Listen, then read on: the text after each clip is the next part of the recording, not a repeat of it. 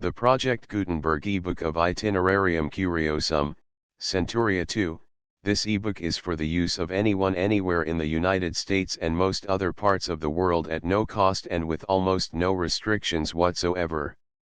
You may copy it, give it away or reuse it under the terms of the Project Gutenberg license included with this ebook or online at www.gutenberg.org. If you are not located in the United States, you will have to check the laws of the country where you are located before using this ebook.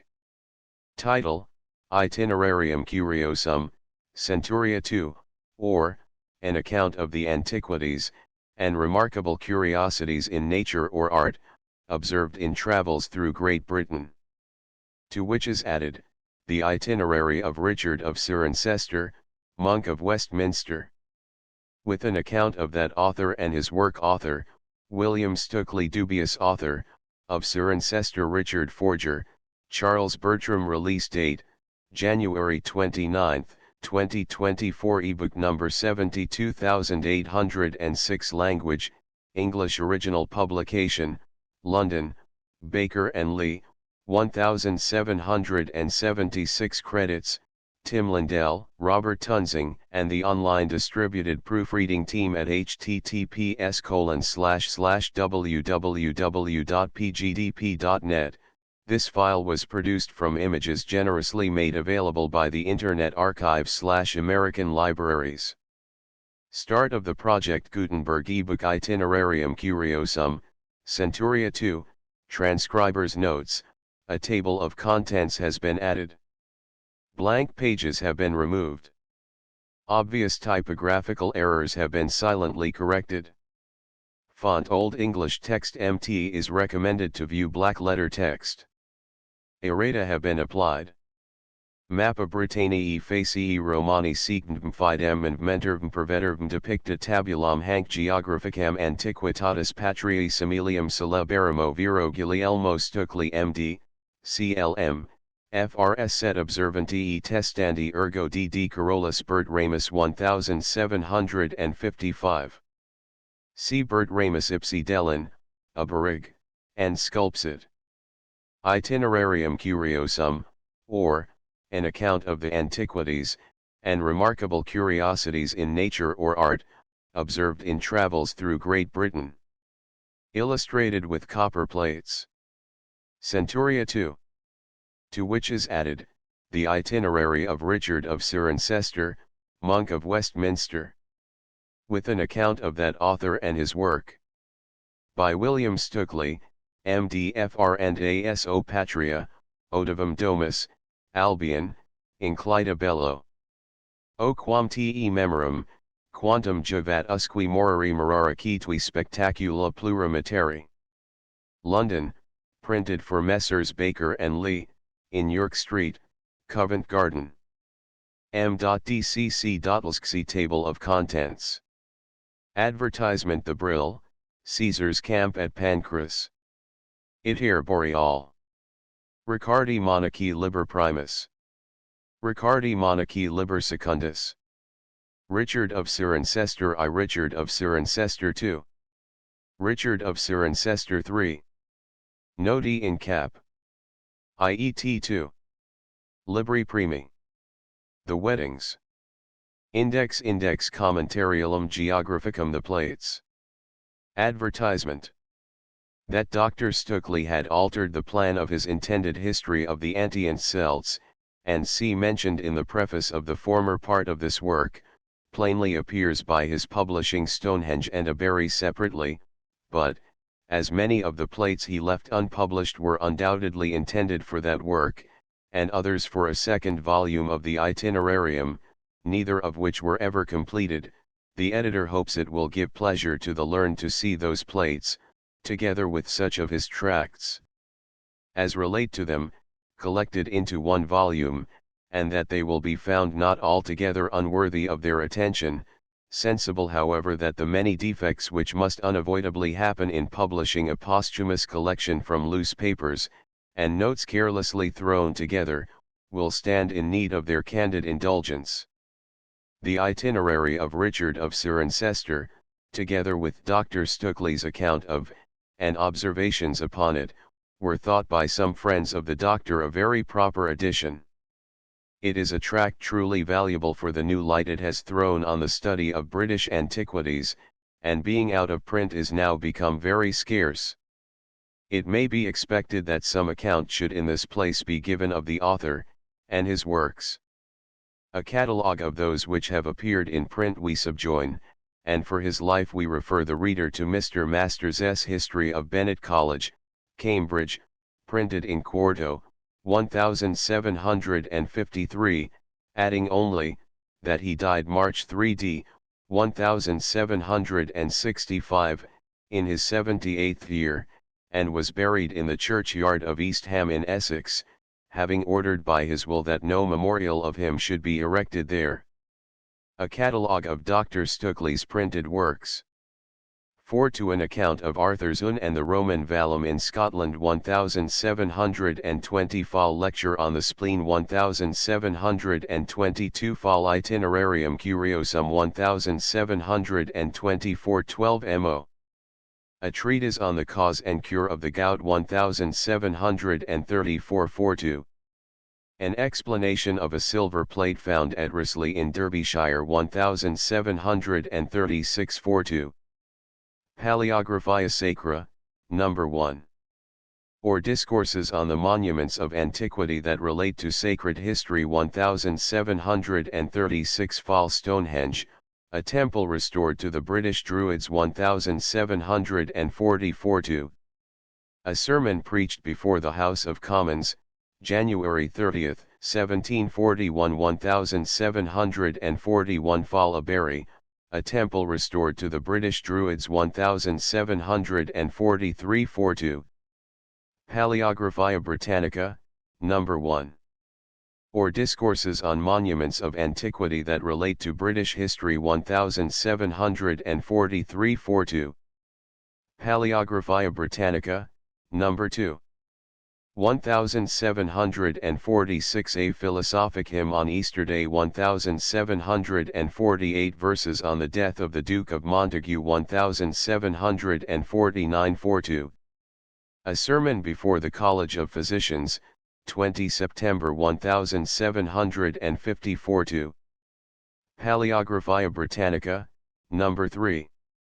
1751 An account of Lesnies Abbey, read before the Antiquarian Society, April 12, 1753, and published in the Archaeologia. An account of the eclipse predicted by Thales, published in Philosophy Transaction Volume 48. An account of the sanctuary at Westminster, published in the Archaeologia 1755 12 Mo.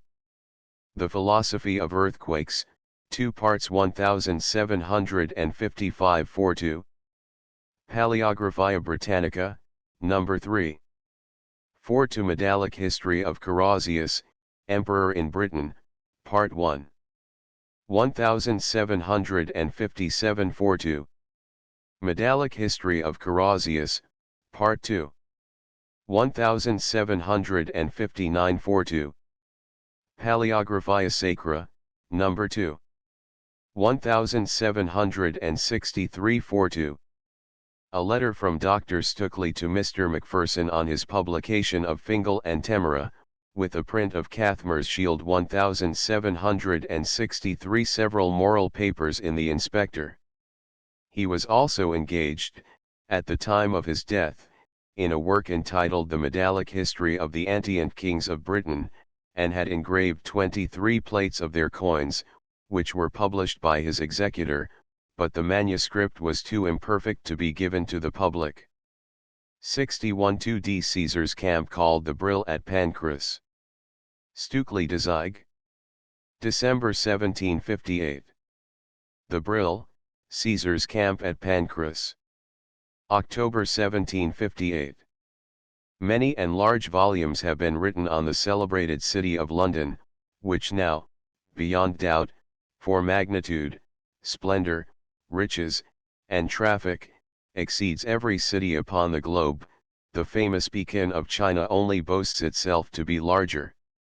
London, then called Trinobantum, was a considerable trading emporium in British times, and before Caesar's arrival here.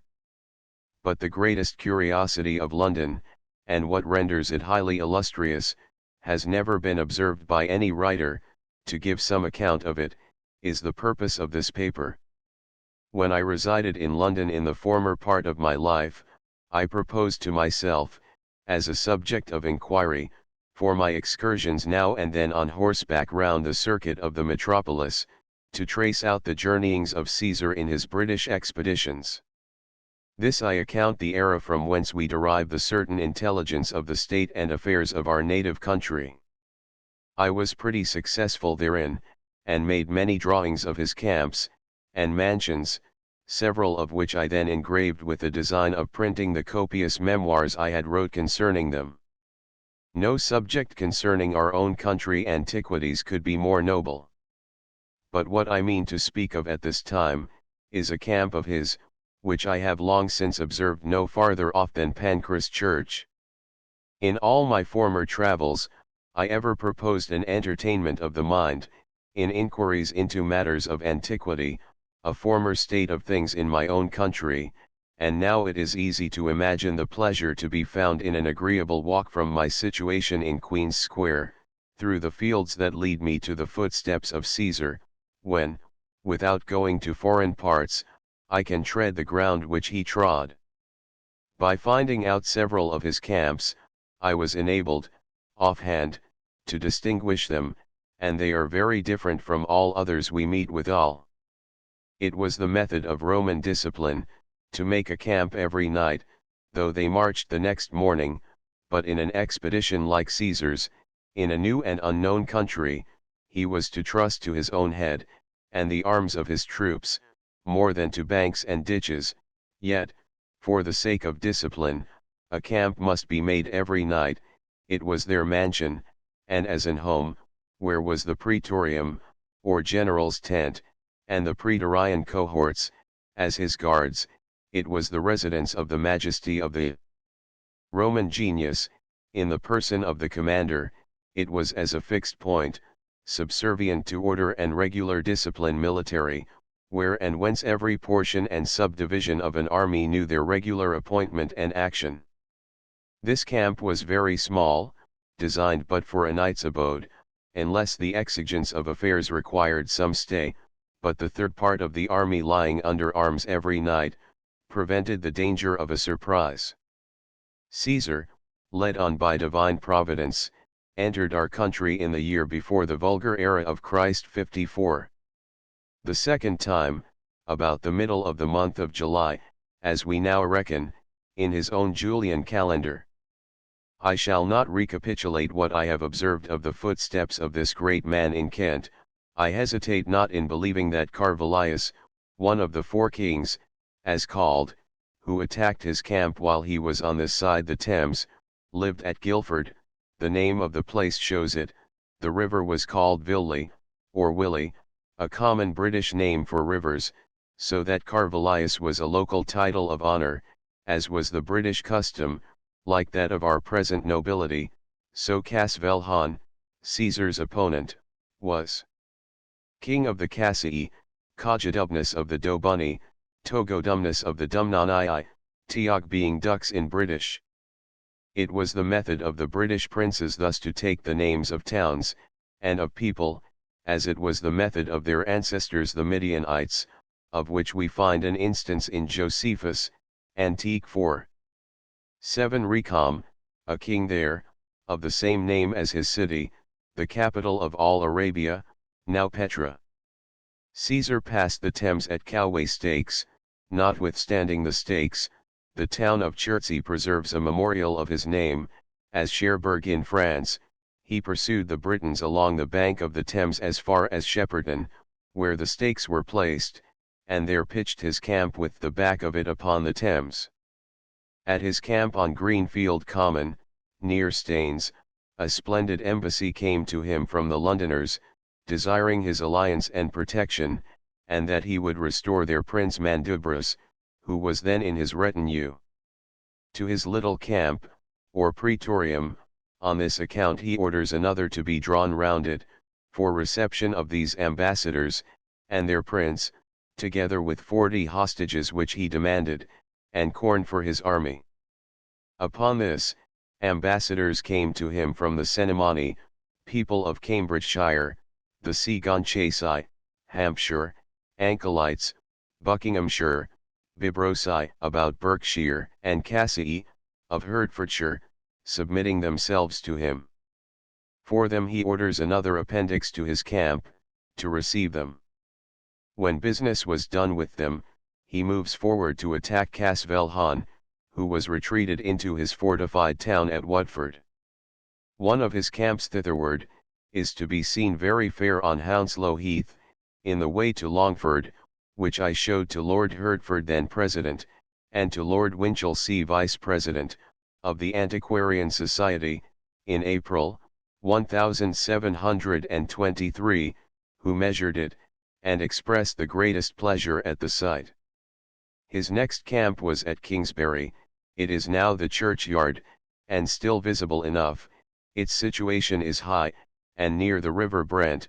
The church stands in the middle of it.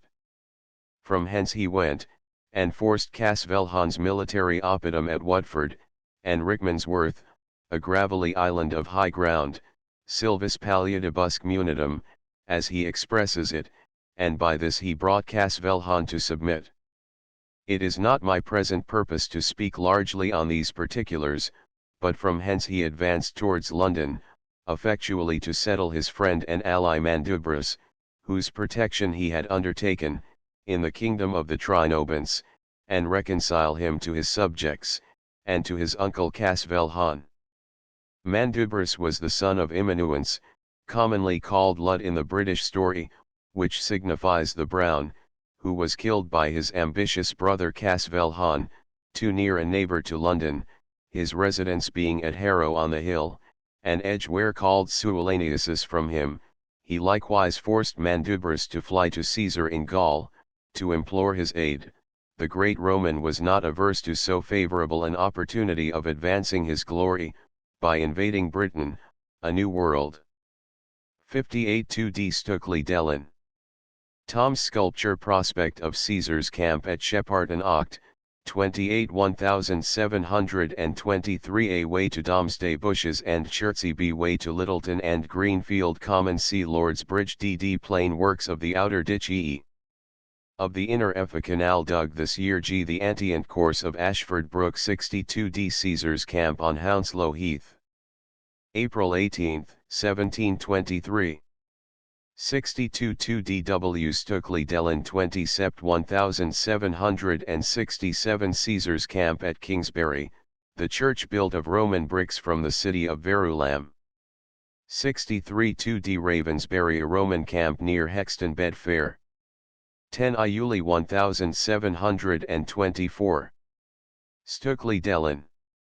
Ekerkal sculpture Simone di Gay RDDW Stukeley it was not suitable to his honour, or his security, to quarter in the city of London, but he pitched his camp, where now is Pancras Church.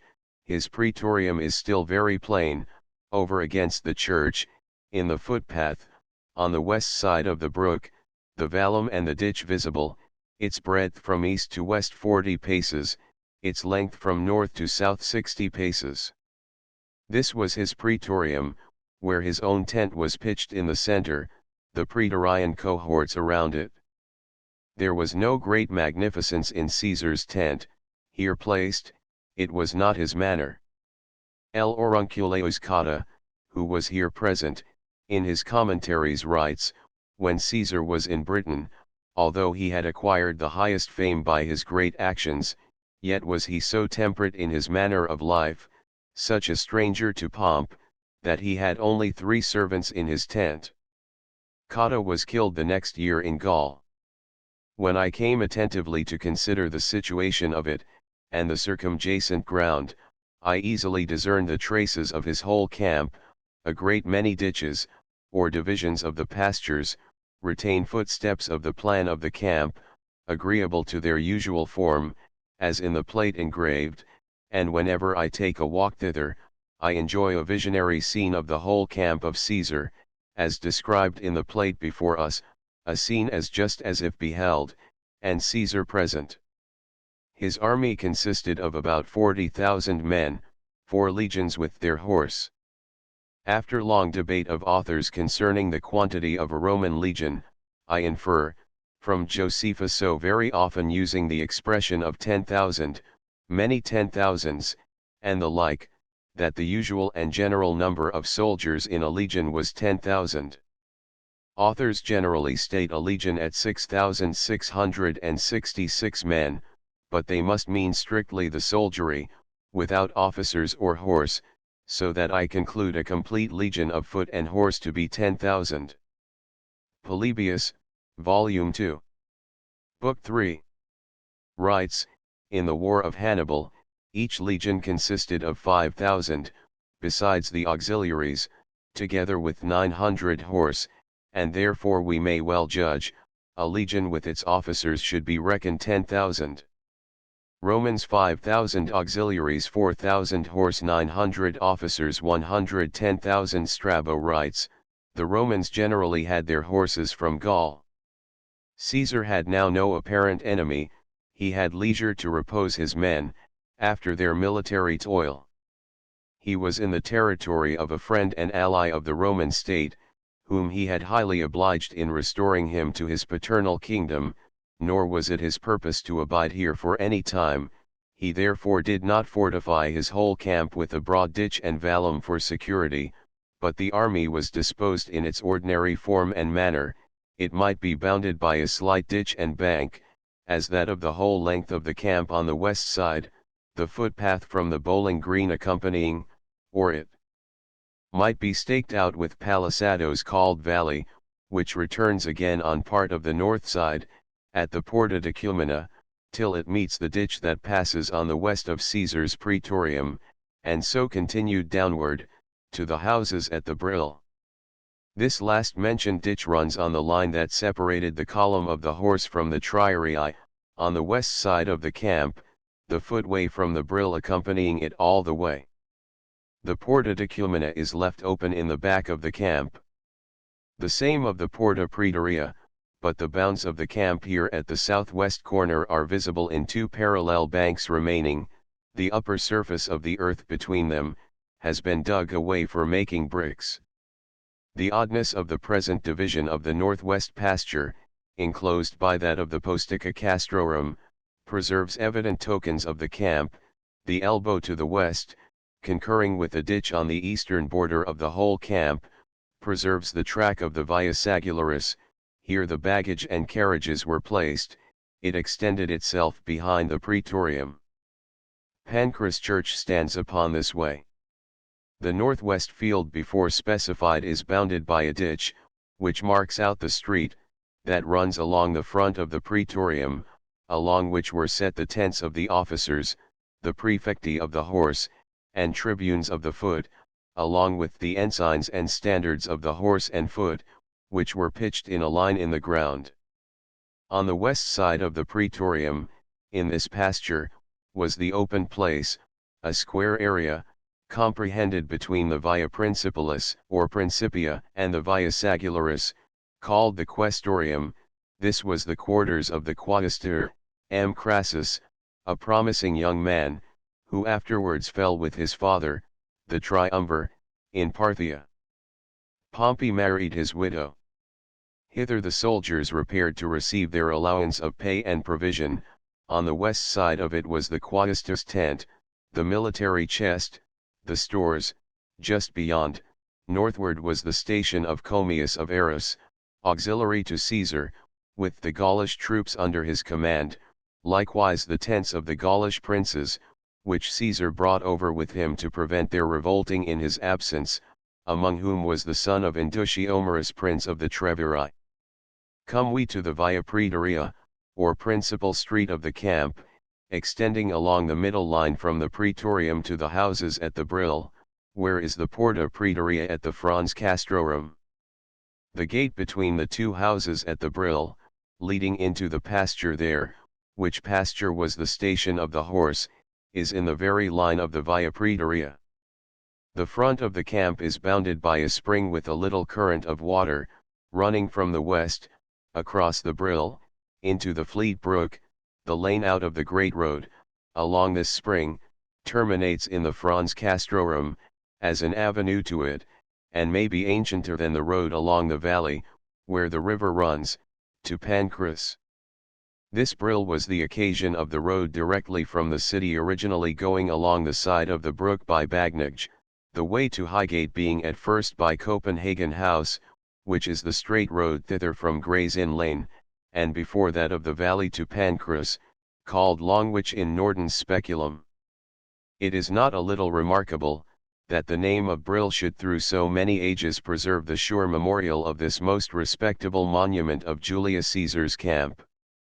Camden, the Pausanias of Britain, a genius great in his way as Julius Caesar, takes notice, in Buckinghamshire, of the ancient Roman burg, where much Roman money is found, called the Brill, which was afterward a royal village of Edward the Confessor's, and, instead of Berry Hill, is by contraction called Brill. In the additions to Camden's Britannia, Sussex, thus we read, hard by Chichester, toward the west, there has been a large Roman camp, called the Brile, of an oblong form, 4 furlongs and 2 perches in length, 2 furlongs in breadth. It lies in a flat low ground, with a great rampire and single groff, probably Vespasian's camp, after his landing. And the like must be said of the Brill in the Netherlands, probably too one of Caesar's camps. This camp at Pancras has the brook running quite through the middle of it. It arises from 7 springs on the south side of the hill between Hampstead and Highgate, by Conwood. There it forms several large ponds, passes by here, by the name of Fleet, washes the west side of the city of London, and gives name to Fleet Street. This brook was formerly called the River of Wells, from the many springs above, which our ancestors called wells, and it may be thought to have been more considerable in former times, than at present, for now the major part of its water is carried off in pipes, to furnish Kentish Town, Pancras, and Tottenham Court, but even now, in great rains, the valley is covered over with water. Go a quarter of a mile higher toward Kentish Town, and you may have a just notion of its appearance at that time, only with this difference, that it is there broader and deeper from the current of so many years. It must further be considered, that the channel of this brook, through so many centuries, and by its being made the public north road from London to Highgate, is very much lowered and widened since Caesar's time. It was then no sort of embarrassment to the camp, but an admirable convenience for watering, being contained in narrow banks, not deep. The breadth and depth is made by long tract of time. The ancient road by Copenhagen, wanting repair, induced passengers to take this gravelly valley, become much larger than in Caesar's time. The old division runs along that road between Finsbury and Holborn Division, going in a straight line from Gray's Inn Lane to Highgate. Its antiquity is shown at its name, Mudon Lane.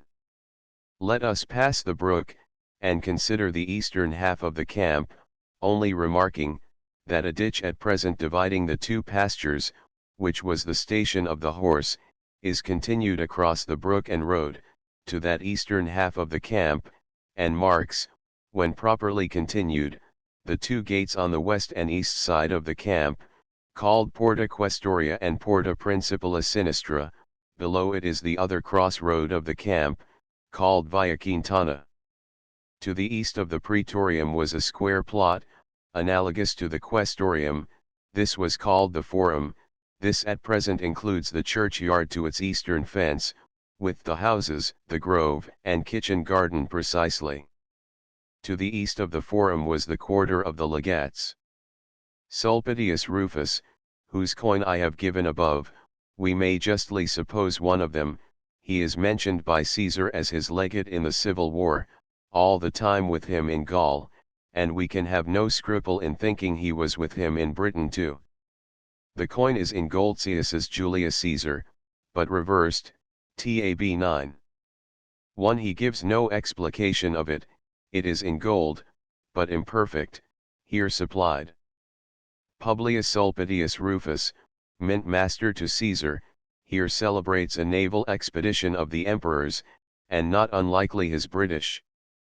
Caesar on a galley with the eagle in his hand, the genius of Rome follows him. It is said, he was the first of the Romans that leaped on the British shore, finding the soldiers slack in landing, he took a standard in his hand, and went before them. Caesar himself says the standard-bearer of the 10th Legion did so. The coin was struck by him, when governor of some province under Caesar, probably Spain, where at Carthagena, in the Franciscan monastery, remains his monument, thus in Grutter. Ma'uktseeth peace vlopisivs qfqncol hexidvs est il probatvs ividiciasm vlotis cognates et privinis. C. Trebonius was another legate, a commander of horse, mentioned BGV 17. North of the churchyard is a square moated about, in length north and south 40 paces, in breadth east and west 30, the entrance to the west. It was originally the praetorium of Mandubrus, king of London, and of the Trinobants. The ditches have been dug deep to make a kitchen garden for the rector of the church, from whom I suppose in after times it has been alienated. All the ground of the camp beyond the Via Sagularis was ever allotted to auxiliary troops, and allies. This honor of a praetorium was allotted to Mandubrus, now confirmed in his kingdom, an associate of Caesar's, and friend declared to the Roman Commonwealth, and to give him more authority with his own people. Hither Casvelhan was sent for, and reconciled to his nephew, enjoined not to injure him, as an ally of Rome, assigned what tribute he should annually pay, what number of hostages he should send to him into Gaul, for now he was upon returning, having accomplished all that he proposed, and the time of the autumnal equinox approaching. It was now September, and 54 years before the vulgar Christian era. To the north of the eastern half of the camp, a bank and ditch marks the outward bound there, in a straight line, and becomes crooked as it goes eastward, just where ends the original northern bound of the camp. To the south, where was the Franz Castrorum at the houses of the Brill, one would reasonably suppose, there might formerly remain much more evident marks of the camp, as it is so far distant from the praetorium. There might have been a more considerable vallum and ditch quite around the camp, than now anywhere appears, and then it is natural to think, the name of the camp, as called by our Saxon ancestors, the Brill, would be fixed to the habitable part, the houses, as now. In the first field of the Duke of Bedford's, by Southampton Row, the vallum and ditch runs, which was drawn quite round London and Southwark in the civil wars. They afterwards levelled it, and it is now scarce discernible, which is but 100 years ago, Caesar's 1800. 54 2d Caesar's passage over the Ster by Chilham and Juliber's grave. Drawn October 10, 1722. W. Stukeley Dellin. E. Kirkall sculpture 55 2d view from a Roman tumulus upon the Wutland Street by the mill on Barham Downs. 10 October 1722. W. Stukeley Dellin.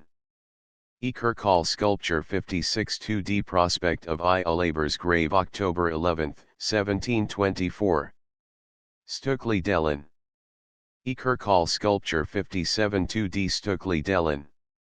E. Kirkall sculpture prospect of Juliber's grave from Chilham. May 24. 1725. This drawing is taken from the Woolpack Inn. A. Juliber's grave. 59 2d Caesar's camp on Greenfield Common, between Ashford and Laleham, near Stans. October 27.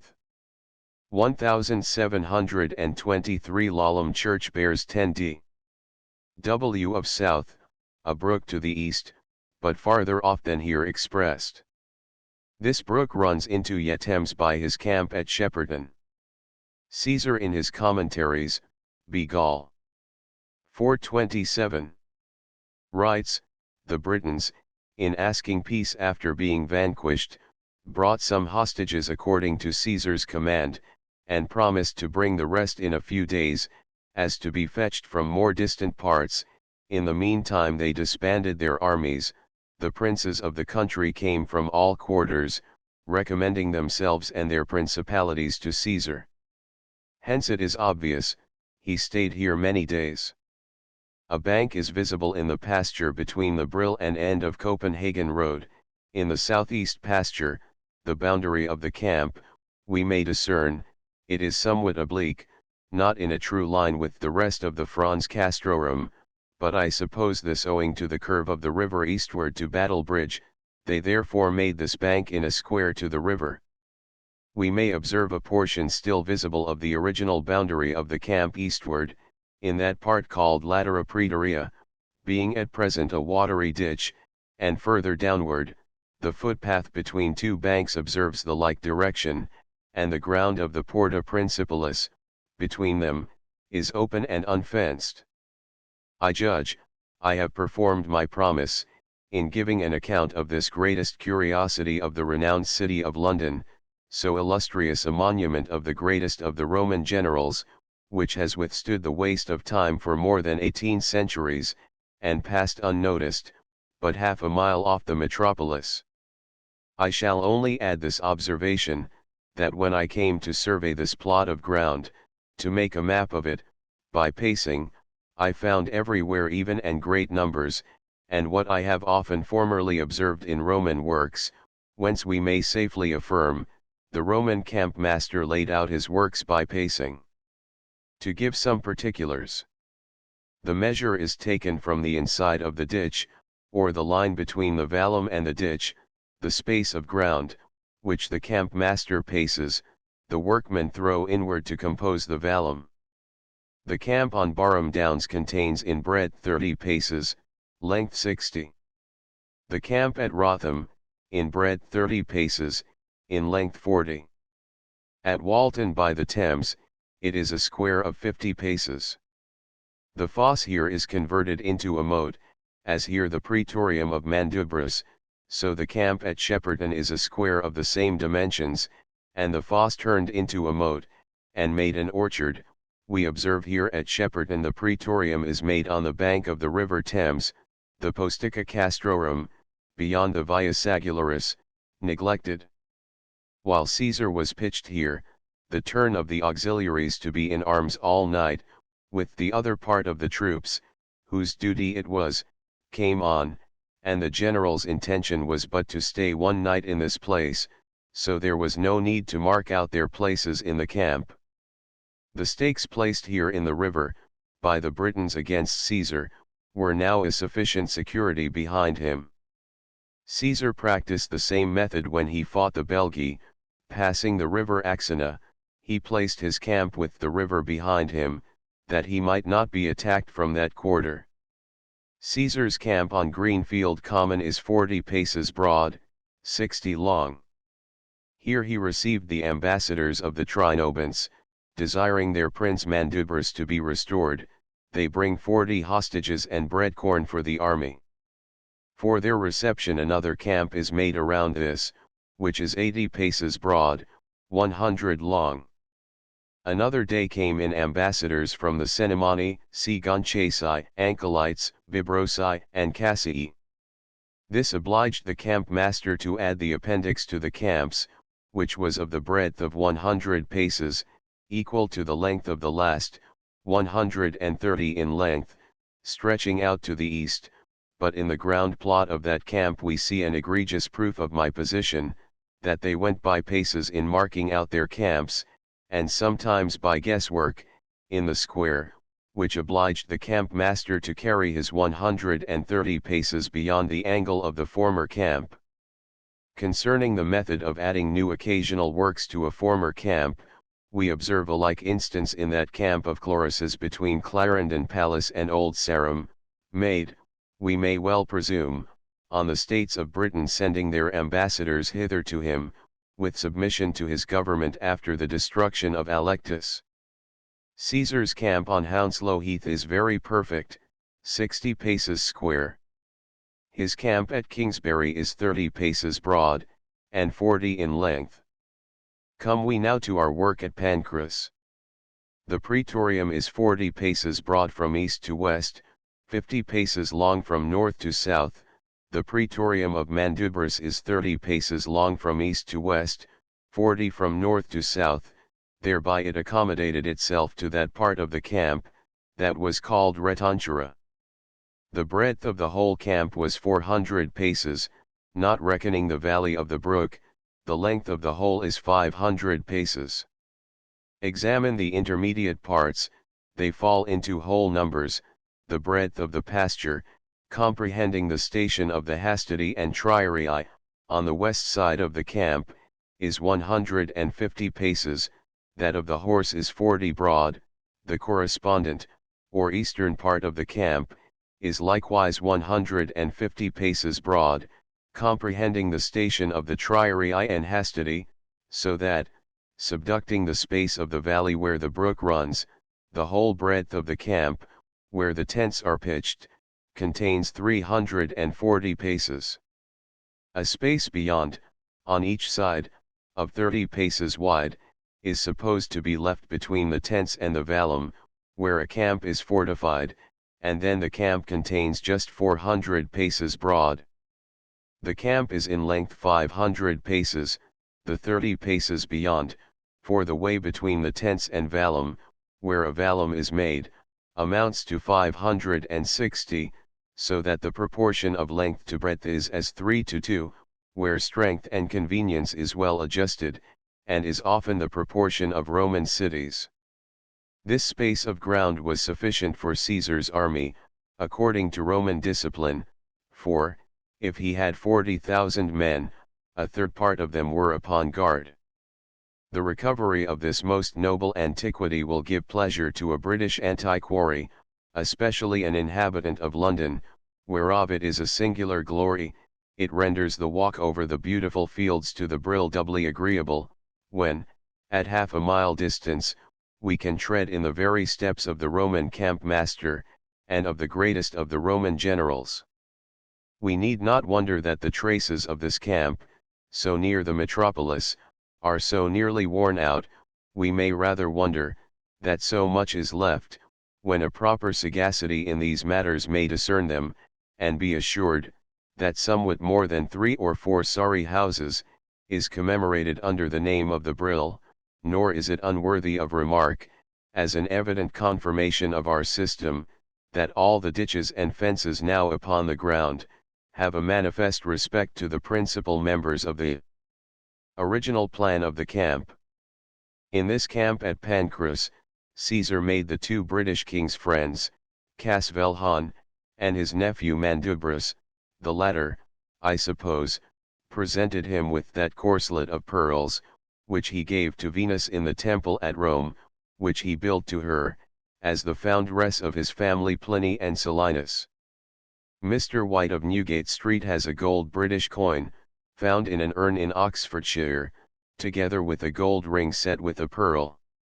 When Caesar returned, he found letters to him, acquainting him with his daughter Julia's death. Plutarch.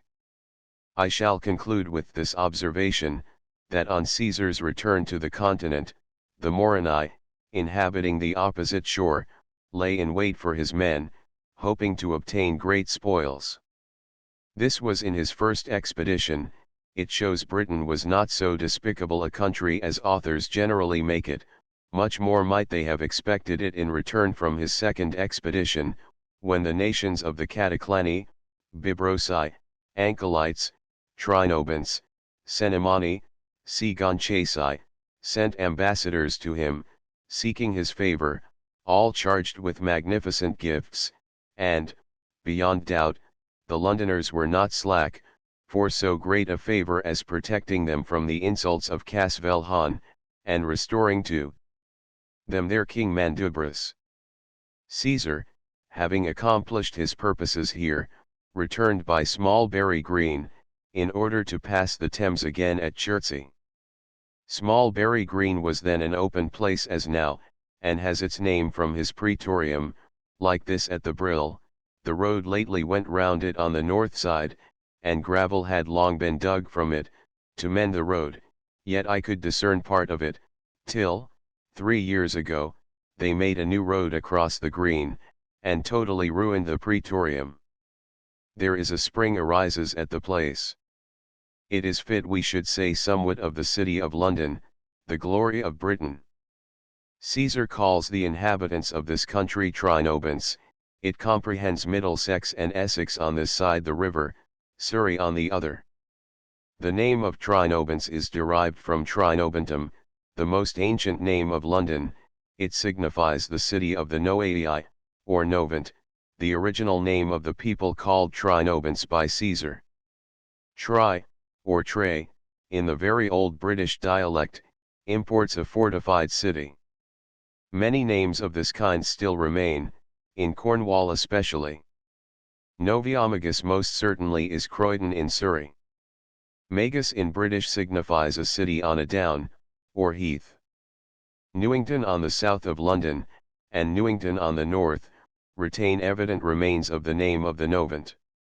In many coins of the great King Cunobeline, nephew of our Prince Mandubrus, we have inscribed Tassio Novantum, meaning the tribute of the Londoners, and of the people Novant, dependent on them, called by Caesar Trinobants.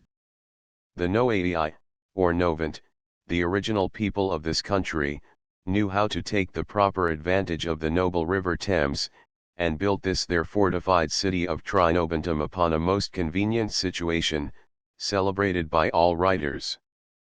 The inhabitants of this potent city carried on a very considerable trade with the continent, and were rich and flourishing, as those numerous coins of Cunobeline are evidences beyond all exception. Londinium copia negotiatorum and commiatuum maxime celebra, says Tacitus. These coins are in gold, silver, copper. I have engraved 23 plates of them. Nor, in my opinion, have we reason to doubt of Billingsgate being built by him, as his royal custom house, and why Ludgate should not take name from Immanuens Lud, father of our Prince Mandubrus, I see not. The business of a society of antiquaries is to separate truth from fable, by evidence, by reason, and judgment. Authors are certainly mistaken in thinking our British ancestors a rude and barbarous people. Need we a further testimony of our continental trade? Caesar speaks of the Gaulish merchants who traded hither. He convened them together to inquire concerning the nature of the country, and I have the strongest reasons in the world to induce me to believe, that Britain was peopled before the opposite continent, by a great and polite nation, and that our British coins are the oldest of any in Europe. Cunobeline, very young, was carried to Rome by his uncle Mandubrus, 4 years after Caesar's expedition here, and his restitution to the kingdom of the Trinobants. Cunobeline became well acquainted, and even intimate with Augustus, in the dawning of his power, being about the same age. Augustus entertained a great kindness for him, and he bore a share in his warfare, being prefect of a Roman legion, the XX. VV called Cretica, as Richard of Cirencester informs us, which is the reason that he so often struck the figure of a boar on his British coins, that being the ensign and cognizance of the legion. After he returned, and was king of Britain, he kept up a friendship and correspondence with Augustus, during his whole, and that a very long life. He struck many coins in honor of Augustus, and the plainest imitations of the coins of Augustus. He sent him magnificent presents, paid a tribute to him, built the city Caesaromagus in compliment to him. He celebrated the Actiac games like those done by Agrippa at Rome, by Herod at Caesarea, and many other states of the Roman Empire. By these means he staved off, for his life, an actual subjection of Britain to the Romans. I cannot agree with my late learned friend Mr. Baxter in his derivation of Trinobantum, that it is of Belgic original. The word tri or tray of the Old Cornish, prefixed, sufficiently confutes the notion. here is none of the Belgic pronunciation, as in the west of England. Caesar's assertion of the supereminent power of the Trinobants, shows they were an aboriginal people. They had indeed been under some sort of subjection to the Cassii, or Catacluni, but that may have been recent, when Casvelhan invaded them, and slew their king, his brother Immanuence, father to Armandubras, as Caesar tells us. The very name of their neighbors, Catacluni, confirms our opinion, signifying the clan of the Cassii, a most ancient word of the Britons, equivalent to the Latin civitas, used by Caesar, still in use in Scotland. Baxter owns the Cassii to be of Frisian, or British origin. This word Frisian puts us in mind of the British stories of Trinobantum being Troja Nova, built by the wandering Trojans. So deep-rooted among our ancestors is the notion of a Trojan original. I know several foundations that may be assigned for this notion. One seems to come from the utmost source of antiquity, the founder of the British nation, Uffer, grandson of Abraham, for which I can bring very large proofs, not so much pertaining to this place. He is the Greek Phrihus, a near relation to Melicerta or Melcardus, the Tyrian Hercules. He founded the Phrygians, he gave name to Africa, and Britain, so that Phrygi, Frisons, and Bryges, Britwans, Brigantes, are all words in different pronunciation meaning the same. Of it I say no more at present, than that it further illustrates my opinion of the Trinobants being most ancient, an aboriginal people here, and that their city was fenced about, whether with a wall, or with a vallum, and ditch, I cannot pretend to say, any more than when it was first called Londinium, and it is not my humor to carry conjectures beyond what they will reasonably bear. But I think I am not distant from truth, when I judge the Noaei to be the same as the Nubi of Africa, on the west side the Nile, neighbor to the Troglodytes.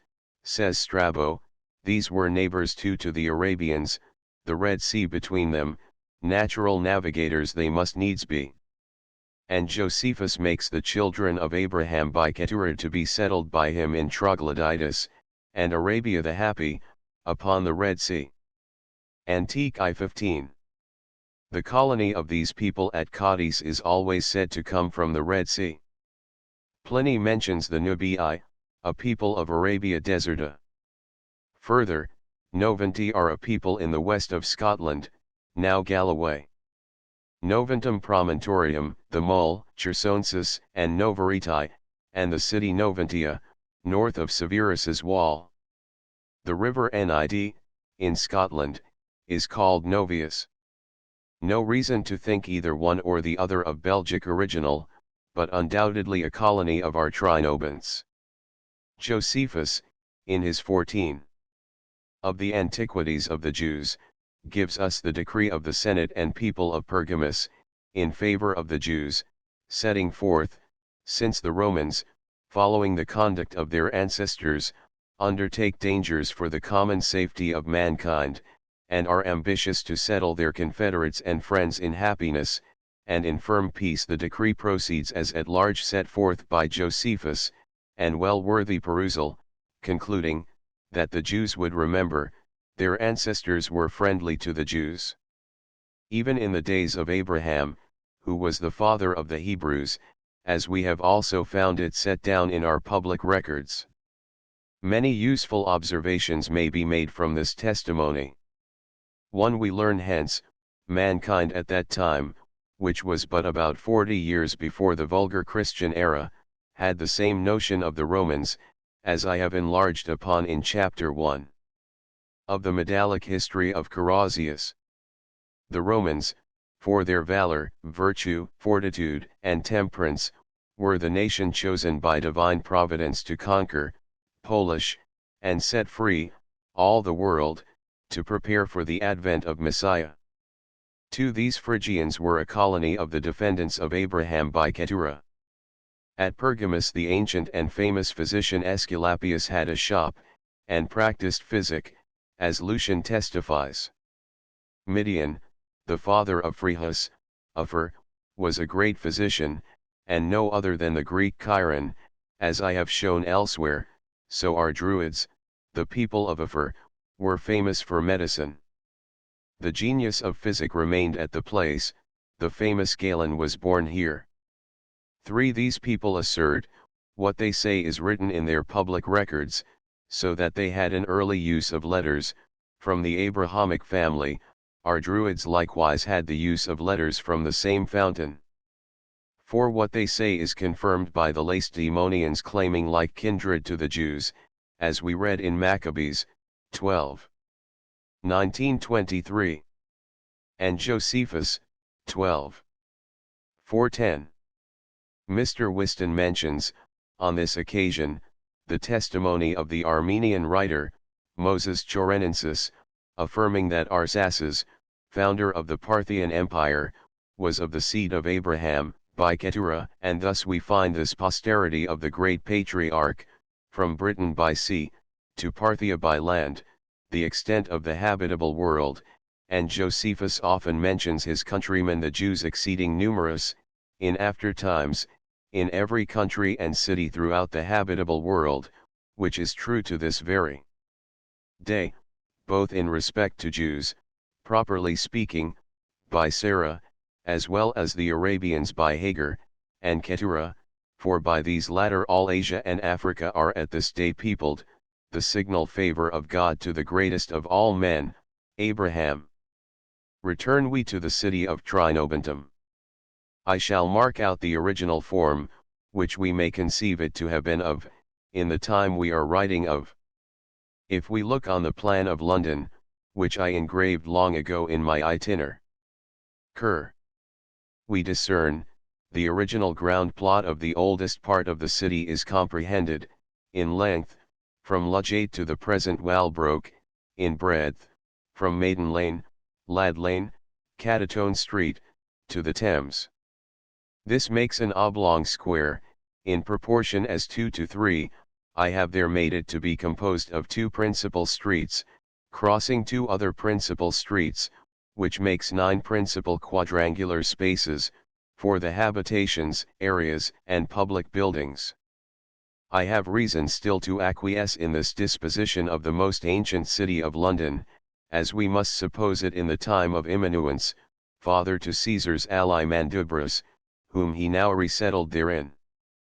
I am very much confirmed in my opinion, by the ground plot I have lately made of Caesaromagus, now Chelmsford, built by Mandubrus' nephew, the great King Cunobeline, to the honor of Augustus, his great friend and ally, for that city was exactly of the same form and disposition. Hence then we gather, the oldest London was bounded on the west by Ludgate, and the wall there, on the east, by the current or rivulet called Walbroke, coming from the morass of Moorfields, which morassy ground extended to Smithfield, and guarded the whole north side of the city. As the Thames on the south, it is well known, that the Mansion House stands on a great and deep morassy ditch, that the foundation of it cost a very great sum, in driving piles, and the like, to set the building upon. The city of London is situate much as Alexander projected for Alexandria, between a morass and the sea. Here was a natural and good boundary on all sides. To the west was a steep cliff hanging over the rivulet of Fleet. Its steepness is very considerable now, as may be seen about the Old Bailey, where is at present a flight of steps, through the old wall. In former days it was much more considerable. The other sides had the river and water, so that the spot pitched upon for the city must be reckoned very judicious, the soil a hard and dry gravel. There is the strongest confirmation for this assignment, deducible from observing 3 principal roads leading from the gate of Walbroke, at the end of the Poultry, at Stocks Market, or the Mansion House. Cornhill was the great road directly into Essex. Lombard Street conducted to Cunobeline's Custom House. Billingsgate, Threadneedle Street and Broad Street went obliquely toward the northeast, and the present Bishopsgate, and so in later times to the great Roman road called Herman Street. Crossing the Thames where London Bridge now is, making a meridian line through the length of the island. By collating several old plans of London, I discerned there were 4 principal streets running from west to east. 1. The Watling Street, from Ludgate. 2. Thames Street, the boundary toward the river, this on the right hand of Watling Street. 3. On the left hand, Cheapside, Paternoster Row being originally part thereof, at the end of it, beyond the Poultry was the eastern gate of the city. 4. That called Maiden Lane, and Cattertone Street, which was the northern boundary of the city, and running along the original wall of it. 47. 2d Caesaromagus Chelmsford built by King Cunobeline P. Benezek sculpture 48. 2d Cambladen Colonia. 49. 2d GV Gucket Skull. C. Jave Live Caesar. In Marmor Pen C. Elric Mead M.D. Sui Tabulam Decat W.M. Stukeley. 1722 52d. The Carpentry of Caesar's Bridge over the Rhine. Stukeley Dellin. 51 2d. The Side View of Caesar's Bridge. Stukeley Dellin. 52 2d Caesar's Camp at Deal, in his first expedition into Britain. Illustrissimo Hanijo Committee Winchell C. Militiae Caesarii Specimen D. Digilil. Stukeley Design. Tom's Sculpture 53 2d Caesar's Camp upon Barham Down. Drawn 10. October 1722. W. Stukeley Dellin. E. Kirkall Sculp. This being the first form of the city, its proportion of length to breadth was as 3 to 2. Now, for the cross streets, I conceive one to have been that of St. Martin's Lane from Aldersgate continued downward to Paul's Wharf, the next was from Aldermanbury and Bow Lane, to Queenhithe, the other, Walbroke to Dowgate, or Watergate, being the outfall of the rivulet, boundary of the eastern wall of the original city, as in the time of Mandubra's. The street which accompanied the western wall, on the inside Ludgate, is quite absorbed by houses at present. There might then have been many lesser cross streets both ways, of which we cannot now take any account, our purpose being to consider it only in the great, but there are many collateral indications of the justness of our assignment. It would be a trifling minuteness to push conjectures farther, than to observe the gate on the south side was at Queenhithe. Thus we see a great conformity between Old London and Cunobeline's Caesaromagus, especially as to the general distribution and design, the 4 gates of the sides corresponding to different streets obliquely. Afterwards, when the Romans became possessed of the island, and made the great roads across the kingdom, 3 of them had respect to this metropolis, but none went precisely through it, and such was often their method. The Watling Street, from Chester to Dover, came by Tyburn, crossed the Thames at Stanigate, by Lambeth, and so to Shooter's Hill. This is crossed at Tyburn by another equally straight, but unnoticed by any writer, reaching across the kingdom from Chichester to Dunwich in Suffolk. I call it via Iceniana. It goes by Old Street north of the city, and is the high road of Essex to Colchester, but, when the Romans found it useful to enlarge the city by a new wall, they made a branch to proceed from St. Giles's, which we call Holborn, and so built a gate at Newgate, and continued the road to Cheapside. A third road is the Herman Street from the seaside in Sussex to Scotland. It went by Bishopsgate, but on the eastern and outside of the city, till its enlargement, and that enlargement was done by Constantine the Great, or by his mother the Empress Helena, our countrywoman, and we may well credit the reports of the Britons concerning this matter. Then it acquired the title of Londinium Augusta. Then it was that the tower was built, an armamentarium, as the castle of Colchester, of the same manner and model of building, Roman brick and stone, a chapel with a semicircular window as Colchester, and dedicated to Saint Helena. This in after times, but in regard to the age we are treating on, that of Caesar and our aboriginal Britons, it is a just inquiry, after we have given the plan of primitive London of the Novant, where may we suppose their temple to have been. For assuredly we must pronounce, that, whenever the ancients built a city, they certainly took care to erect a temple for divine worship. In answer to this inquiry, we are to reflect, that the Britons were under the ecclesiastic regimen of the Druids, who were of the patriarchal religion, the religion indeed of Abraham, for they came from him. We find in sacred writ, wherever he removed from one country to another, there builded he an altar to Jehovah, and invoked in the name of Jehovah, who sometimes personally appeared to him. Consequently we must infer Jehovah to be the Messiah, or Son of God, in an angelic form. Other times Abraham removed into a country abounding with groves of oak, sometimes he planted a grove of oak for religious purposes, as a temple. All these things the Druids did. They built such open temples as the great patriarch, they used oak groves, or planted oak groves as temples.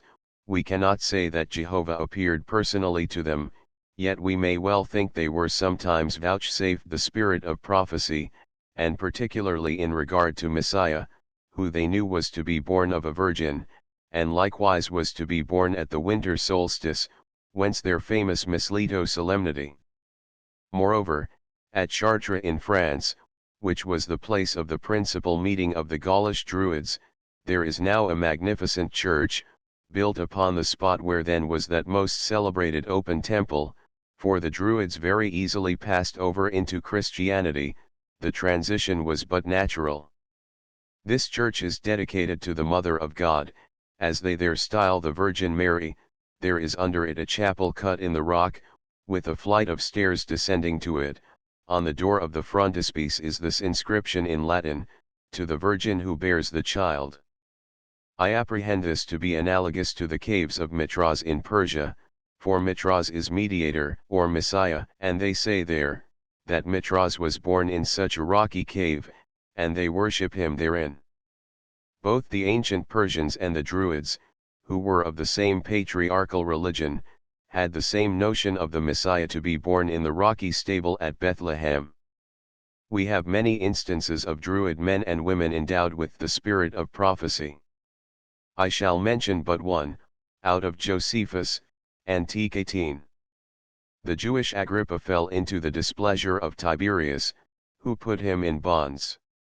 As he stood leaning against a tree before the palace, an owl perched upon that tree, a German Druid, one of the emperor's guards, spoke to him to be of good cheer, for he should be released from those bonds, and arrive at great dignity and power, but bid him remember, that when he saw that bird again, he should live but 5 days.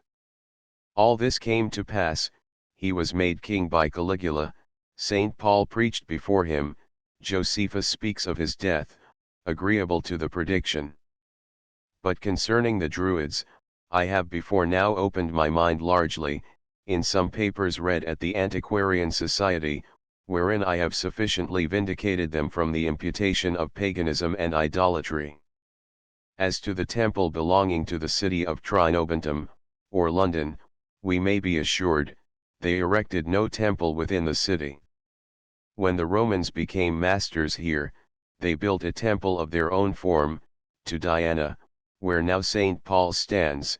They placed it in the open space, then the Forum, but the British temple, appropriate to the city, was upon the open rising ground to the west, where now is Knave's Acre.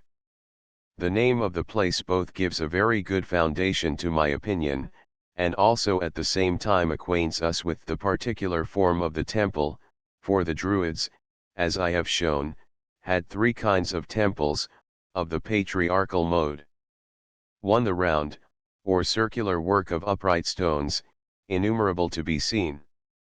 2 the serpentine temple, or a snake transmitted through a circle, as those of Abery and Shap. 3 the alate, or winged temple, composed of a circle and wings, and this was the sort of temple here placed, of which the name of Knave's Acre is a sure memorial. This was made only of mounds of earth, in Latin ager, thrown out of the ditch camp fashion. This word is corrupted into acre. The word nave is oriental, canaf, volavit, the Neph of the Egyptians, by which they meant the deity, in the most ancient times, before idolatry prevailed. The form of our alate temple here exactly corresponds with that now to be seen on Navestock Common, Epping Forest, which name of Navestock preserves its memorial, meaning the sacred tree by the alate temple. It is composed of mounds of earth and ditch, as ours was at Nave's Acre. Observe, the word agar remains at Edgware, the Suolonesis of our King Casvel Han, uncle to Mandubris. It is the Roman road called Waddling Street. Egham by Stans acknowledges the like derivation, being upon the Via Trinobantica at Stans, the ad pontes of the Romans. Many more like instances I could give. These sort of temples were properly dedicated to the divine spirit, the author of motion, which moved upon the face of the new created matter, as Moses writes, and were more particularly assigned to the religious festivity celebrated at the summer solstice, when the pigeon was the first and peculiar sacrifice of the season.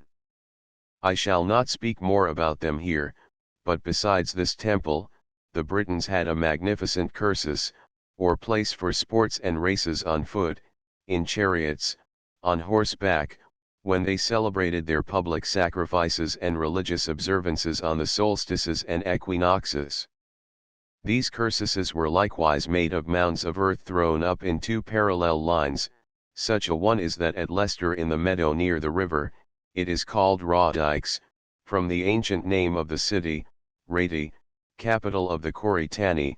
Such another there is, called Dyke Hills, in the meadow of Dorchester, Oxfordshire, where the Tame and the Isis unite, Dobunny. Exactly such another, belonging to our Trinobantum, is that we call Long Acre, or Acre, which, we may be confident, was originally two parallel banks, the whole length of that street, and breadth. It has the same gentle sweep, or curve, as those other cursuses.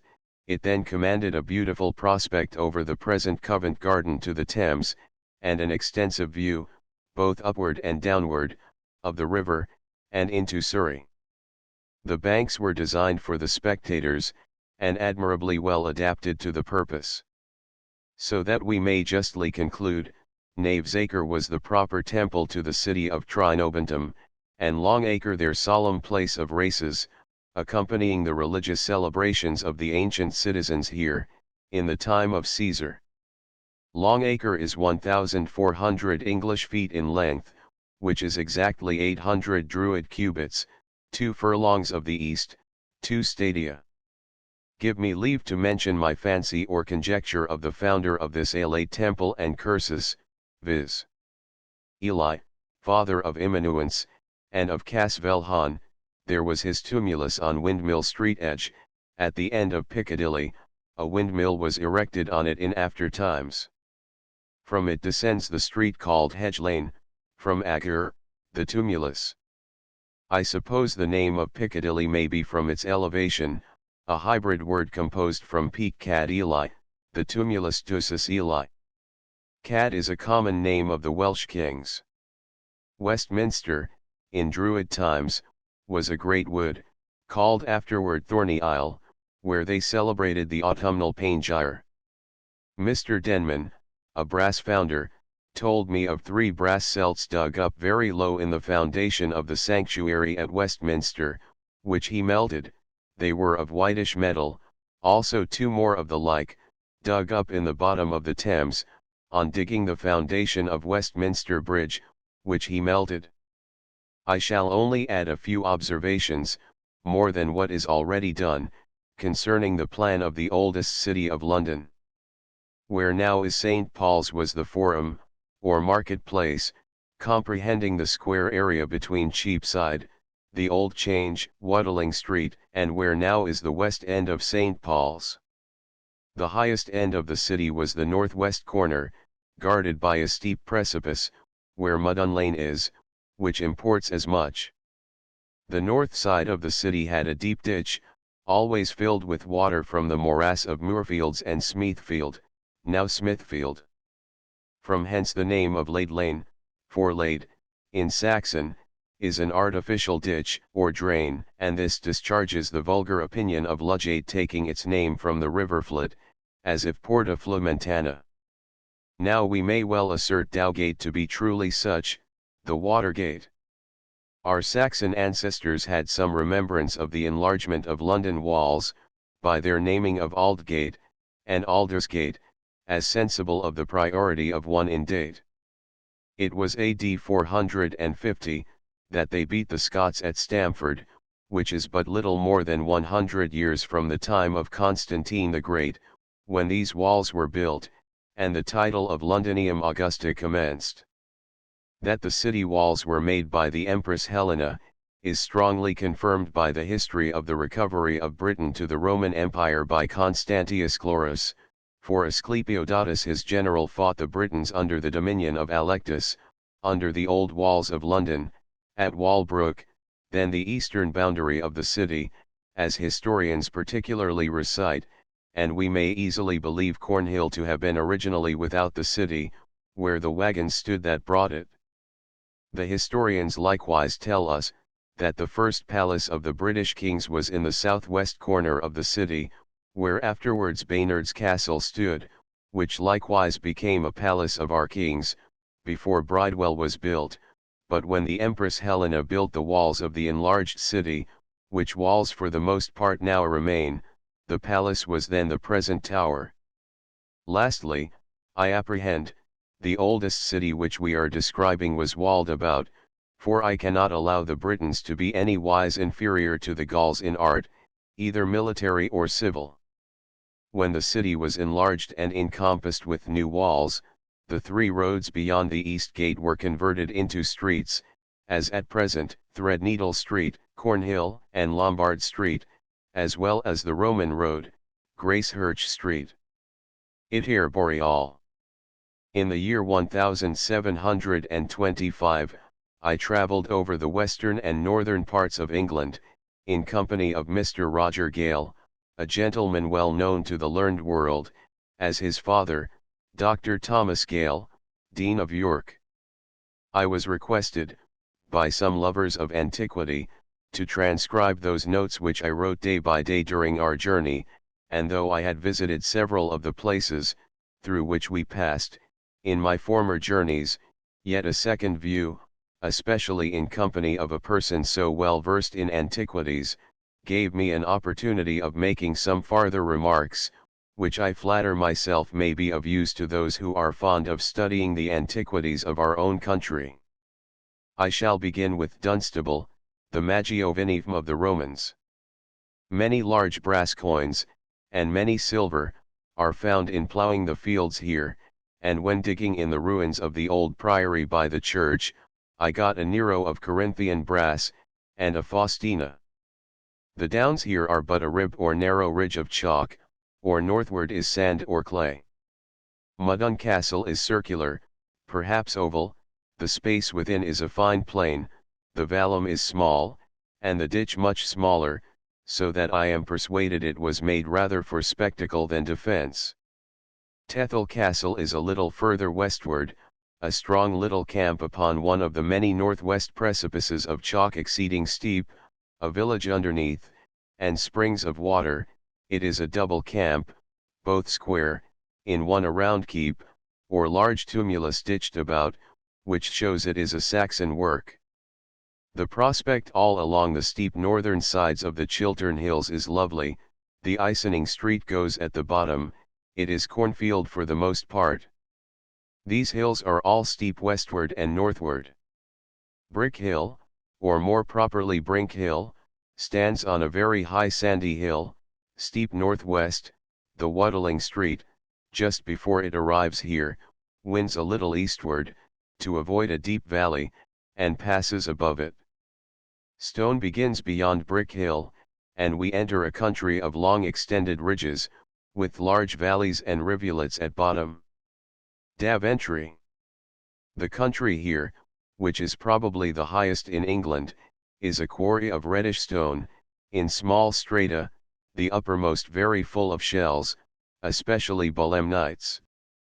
The air must needs be exceeding good, as in the centre of England, the soil is a reddish clay. This is a neat pleasant town, well situate, 2 springs of the Avon run close by it. Eastward the great hill whereon is Burrow Hill Camp, a very pretty spring arises in the inner ditch, probably the highest in England. It is on the northeast side, which way the hill declines.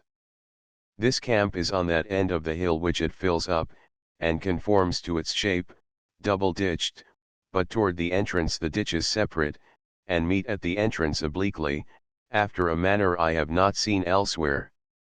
All round the midway of the hill it is boggy and springy, the whole hill is stone. Upon it are many more works of great compass, I suppose, some later camps of the Danes, Saxons, or Britons against them. There seem to have been some entrenchments round that part of Daventry town where the church stands. The inner ditch of the first mentioned camp is very broad, and the vallum proportionable. Spellwell is the name of the spring on Burrow Hill. It looks blue, they say it is good for sore eyes, and is a great dryer. It is a stony and clayey soil all the way from Daventry to Warwick. The country is open and full of cornfields. The river divides countries of different nature, for on the other side it is a very good sort of large rocks. The country is very woody. Presidium. Warwick. There seem to be signs of a camp on the east side of the river, over against the castle, in a close where is an old chapel now become a barn. A spring riles a little above it.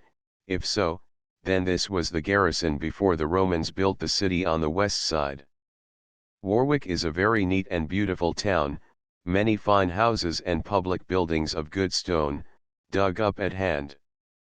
The old castle is very perfect, and a noble seat, many fine pictures of the Greveley family, and others, particularly an original of Sir Philip Sidney.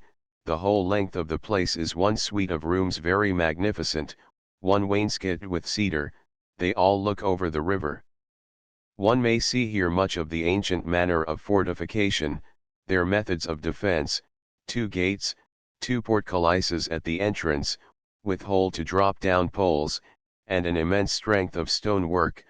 Before the towers at the gates are iron hooks fastened into the wall, which they told us were for hanging woolsacks on in a siege.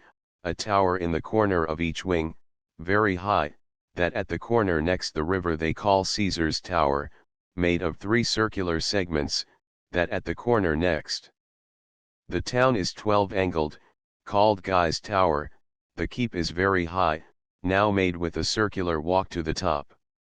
At the priory, in 2 galleries which seem to be part of the first building, are some paintings on glass, of religious stories. The chapel at Guy's Cliff is double, having 2 arches within, that divide its length into 2 aisles or chapels. Under the castle walls, by the river side, upon the rock grows much liverwort, thriving in so agreeable a place. I observed the lowermost rocks are perpetually dripping, which gathering together in a channel underneath, makes a small rivulet.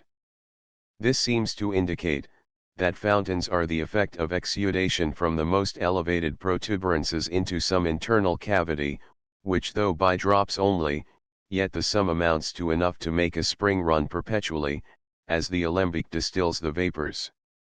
Now the tops of the hills are kept always moist by the natural ascent of the water below. I know nothing against this doctrine, but springs arising in very large quantity from narrow apexes, and where no other higher ground is near, if any such springs there be, but we want sufficient number of instances and data to determine this great question. People since the creation have been very negligent, or very injudicious, in making observations for this purpose.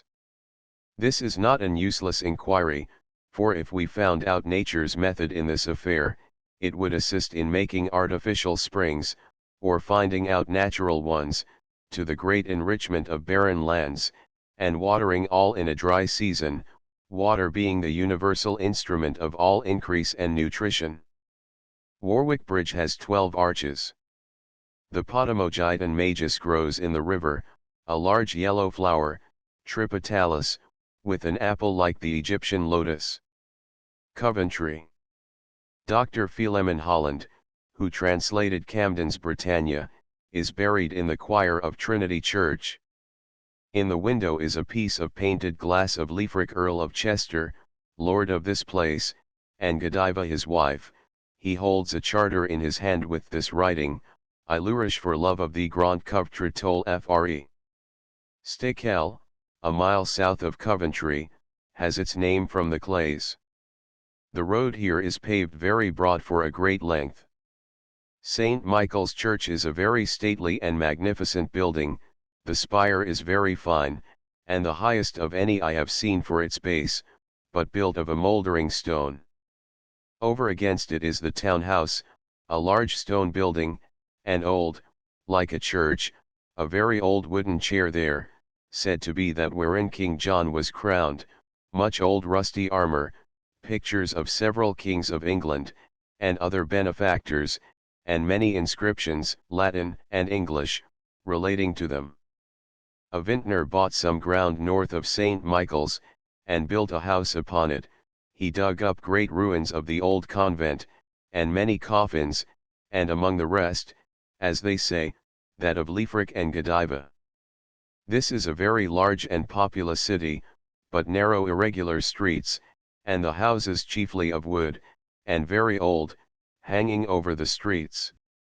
The gates are many and stately, no doubt the walls were answerable, but now demolished for the most part, after the rebellion. In some places, where parcels are left, it is very thick, and so strong, that they only undermined it, and threw it down flat, as particularly in the meadows north of St. Michael's, where it passed over the brook by an arch between that and the church stood the priory, founded by Leofric before the conquest. Some old walls of it remain. Here have been many elegant brasses in the churches, but broke up. The famous cross is of a pretty model, but of perishing stone. The basis of St. Michael's steeple is but 12 yards from outside to outside of the buttresses. Every road hence is paved with a broad high-raised causeway, from every gate a mile. Griff coal works here, 40 ells deep, of vast compass. No sort of fossils found in them. Griff, from grave, groove, digging. The soil sandy from Coventry hither, then black earth. The coal mine runs from Coventry to Tamworth in a line. Here are such breaches that intercept the strata, and such trapping and dipping as in Somersetshire. The fissures, upon breaking the track and parallelism of the strata, make them diverge generally. Great old toads are often found in the solid coal, leaving a cavity of their own shape. They draw away the water from the mines by an invention originally of the Earl of Worcester, improved by Captain Savory and others. It works with a vast power from the atmosphere pressing into a receiver exhausted of air by vapor and then condensed. I saw the ruined chapel of Nuneaton. Many religious houses thereabouts, and remains of camps, castles, and sea, and nothing else can make amends for the badness of the roads. Manvesid. Dugdale says, divers Roman coins of brass and silver have been found here. It stands on the river Anchor. The first syllable of the name remains, Mancastle or Cester. At Old Bury a square fort of 30 acres, with very high rampires, situate on an eminence. This, no doubt, was a camp. To the north of it have been found frequently flint axes of the old Britons, about 4 inches and a half broad, ground to an edge. There are no flints within 40 miles of the place. Either our maps are wrong, or the Roman road goes very much winding, perhaps to avoid the great Arduin forest. The name of this forest left in divers places, Weston in Arden, Henley in Arden, Ardbury, and c. I called on Mr. Henry Bayton, an ingenious gentleman, who is making a map of this county, and we visited the station. South a little of the bridge, under which the Anchor passes the Waddling Street, I found the old city. It lies on both sides the road, and is of a square form. The road passes exactly through the middle of its length, which is 600 foot, its breadth 200, on each side the road. The field in Leicestershire is called Old Field Banks, that in Warwickshire, Castle Banks. The ditch is very perfect, quite round, and the bank whereon stood the wall. The people know of great stones, and mortar work exceeding strong, being dug up, much Roman brick, iron, and great numbers of coins brass and silver, and some gold, in sinking wells the like things found. Several vaults go quite through, and cattle have sometimes dropped into them. A spring at the northeast gate. Old Bury is a great camp upon a high hill, west of the place, whence a most delightful prospect. The hill whereon stands the church of Manchester, which is a field or two off the bridge, seems to have been a camp too. It is entrenched very deeply, but I cannot say with so much regularity, as to its present appearance, that will ascertain it to the Romans. It is in the way to Old Bury. The houses reached from the castle to the bridge, for in the ploughed piece between, called the furlong, foundations have been discovered, and many bridges. A great family has lived at Manchester, and of that name, who probably made, or altered, the ditches there. Geo Astley Esq of Woolvey, near High Cross, has a great collection of coins found at High Cross, and all the neighbouring places, as Monk's Kirby, where urns and ashes have been often found. The prospect from Old Bury is exceeding extensive all over the country, the camps of Shugbury, Arbery, and Borough, all in view, and the country that way, where the Waddling Street runs, as far as Watford Gap, so all into Nottinghamshire, and westward to a great distance. Withersley, and several villages round, parish to Manchester as their mother church. The church there is a pretty large building with a tower steeple. The country there is all a rock, and abounds with springs. The rock is of very hard stone, and dips westward, as the adjacent coal mines. Manchester stands on much higher ground than the road and old city. More coal mines about Dudley, Wolverhampton in Staffordshire. Sometimes the ends of the coal at those breaches bend the contrary way. This shows the breaches were made before the coal was perfectly hardened. When the damps exanimate a man at these coal pits, they draw him up instantly, and make a round hole in the earth, put his head in, and cover it with fresh mould, which infallibly restores him. Between Wormleighton and Stanton they found, in a pit, a trunk of a tree hewn into a coffin, with bones in it, and many coins, particularly of Constantine. At Wolfencote, upon the Leam, in sinking a well they came to a vault with urns and coins. In digging at the priory at Coventry they found the old cloisters, with many gravestones of monks, and in the old walls, which were very thick, bones and skulls with teeth, and were laid in, as fillings up, from ruins of the older monastery. Birmingham. A large rich town, the very shop of Vulcan. The vicinity of the coal mines has made it the chief place in England for all sorts of iron work, sent hence throughout the whole world, in great abundance. It is a pleasant, woody, plentiful country hereabouts. They have repaired an old church, and built a new one. The streets are large and good buildings. There is a pretty square, enclosed and planted like Soho. The town lies on a declivity. In the old church are tombs, in alabaster, of a Jerusalem knight, 2 other knights, and some others. Durrytend chapel built of timber, 5r2. By the riverside. Here is a large schoolhouse founded by Edward VI. Not long since rebuilt, they have marked out large tracts of ground on the hill round the new church for buildings. I find the Rigning Street way comes from Alcester, directly north and south, by Moseley, over a heath where the road appears now very broad. On the east side of the rivulet Rea, it descends Camp Hill, and passes the river by the present bridge, and the valley where the low and old part of the town stood.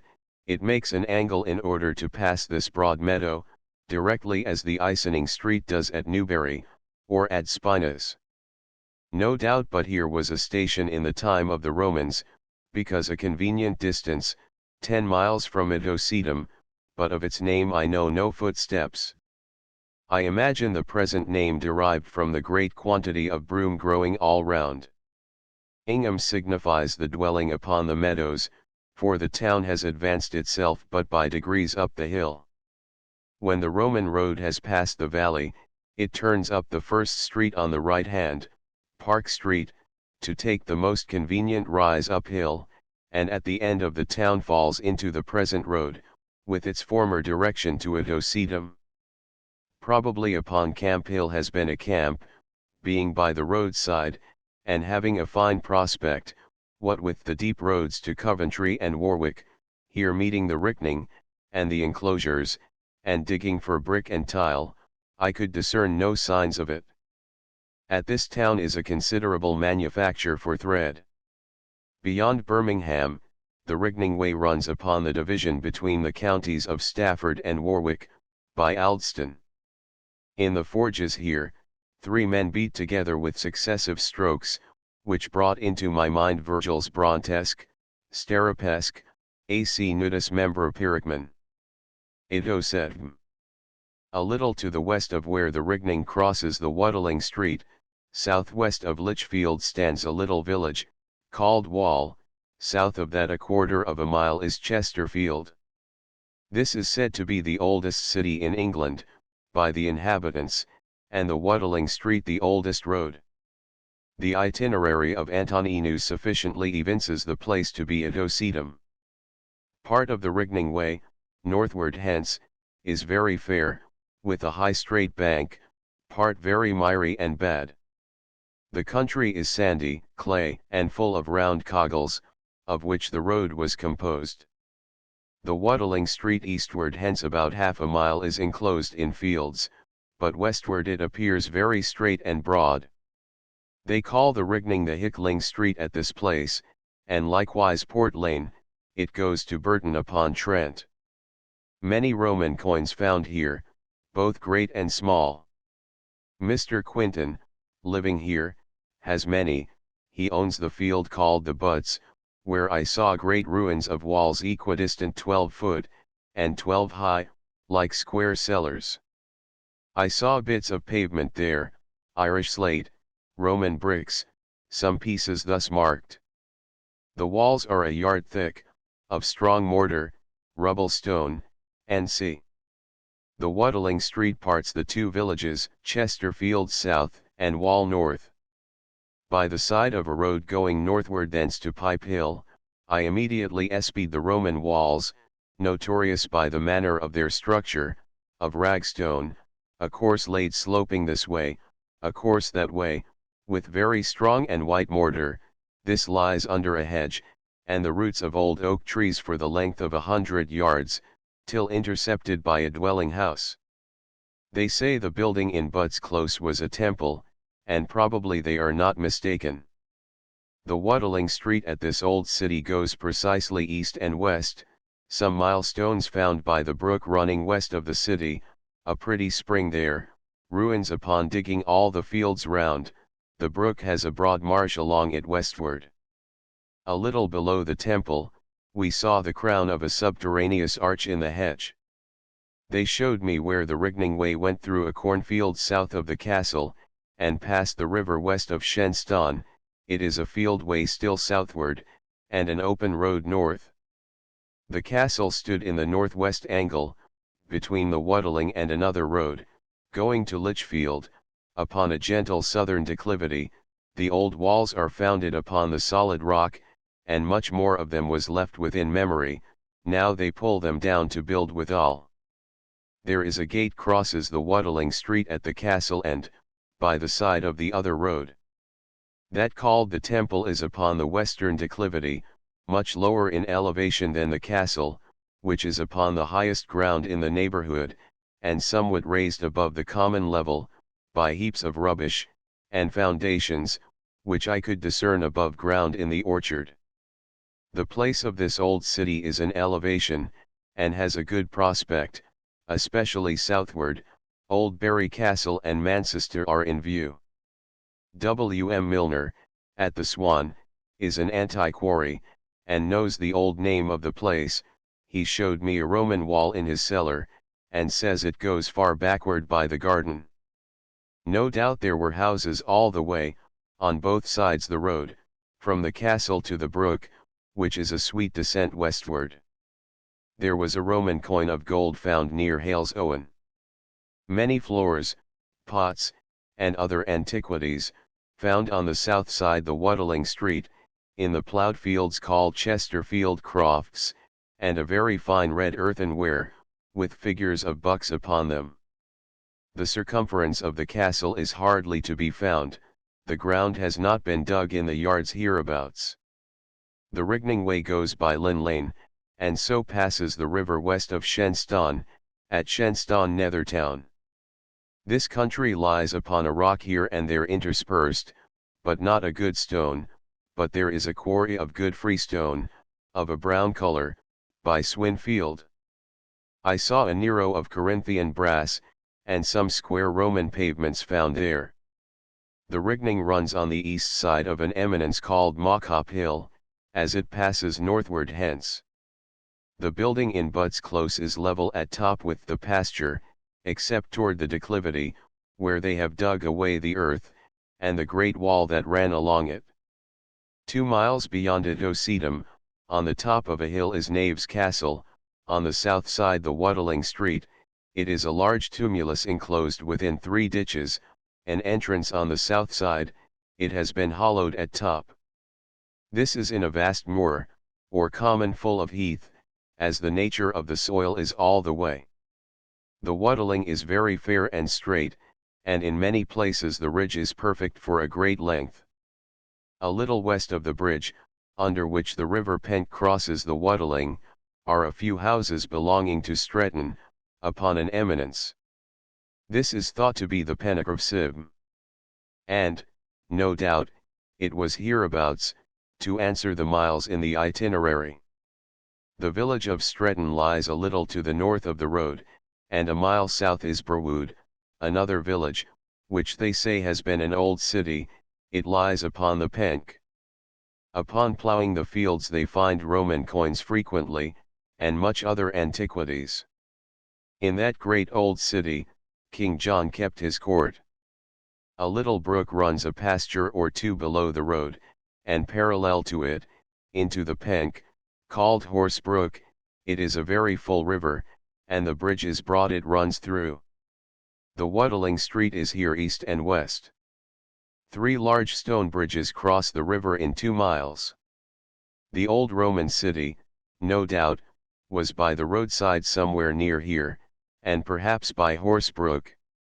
Burwood may have been a Roman town, but it is too far out of the road for the convenience of travelers, and Penkridge is 2 miles and a half off, so that it can put in no claim.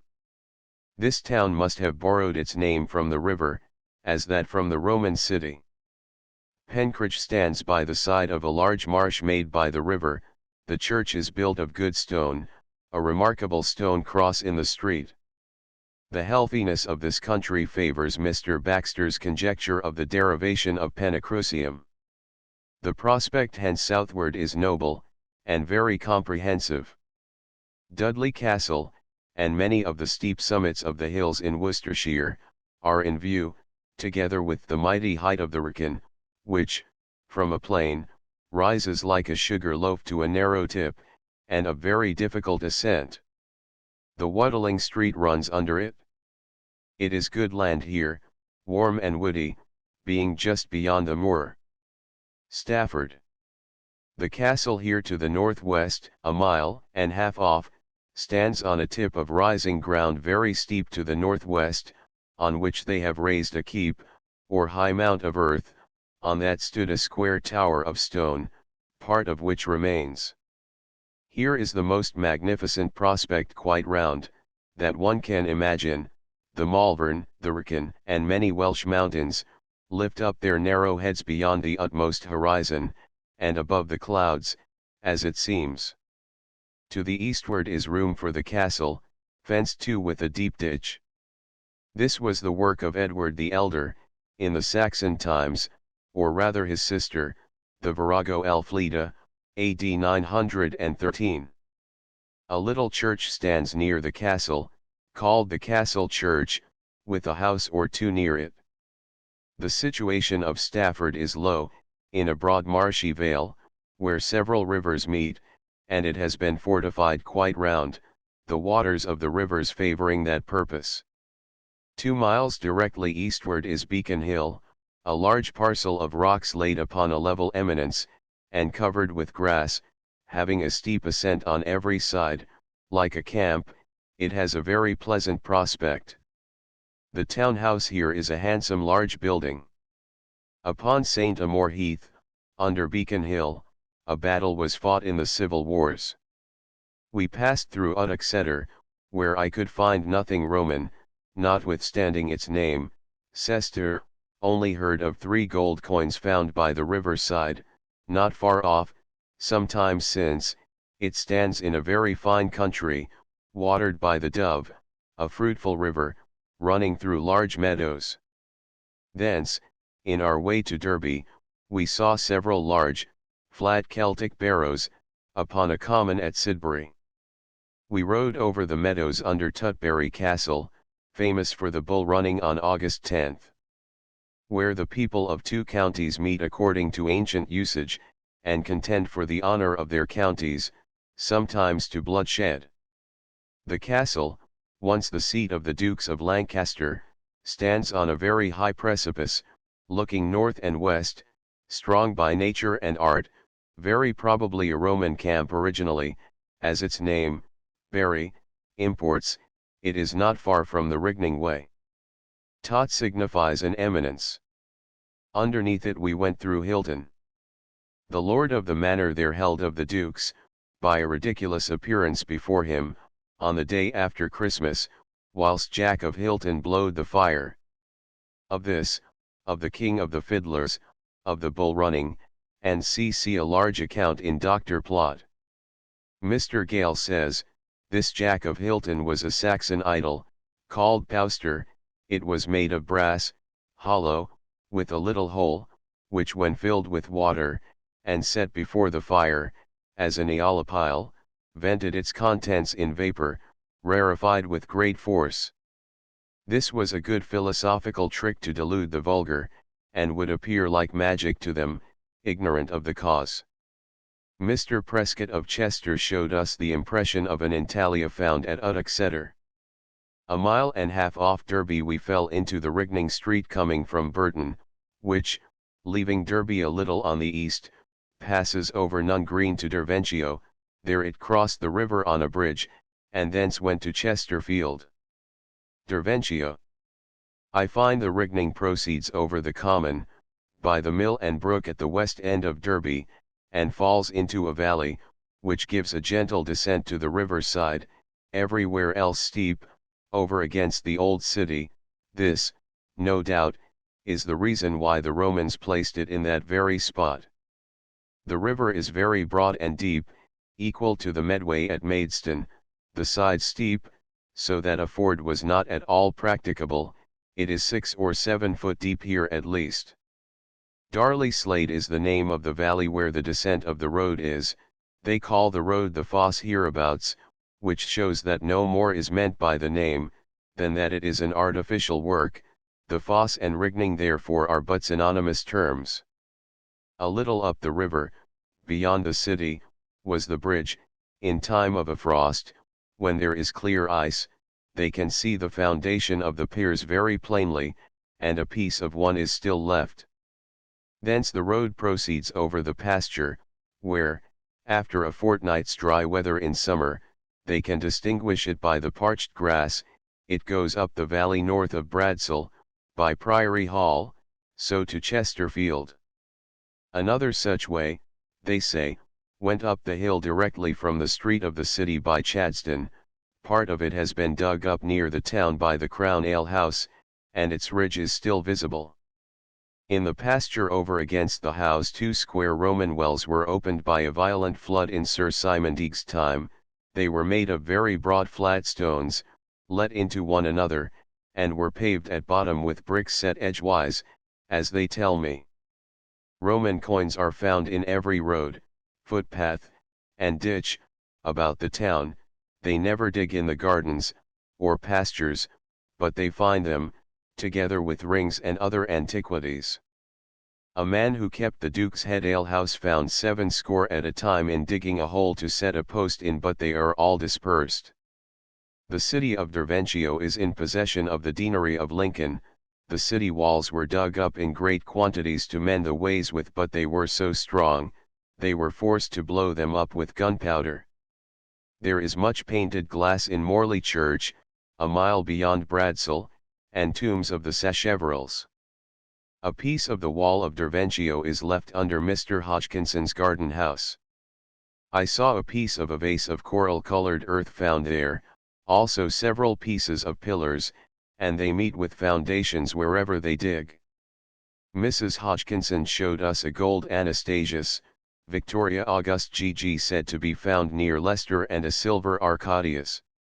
I saw a large brass coin, found at Derventio, Diva Faustina. I find this city is exactly of the same dimensions as Manduesidum, 120 paces long, 80 broad. I rode to the hill south of Littleover, upon the Rigning Way, which lies in a straight line under the eye as far as Idocedum, and the hills beyond it. Lichfield Cathedral appears a little to the west of it. The valley of the Trent, by Burton, is bounded on each hand by great heights. Repton, the burial place of Ethelbald and other Mercian kings, is in view. From the other side of the hill, north of Littleover, the road butts upon the valley of Bradsell, by Priory Hall, directly over Derventio. The Rigning is the common road from Burton to Derby, till a little north of Littleover it descends the hill to the left of the common road, which there is drawn to the right on account of Derby. I saw a great number of coins found here, Trajan, Carausius, Pax August, Victorinus, Magnentius, Diocletian, Valens, and C. Mr. Hodgkinson gave me a Constantine, Soli Invicto Committee, struck at London. I measured the castrum with exactness, it is 600 foot long, 500 broad. We saw the wall on the outside Mr. Lord's house. The mortar is full of pebbles as big as nuts, but excessively hard. Darley Slade is a fine descent for the road. We saw the admirable silk looms again, there is a large additional building to them. The 5 churches here have all tower steeples, the new one, a spacious and neat pile, the tower belonging to it, of old work, is stately. There is an old chapel on the bridge. A weak chalybeate water was found out lately, 2 miles off. The marketplace is a pretty square. Entering the peak country, where the rocks begin, we saw 2 tumuli on the edges of 2 opposite hills. We came by the great rock called Radcliffe, where the hermitage is. These and the neighboring rocks have a frightful appearance. On the back of them are some stones set upright, 2 and 2, as if the remains of a Celtic avenue. All around, the hills are big with lead ore. The cattle drinking the water here are liable to a distemper called the bellin. It is owing to the mercury that falls in the smoke of the smelting mills. They become asthmatic, and frequently run mad. Cats, dogs, and poultry, are seized with it. Bakewell. This town seems to be Roman, and possibly its name was Braeshaca, because of the inscription found near here in Camden, Deo Marti Braeshaci. There is a large tall stone in the churchyard, raised on a pedestal, as a cross, with engravings, very ancient, of George and the Dragon, a crucifix, and other things, with flower work. It is 8 foot high, besides the pedestal. The church is a large handsome building, but in very bad repair, a spire steeple upon an octagonal tower, and that set on a square one, the whole in the middle of the church, the choir large, an alabaster tomb before the altar, of one of the family of Vernon. The south transept has, in a large chapel, many tombs of the Vernons and Mannerses, ancestors of the Duke of Rutland, but in a ruinous condition, many other old tombs, a knightly one of Culpeper, one of Foljambe, and see a very ancient font, with images, as rudely cut as those on the cross. The church stands much higher than the town. The Wye is a very rapid river, it never overflows, so great is the descent from it. The castle is a square plot of high ground, with a large tumulus hollow at top. I cannot affirm there is anything Roman. This town stands in a flat valley, where the river passes in meanders, and the prospect every way is very romantic. A cold bath at the Angel Inn, arched over, and made very convenient. Derbyshire marble wrought here, very beautiful, bears a good polish, full of belemnites and other curious shells petrified together. Chatsworth. We reviewed this noble seat of the Duke of Devonshire's. The front of the house is a fine design, the color of the stone agreeably overcast with a faint redness. Several antique marbles, upon the pedestal of a busto this inscription, P. Aelius August Libertus. Licus facit celosi liberty sui. A sepulchral urn. Another, Dis manibus ti. Claudi thal liani vix. An XX. Diab. XX Claudia Fellicula mater filio piissimo. The canal hewn out of the rock is made where a great hill was, now it opens a beautiful prospect towards Winster. It is 325 yards long, 25 broad, the hill was 44 foot high, the cascade is 212 yards long, with 23 breaks. There is an admirable antique Plato in the Duke's library, like that at Wilton, and a cast of Hobbes from the life, also an antique ram's head. The painting about the house is by Varillo, Laguerre, Thornhill. The gallery is a curious room, painted by Charon. Vast quantities of Derbyshire marble, of all colors, and beautiful. Buxton. Just before we come to this place, on the right hand is a square vallum, ditch inward, both small, about 50 feet each side, eastward adjoins a roundish space, marked out in the same manner. There are barrows upon the tips of the hills hereabouts.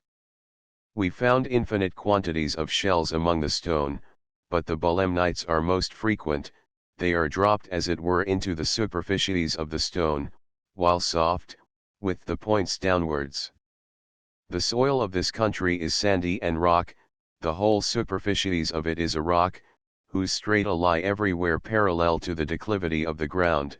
It is limestone, like that at Bath, but the layers of it are much thicker. One may guess hence, that this sort of stone by some means procures the warmth of the waters. We saw Mamtor from hence 7 miles, a steep huge rock elevated above the hills. There is a great yawning between two rocks split as it were from top to bottom, on the precipice of one jaw is an old castle, whence the adjacent town Castleton. Between it is the great cavern called the Devil's Arse. A few little houses under the very rock. This country is fruitful in what we may call the Magnalia Naturae. By these wonders of the peak, and the warm waters, people are tempted to visit these wild wastes. At a place called Hope I learnt there are some stones, called marvel stones, which cannot be numbered. I guess them to be a Celtic temple. I could not hear of those at Chelmerton, though I fancy there must be such, because of some barrows on the hills looking that way. It requires some time, labor, and hazard, to hunt them out, by reason of the rockiness of the country. The sides of the hills, where the villages are divided into closes by stone walls, as in other places by hedges. We went into Pool's Hole again. This cavern rises, as we go farther in, with the hill. The stones within are covered over with petrifaction, from the water distilling down. Some of the icicles are 3 or 4 yards long, hanging from the roof, the slow accretion of ages, the springs dribble down everywhere, as draining through the strata into this cavity.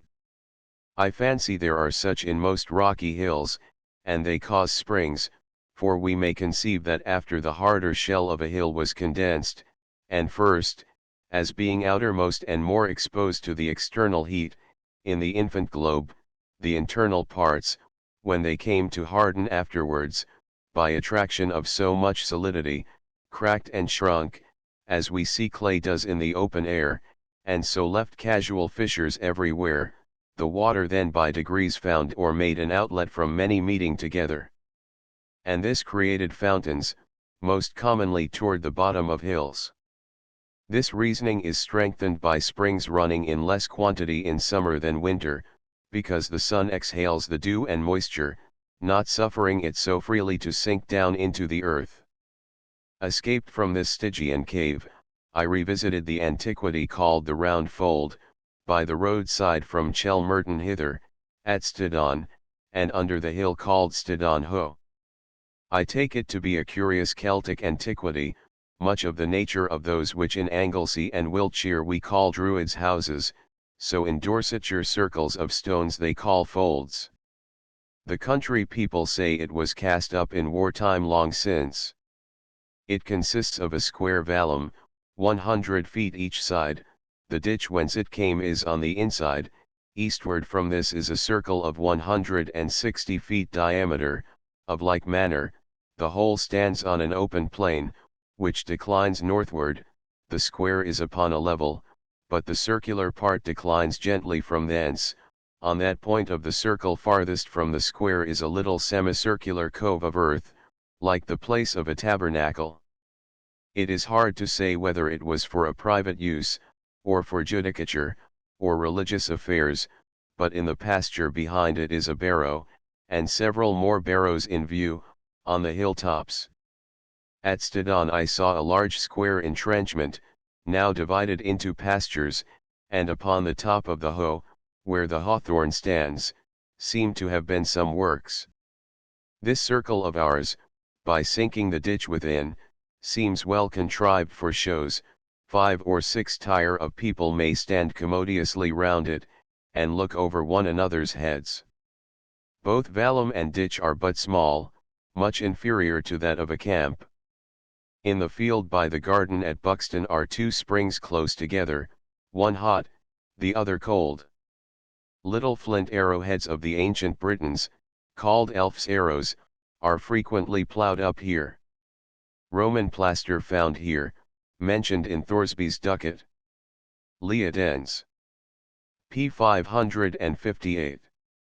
A Roman road is said to go hence to Berg, beyond Eldon Park. Journeying hence over the remainder of these alpine regions, we come to Goyde House, in the very centre of desolation.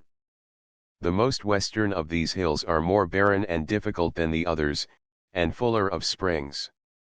At length we entered the pleasant country of Cheshire, as into a new world, wondering that people are found who can content themselves with the poverty and horror of the Peak, so near riches and delight. Macclesfield is a pretty large and pleasant town, sheltering itself from eastern blasts by its vicinity to these high hills. It stands upon an eminence, and is famous for manufactures of silk twisting, mohair, making buttons, &c. The church is placed upon the edge of the hill. South is a large chapel of the ancient family of Rivers, Ripperies, another of the Lees, where, for saying a small number of Ave Marys and Paternosters, we obtain 26,000 years and odd days of pardon. To such a degree of extravagance was the superstitious folly of our ancestors advanced. Stockport is built on a hill of rock. The church is spacious. A place called the Castle Yard, walled in. The Tame, Mersey, and other rivers, meet here, falling from the Derbyshire hills. United they pass swiftly through a rocky channel under a bridge of a single arch, large and well turned. They cut themselves houses in the rock here, as at Nottingham. Sometimes the floods reach the top of the bridge. Manknibm. The Roman castrum was on the west side of the Roman road going from Chester, by Stretford, and on the northern bank of the river Medlock. It is a small piece of level ground, somewhat higher than that around it. It does not cover the whole piece, but is a square, 500 foot one way 400 the other, nor can it well be said to be ditched about, but the ground near it, for some distance, is manifestly removed into the castle, and spread along its verge, not as a regular vallum, but sloping inward. By this means the area of it is higher on the sides than middle, and the external ground is lowered all around, to the foot of the castle, which is steep like the side of a vallum. Upon this edge there has been a wall quite round. The foundations of it are to be discerned almost everywhere, in some places large parcels of it left, but not above ground. Now they call it the Castle Croft. The river Medlock runs near it, but is no security to it, as being not close enough, nor are its banks steep hereabouts, though its channel is rock, as is the whole country near. This is a quarter of a mile from the present town of Manchester. The Irwell River, coming through the town, runs on the west side the castle, and there the Medlock joins it. I look upon Manchester to be no ancient town, and even the hundred is denominated from Saltford, the village on the other side the bridge, therefore older, but Manchester is a much better situation, as higher, placed too between two rivers, having rocky and precipitous banks, with a good prospect. It is a very pleasant, large, populous, and thriving town, new buildings added every day, the roads are mending about it, and the river is making navigable, which will still contribute to its prosperity. The old church is very spacious and handsome, and enlarged still with numbers of large chapels and oratories, but the monuments, which were many, are destroyed and obliterated. A priest, of the name of Huntingdon, lies before the altar. It is a collegiate church, and the stalls in the choir are of very good carved work in the old manner. This country is very woody, and affords a fine prospect everywhere, bounded by high and distant hills. A conflux of the many roads at this place gave origin to the town. Saltford is a large town, a broad and very straight street leading to Warrington, probably Roman, a very good bridge over the river. 10 yards west from the castle is a natural precipice, which the Romans disregarded, trusting to their walls, but more to their own valor. A cavity cut in the rock by the river, under the southwest angle. The natural track of this road is northeast, but towards Manchester it trends a little more northward, I suppose, with an intent to come to the bridge, where it met the road from Baratonham. I saw the altar at Holme House, Lady Bland's. It is 16 Roman inches broad, one front, a foot on the sides, 28 inches high. It is now removed out of the garden into coverture. They call the castle the Giant's Castle. Probably there was a town at the river Medlock in Roman times. An annual fair is still kept there. The castle stands parallel to the road. The river Irk comes in here under the college walls. The castle walls were pulled up to mend and build the churches and bridges. I find the Roman road went across the churchyard originally, and so by the common street to the bridge over the Irk, called Scotland Bridge. Then it ascends the hill, and proceeds with its original direction northeast to Rochdale, which way the old Coxeum was. Edward the Elder by our monkish authors is said to have built a castle here, which probably was by the church and college, and the church may be founded on its ruins. This drew the town that way. The meeting of the two rivers there, and the steep rocks upon them, rendered it a convenient situation for such a work. The college founded by Chetham, a tradesman, has a very good library, and good salary. Here are about 50 boys maintained. Mr. Prescott of Chester has a gold otho found here. I saw a celt found in the mosses. Condate. We rode all the way upon the Roman road from Manchester to this place. it is the common road throughout, except a little near Altrincham, that market town has caused it to be left, by a common, but we recover it again at Bowden Hill, whence we had the prospect of it a long way before us, in a straight line. It leaves Altrincham a little to the east, passes west of Rotherstone Mere, close on the west of North Tabley House, and so directly to Northwich, which therefore must be of necessity the condate of Antoninus. The Britons called these witches, or places of salt works, helate, from heli, sal sugo, the last syllable seems to be in condate, then it will signify the principal salt work, cond, caput. Part of the road hither, by the Ballan River, they call Washway, from its wateriness, which shows the derivation of our country washes. This town stands in an angle made by the Weaver River and the Dane, both which are passed by bridges, sometimes overflow with great fury. South of the bridge, upon the high ground by the Chester road, is a great tumulus, or keep, of Saxon work, called the Castle. This is a pretty large town, but meanly built, depending entirely upon the salt trade.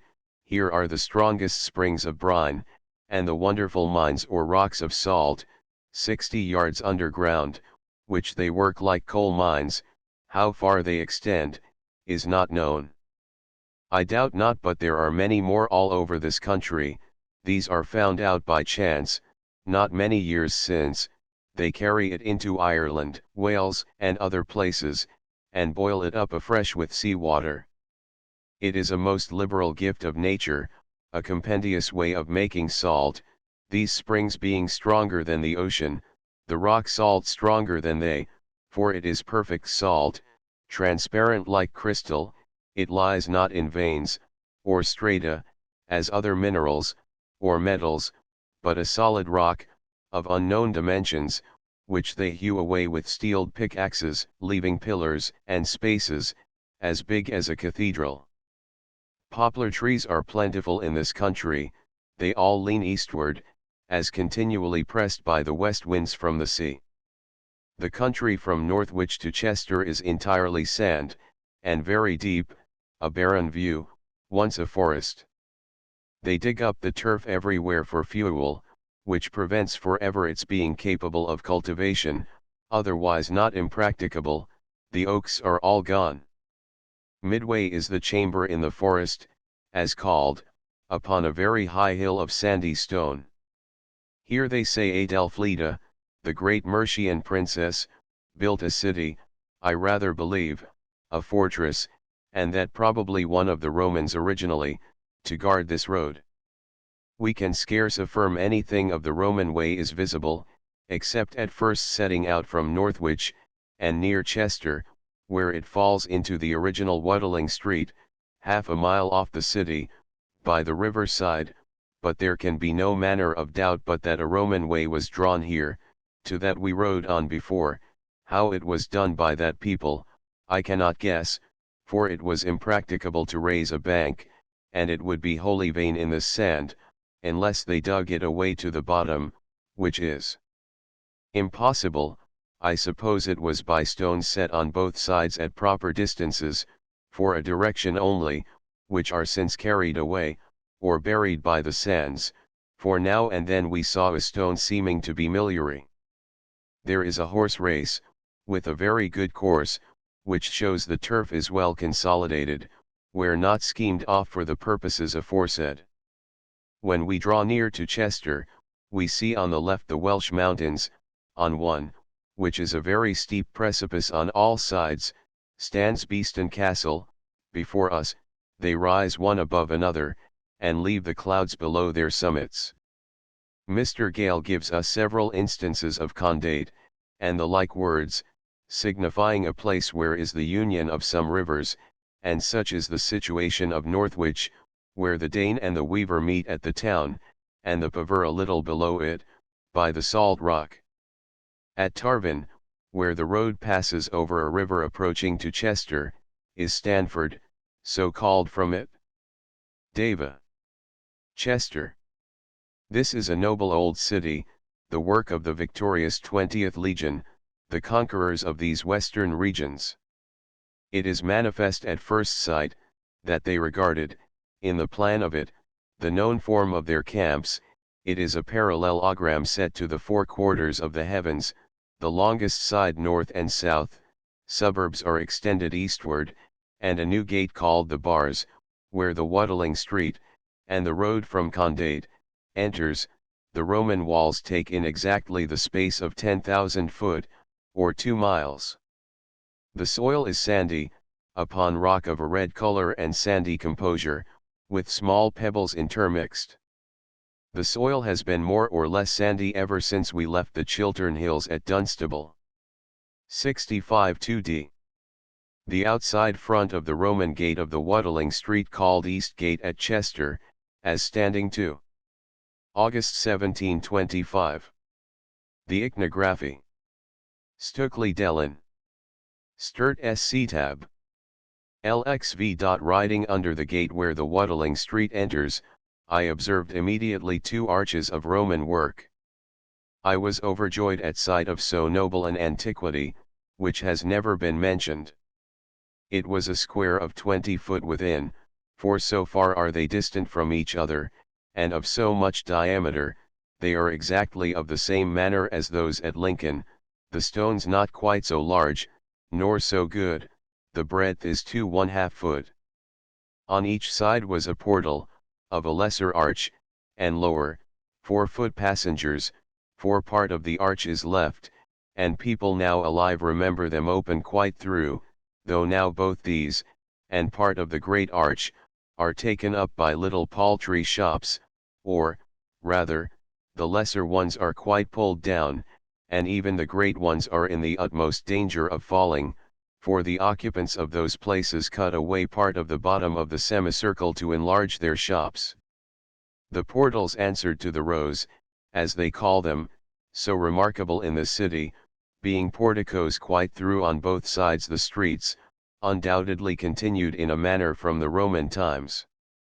It is admirable that these vast arches, made of stones of so large dimensions, and laid without mortar, can stand at all when their proper abutment is destroyed.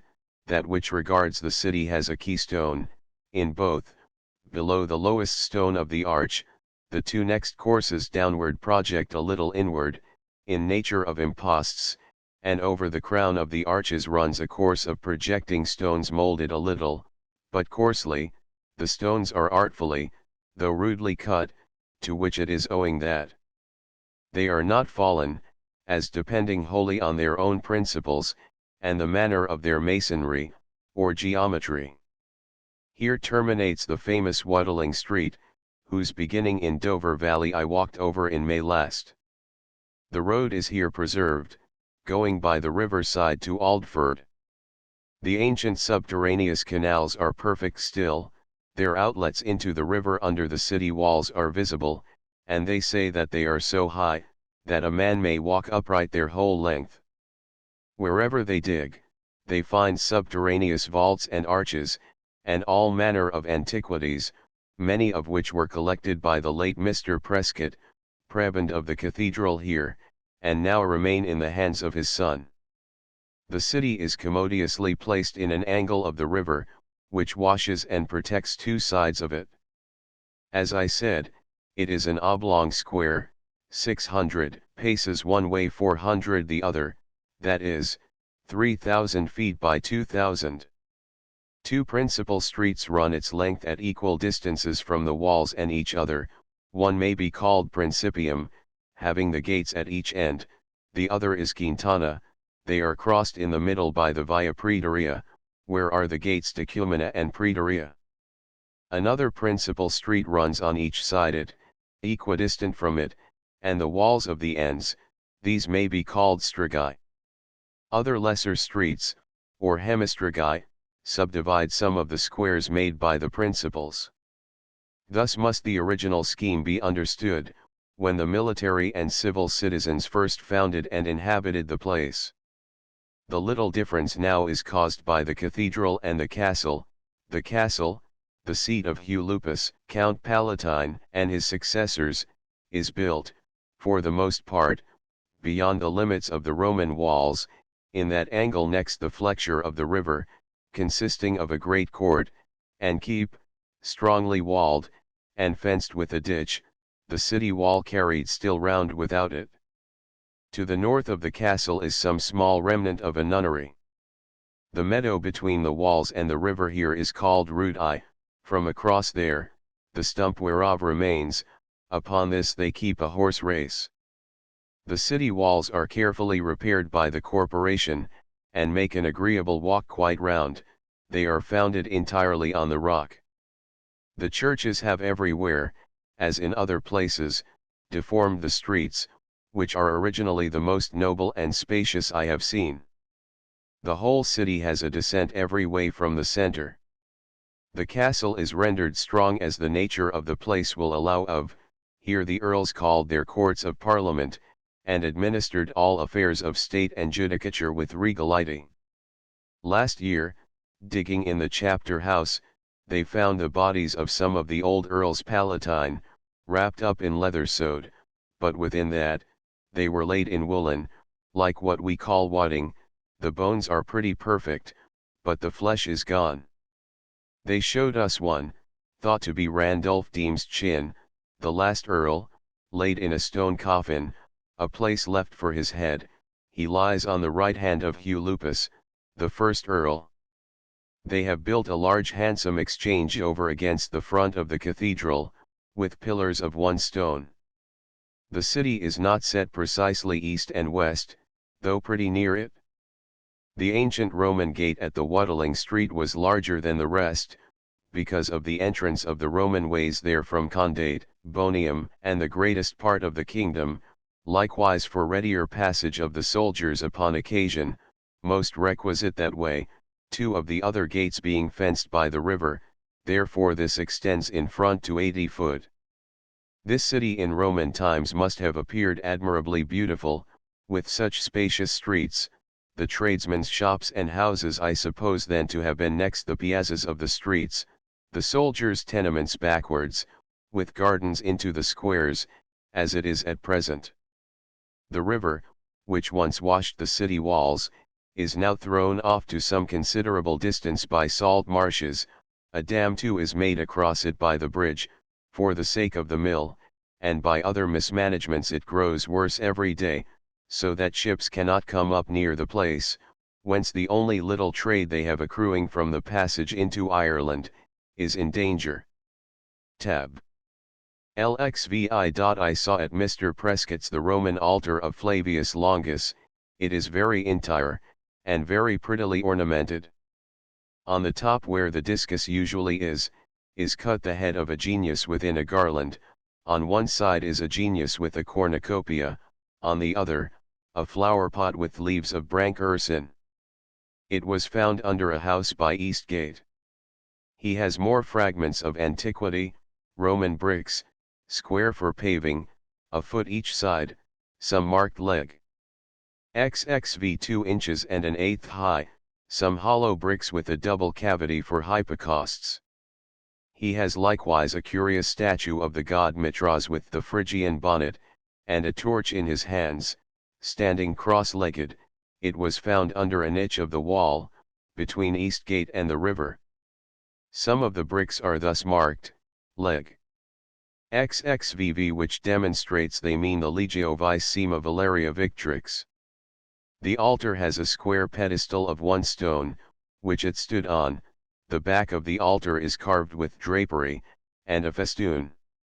Along with it was found a little earthen pot like a lamp, a brass-winged genius, small, 2 brass fibulas, all in Mr. Prescott's possession.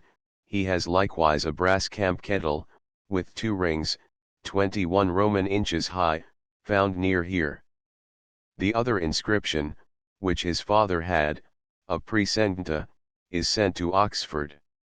He has also a very large collection of coins, brass, silver, and gold, most found at Chester.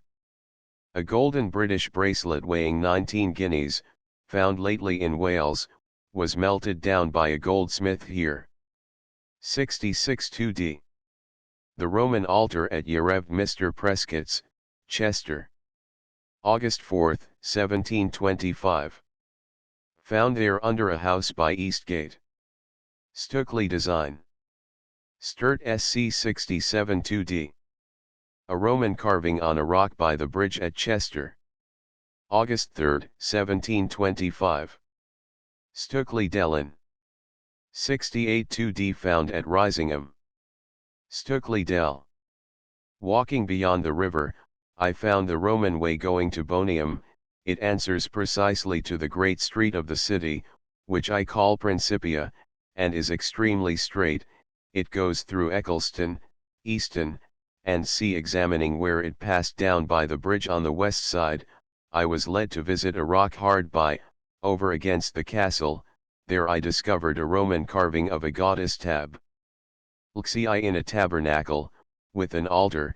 It was not in the least difficult to see the traces of a Roman hand, through so many years, rubbing of cattle, and ill usage. There is a seat hollowed out close by it, and which has taken away part of a pillar, supporting the pediment. It is a figure of Pallas, with a shield on her left arm. A belt from her left shoulder holds a sword tied under her right arm. After the Roman mode, she has a spear supporting her right hand. Her undergarments reach down to her feet. The altar stands against one of the pillars, and has a little hole at top of it. I wonder it has escaped ruin so long, placed so near a great city, and so low that it is subject to all manner of injuries. This city is of a most charming situation. The prospect around it every way is august. The walls were repaired by Queen Adelfleda.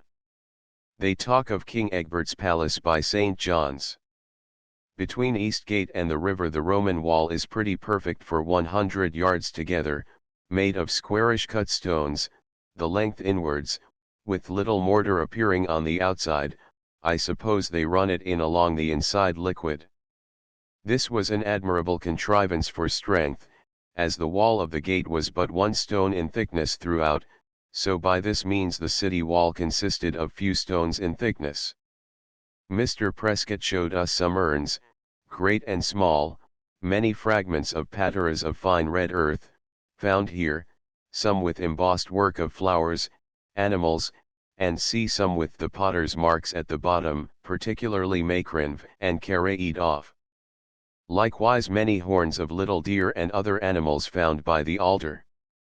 The village beyond the bridge is called Henbury, denoting its antiquity. Many fragments, seemingly of pillars and capitals, set for sitting stones before the doors about the city, particularly in Parsons Lane. To the east of the cloisters is the building called the Chapter House. From the use it was put to, but I suppose it a mausoleum of the Earls of Chester. It is on the north side of the choir. It is of an odd and ancient kind of building. There is a vestibulum to it, of a very pretty model, which I have not seen elsewhere. The pillars are cabled, without capitals, so that they resemble palm trees. In the gateway between this and the mausoleum they showed us a coffin of stone, or rather vault, of the length of a man, and proper depth, about 6 foot at the head was cut across. In the bottom lay the skeleton, probably the first abbot made by the earls. They guess that to be Hugh Lupus's remains, which are buried in the very middle of the place. There were found 7 of these graves, correspondent to the number of earls. Bishop Ripley, who built the body of the church, lies under a brass in St. Mary's Chapel. Behind the clock is a painting of him, with Christ, St. Peter, and other figures, and much writing in Latin verse, but defaced. St. Werburgh's shrine, found res of the cathedral, was an elegant structure of stone carved, little niches with gilt statues of saints, men and women of the Saxon nobles, their names wrote upon each, some still legible, all defaced, their heads broke off, and the bishop's throne is built upon it. There has been an ancient monastery at St. John's, much ruins of which remain. The cloisters have been built since the mausoleum. They have a report that King Edgar's palace was upon that rock, by the riverside, where the image of Pallas is cut, but I think erroneously, it seems to have been a Roman villa and gardens of some learned commander. There are but two chief streets of the city wanting, as plotted by the founders. On one stands the cathedral, that answering it, on the opposite side of the city, at present is but a footpath, and lane across gardens, which have encroached upon it on both sides. There are some Roman bricks in the wall of the friary, as observed by Mr. Gale. In one quadrangle by the cloisters is a wall with Gothic arches, very much pointed, like that at Peterburg, engraven by Mr. Sparks, VP 130. Edsburg was the name of the chamber in the forest. At the great house over against the shambles is a hypocaust of the Romans, made of bricks all marked with the 20th Legion. It is now the floor of the cellar. Liverpool. Leaving this famous seat, and the antique monuments of the renowned 20th Legion, we directed our course northward through the Chersonese, between the mouths of the Dee and the Mersey, a flat, sandy, clayey country, not much unlike the best part of the Lincolnshire levels. To the east of the old church of Bevington is added a spacious choir, and side ales. We ferried over the great bay to Liverpool. In the vista upward, the huge mountain whereon stands Beeston Castle is very entertaining, it appears, though at the distance of above 20 miles, as a great rock emerging from the water. The novelty of Liverpool forbade us to hope for antiquities. It is a large, populous, busy town, placed upon the edge of the water, in a sandy soil, an open country, arisen from the commodiousness of its situation, with a spacious harbour. Quarry Hill, a delf of stone of the red sort, and sandy, but not a brown red, so that in building it has a pleasant colour, and that fetched deep is lasting, and a good sort of stone. The new church is built of it, a neat building, by a good architect. I observed in this quarry, that the workmen make for themselves artificial springs at pleasure, for, though the strata here are very close together, and of a considerable breadth, yet there is a small dripping between some of them, especially those not far from the ground. Here they cut a little basin, which is never empty. This confirms my former sentiments about springs. Near the new church is a most magnificent charity school. Here was a great castle, or tower, which they are pulling down, and a new church is building upon its ruins. The wet dock is a most capacious basin, with a broad street round it. The custom house, a very neat building, fronts the dock. This town seems to be as big as Manchester, and they are building new streets everywhere. The process of the delfware made here is very curious.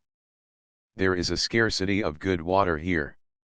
From this place I first beheld the Irish Sea. We paid a visit to Lord Derby at his seat at Knowsley, who may be truly said to be a person antiqui fide, grown old in wisdom. He has left the vanities of courts and cities for a retirement, which his lordship diversifies and makes still more agreeable with the greatest judgment. This is one of his seats. It stands on very high ground with a delicate prospect, and abounds with canals and fish ponds. It has a park 10 miles in circumference. The whole is newly refitted and adorned by my lord, and rendered very delightful. There is a great range of new building, with fine apartments full of admirable pictures, of antique marbles, and good furniture. The pictures are by the most celebrated masters, as M. Angelo, Caravaggio, Veronese, Luca Giordano, a fine stag hunting by Snyders, engraved by Simpson, sea pieces by Van Felt, many of Van Dyck, Rubens, one painted on paper, as Dr. Mead's, and the story of Ulysses and Achilles, the triumph of industry, the original sketch of which I have, many of Salvatore Rosa, and two great drawings of his upon boards, Titian, Carlo Maratti, and an infinity more.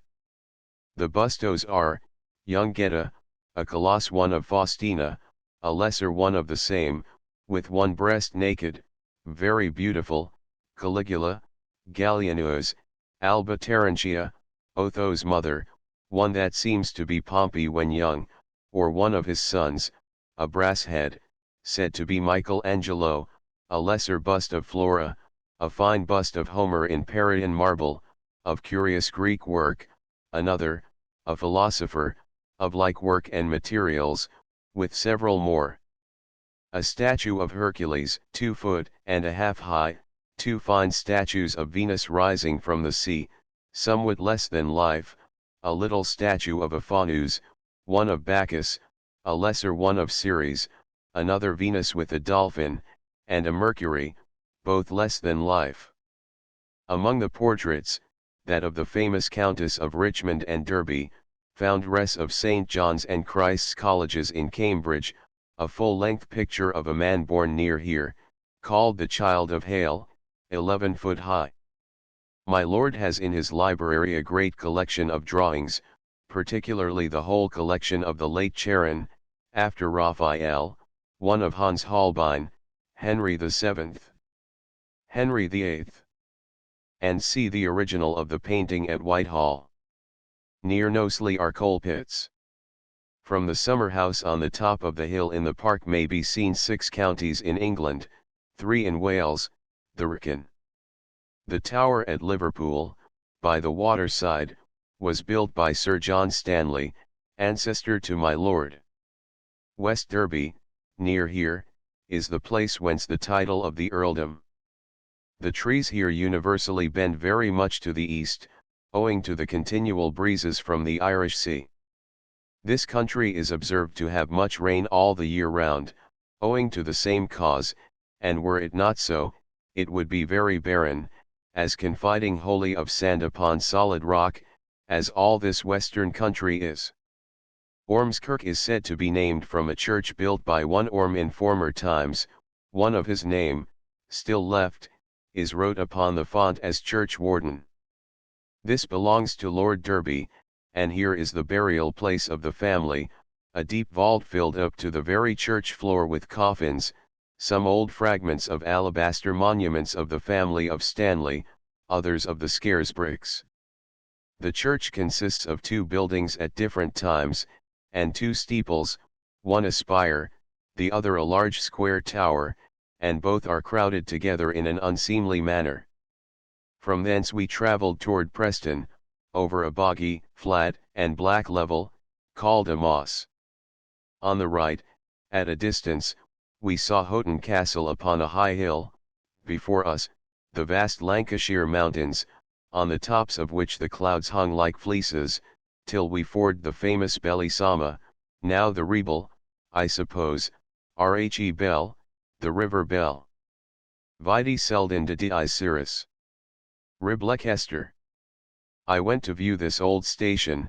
It is prettily seated on a rising knoll upon the river, at some distance all round enclosed with higher ground, well clothed with wood and hedgerows, beyond which the barren mountains, or fells, as they generally call them here, from the Cimbric Falla. The soil hereabouts is gravel with clay and sand by spots. The river Ribble is very broad at this place, rapid and sonorous, running over the pebbles, and, what is much to be lamented, over innumerable Roman antiquities, for in this long tract of time it has eaten away a third part of the city. I traced out the old ground plot, and where the wall and ditch went round it, it lay in length east and west along the north side of the river, upon its brink, 800 foot long, 500 broad. Originally, I apprehend, 2 streets ran along its length, and 3 crossed them on its breadth. This place has been long famous for old monuments found therein, and some fragments still remaining I had a sight of. At the door of the Red Lion alehouse I saw the base of a pillar, and a most noble shaft, 7 foot long, handsomely turned, which was fished out of the river. It is undoubtedly Roman originally, though the base has, I guess, been used as the stump of a later cross, in which this country abounds. There is a scotia and 2 Tauruses at the bottom, though not very elegantly formed, perhaps it was never finished. The whole piece is 2½ foot high, 22 inches in diameter. The frustum of the column lay in the alehouse yard, where the weather, and other accidents, have obliterated an inscription consisting of 3 or 4 lines. Towards the top, it is 17 inches diameter at top. One corner of this house is a Roman partition wall, built of pebbles and hard mortar, as usual. This house now is by the brink of the river, leaving only a scanty road between, but within memory a great many houses opposite, and among them the chief inn of the town, were washed away. Farther on, down the river, a great part of an orchard fell down last year, and the apple trees still grow in their own soil at bottom. Viewing the breach of the bank exposed thereby, I saw the joists and boards of a floor of oak, 4 foot under the present surface, with many bits of Roman bricks, potsherds, and the like, and such floors are to be seen along the whole bank, whence most antiquities are found in the river. The late minister of this place, Mr. Ogden, collected all the coins, intaglias, and other antiquities, found here in great quantities, but his widow, as far as I could learn, disposed of them to Mr. Prescott of Chester. I was shown the top of a great 2-handled amphora, or wine jar, taken out of the river, of whitish clay. I saw another like fragment, and among antiquities he took up a very large piece of corallium tubulatum, bigger than a man's head, an admirable curiosity of nature. By symmetry I find the whole channel of the river, at present, lies within the precincts of the old city, the original channel on the other side being filled up with the city walls, and rubbish, for it bends with a great elbow toward the city. The eastern limit of the city, or that upward of the river, lies against a brook there falling in, and the 2 streams playing against that angle, have carried it away, and still threaten them. At the western end of the city, or down the stream, a whole road, and some houses too, by a barn, are absorbed, and great quantity of ashlar, the remains of the wall, has been carried off for building. Much remains in the ground, and on the edge of the stream. Farther up the land, and all along the west side of the church wall, the ditch is perfect, and the rampire where the wall stood pretty high, and the foundation of the wall a little apparent. They tell me the ashlar stone still lies its whole length. They call this Anchor Hill, and, when digging by the house that stands upon part of it, they found anchors, and great quantities of iron pins, of all sizes, for ships, or barges, for they say this river was navigable so high formerly, at least for smaller vessels. The northwest angle of the city is manifest, and where the northern wall turned round the north side of the church, a little way down a lane at that angle, a great bank runs westward, made of stone, like a Roman road. There is a lane goes down, north of the city, to the brook, called the Strand, which confirms their having some sort of navigation here. At the end of this lane is the street which is the Roman road, running directly northward up the fell, called Green Gate. It passes over Langridge, a great mountain so named from it, so through Bowland Forest, it appears green to the eye. In this street, over against the Strand, is an old white house, where they say Oliver Cromwell lay, when going to Preston in pursuit of the Scots, after the Battle of Marston Moor. The eastern wall over the brook stood likewise on a sort of precipice. I saw a large coin of Domitian, of yellow brass, very fair, found in the river, Impicus. Domit. August Germ. Ca 16. Cents. Per pages reverse, Jupiter sitting in a curule chair, the Astapura in his left, an eagle on his right hand, Jovi Victori, exerg sc another pedestal of a pillar found in the river. Just under the Red Lion a subterraneous canal comes into the river, so high that one may walk upright in it, paved at the bottom. Many urns have been found hereabouts, but all lost and disregarded since Mr. Ogden died, who collected such things. They know the track of the Roman road all the way over the hills. In a garden by the Unicorn's Head a gold finger was found, and another brass finger as large as a man's, 2 intaglias of Mercury with wings on his feet, the caduceus, and C found near Anchor Hill, much ashes and bones found about the city. Up the river, 8 miles off, is Pendle Hill, a vast black mountain, which is the morning weather glass of the country people. Upon it grows the cloudberry plant. Digging in the churchyard, silver coins have been frequently turned up. The river hither is open and deep, but at Salisbury, a mile higher, rocks begin, therefore it is likely this place was chosen by the Romans because at the extent of navigation. Half of 1 longitudinal street, and of 2 latitudinals, are consumed. Horses and carriages frequently fall down the steep from the street, because it is narrow, and but factitious ground. Panstones, up the hill, by the Green Moor Lane, or Roman Road, is a place much talked of, but they know not for what. I suppose it is either some Roman building, or a road eastward, or some terminus. They told me of an altar thereabouts with an inscription, axes, and the like, carved on it. It is unto only, by Panstones. Houghton Tower is within view, a great castle upon a precipitous hill. Many are the inscriptions found here from time to time. Dr. Lee has seen them all. Now they are removed, lost, or spoiled. One great altar they told me was carried to Duncan Hall, the seat of Lady Petter, with an inscription, a ram, and a knife, many taken away by the family of Warrens, living lately at Salisbury Hall. I saw the fragment of a stone, in the corner of a house by the mill, cut with very fair large letters. Under the next house is the frustum of a pillar, 20 inches diameter, made into a horse block. I saw another flat stone at the town's end, laid over a gutter, with a monumental moulding upon it. Above the town half a mile is a noble bridge of 4 very large arches, built lately by the country. Over this I went to Salisbury, but all the inscriptions are carried away, probably to Mr. Warren's other seat, near Stockport in Cheshire. I found a large stone in the corner of the house, which has been a Roman monumental stone, foolishly placed there for the sake of the carving. There are 3 large figures upon it, sweetly performed, and good drapery, though half worn away by time, a man and woman holding hands, both half naked, somewhat roundish in the woman's hand.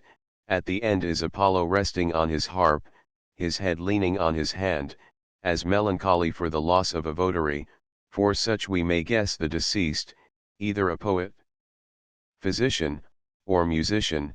Probably there was more carving on those sides within the wall.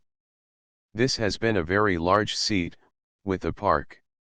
They told me there were some carved stones at Dinkie, another seat of Mr. Warren's, a mile farther, but I found they were all carried elsewhere, save 2 altars, both obliterated, but well cut. One stood in a grass plot in the garden, covered over with moss and weeds, another used in the house as a cheese press. This is a romantic place, hanging over the river purling across the rocky falls, and covered with wood. The late Mr. Warren was very careful of these learned remnants. They told me that Ribchester was destroyed by the Scots. These are all the memoirs I could pick up in about 5 hours I stayed there, and antiquum tenerunt flumina nomen. Ovid. Med.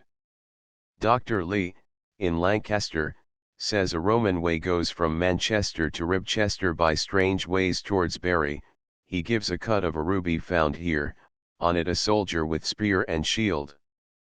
I take the 2 altars I saw at Salisbury to be those described in Dr. Lee's Lancaster. At Langho, Ardulf King of Northumberland gained a victory, anno 798. Lancaster. Between Preston and this place we had the vast hills that part Yorkshire and Lancashire, all the way on our right. This is all sandy country to within 3 miles of Lancaster, then rock begins, the other has rock under it, but red and sandy, this is white. Where the castle and church stand is a high and steep hill, length east and west, this was the Roman castrum. I found a great piece of the wall at the northeast, in the garden of Clement Townsend, and so to Mr. Harrison's summer house, which stands upon it. It is made of the white stone of the country, and very hard mortar, and still very thick, though the facing on both sides is peeled off for the sake of the squared stone, which they used in building. A year or two ago a great parcel of it was destroyed with much labor.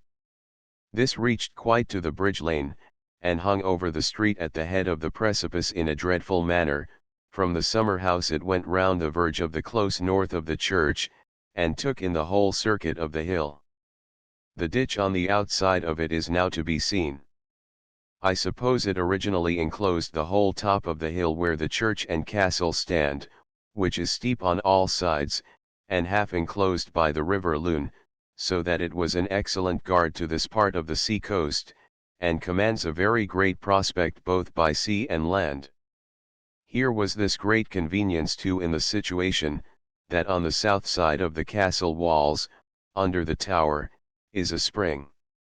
All the space of ground north of the church is full of foundations of stone buildings, Roman, I believe, and much stone has been taken up there. To the west of the church is part of a partition wall left, of that time. This is a navigable river. The castle built since on this spot has been very strong, it suffered in the civil wars.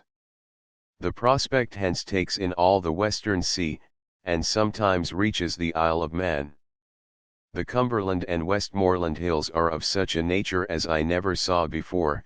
I took them for clouds at first, not only from their height, but figure, consisting not of long ridges, but pens, or sugar loaves, suddenly breaking off. Eastward is Ingleborough, a very strange hill, having a flat place at top, like a table. They say there are some works upon it, and some stones placed like a bower. Camden takes notice of it as rising gradually eastward. Upon some of these hills it was that George Fox ascended to converse with the Holy Ghost, as he pretended, which he revealed to Naylor, and so began the sect of the Quakers, about 60 years ago. There is a friary in the town, and the church of it was standing within memory. When they pulled down the Roman wall, they found many great toads alive in the thickness of it, and where in all appearance there could be no passage for them from without. The town of Lancaster lies upon the eastern declivity, before the castle. Concangios. Watercrook. Through a very hard road, but not an unpleasant country, we entered Westmoreland. The river Ken is very rapid, and full of cataracts, as running chiefly over the rock, and having a great descent. It is strange that the salmon coming up these rivers from the sea to lay their spawn, when obstructed by these places, leap over them with a surprising force, and there they lie in wait to catch them with nets laid on the upper edge. A mile below Kendal this river takes a circling course, and makes a sort of peninsula, called Watercrook, where I found the old city. Its name signifies the valley upon the water can. It is a fine large valley, and very pleasant. Either with a cut, or by nature, the river ran quite round the city. Mr. Though Guy is the possessor of it. As soon as I came into the yard, I saw a large altar placed by some steps. I believe it dedicate to Bacchus, because of grapes and festoons on it. It is above 3 foot high, the festoons are on 3 sides, the back is plain. All the house and outhouses are built of Roman stone, dug up in the old city. The top of an altar is put into a corner of that stable where the altar stands. At the end of the house is a large statue or bas-relief of Cupid. The gavel end fell down some time ago, and knocked off his head and arms, but it is well cut. In the garden, at the end of an outhouse, is a very long inscription on a stone. He showed me a little portable altar, but 7-1/4 Roman inches high.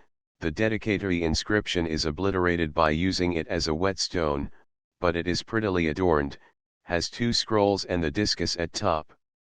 Innumerable antiquities have been found here, great arches and ruins of buildings. They never plough, but somewhat is found. The father of Mr. Guy saved many, which are since lost.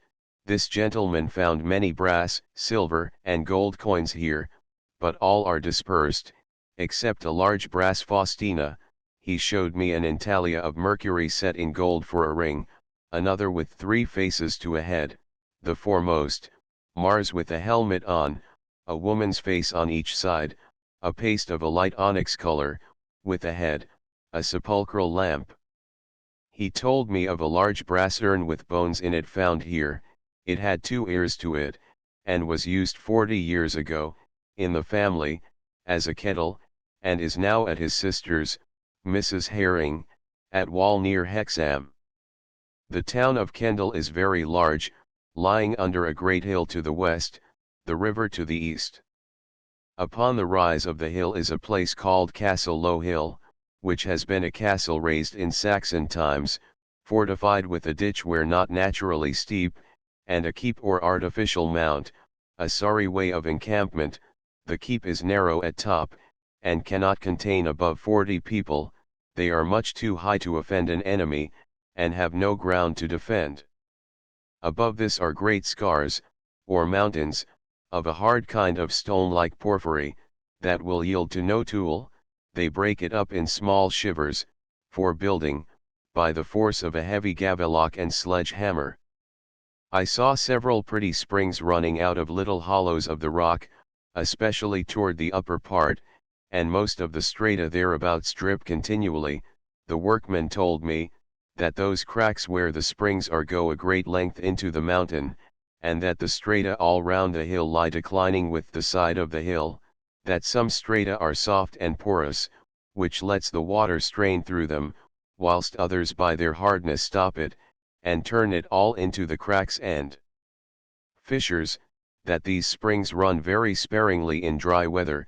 This shows that they are made only of the rain and dews falling upon the hill, and collected into these channels, which being generally perpetual, and in sufficient quantity one time with another, render the springs so. There is a spring on the top of Penegent Hill, the highest in these parts.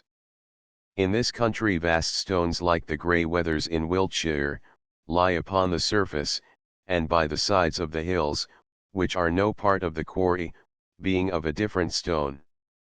On the other side of the town eastward, and over the river, is Kendal Castle, a large stone building on a solitary apex, but not extraordinary high. It is fenced with a wall and ditch. They report that Queen Catherine Parr was born here. This town has been built mostly with penthouses and galleries over them all along the streets, somewhat like Chester. The carts or carriages of this country are small machines, with 2 wheels each, made of 3 pieces of timber, fastened to a cross-axle tree, which turns with the wheels. The cart is laid upon these wheels pro tempore, kept from slipping off the axle tree by 2 pins underneath.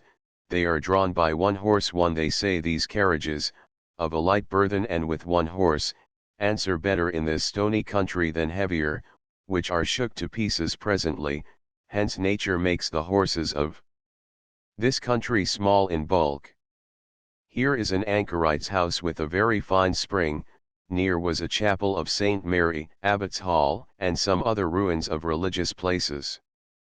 The church is a handsome and very large structure, consisting of 5 aisles, a good organ, several ancient chapels in it, with the tombs of the founders, one of Rus.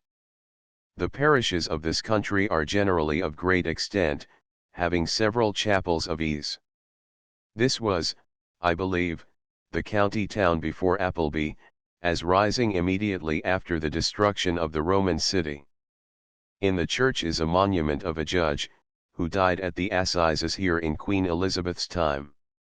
The city of Concanjos is much better situate than Kendal in several respects, because good land for a considerable way quite round it, as far as the valley reaches. The river, which may well be called spumosus, encompasses it like a horseshoe. It is deeper, broader, and smoother here than anywhere else. It is indeed a place incomparably well chosen for a small city.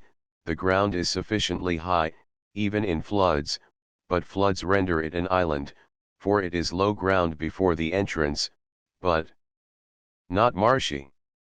Across the entrance there are plain marks of a ditch north of the house, and Mr. Guy told me there was a wall all along, an apparent rampire on the inside of it, that his father dug up vast quantities of stone there. He showed me a place in the city, where a hypocaust was found, all arched with Roman brick, and paved with square bricks, that they covered it up again without demolishing it. I saw a brass Antoninus, found here, and a stone, somewhat like the capital of a small pillar, hexangular. Beyond the low ground which lies before the entrance of the city, is a Roman tumulus. Upon a slope of high ground, and in a pasture behind it, is another very large hill, partly natural, and partly artificial. By cutting away the roots of it, and rendering it more steep, as it appeared to me, there is an ash tree planted on it. When it was ploughed, they discovered stones with mortar on them. I conjecture there was a building upon it, probably an outguard, or lodge, for the soldiers that stood upon the watch, for here was placed the numerus vigilum in the notitia, and this place takes in a larger view than the city, as being higher. The city contains about 14 acres of ground, or more. It consists of 2 closes, one of 12 acres, another of 4, but the fortified part took not in entirely the 12 acres, the ditch goes along the partition fence visibly enough, the remainder was suburbs to the castle, which was 500 foot one way 600 another. The inscription I spoke of at the end of the barn has not yet been described. Thus Mr. Gale read it. Publius Aelius Publii Filius Sergio Basso Decuriani Legionis Vicesimi Valerii Victrices Vixit Annos et Privatus Libertis et Herm Miles Emeritus Legionis Sexti Victrices Fis Runt. Sicis Sepulchro Alium Mortuum Inchularit Mulctam Ferat Fisco Dominorum Nostrorum, and c. A great woolen manufactory at Kendal, especially of such stuffs as are proper for hangings. Winandermere, near here, is 10 miles long, remarkable for a fish called char, which they pot, and send all over the kingdom. This country is exceedingly obnoxious to rain, and some of the hilltops on one side or other are perpetually covered with clouds. I imagine the vast solidity of the stone that composed them attracts the clouds big with water at some considerable distance, and then the winds break and dash them into rain. This is another furtherance of hills being supplied with fountains. The city of Concanjos is placed on the highest plot of the Chersonese. The 4 acres westward are more meadow-like, but far from low. A great ridge of hills runs north and southeastward of this place, called Hagfell, of a fine downy nature, and good riding on the southern point of it. About a mile and a half off the city was the Castrum Exploratorum, or watchtower. It is a mere tip of very high ground, like a narrow tongue, and very steep, especially sideways. It is called Castle Steed. It is 60 foot broad, 120 long, the sides being thus steep needed no ditch, but on the south end are 2 ditches, on the north 3, I suppose it was walled about. It is of the common cliff of the country, and in one place the ditch has been cut through the rock.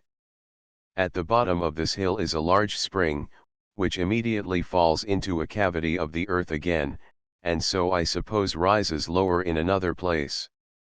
From hence is a fine prospect to the mouths of the rivers Ken and Lune, and all over this coast. The Westmoreland hills raise themselves into a new and more romantic appearance than before, and the place well answered the purpose of an espial. About a mile north of Kendal is a cave in the rock near a wood, called Hell's Fell Nab, or the Fairy Hole. They talk of organs, pillars, flitches of bacon, and the like matters here, as at Pool's Hole in Derbyshire. Shap. On the south side of the town of Shap, 6 miles south of Penrith, we saw the beginning of a great Celtic avenue, on a green common. This is just beyond the horrid and rocky fells, where a good country begins. This avenue is 70 foot broad, composed of very large stones, set at equal intervals. It seems to be closed at this end, which is on an eminence, and near a long flattish barrow, with stone works upon it. Hence it proceeds northward to the town, which intercepts the continuation of it, and was the occasion of its ruin, for many of the stones are put under the foundations of houses and walls, being pushed by machines they call a betty, or blown up with gunpowder. Though its journey be northward, yet it makes a very large curve, or arc of a circle, as those at a berry, and passes over a brook too. A spring likewise arises in it, near the Greyhound Inn. By the brook is a little round sacellum, composed of 12 stones, but lesser ones, set by one great stone belonging to the side of the avenue. The interval of the stones is 35 foot, half the breadth of the avenue. The stones, no doubt, did all stand upright, because 3 or 4 still do, but they were not much higher then, than now as fallen, because of their figure, which is thick and short. They are very large, and prodigiously hard, being nothing else but a congeries of crystals. Of very large sizes, of a flaky nature. Houses and fields lie across the track of this avenue, and some of the houses lie in the enclosure.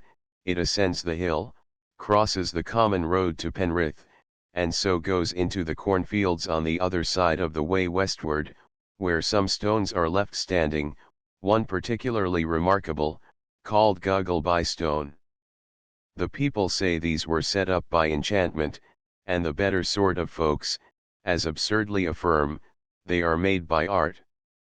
I doubt not but they are gathered somewhere off the surface, among the fells, and that here was a great temple of the old Britons, such as that at Aberry, which it resembles very much, as far as I can judge at present, for the rainy weather, which in this country is almost perpetual, hindered me from making at this time a thorough disquisition into it.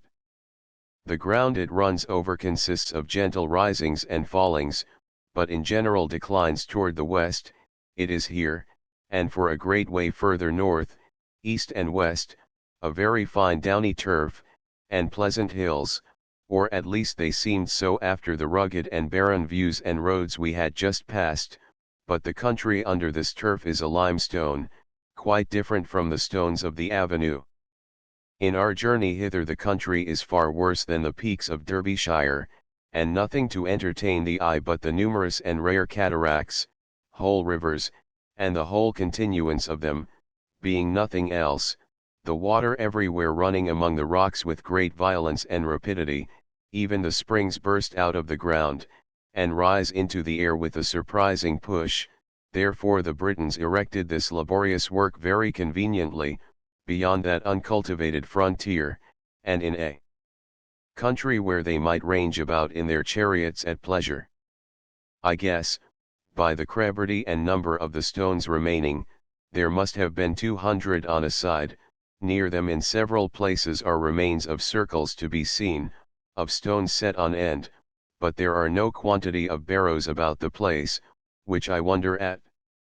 Though these stones are not of such a flat form as those at Aberry, nor so big as some there, yet they are very large, and as heavy as any of those in the avenues there. The site of the place is pretty much bounded eastward by the hill that way adjacent, but there is a large prospect westward, and the country descends that way to a great distance. At a place called in the map Stone Heaps, we saw a cairn or barrow made of stones. All the tops of the fells, I am told, abound with these crystal-lised stones. 92d. The Devil's Arrows near Boroughbridge. 14 sep.tr 1725. Stukeley Dizig. Hewlett sculpture 89 2DGER Chaw, this about 3 yards long, 2 broad, having 2 supporters ds about 40 y in circumference. About 3 bow shoots from the upper the Mount of Newgrange in the county of Eastmeath, no far from Drogheda. There are 4 other mounts near this, 3 lesser and the 4th as big as this. The circle is also in the same field.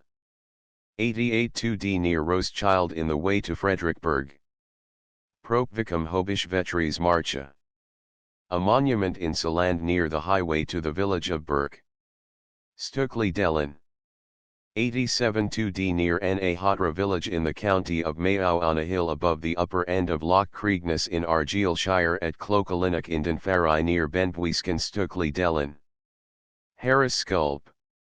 86 2D Celtic monuments in Germany in Drent near Helmstad near Bulka in Halsatia doctissimo viro Joe Kiesler amico plurimum estimando tabulum jure and lubentissime ddwm Stukeley Dellin. Tom's sculpture 85 2D. The 6 Barrows near Stevenage July 10, 1724.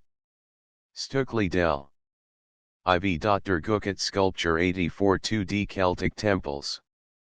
These circles are within a stone's cast of each other, about half a mile off King in a field on the right side of the road, as you go to Bowlin Rope in the county of Mayo.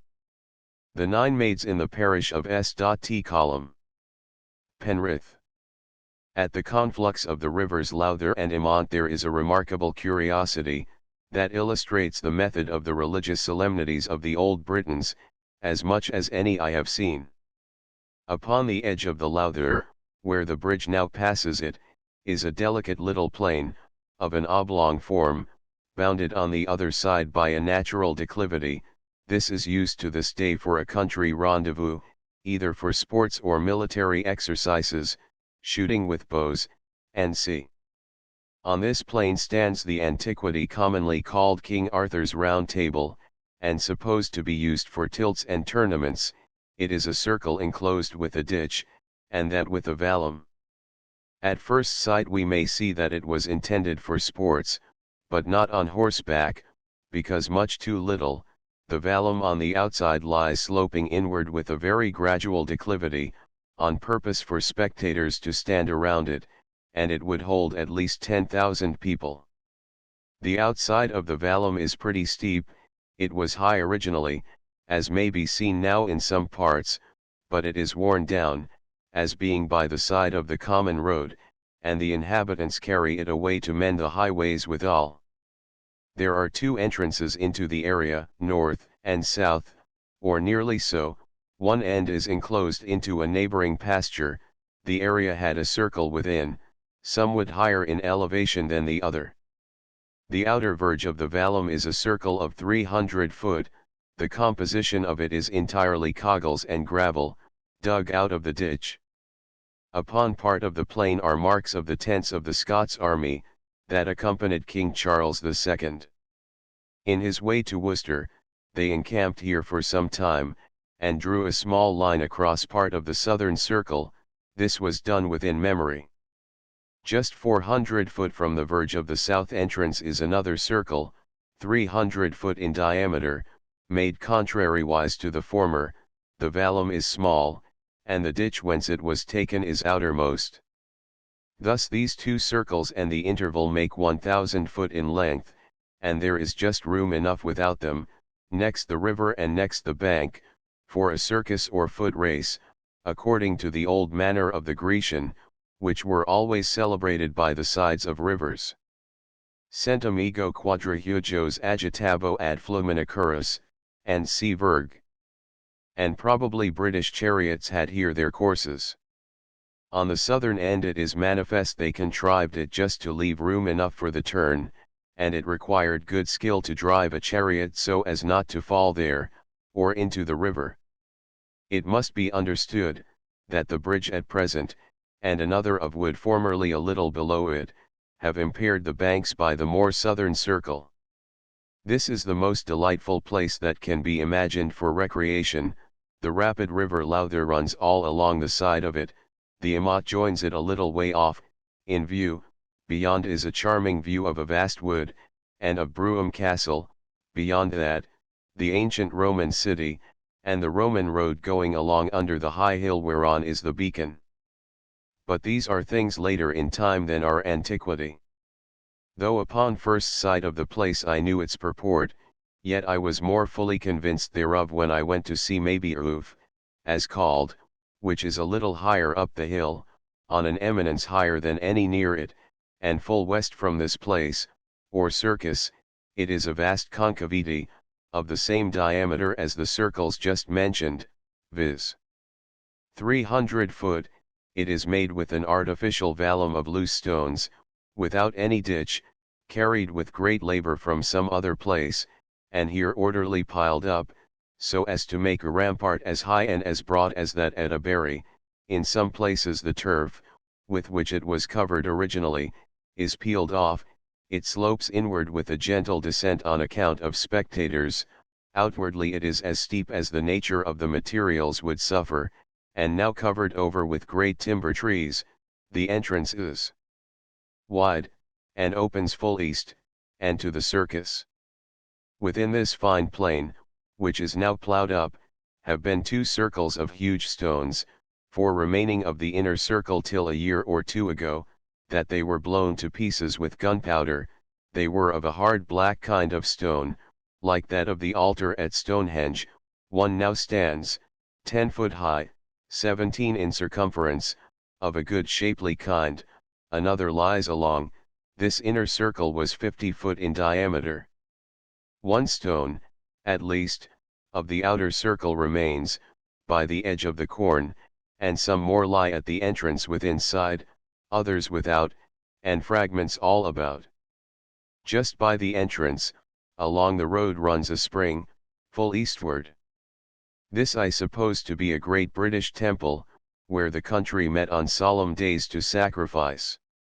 After the religious duties were over, they went down to the circus to celebrate their games, and I could not but admire the fine genius of these people in choosing places for their sports, for upon the verge of the acclivity, along the circus, an infinite number of people might stand to see the whole without the least inconvenience, besides those in the plain between the 2 circles, and these 2 circles admirably well executed the intent of the metas, but much better than those in the Roman circuses. In ploughing at Maybe-Roof they dug up a brass celt. On the other side of the Amat, upon a high ground overlooking all, is a very fine round tumulus, of a large size, and set about with a circle of stones. This in all probability was the funeral monument of the king that founded the temple and circus. Somebody has lately been digging away part of the barrow, and carried off some of the stones, and demolished others. There is another Celtic monument in the fields beyond the Lowther, and southeast of Countess Pillar, upon a fine dry spot of ground near the moors. This is inside of the temple. It consists of many burial places, marked out with stones set at equal distances. One points eastward, and is what I take to be an archdruid's, being above 100 foot long, not a raised tumulus, but a pyramidal form designed by 2 sides of stones like an avenue. A little way above the head of this is another longish burial, and on a sort of barrow, it points differently from the former. Farther on is the arc of a circle, consisting of 4 large stones equidistant, opening south. I believe this to be part of another. One of the stones is of the same nature as those at Shap. Further on is one side of another long burial, like the first. There are many more such like hereabouts, but ruinous, for the stones are carried away for building the adjacent moor houses and walls. In the pasture on the eastern bank of the Lowther, in the way to Clifton, are several cairns, or carracks, as the Scotch call them, made of dry stones heaped together, also many other monuments of stones, 3, 4, 5, set upright together. They are generally by the country people said to be done by Michael Scott, a noted conjurer in their opinion, who was a monk of Holme Abbey in Cumberland. They have a notion too that one Turkin, a giant, lived at Brougham Castle, and there is a tower there, called Pagan Tower, and Sir Lancelot de Lake lived at Maybeuve, and slew him. Near Clifton is a famous spring, where the people go annually on May Day to drink, by a custom beyond all remembrance. They hold it an earnest of good luck the ensuing year, to be there and drink of the water before sunrise. This, no doubt, has been continued from the British times, and is a remain of the great quarterly festival of the vernal equinox. So at Sidbury, on Palm Sunday. Old Penrith is Petriones, on the river Peteril. It signifies the Worth over the river Petria, so that Penrith, its successor, is but a corruption of Peterith. Galava.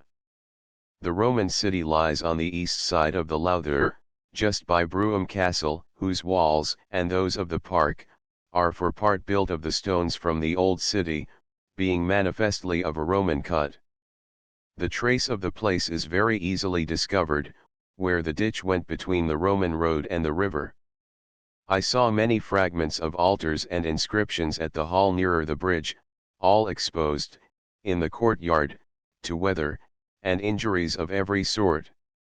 In the wall by the Roman road beyond Brougham Castle, and near the Countess of Pembroke's pillar, is a pretty busto, part of a funeral monument, the bulla of the mantle most conspicuous, though much injured.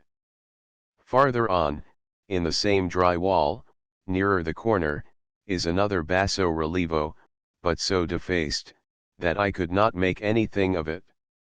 The Roman road coming from Carlisle, very apparent as they tell me, passes above or north of the town of Penrith, under the Beacon Hill, then passes the river just under the castle, then went by the south side of the city, where its pavement is now firm and good, then where Countess Pillar now stands. Here it is visible as far as the horizon in a very straight lane, going full east to Appleby. Vast quantities of Roman stone, taken up in the city, have been burnt into lime. Coins, mosaic floors, and every sort of antiquity, are daily found. They cannot strike a stroke into the ground, but inscriptions, pillars, and some sort or other of ancient remains, appear. The site of the city is an elevated piece of ground by the riverside, a woody country about it, a vast hill, or fell, of an immense height, goes all along the partition of this county from Durham, in sight here, and by the side of it, 3 remarkable lesser hills, or pikes, as they call them deservedly, being extremely sharp and conical, and very regularly so. On the corner of Clifton House is an inscription with carving on it. It is an admirable fine stone, or rather 2 joined together in the middle, placed at the very top of a gable end, 2 winged Victories, with garlands and palm branches in their hands, stand on their sides. I saw at Lowther, the seat of Lord Lonsdale, an ugly brass figure with wings, and somewhat like a laurel garland about his head, found in the Pix wall near Drumburg Castle. The square plot of the city is very perfect. On the south side of Brougham Castle, it had a broad ditch round it. The castle stands on the north end of it, and was built of its wall, the track of which is visible upon the edge of the vallum. The high ground by Countess Pillar, where most of the inscriptions were found, seems to have been the site of the city, and this the castle or fort, the Roman road lying between. A good way farther on the road toward Kirkby, there is a hawthorn tree with the buck's horns fastened upon it. This stands by one of great note and antiquity, now decayed, where was a brass plate of Hercules killed Heart of Greece, and Heart of Greece killed Hercules. They say the bark of the tree had covered the bottom of the horns for a great many inches. In the churchyard of Penrith is a monument of a giant, Sir Owen Caesarius, a knight, I suppose, of their King Arthur, 2 pyramidal stones with rude carvings and letters on them, seemingly runic. This church is new built, and fitted up very handsomely. Selden speaks of an image at Lowther. There is a castle at Penrith in the upper part of the town. Over against Brougham is Isonparles, an odd rock. The mudunway goes over Crossfell very perfect, an inscription on the side of a house built upon it, it goes to Berwick on the wall. Crossfell is the highest ground hereabouts, they can see the Irish Sea from thence. A fine meadow by the river side over against the Roman castrum. The stones of the city are of a different sort from those of the country. Mr. Gale says there is such a work as the Round Table near his house in Yorkshire, with many barrows near it. Maybe Oof is finely encircled by the river Imad, which is very deep. Dr. Hugh Todd, minister of Penrith, has a great collection of antiquities. Many Roman inscriptions have been found lately at Nether Hall, by the seaside near Workington, which are placed on the stable wall at Lord Lonsdale's there. The fine inscription at the end of Clifton House has been there for 300 years, exposed to the rain and weather, so that the inscription is worn away, only it seems that Emperor Legat August in Africa, is just visible. Another inscription is on the inside of the barn there. Some Roman carvings on the quarry whence the pillars of Penrith Church were taken.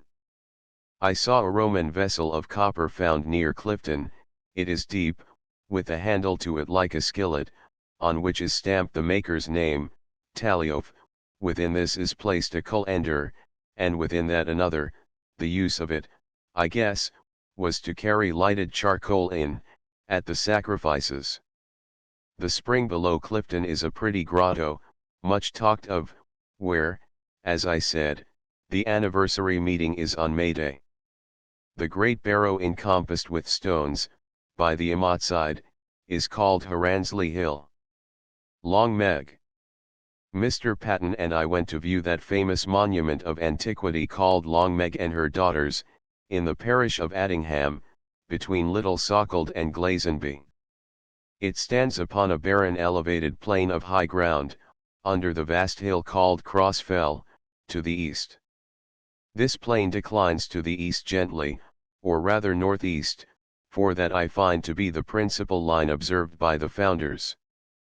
It is a great Celtic temple, being a circle of 300-foot diameter, consisting of 100 stones.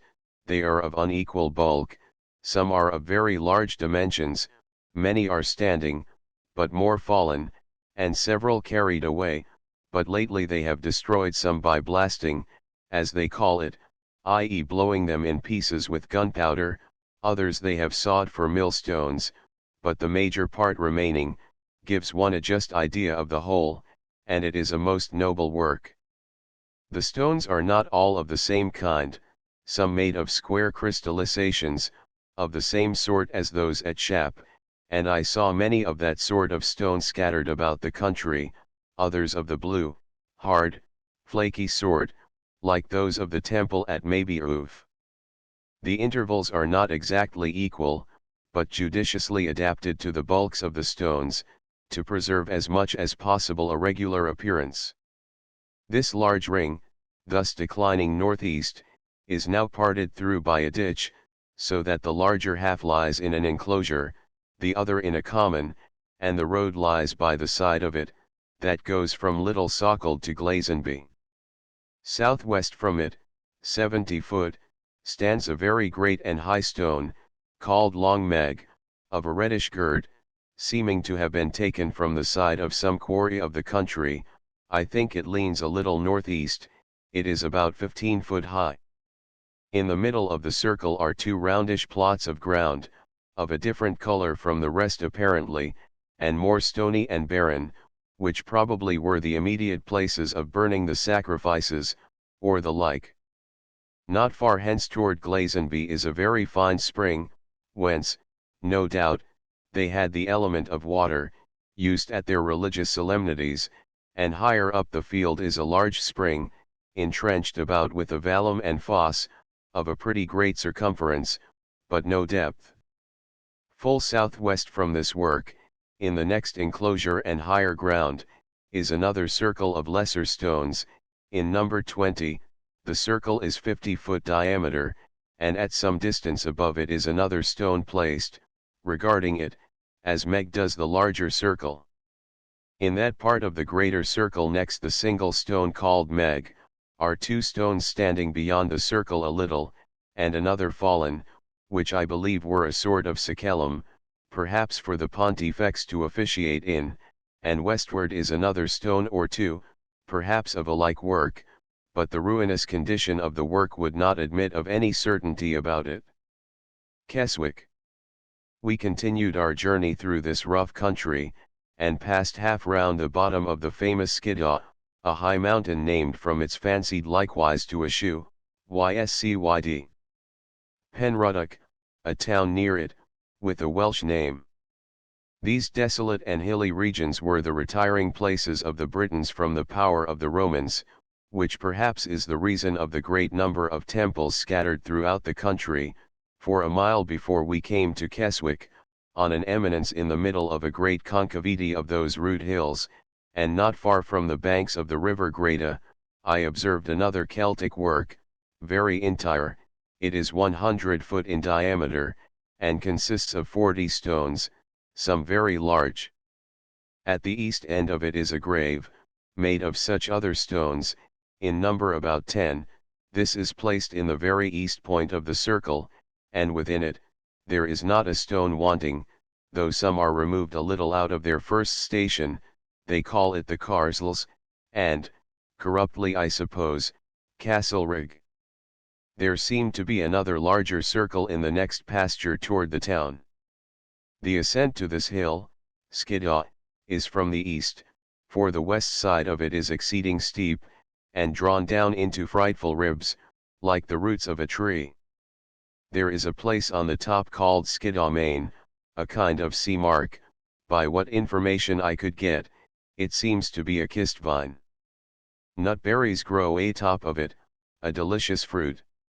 There is no doubt, that when the globe of the earth received its motion round its axis, all the solid parts of metals, minerals, and stone, flew to the outward parts at farthest distance from the center, contrary to the assumption of our theorists, and the laws of nature, for which reason we find the most hard materials on the highest mountains, these by time, and the heat of the external air, consolidated, and left great cavities lower down, when the matter underneath came closer together, and could not bring down these arch-like bodies. At length, when the parts of the globe became accustomed to this motion, the remainder of its internal matter I will allow to sink according to its specific gravity, and questionless the central constituents are heavier than that between it and the present surface, and probably this is fluid.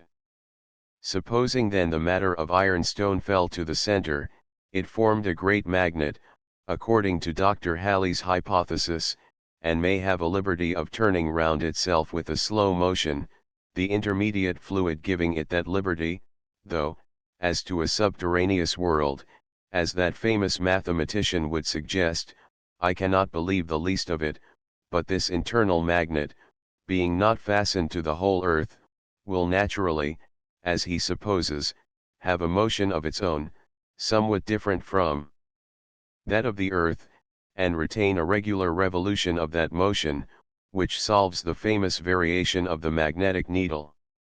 Keswick is placed in a narrow bottom, under these vast mountains, which seem to hang over our heads.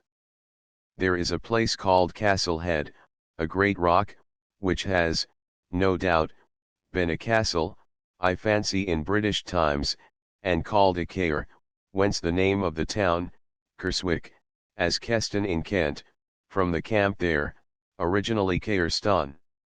Here are variety of mines hereabouts, some of lead, some of copper, and others of black lead, which is no contemptible manufacture. There are scarce any other black lead mines, but what are here, they use it for glassing pots. It lies pretty much above ground. In our way hither we had sight of that vast receptacle of water called Yule's Lake, and, when going hence to Cockermouth, we rode all along the side of a great lake upon the river Derwent. These collections of fluid element are owing to the rocks, which suffer not the water thoroughly to drain out of the valleys. When one stands at the end of these lakes, the prospect, is exceeding delightful, the mountains on each side rising to a great height, one behind another the whole length, and broke off into short ones, like the scenes at a playhouse, nor need a painter go to Italy for variety and grandeur of prospects. Though the sides of these hills are very stony, and even rocks of marble, yet the valleys everywhere look very green, and produce great crops, in years when they have a reasonable share of dry weather, but that, I believe, is not very frequent, for the hills will scarce suffer any clouds to pass over from any quarter, but dash them in pieces, so that the frequency of springs and cascades, and the rapidity and force of the brooks and rivers, is wonderful. 72d. The Roman altar found at Ellenborough, now at Whitehaven, in the seat of James Lowther Esq. Stukeley. Dellin. 71-2d. The back view of the altar at Mr. Lowther's, Whitehaven. Stukeley. Dellin. 72-2d. Two basso relievos in the house wall at Ellenborough. Stukeley. Dellin. 73-2d. Roman monuments found at Ellenborough, now in the house of Humphrey Senius Esq. Stukeley. Dellin. Sturt Sc. Cockermouth. At this place they manufacture cotton yarn for candle wicks. It owes its name to the river Cocker, here emptying itself into the Derwent. The castle belonging to the Dukes of Somerset stands in the angle of Union, and very pleasantly, the valley is rich ground. It was a stately building, and strong in the old manner, but now they daily pull it down for the sake of its materials. They report that the earth of the vallum on the outside the walls was fetched from Ireland, whence no venomous creature can pass over it. A fine vault here, which they call the chapel. Olenacum. Ellenborough. Going toward this Roman station, we passed the river Derwent, and over a moor not far from the sea, where are coal mines. Ellenborough is a little village on the river Illen, the daughter of a great Roman city, which has produced a copious and instructive harvest of antiquities, as may be seen in Mr. Camden, p. 826. I quote Dr. Gibson's first edition, for his second does disgrace this most excellent author, by mixing the notes with his masterly text. Here that great genius of old Britain, with Sir Robert Cotton, was entertained by the ancestor of the present possessor, Humphrey Senius, Esq., who inherits a true love for these studies. His seat is on the other side the river, the walls of the house are increased to stead over tab. Lziath, as we may say, with inscriptions, carvings, and bas-reliefs, taken from the ruins of the Roman city. The first cohort of the Dalmatians, the first cohort of the Spaniards, and the first cohort of the Boeotians, here kept garrison, as appears by the inscriptions. Tab. LXXLXXI. That noble altar now at Sir James Lowther's, at Whitehaven, belongs to this place, the grandest yet seen in Britain. It is 5 foot and a half high. On the back, Volenti Vivas import a sacred wish for the prosperity of his friend Voluntius, hoping to see him again. Mr. Gale has observed several of this sort in Grutter. In the wall of Mr. Senius' dwelling is a curiosity seldom to be met with, a very large stone, whereon a man on horseback is designed to be carved, but left unfinished. It is a pleasure to see only the sketch of a Roman artist, and we are not to suspect these works here are so barbarous as our authors make them, for want of proper skill in drawing. Tab. Lci. There is another relievo of a lady sacrificing, which by the compartment of the inscription at bottom, though worn out, seems to have been fixed upon a temple by the founders. A most stately altar is placed in the middle of the garden, with a sundial on the discus.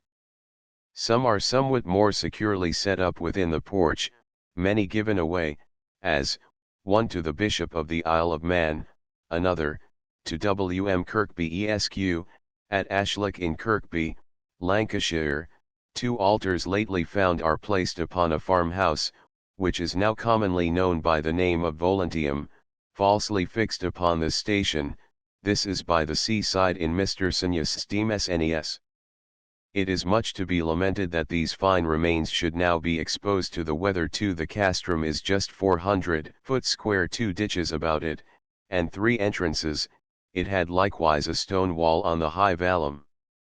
On the north side of this castrum lay the city Olenicum, of a great extent, as is plain from the ruins of it, but dug up all about. The family of the Senyases, and the Eagles Fields whose heiress they married, have been continually digging here, and the ruins are still inexhaustible. The dwelling house and all the outhouses are built from it, as from a quarry. Hundreds of cartloads of hewn stone now lie there. One may trace many square plots of the houses, and of the streets, paved with broad flagstones, that are visibly worn with use. All the walls that divide the pastures are made of these squared stones. I saw innumerable of them upon the spot, with mouldings on them of various sorts, gutter stones, architraves, cornices, and c. The faces of the squared stones are generally not perfectly smoothed, but have the mark of the axe upon them, and I see many such sort of masonry in the old gates of London. Coins innumerable have been found formerly, now but seldom, urns, and other antiquities, which it is endless to particularize. Mr. Senyas told me there is a paved military way, besides the streets of the city, going hence northward along the sea coast, another, to Pap Castle by Cockermouth. Most of the inscriptions are found in the city and precincts, bits of altars, and fragments. In the castle are many vaults still left. The altar at Sir James Lowther's was found in the northwest angle of the castle, on the vallum. Here is a most magnificent prospect of the Scotch coast of Galway, and of the great sea between the two kingdoms. In the evening, when the sun shines, and it is clear weather, the lights and shadows of those lofty hills are extremely entertaining. The Isle of Man appears perfectly. The river Ilan did not empty itself, formerly, directly into the ocean, as at present, but went northward under the cliff, till it came under the castle. The old channel of it is visible. The sea has eaten away a large quantity of marsh and high ground between it and the castle. To this elbow of land, which made the mouth of the river, is the name Oleanic mowing. They talk likewise of anchors being found thereabouts, many Roman hand millstones found at Elanborough. I imagine this river is one of the Alanises. Toward Cockermouth the western roots of the Cumbrian hills being very steep, exhibit a most curious spectacle, the declining sun shining on them from over the Irish Sea, so that we need not travel to the Alps for magnificent views of this nature. Pap Castle. A mile off Cockermouth, on the north side of the river, lies this Roman station. The river water is very clear, according to its name, notwithstanding the floods here, owing to its running through rocky ground. The Roman castrum lies upon the top of the hill, above the village. I soon traced out its whole circumference, though the inhabitants had not the least notion of where it stood, supposing it to be lower down. I saw a bit of the Roman wall, which they wonder at, because it strikes fire when struck upon with a pickaxe. By reason of the hardness of the mortar, it lies by the roadside going to Wigton, and there the ditch is plainly visible, though half filled up with the rubbish of the wall. The whole town, and perhaps Cockermouth Castle and town, are built out of it, likewise the walls of all the pastures and cornfields adjoining. Freestone cut is very common, which they say must have been fetched a good way off, because there is none such in the neighborhood, and a great deal of ashlar is still left in the ground. The field upon the top of the hill, the highest part of the castrum, is called the Burrows. A man told me he found a hand millstone about the bulk of his hat, which he admired for its prettiness. He found a Roman coin too of Claudius, and others, but they are lost. Several other people told me they found coins upon the side of the hill, and the children pick them up after a shower of rain. Mr. Senius showed me a silver geta, pont. Reverse, Princeps Juventudis, among others found here. The famous font, now at Bride Kirk, was taken up at this place, in the pasture south of the southeast angle of the city, by the lane called Moor Went. In the same place lately they found a subterraneous vault, floored with freestone, of very large dimensions, the top of it made with the same sort of stone, all brought a distance off. The name of Burras includes both closes where the old city, or rather castrum, stood, for they find stones and slates with iron pins in them, coins, and all other matters of antiquity, upon the whole spot below the castrum, toward the water side.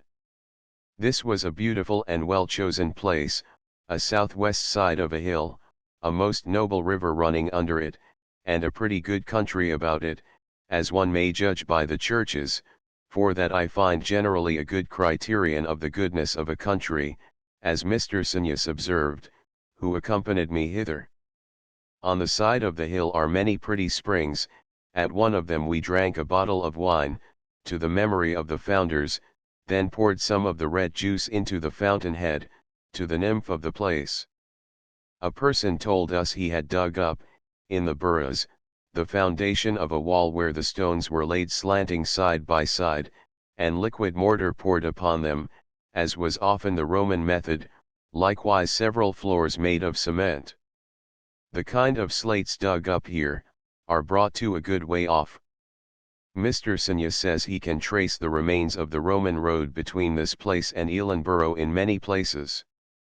This certainly was a town thoroughly peopled, and perhaps its name was Derventio, because standing upon this river Derwent. Fitt's house is on the south side of the river.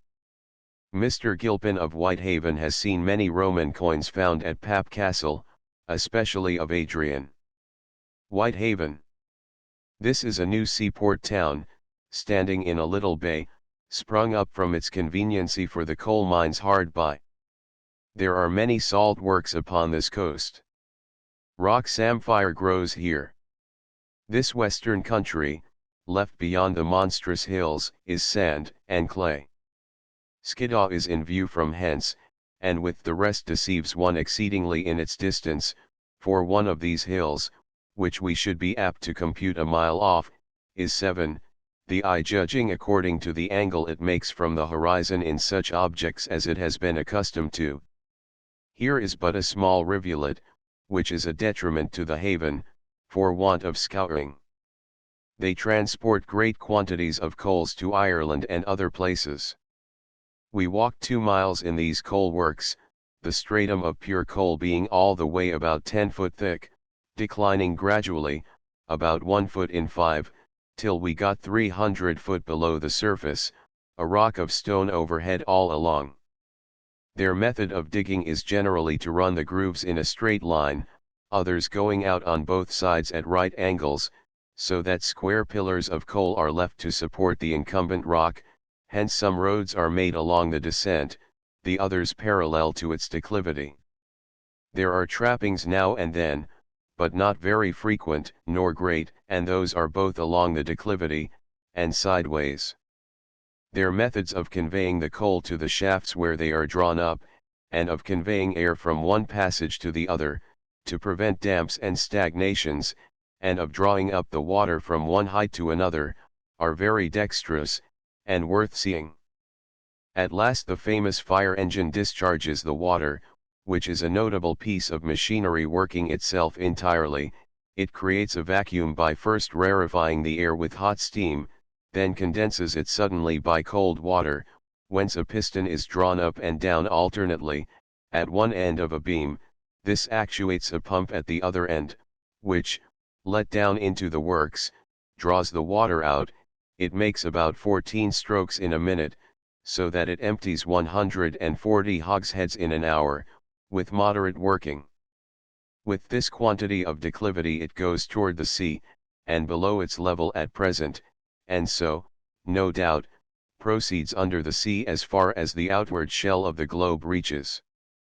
From this it is most indisputable, that the convex thereof is formed into a spiral figure of layers of different materials, and it must be owing to the first rotation of the earth upon its own axis. Here is likewise a great copperous work, which is effected by laying a great quantity of sulphurous and ferruginous earth into a great yard, walled about. This stuff is partly got out of the coal mines, and out of the adjacent hills, in long tract of time the rains falling here, and passing through this earth, drain into a receptacle, into that they put all the old iron they can get, which it eats up presently. This is boiled to a proper degree of evaporation, then is let into leaden cisterns, where it crystallizes against the sides of the vessels in pure copperas. It shoots into figures of regular surfaces, some triangular, others hexangular, and see Morbibne, Moresby, a mile north of Whitehaven. Here is a Roman castrum, notorious enough, at some distance, by its elevation above the plane of the field it stands in. This is one of the castles built at convenient intervals along this coast, to guard against the depredations of the Scots by sea. It lies upon a piece of high ground in a valley, bounded by higher all around, except seaward. Parton Haven, where they are now making a new pier, is on one side, and a large creek, or little bay, on the other. The wall that stood on the edge of the vallum was just 400 foot square as that at Elenborough. There is a great dry wall of stones now stands in its place, the stones taken originally from it. They are all squared, the stones of all the pastures, fences, and houses round about, and the stones of Mr. Brome's house, and the churches, are most evidently taken thence, being of the Roman cut. As the inhabitants take notice, and wonder at it, they own the stone is of a different grit from that of the place. The site of the Roman castle has been ploughed up. Many coins and urns found about the place, stones in great quantities still within the place. I saw one squarish, of a very large bulk. A reddish sort of slate to cover houses is dug here. They do not know of any such nearer than Scotland, such was the indefatigable labour of the Romans. There is no ditch about this castle, but the vallum is pretty high quite round. The church stands on the east side of it. In the churchyard is an ash tree, that bends eastward 50 foot from the stem, by the force of the westerly winds continually pressing on it. The new front of the hall is of an excellent model. I doubt not but it is from some of the admirable Inigo Jones's designs. The inside is of the same relish. The Isle of Man is very clearly discerned from this place, and the Scotch coast quite to the Mull of Galway. It is about 30 miles off. In some pastures a little east of the place I saw a flat stone set upright by the roadside, and converted into a stile. It was a monument of some young Roman, but pretty much worn. He is robed with a toga, and holds a scroll in his right hand, to denote his being a scholar, perhaps a pleader, a disciple of the famous Papinian. I could not see to the bottom of it, where probably is an inscription. The man that rents the ground says it was found in the ditch, under the hedge, a little lower down. At the next stile of the same pasture is another monumental stone of an old man, for such seems to be the head cut in the tympanum above. The inscription upon it is scarce legible. It was poorly cut at first, and has been thus long exposed with the face upwards, and because it is somewhat broader than the wall, and was apt to fall down, the man knocked off all one side of it. He has been courted with money and fair words to part with it, but in vain. Thus, as well as I can judge, the inscription should be read, Dis manibus sacrum mertio maximo, militum fractoriorum equestori, stipendiorum de cm, vixit triginta quinque annos. There are evident signs of a Roman road from Morbium to Pap Castle all the way, especially over the moor. The soil all along to the west of the Cumbrian hills, between them and the sea, is sandy, with rock underneath, sometimes limestone, sometimes of the red stone. Morbium, in the notitia, is said to be the station of the numerus Cataphractariorum, and the inscription above proves it. There were 6 Roman castles against this western shore in Cumberland, a cohort in each took up half a legion to garrison. They are 10 miles distant from each other: Marlborough, 10 miles from Bulness, Elenborough, Morbium, another at Egremont, Malove, Ravenglass. I suppose they were made by Stilicho, who is celebrated for it in Claudian. Me quoque vicinus parentum gentibus inquit, munavit Stilicho totem cum scotus hiernum movit and infesto spumavit remich thetis. Ilius effectum curis, ani bella timerum scotica, nec pictum tremiris ani literi toto perspicarum dubias venientum saxon aventus. He was general to Theodosius. Castrum explorator. Now called Old Carlisle, a mile off Wigton, upon an eminence, the fairest show of foundations I ever yet saw. One might almost draw an entire plan of it, and of every dwelling. The castrum was double-ditched, 500 foot from southeast to northwest, 400 the other way. The wall has been dug up to the foundations, but the hollow where it stood on the edge of the rampart appears quite round, and the track of all the streets and buildings obvious. A street of 40 foot wide quite round the inside of the wall. From the northeast entrance 2 Roman roads depart, one full north, as far as we could see, paved with coggles. On each side of it are the square plots of houses. The other road marches northeast, paved in like manner. It passes over 2 great moors, and there it is very apparent. We travelled along it to Carlisle. I saw a group of barrows near it. Many antiquities have been found at Old Carlisle, and inscriptions, one on the side of a house a mile off Wigton, as Mr. Gilpin told me. Others are at Ilkirk.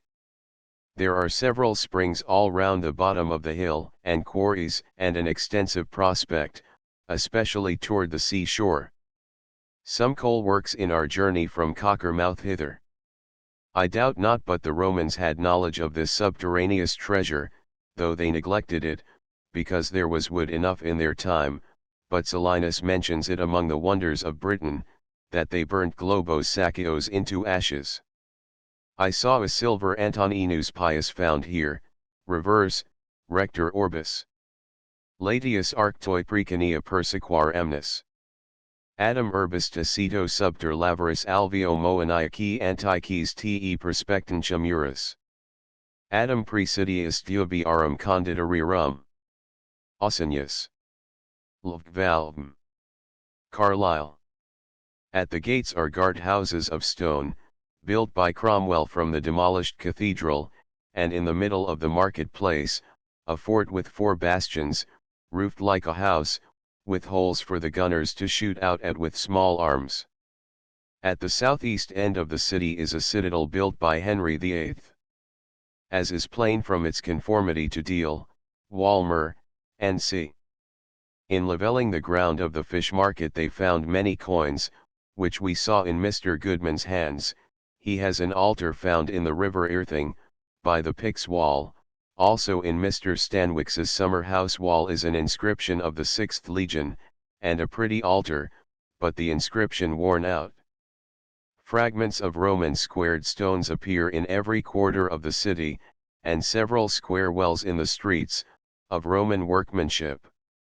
A great quantity of Roman coin dug up under St. Cuthbert's Church. Probably the city stood chiefly on that spot where the castle now is, as the highest ground, but did not reach so far eastward as the present city.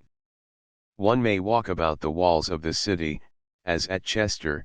There was a double ditch round it. There are many hollowed stones found hereabouts, much like the marble mortars of apothecaries, with a notch in them. I take them to be the hand mills of the Roman soldiers, wherein they ground their corn with a stone, and sometimes perhaps became their urns, making their chief instrument in sustentation of life, their inseparable companion in death. This is a very pleasant and fertile country, rendered more sightly to us by passing so long through the mountainous stony tracts of Lancashire, Westmoreland, and Cumberland. About this country we observe many mud wall houses, thatched with flat sods or hassocks shaved off the moors, which I suppose the old British custom continued. Here too they use the little carts, as about Kendal. We saw, in Mr. Gilpin's hands, a silver otho, found here, reverse, sic veritas rp, also a middle brass of C. Marius, reverse, Victoria Simbrica, together with many more, which his father collected. In the cathedral are many remains of the tombs of bishops, I suppose, between the pillars of the choir, every one of which was a little chapel, but now pulled in pieces. A large brass of bishop bell is left in the choir. The bottom of the steeple, and the west end of what remains of the structure, is of William Rufus's time, the choir is later. The road to Brampton is manifestly Roman, by reason of its straightness, and in two places, as I walked up the first hill, I saw the original, made of a bed of stone. It goes precisely southeast, and looking towards Carlisle, I saw it pass through the citadel, and along a narrow street, so through the cathedral to the castle gate, all in a straight line. To the castle gate the road over the river Eden came, that from the wall on the west came to the same point, into which falls that from Castrum Exploratorum. The Volve. The military virtue of the Romans outlived the spirit of their learning, or excelled it, seeing there is no author that deservedly celebrates this stupendous work of theirs in Britain, they just mention it, no coins struck upon it. I am not afraid to set it in competition with the wall of China, which necessarily occurs to our thoughts upon this occasion, that we readily acknowledge to be a structure of greater bulk and length, which we esteem the least part of the wonder in ours. The Romans intended no more, by their walls around their forts and castles, than to prevent a sudden surprise. Their strength lay in a living arm and head. In the open field they never refused fighting, without much regard to opposite numbers. The additional security of a little wall was all they asked, against emergencies.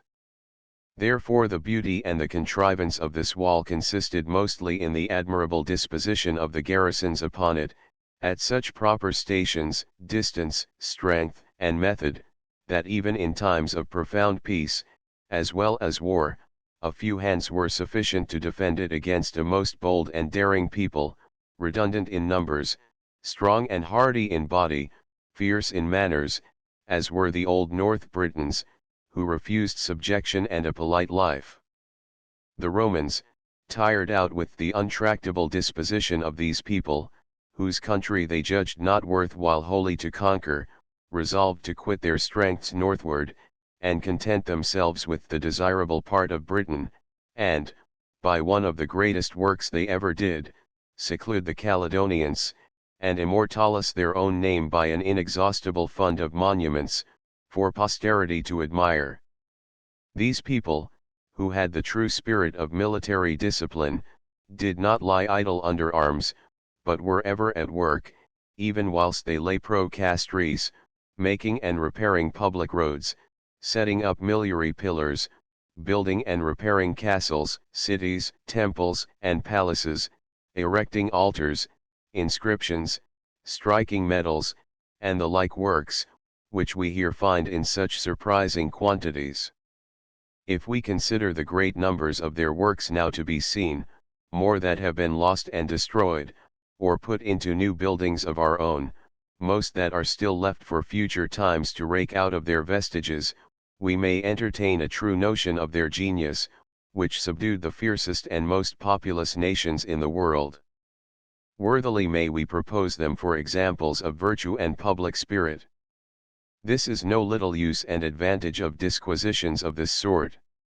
Alliances, treaties, and negotiations, are of small value to a nation always in arms, and ready to meet an injurious enemy, who strengthen, fortify, and enrich themselves at home, protect the people, and make the expenses of government sit easy upon them, encourage industry, frugality, temperance, virtue, a few plain easy laws, administer justice with expedition, and without expense, but especially encourage a due sense of religion and morality, and how much easier and more effectually that is to be done now, than possibly could be done by the Romans, will appear notorious, when we consider, that under the Christian dispensation we make a much stronger impression on the hearts and minds of people, than before, the full certainty, which all reasonable consciences must now have, of a future retribution and account to be made before an omniscient judge,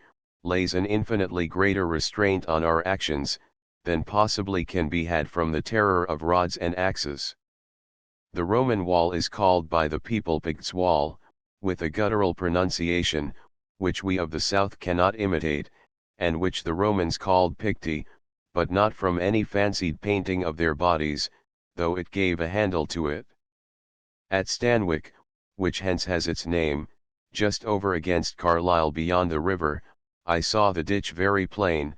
The blacksmith there told me he had taken up many of the stones of the foundation of the wall. It passes the river over against Carlisle Castle. At Stanwix was an arched gate through the wall. Mr. Goodman showed us a cornelian intaglio found there, of Jupiter sitting. I followed the wall to Tarrabee, where, a little beyond, it makes an angle, going more southeast, so to Drawdykes, which was a fort, about 100 foot square. It is on the edge of the meadows, and moist in situation. Here I found an inscription upon the house wall. In building the wall, I observed evidently, the intent of the projectors was to conduct it, all along, upon the northern edge of the high ground, as near as might be.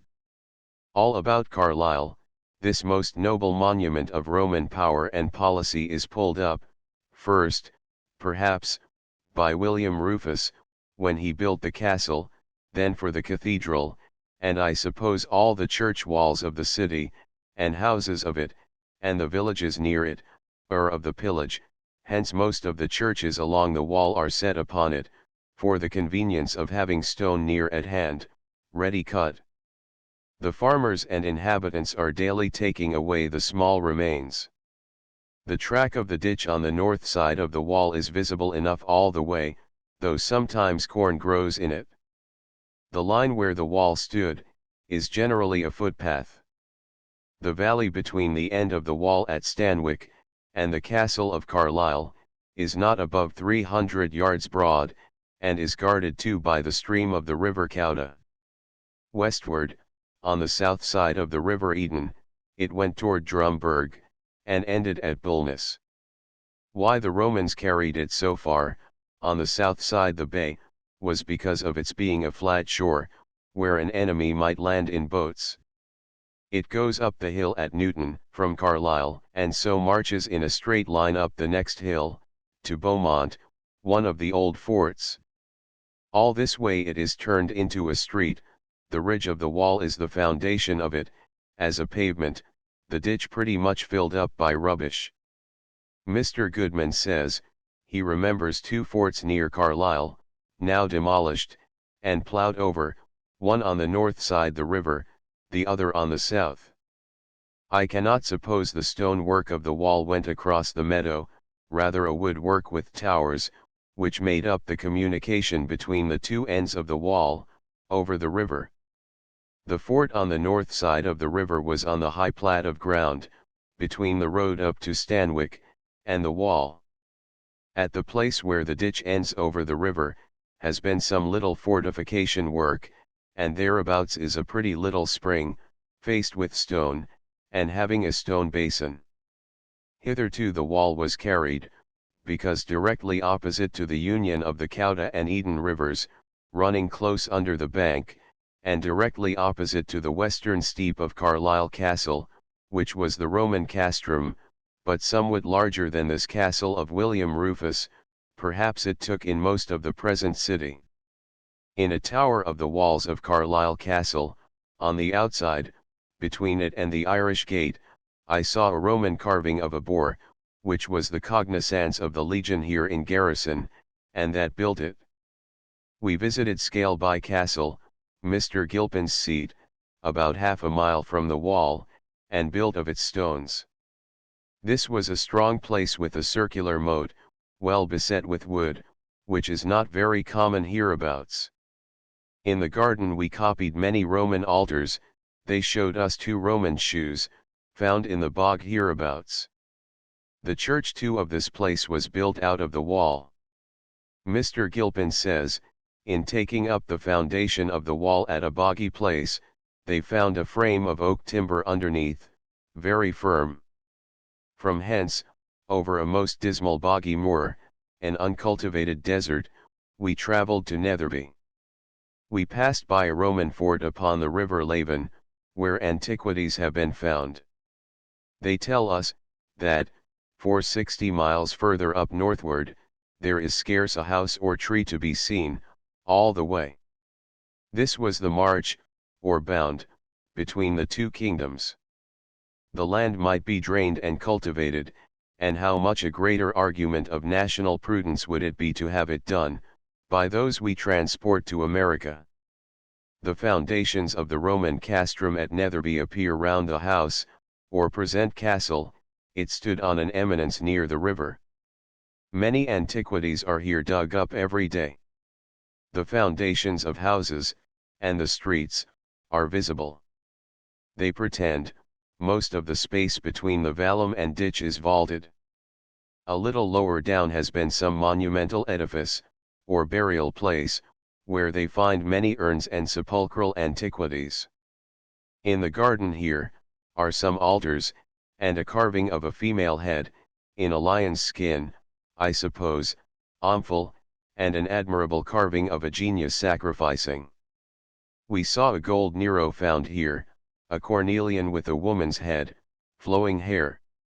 This valley by the river side is very good land, with some shadow of nature's beautiful face left, but everywhere else about us, is the most melancholy dreary view I ever beheld, and as the back door of creation, here and there a castellate house by the river, whither at night the cattle are all driven for security from the borderers. As for the houses of the cottagers, they are mean beyond imagination, made of mud, and thatched with turf, without windows, only 1 story, the people almost naked. We returned through Longton, a market town, whose streets are wholly composed of such kind of structure. The piles of turf for firing are generally as large and as handsome as the houses. Quanta Caledonios atollit gloria campos cum tibi longivus referet trussus in cola terri hexvitus der jura parens, hoc cespit turmas afferi, niditas speculas, castel lac lunge aspicis. Il dedit, sinxit hec moenia fossa belligerus hic dona dies, hec tela decavit cernus ad hoc titulos, hunc ipsi vacantibus armis indit, hunc regi repuit thoraca Brit anno. Statius v. Silver. After this excursion northward, we set out from Carlisle eastward, within sight of the Roman vallum. Warwick, thought a Roman station, upon the river Eden, pleasantly seated in a little woody valley.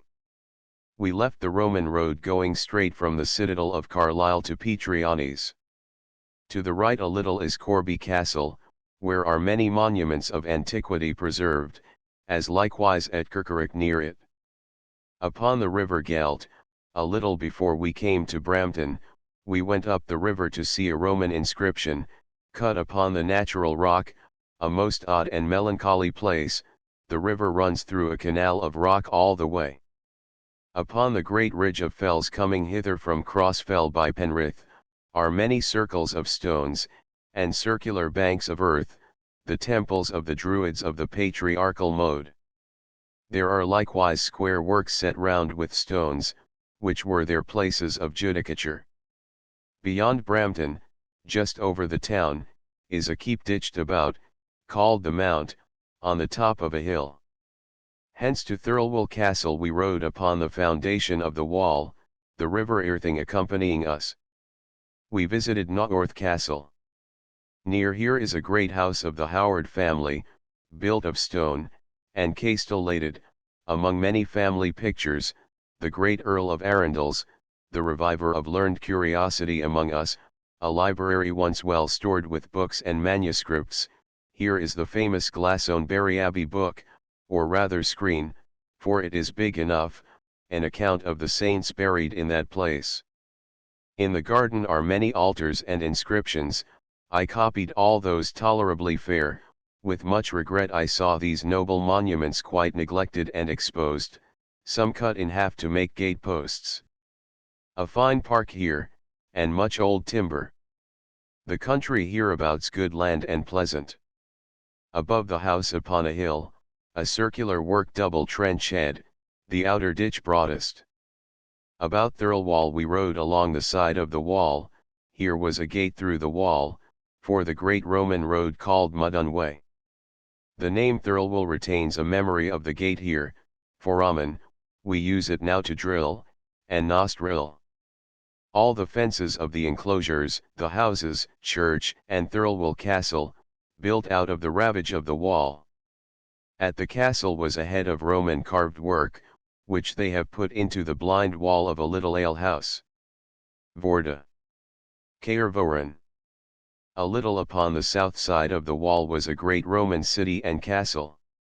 We traversed the stately ruins. It stood on a piece of high ground, about 400 foot square, had a wall and ditch, vestiges of houses and buildings all over, within and without.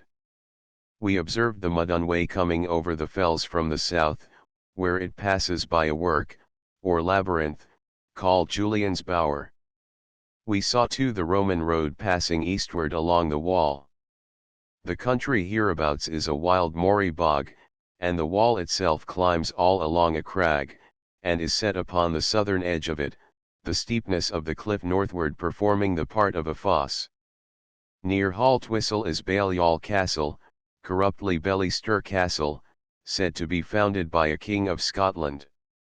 I suppose this wall, built by Severus, is generally set upon the same track as Hadrian's wall or vallum of earth was, for, no doubt, they then chose the most proper ground, but there is a vallum and ditch all the way accompanying the wall, and on the south side of it, and likewise studiously choosing the southern declivity of rising ground. I observe too the vallum is always to the north. It is surprising, that people should fancy this to be Hadrian's vallum.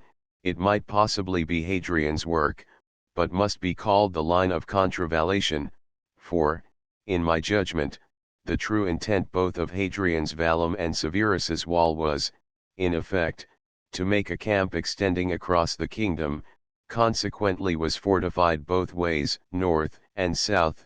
At present the wall was the north side of it, that called Hadrian's work, the south side of it, hence we may well suppose all the ground of this long camp, comprehended between the wall and the southern rampire, was the property of the soldiery that guarded the wall. I remarked, that where the wall passes over a little rivulet, the foundation of it is laid with broad, flat stones, square, having intervals between, sufficiently large for the passage of the water. At Haltwhistle I got an altar of Deo Soli Invicto. We took the wall again at Chester on the Wall, about 2 miles east from Caervoran, Wall Town, lying between the Roman way paved with broad stones, which led us over the low boggy ground up to the castle. It is a square of 400 foot close to the wall, which makes one side of it 350 foot less than those on the east and west. Great marks of buildings all over it, and even side walls of houses left. At the south entrance were 2 round towers within side, and the cheeks of the gates. Last year one of the iron hinges taken away. All around this castle were houses built. An altar lies in the fields a little way off, but quite obliterated. The Pix wall continues still on the southern verge of the cliff. Eastward hence we saw, here and there, the vestiges of the square towers, built on the inside of the wall, and close to it, that called Hadrian's ditch runs still on the southern verge of the hill, with a large vallum on the north. We came again upon the Roman road, which goes on the inside of the wall, but not near it, choosing the best ground and shortest cut all the way through this boggy waste country. Upon it is the compass of an inn, or little station for lodging of travelers or soldiers. This road continues very straight and bold to Little Chester, the next station, on a brook, and somewhat better land. A mile before we came to it, on a hill stands a great stone, and a little one, called the Mare and Foal. A little west of that, over against Chester, is a barrow which Mr. Warburton dug through, and found bits of urns, ashes, and other like marks of its being British. A little farther westward is a large group of British barrows. Before we come to Little Chester is a most noble column, or milestone, set upon the road. It is of a large bulk and height, with an inscription, but only not quite defaced. Mr. Gale thought he could read TVNG. Upon it, it is the finest stone of this sort I have seen, and would have informed us who made the road. Little Chester. Tab.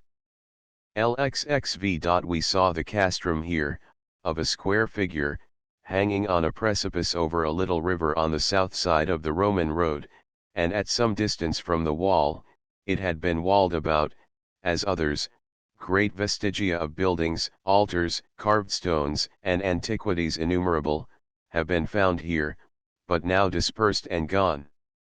We saw the mouths of vaults with great stones lying over them.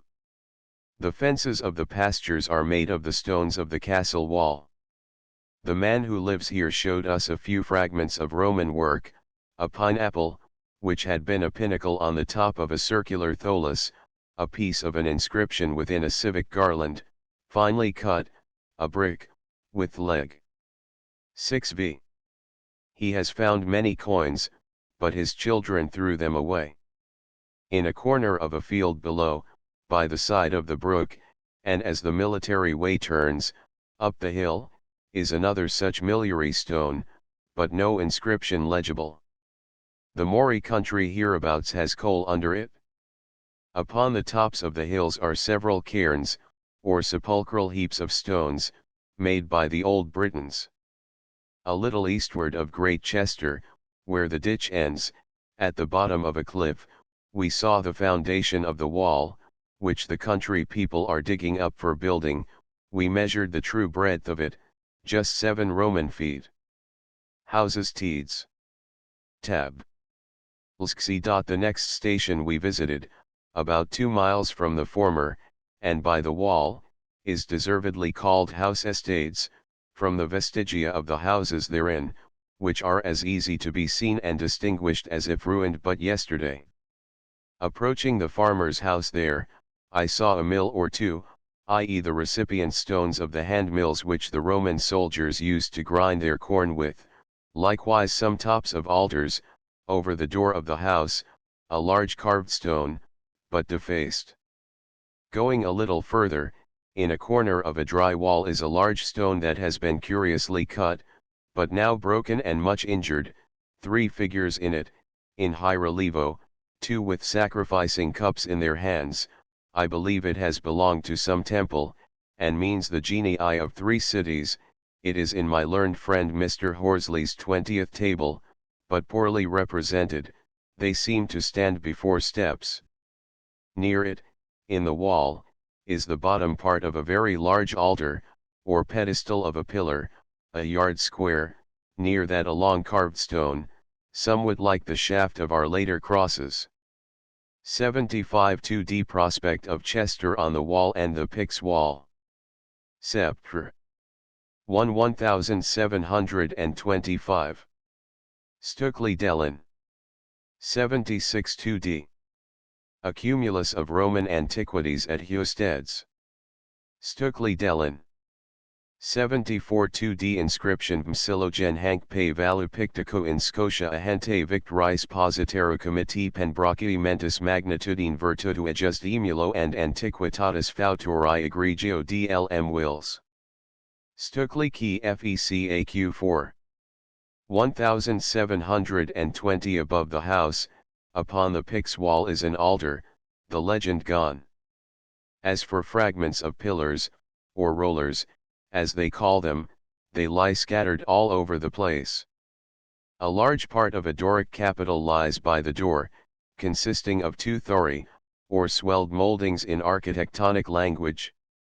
But when we were led lower down into the meadow, we were surprised with the august scene of Romano-British antiquities, in the most neglected condition, a dozen most beautiful and large altars, as many fine basso-relievos, nearly as big as the life, all tumbled in a wet meadow by a wall side, or one on the top of another, to make up the wall of the close, the basso-relievos, some with their heads down the hill, particularly an admirable image of Victory, both arms knocked off, one large soldier, a sepulchral stone, with his short sword hanging at his right side, the man told us, was condemned to make a pig trough on, but some gentleman, full timely, with a small sum, for the present reprieved him.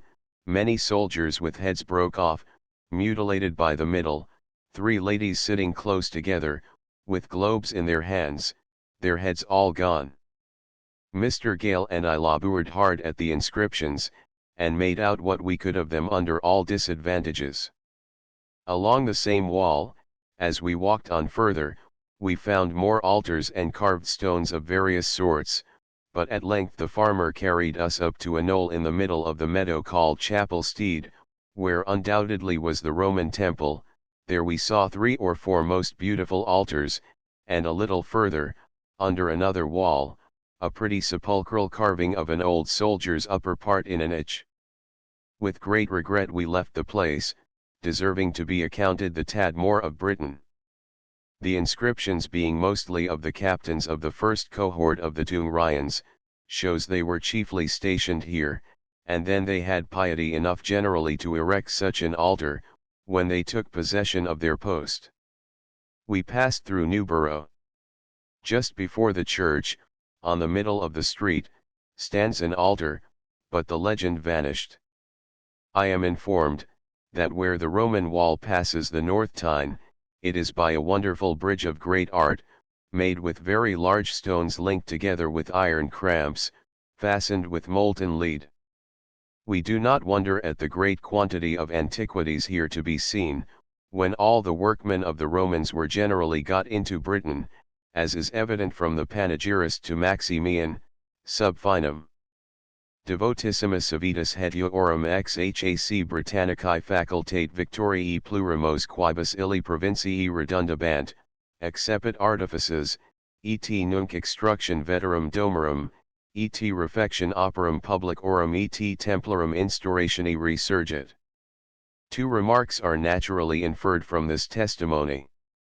1. How fond the Romans were of this island, whence the cities, castles, roads, temples, altars, sculptures, and in general the whole face of the country here, vastly exceeded that of the continent. 2. When I returned home from this journey, and compared my drawings of the antiquities here exhibited, taken from the things themselves, with those that have been published before or since, by Mr. Alexander Gordon, or Mr. Horsley, it grieved me that, for want of a tolerable skill in design, they have given us such poor and wretched pictures of these elegant antiquities, so that the reader may not wonder when he views them both together, and indeed it gives foreigners a mean idea of the Roman works in our island, but very injuriously. I have therefore caused a good many of these to be engraven, to show the just difference.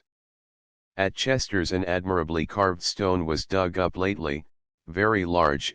The tenant of the farm caused it to be planed and turned into a gravestone for himself, and it is now laid over him at the parish church. Hexham. Hexham has a fine appearance every way, stands on a hill in a pleasant woody vale by the river Tyne, once a bishop's see, the church dedicate to St. Andrew by the great Wilfrid, who was the occasion of bringing my native country of Mercia to embrace Christianity. He founded the priory of St. Leonard's, between Stamford and Uffington, the first of the kingdom of Mercia. Part of the church of his building remains, though turned into a barn. He built St. Peter's Church in Stamford, the first church there. By Mr. Gale's persuasion I wrote the whole Primordia of Stamford, which I have by me. At Tickencote, hard by, is the most venerable church antiquity extant, the entire oratory of Prince Peter, who founded Peterborough Abbey. But return we to Hexham. The cathedral is a large, lofty structure, but the body or west end, and the two towers, are entirely demolished. It was collegiate, a great building, called the college. Between it and the church are cloisters, now a garden. In the choir 2 knightly monuments of stone cross-legged, by the arms on their shields, Vernon and Umfraville, they either went a warfare into the Holy Land, or vowed it, a tomb of one of the Northumbrian kings, 2 oratories over sepulchres unknown, a tomb of a woman with a veil over her eyes. Here has been much old-fashioned painting, upon wainscot and stucco, of bishops, saints, kings and queens, but, to the loss of history, defaced. This town was undoubtedly Roman. We judged the castrum was where the castellated building now stands, east of the market place, which is the brow of a hill, and has a good prospect. The market place, which is a square, lies between this and the cathedral. On the site of the cathedral once stood a Roman temple. Digging for a foundation of a buttress to be built on the west side of the steeple, they opened a vault, which descends under the church to a subterraneous oratory, like that under the cupola of St. Peter's at Rome, called Limina Apostolorum. Here I suppose were kept the relics of saints. This place is built out of the ruins of the temple. Over the inward entrance to the vault is laid flat a fine Roman inscription, the report of which led us down thither, though the passage to it was as bad as that of Pool's Hole, Derbyshire. We found it a noble large stone of the emperors Pertinax and Aurelius. We could not transcribe the whole, because part of it is still within the wall. Over the next door lower down, a large stone is set perpendicular, and half of it cut away, in nature of an arch, the mouldings likewise chopped off, the whole so defaced, that nothing to any purpose could be made out of it, all the words being imperfect. Upon the walls of the crypt we saw many Roman fragments of mouldings, and carved work, with bits of fluted and cabled pilasters.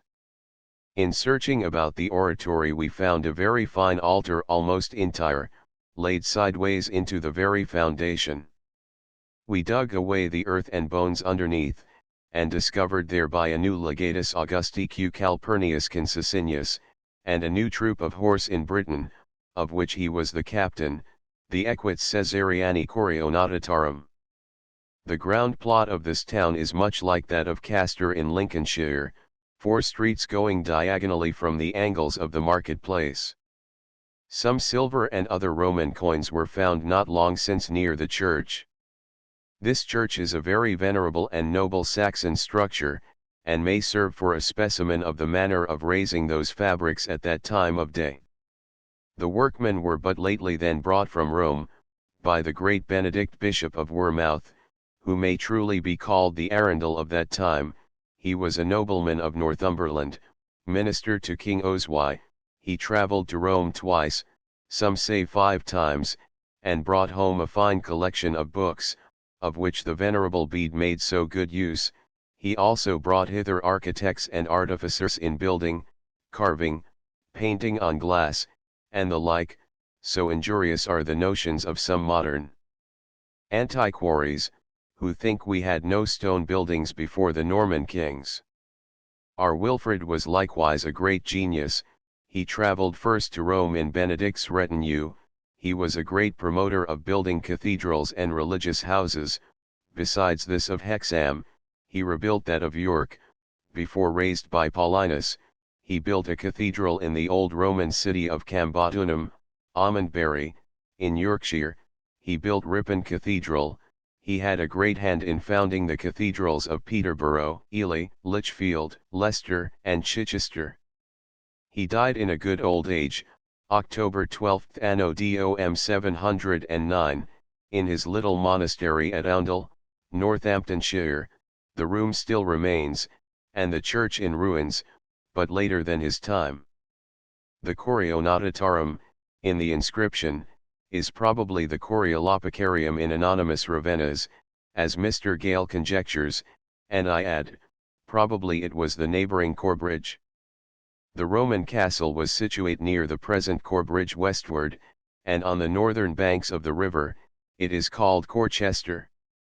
They tell us with some sort of wonder, that it is the richest and best hereabouts for ploughing. They discern not that it is owing to the animal salts left in a place that had been long inhabited. Corbridge is built out of its ruins, which are scattered about there in every house.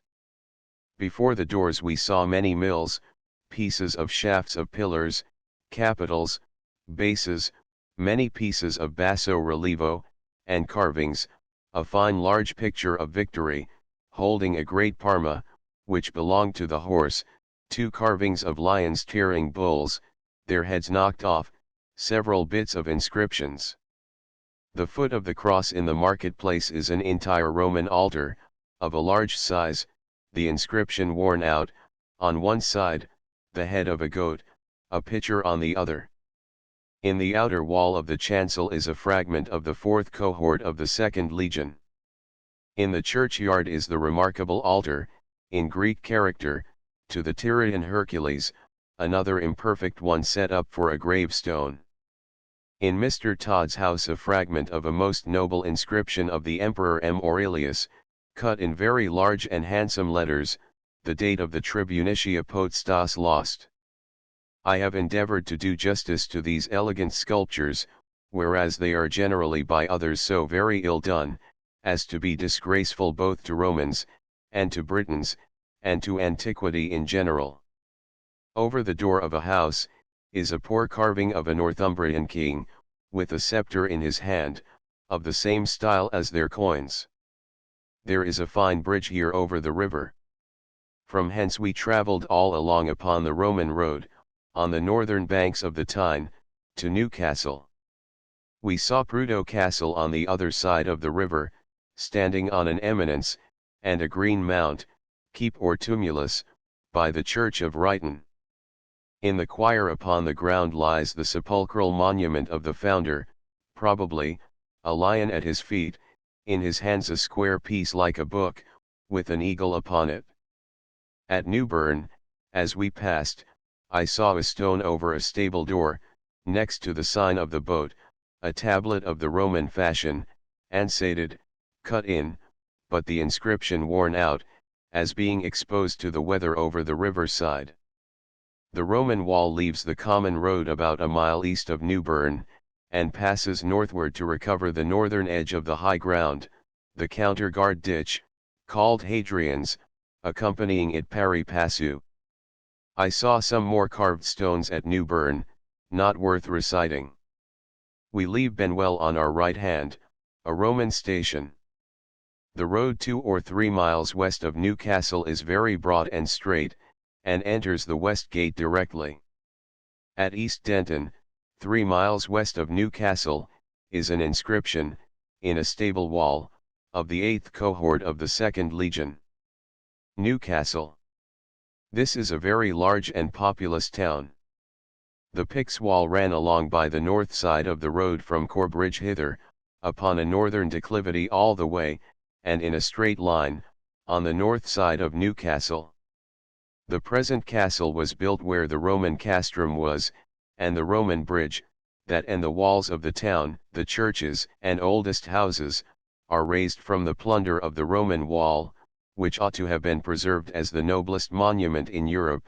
It seems to have gone across the present town, from the West Gate to Pandon Gate, and lately, about the meeting house, they dug up foundations of it.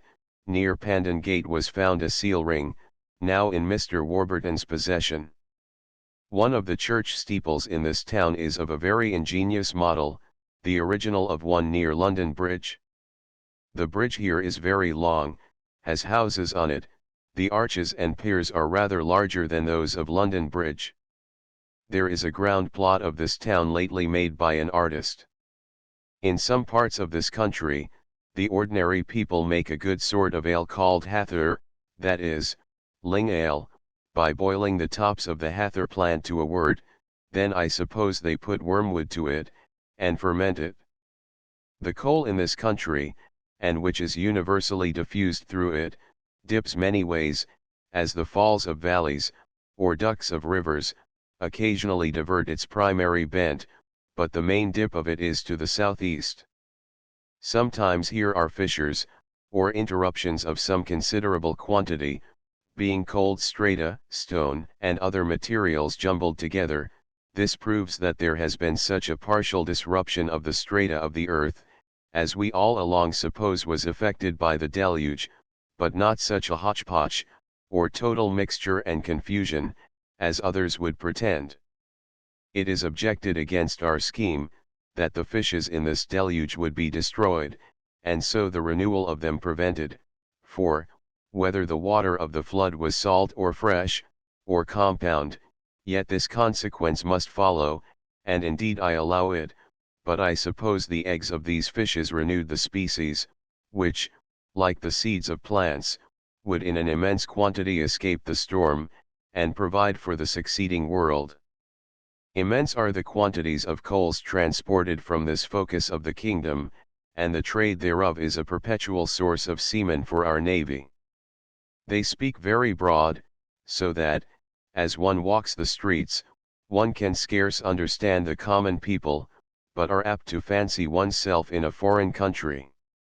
The perpetual clouds of smoke hovering in the air makes everything look black, as at London, and the falling of it down must needs inwreck all the ground round about. It is an old proverb in this country, as old as Pandan Gate, which shows that there were formerly some ancient remains thereabouts, and I believe the Picts wall went from thence, or rather somewhat above it, i.e. north of it, directly across the town, to Westgate, though now the town is enlarged beyond it, nor was the old city, which stood within the wall, so broad to the east and west, as the present town, but only filled up one of the eminences on which it now stands, having deep valleys, with brooks running through them on the sides. Again, it may be inferred, there was a city or castrum at Newcastle, because the wall on both sides runs in toward a point somewhat this way, otherwise they ought to have carried it on by a straighter line north of the town, and above it at some distance, and where it would better the northern side of a declivity than at present, which was not so very necessary when there was a city or castle here, beside Gabrocentum on the other side of the water. Further, the ferry over the river here would naturally erect a city for travelers northward. Thus I conceive the intention and management of this famous work, the Roman wall. It reaches 90 Roman miles. This is distributed into 9 parts by one of the largest castles, or cities. That interval has 6 lesser castles.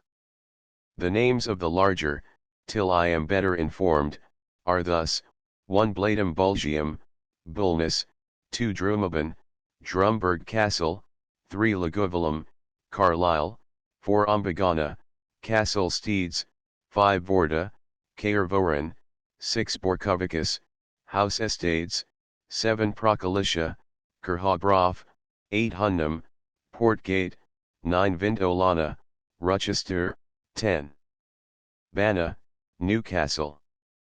The great castles were generally 400 foot square, these held a cohort, the lesser held a maniple, or century. The first consisted of 600, the other of 120 men, for the Romans, in their military affairs especially, reckoned by dozens. Thus the great castles contained a full legion, 6,000 men, the lesser, or centuries, a legion and half. The cohorts were the standing garrison, the centuries were the watch, for the Romans did not, as at present, set a single man to watch over an army, but they watched by centuries, whence we have got the word of standing century, without the thing.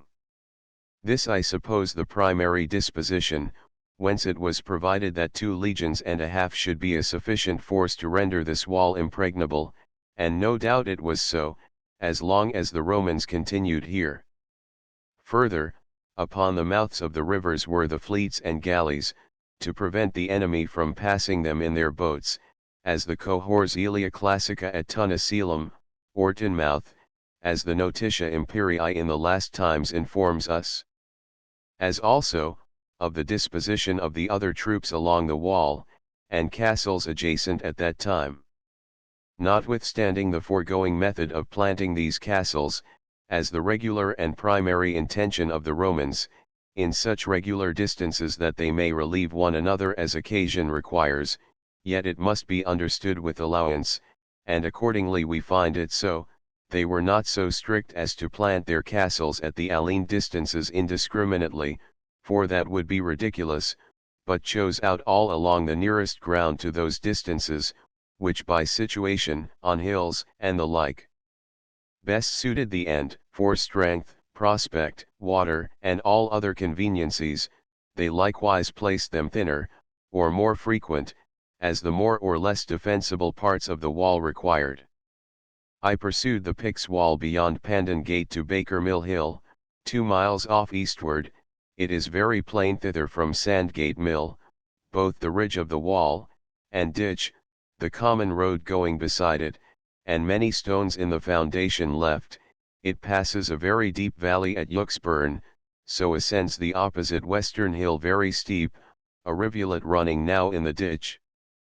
Having mounted the hill, a coal shaft is sunk in the very ditch, and here is a square fort left upon the wall. Some of the foundation of the wall of the fort, and of the Picts wall, is visible. This is upon an eminence, and sees from Newcastle one way beside Benwell Hill beyond it, where was another fort, and to Baker Mill Hill the other way, where no doubt was another, but a mill and some farmhouses, standing thereon, have obliterated it. Between here and Baker Mill Hill both wall and ditch are very plain, the ditch being deep, with a rivulet running along it. The present common road to Teignmouth passes on its north side. The foundation of the wall is yet entire within the pastures, and a considerable ridge of it is left. Without the ditch is a coal work lately set on fire, which vomits out smoke continually, like a volcano, many more coal works all about it. From Baker Mill Hill I observe it goes still forward eastward, in a right line, upon the northern verge of the hills, as it has done hitherto, till it comes pretty near the Tyne.Tab.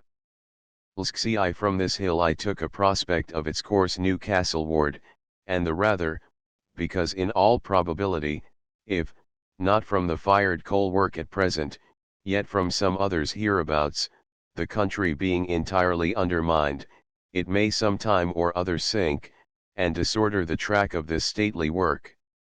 Afterward I pursued the wall westward out of Westgate. As soon as I passed the houses, I espied the ditch on my left hand, and the bank whereon stood the wall. The common road goes all the way on its north side. I followed it for 2 miles up the hill by Eswick, going along the roadside as before. Many shafts of the coal mines are sunk upon it. When we are got into the closes, the footway goes along that called Adrian's Ditch, both bank and ditch plainly visible, the bank north. It runs parallel to the wall, but upon the declining ground south, as the other north. This confirms me in my suspicion, that both works were made at the same time, and by the same persons, and with intent that this should be a counterguard to the other, the whole included space being military ground. When arrived at the highest ground, is Benwell Hill, a military work, one of the larger castra, being 400 foot along the wall, i.e. east and west, not quite so much north and south, 350, this is entrenched with a fosse, and had a stone wall, the vestiges whereof are sufficiently distinguishable, as also great tracts of buildings within it, as at the others. It commands a great prospect every way. I doubt not but they could see hence to the next castrum westward, to the east, over Newcastle to the late mentioned little fort beyond Euxburn, so to Baker Mill Hill, southward is a most delightful prospect up two fine valleys over the Tyne, so up the hills south of Gabrosentum, or Gateshead, the eye reaches to the sea coast to Tunneselam, or Tynmouth, and the mouth of the river. The village of Benwell subjacent was built out of the ruins of this place, and great quantity of stone is still left. I saw much fragments of Roman bricks, pavings, and gutter tiles. 2 urns were dug up near here, sent to Durham College. I transcribed some altars too, found in this place, at Mr. Shaftow's of Benwell Tower. 77 2D view of the track of the Pix Wall, Newcastle Ward, from Baker Mill Hill. 4 September 1725. West. Stukeley Dellin. It was a refined piece of management, and great knowledge of things, the Romans showed in the method of this wall, and a matter worthy of remark, that they chose all along to raise this work on the north side of the 2 rivers, that partly cross the island hereabouts, the Eden and Tyne. Many are apt to wonder at it, and think it was injudicious, imagining the rivers, with a very slender work on the south side of them, would have been sufficient security, and saved them much labor, but, if we consider this matter, we must confess it was not done without great consideration, and a master stroke of military policy, for by this means the Romans took in all the fine rich ground lying upon the rivers for the sustentation of their troops, encouraged thereby to cultivate it, and build towns near, and make possessions to themselves and families, that they might live easy, and think themselves at home in these distant regions.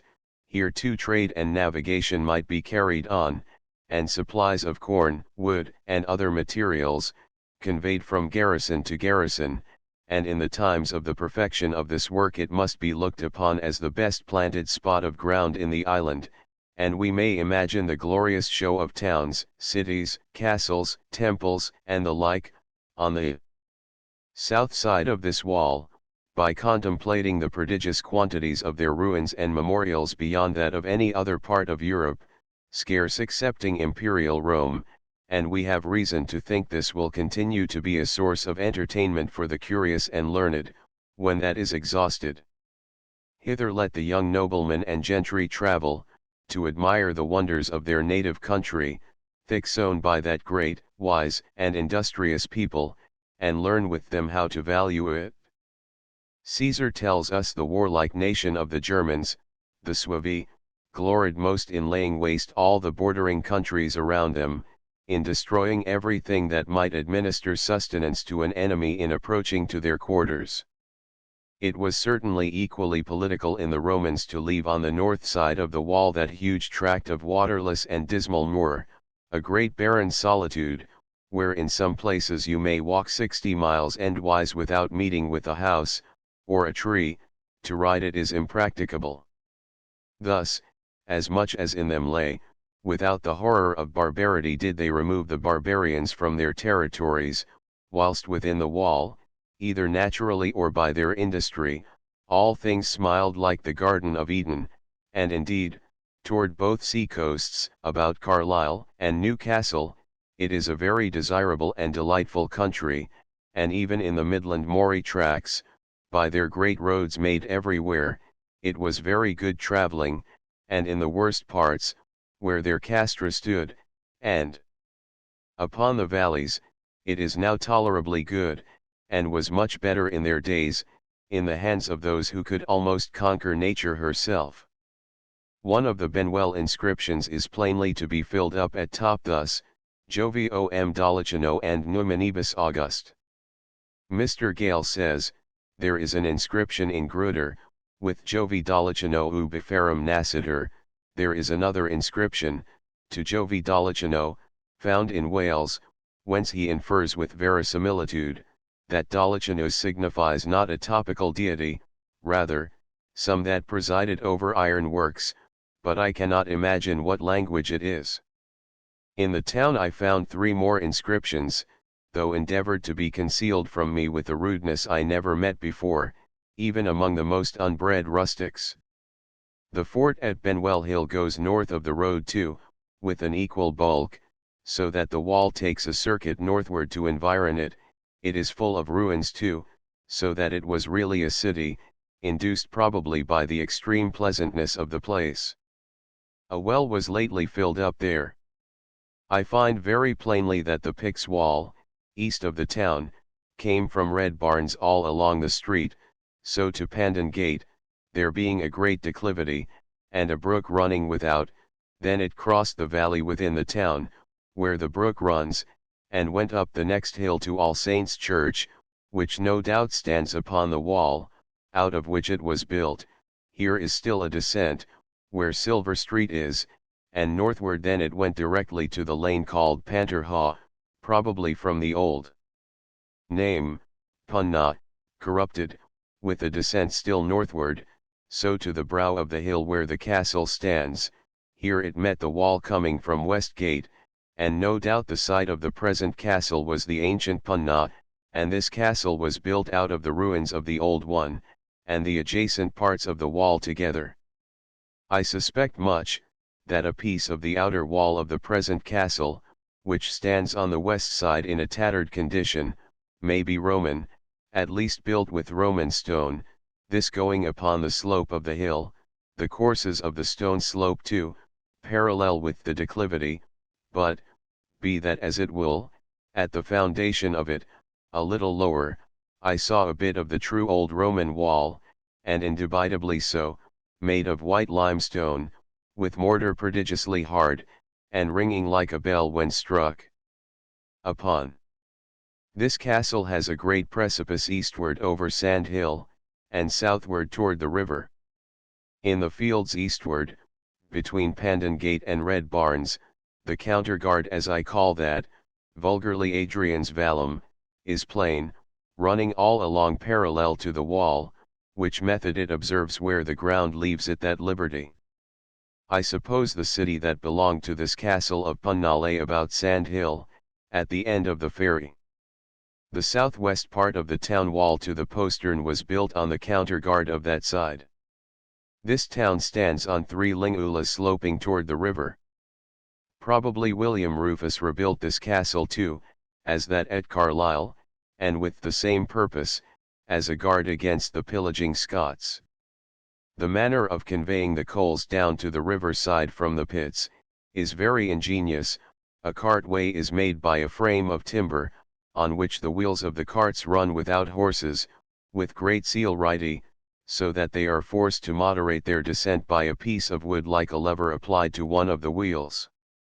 The manner of rowing their great barges here is also very particular, and not unworthy of remark. 4 men manage the whole, 3 to a great and long oar, that push it forward, and 1 to another such a stern, that assists the other motion, but at the same time steers the keel, and corrects the bias the other gives it. They observe that horses kept underground in the coal mines for 2 or 3 years, as sometimes they do, have their hair very fine and sleek, and as short almost as that of a mouse. We saw Colonel Little's coal works at Tanfield, where he carries the road over valleys filled up with earth, 100 foot high, 300 foot broad at bottom. Other valleys as large have a stone bridge laid across. In other places hills are cut through for half a mile together, and in this manner a road is made, and frames of timber laid, 4-5 miles, to the river side, where coals were delivered at fives. The Chaldron.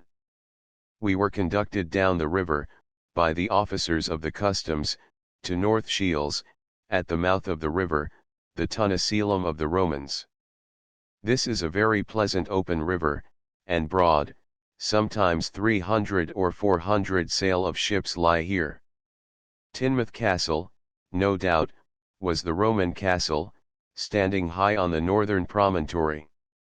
Clifford's Fort is a small insignificant fort upon the edge of the water. The shore of the river for the most part is rocky, and in some places pleasantly covered with wood.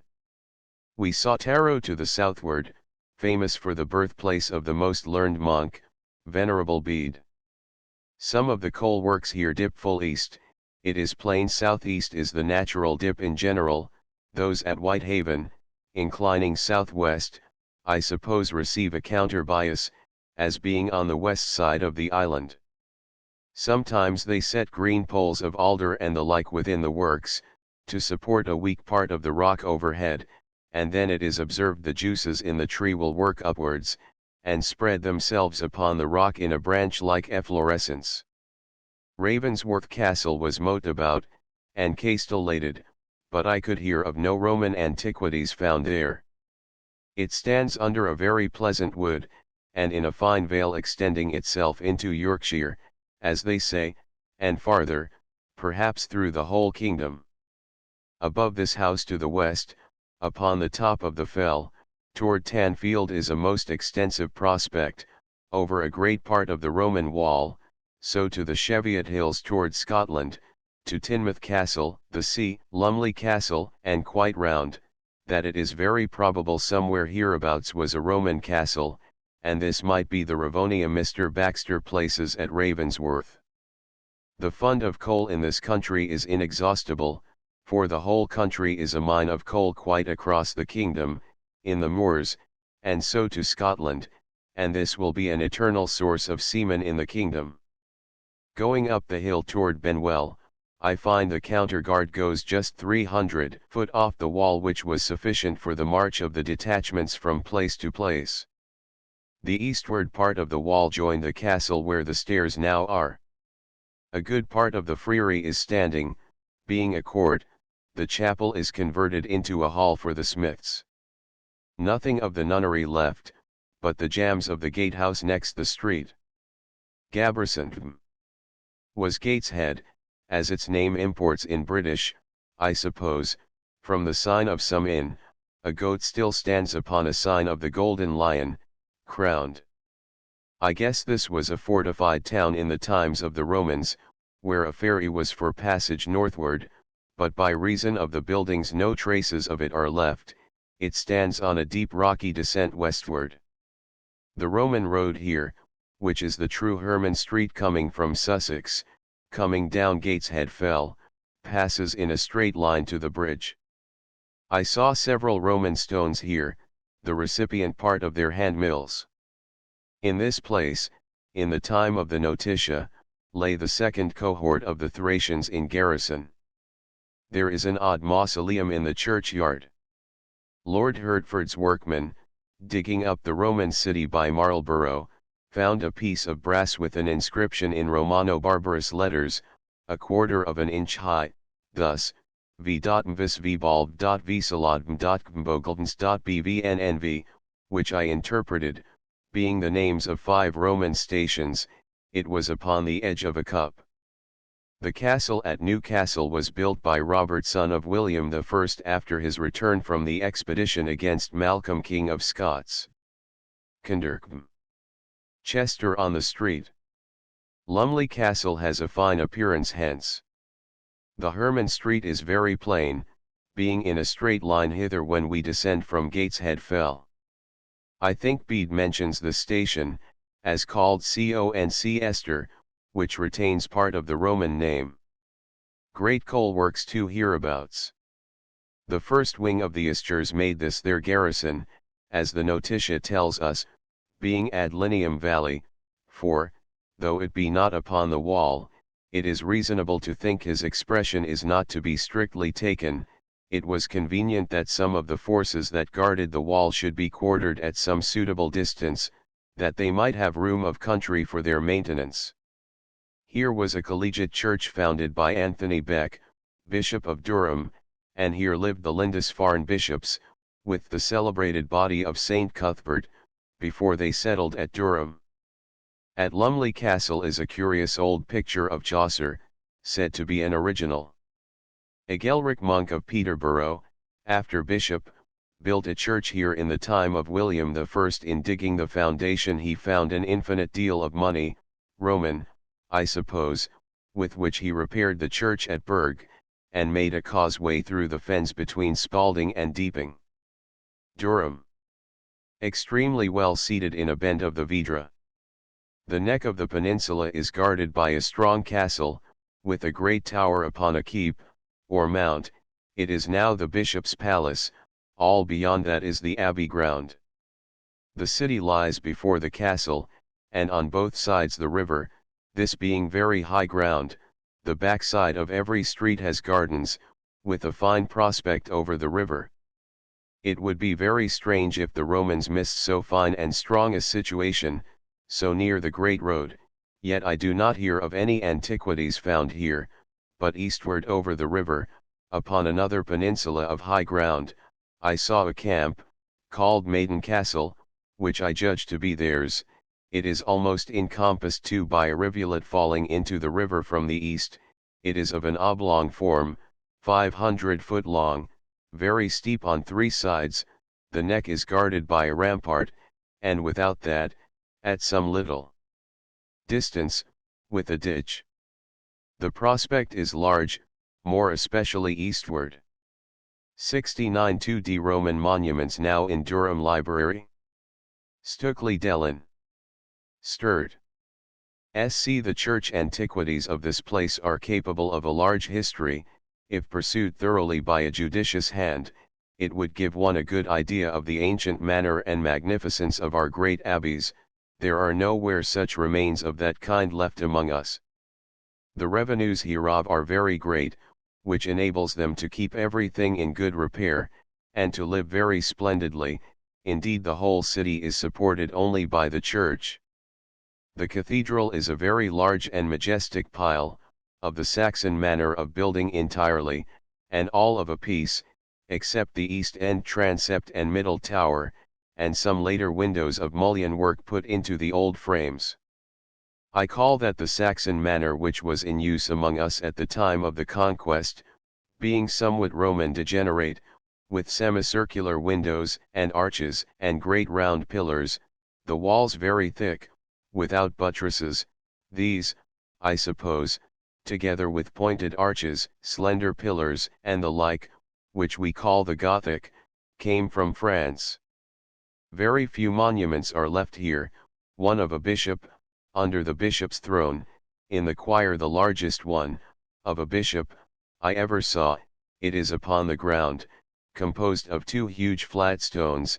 The brass of it, which was proportional, is pulled off.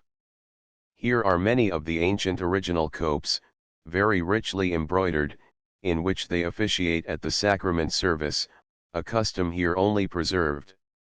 The screen at the high altar is of stone, with pinnacle work, somewhat like that at St. Albans, with many niches for images.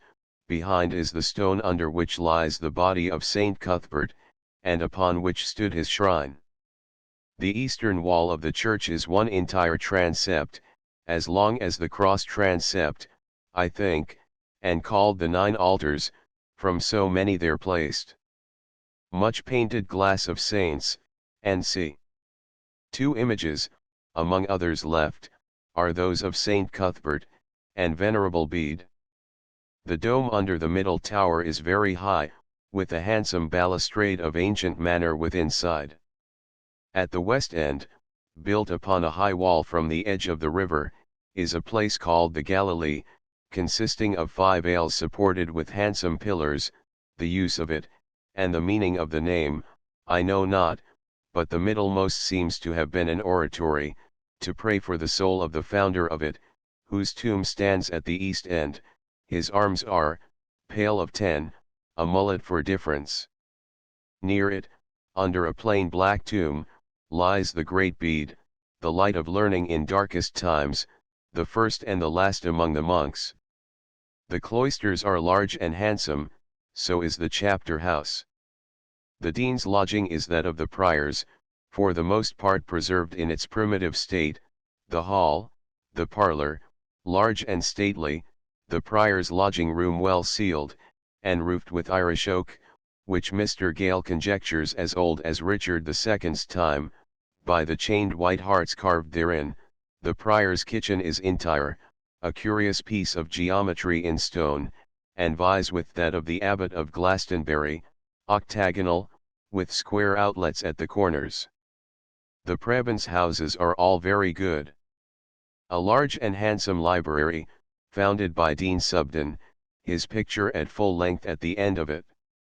Here is an excellent and large collection of old manuscripts, a very fine Latin Bible in 3 volumes, a psaltery wrote by Bede, a collection of Roman and others coins.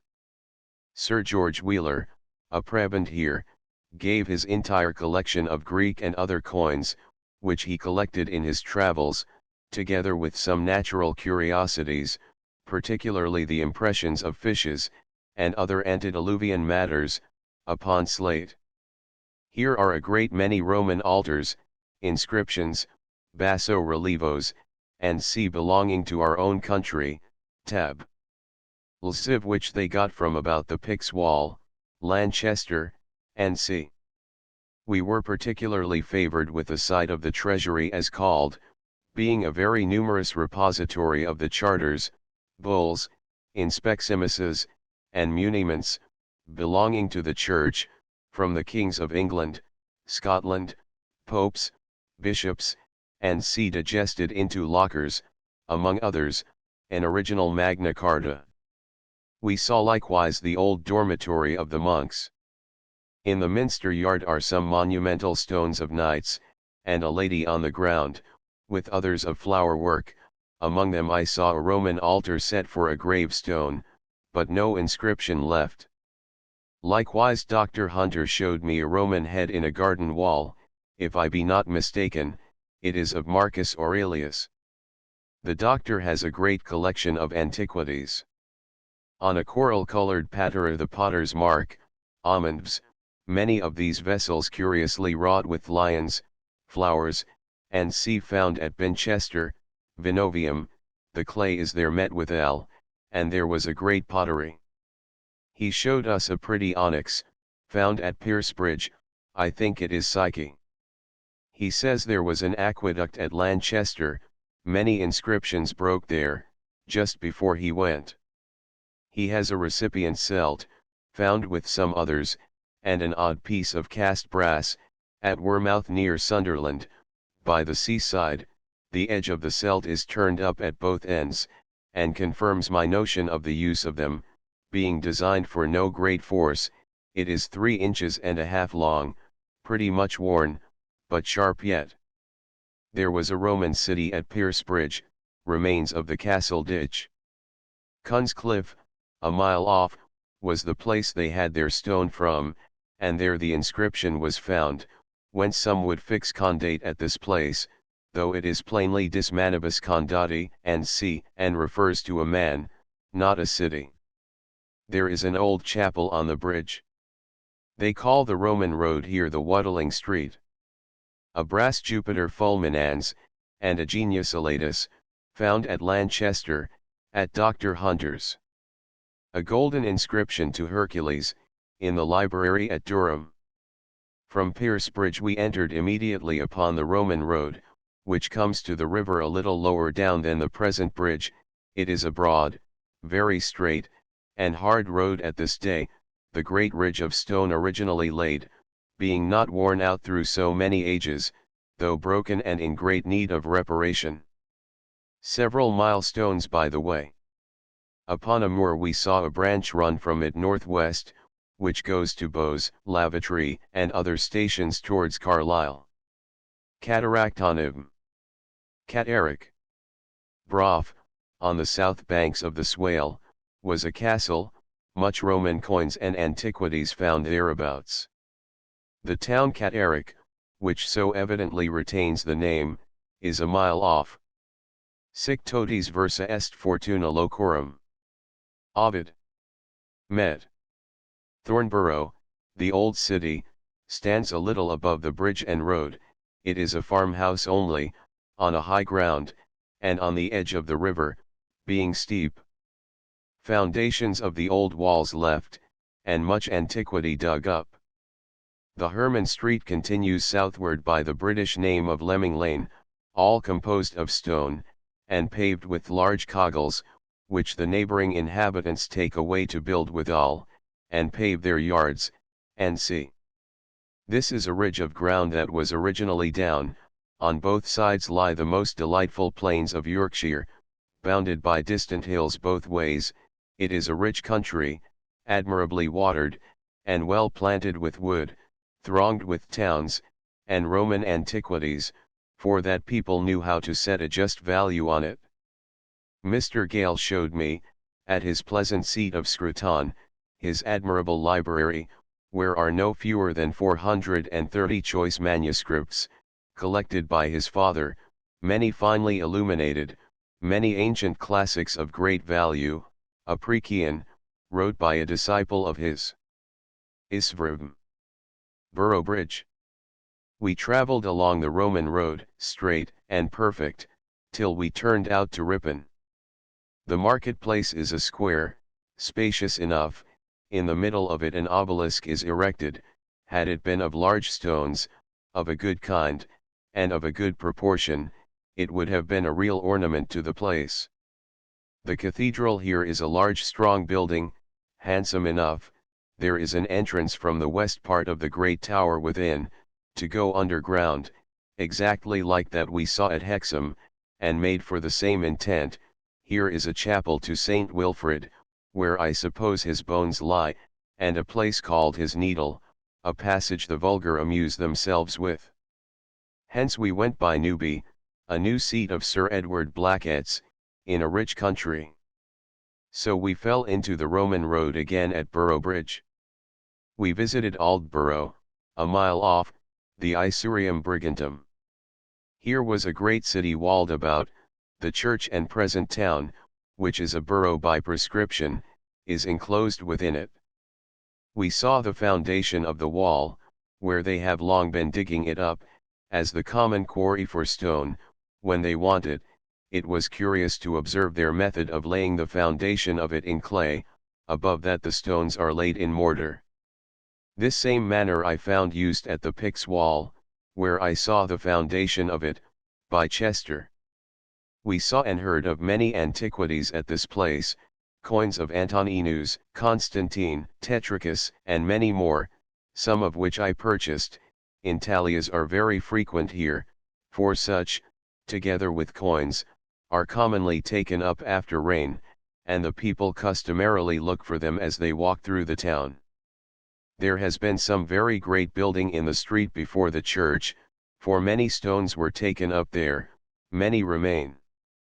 We saw some at the churchyard gate, and at people's doors, among which, 2 pieces of pillars, the hypotrachelion on one, and several foundations of a gate, in which were the iron hinges. I saw the stones, they were of a large size. Many square stones, with a square hole in the middle, lie at the alehouse door over against the church, all manifestly of a Roman cut, and the whole town abounds with them.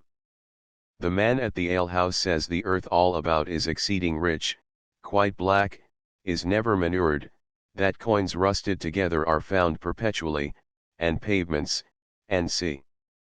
In his sister's house, west of the church, we were highly delighted with a great part of a mosaic pavement, perfectly preserved, and covered with a roof. The remainder is now under the causeway of the street. It was laid with stones, red, blue, and white, of excellent color. Some part is also under the adjacent barn floor. The late Reverend Mr. Morris, minister here, collected much. Mr. Wilkinson, the Duke of Newcastle's steward, collects now. Slates are sometimes ploughed up, none such near many silver coins, some of which were bought by Sir James Dalrymple. In the church wall are many Gothic remains of basso relievos, figures of animals, much like Lord Winchelsea's Sark Antiquities. A figure of Pan in the vestry wall of Aldborough, an intagliate cornelian was found there, an eagle, a signum militare, a cornucopia cut on it. Ripon Monastery was founded by Wilfrid, the Saxon bishop, about anno dom 670, the same who founded St. Leonard's Priory by Stamford, and likewise that at Hexham, which afterwards became a bishopric. Wilfrid died at Oundle, and was buried at Ripon. The Stones Tab. XC as much famed by the name of the Devil's Arrows, as misrepresented by writers, stand in some fields, half a mile west of the Roman road south of Boroughbridge.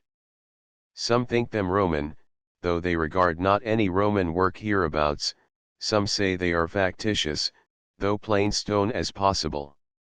They are stones of very large dimensions, and have been hewn pretty square, much as those at Stonehenge, but silly people have knocked off the edges. Their height is very great, they were very taper and well shaped, and much of an obelisk form, but the tops are decayed, and long furrows worn down on all sides along the tenderest part of the grain of the stone. I remarked, that they all lean somewhat southward. The stone is entirely composed of small white crystals, unperishable by weather.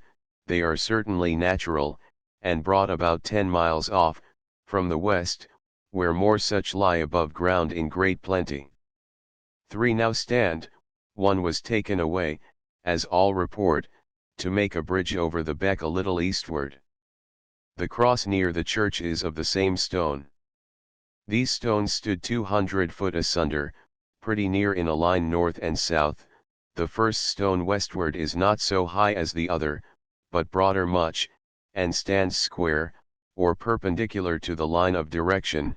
It is 8½ foot broad, 4½ thick, 23 foot about. The second in the next pasture is square each side, but not precisely. It is 5 foot broad, 4 foot thick, 18 foot square. The next is twice as far distant, and beyond the road, of a figure much like the former, but rather higher, as that is higher than the first. This is 5 foot by 4, the two last are very beautiful obelisks, and their height about 25 foot, as I guess. The ground this fine monument stands on is high, and declines every way a little from it. The great river, the brook, and some low ground to the south, hem it in as it were. Mr. Gale, and the before-mentioned clergyman, some time since dug under one to the foundation, and found that it was about 5 foot underground, and fastened into its seat by stones laid in clay, quite around it, as a wall. They put 4 halfpence, in a leaden box underneath, of Queen Anne, Vigo, and C., and filled it up again. I could not commend them for it, as it could only tend to mislead the curious of future times. Imp. Caes. Domitiano. Average cost 7. 2 of these found on lead, brig. On the side. Average 833, the year of July. Agricola coming hither. Ebracham. York. We went upon a Roman way till we came to the river Nid, halfway to York, where Moor begins. At Ackham we saw the hill called Sever's Hill, with much reason thought to be that on which was performed the consecration of Severus the Emperor, and, no doubt, with great magnificence. It is a large round hill, and the highest ground near York. About 2 miles distance from it, there seemed to be a long barrow west of it. York is a very large city, but old, and narrow streets. I saw the multangular tower in the city wall, just by St. Mary's Abbey, which was built by the Romans. As to the bottom part, the upper has been added. It was originally of 12 sides. The stones are of squared faces, 4 Roman inches high. The inside, rubble, and excessive hard mortar. It seems with inside as if a seat had been carried round it. 3 of the sides are gone. It is on the west side of the city. I went to see the 2 statues on St. Lawrence church wall, thought to be Roman, but they are not so. They are monumental tombstones of founders of churches laid just above ground somewhere, and removed hither. They are very ancient, I believe, about King John's time. Tab. Scateighth. The cathedral here is a noble building, but, except that the sidewalks are somewhat broader, and are carried on the west side of the transepts, it is exceeded in everything by Lincoln Minster, as, for instance, in the manner of approach on the west, in the front for breadth and height, in the stone roof, the towers, the cloisters, and in general the magnificence of the whole. the chapter house here is only vaulted with wainscot, that at Lincoln with stone. The river Ouse divides the city in two. The walls on the west side are in good repair, and may be walked round. All the walls here are low, but built upon a huge agger of earth, I suppose, the Roman manner. There are two figures of Ulfius's horn in the cathedral. In the west end of the steeple of St. Martin's Church, Micklegate, is the remnant of a fine funeral monument, Roman, a man and his wife, with their son, a child, in their habits, near it a piece of flower work, perhaps belonging to the frieze of some magnificent building. There are 24 parish churches here. The bridge over the Ouse, commonly magnified to strangers, is a very ordinary thing, and exceeded by most of the bridges in the county. 91 2d. The great temple and grove of the Druids at Traerdrew in Anglesey ________________________ W. Stukeley Dellin. I Harris Facet 92 2d Stukeley Dellin. A Celtic temple at Winterburn 22. August 1723. 6 pa diem 10. Stones of a very hard sort full of flints, the tallest to W8 fh the N7 broad 6 high. 93 2d Cromlecken near Bond Rue Stukeley Dellin. I Harris Facet 94 2d Celtic sepultures Egelwies Glominig on the top of Aranig Vor in Lanickil Parish Marionetshire. Carnet Han Hengham above a quarter of a mile southeast of Dinas Gordon, both in the parish of Lhan Abermetier. Coetan Arthur. 95 2d Celtic sepulture on the roadside between Runahiran and Closho Kentire Carn More Stukeley Dellin. I Harris Facet. 96 2d Brass Celts 97 2d Stukeley Dellin. Tom's Sculp. The Court of Malling Abbey 17. October 1724. 98 2d. Acori Eccl, Cath, Eber, Arcus Australis. B. Cornu Ulfi GV.dr Gucket Sculpture 99 2d E. Kirkall Sculp. The prospect of Kirklees Abbey, where Robin Hood died from the footway leading to Hartished Church, at a quarter of a mile distance. A. The New Hall. B. The gatehouse of the nunnery. C. The trees among which Robin Hood was buried. D. The way up the hill where this was drawn. E. Bradley Wood. F. Almondbury Hill. G. Castle Field. Drawn by Dr. Johnston among his Yorkshire Antiquities. P. 54. Of the drawings. 102d Religiofs remnant of Ramsey Abbey Gatehouse 1713. Tower on Yemur near Tatershall Lenkwer. Capella Ruinosa Spiritus apud Basing Stroke. Henrico Torkington de Stukeley mag ar tabula votiva. Of Severus thus writes Herodian 3.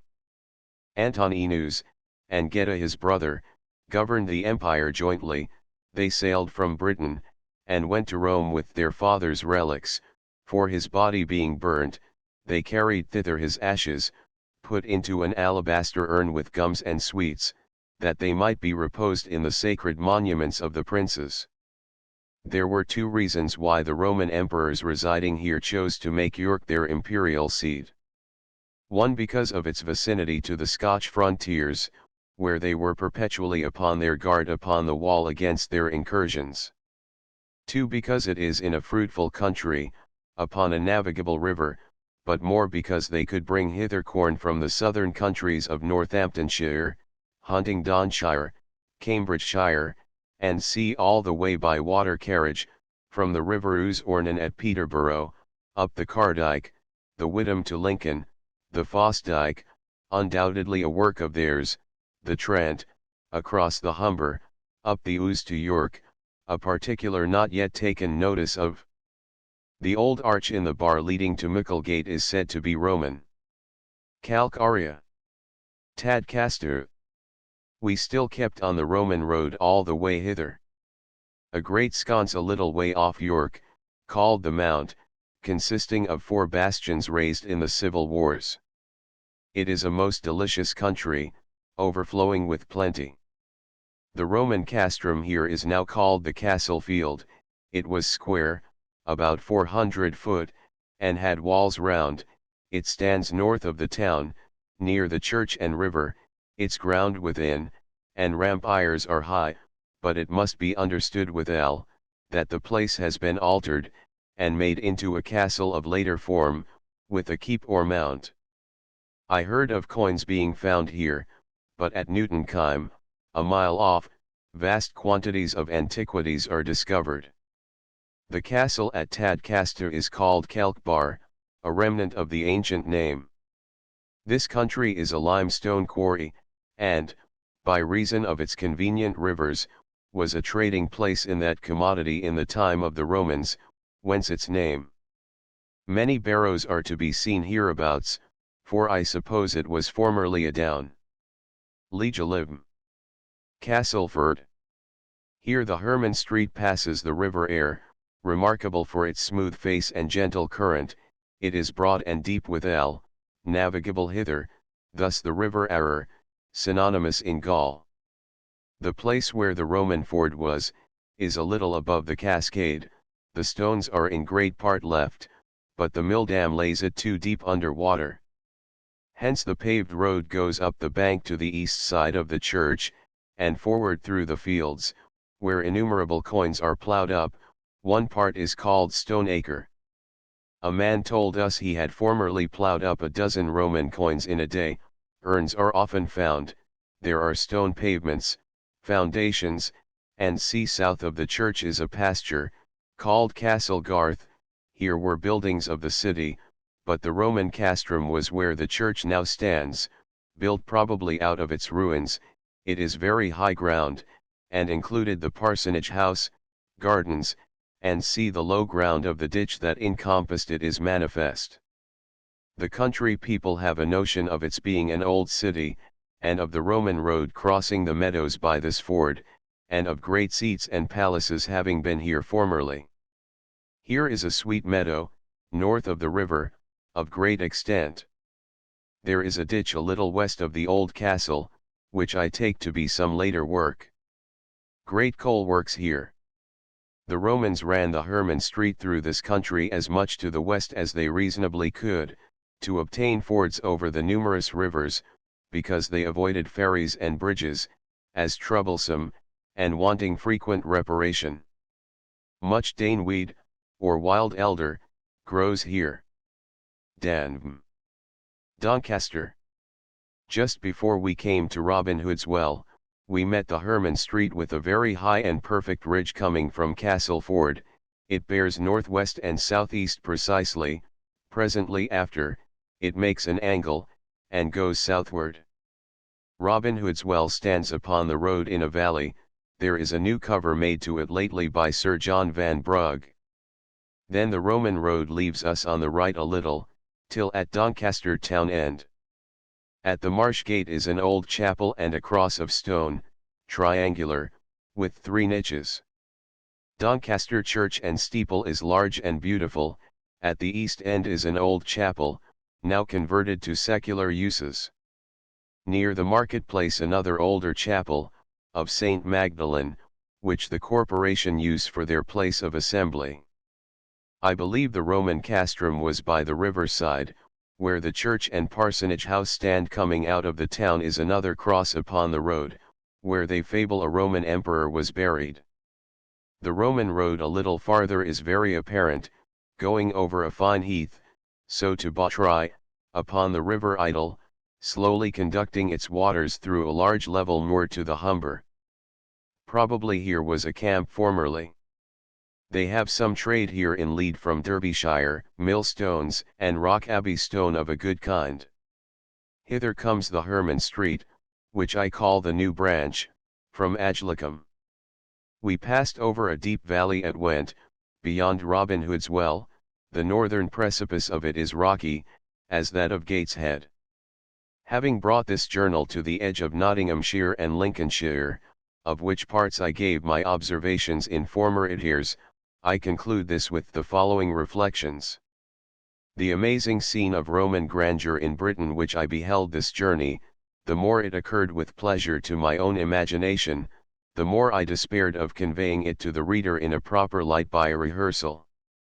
It is easy for some nations to magnify trifles, and in words gild over inconsiderable transactions till they swell to the appearance of an history, and some moderns have gone great lengths that way, but if in any people action has outdone the capacity of rhetoric, or in any place they have left historians far behind in their valor and military performances, it was in our own country, and we are as much surprised in finding such infinite relics of theirs here, as that we have no history of them that speaks with any particularity of the last 300 years that the Romans dwelt in Britain, and rendered it perfectly provincial.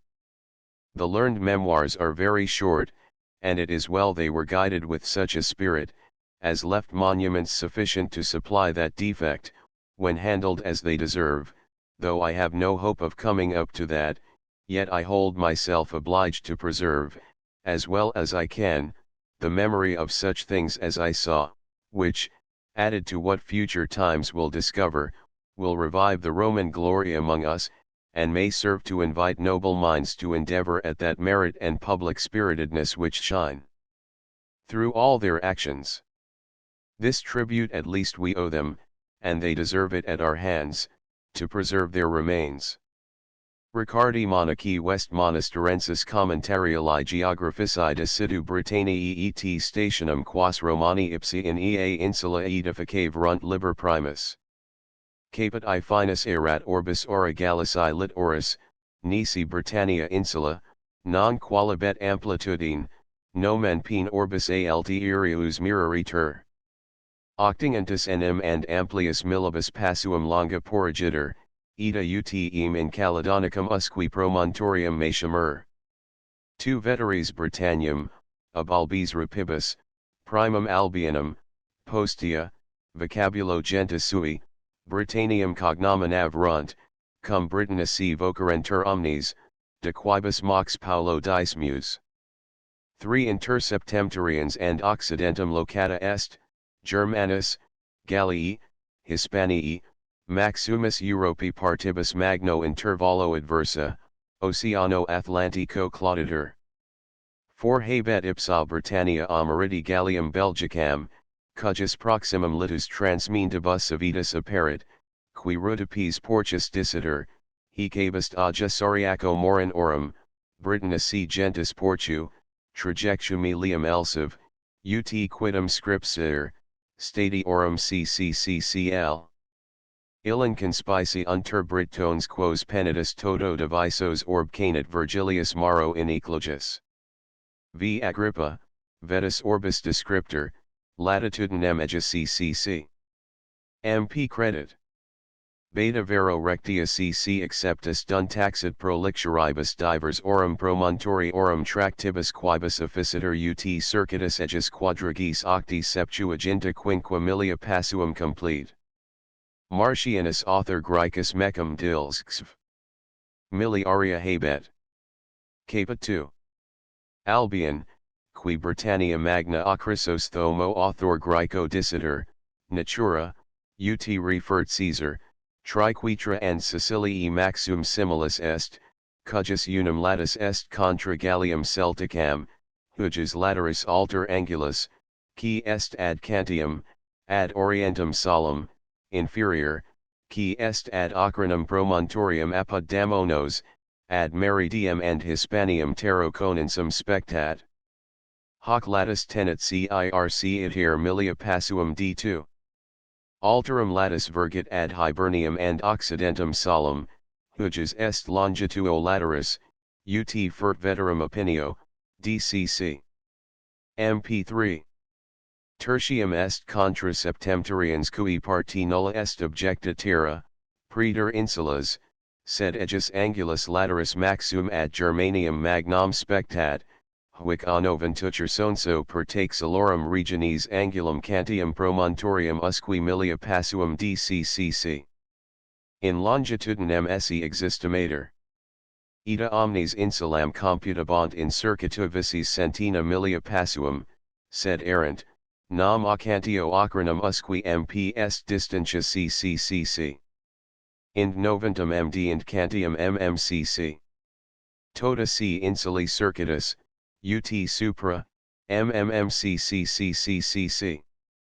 Milia passuum est4. Formam Totius Britanniae Livius and Fabius Rusticus, veterum doctissimi authors.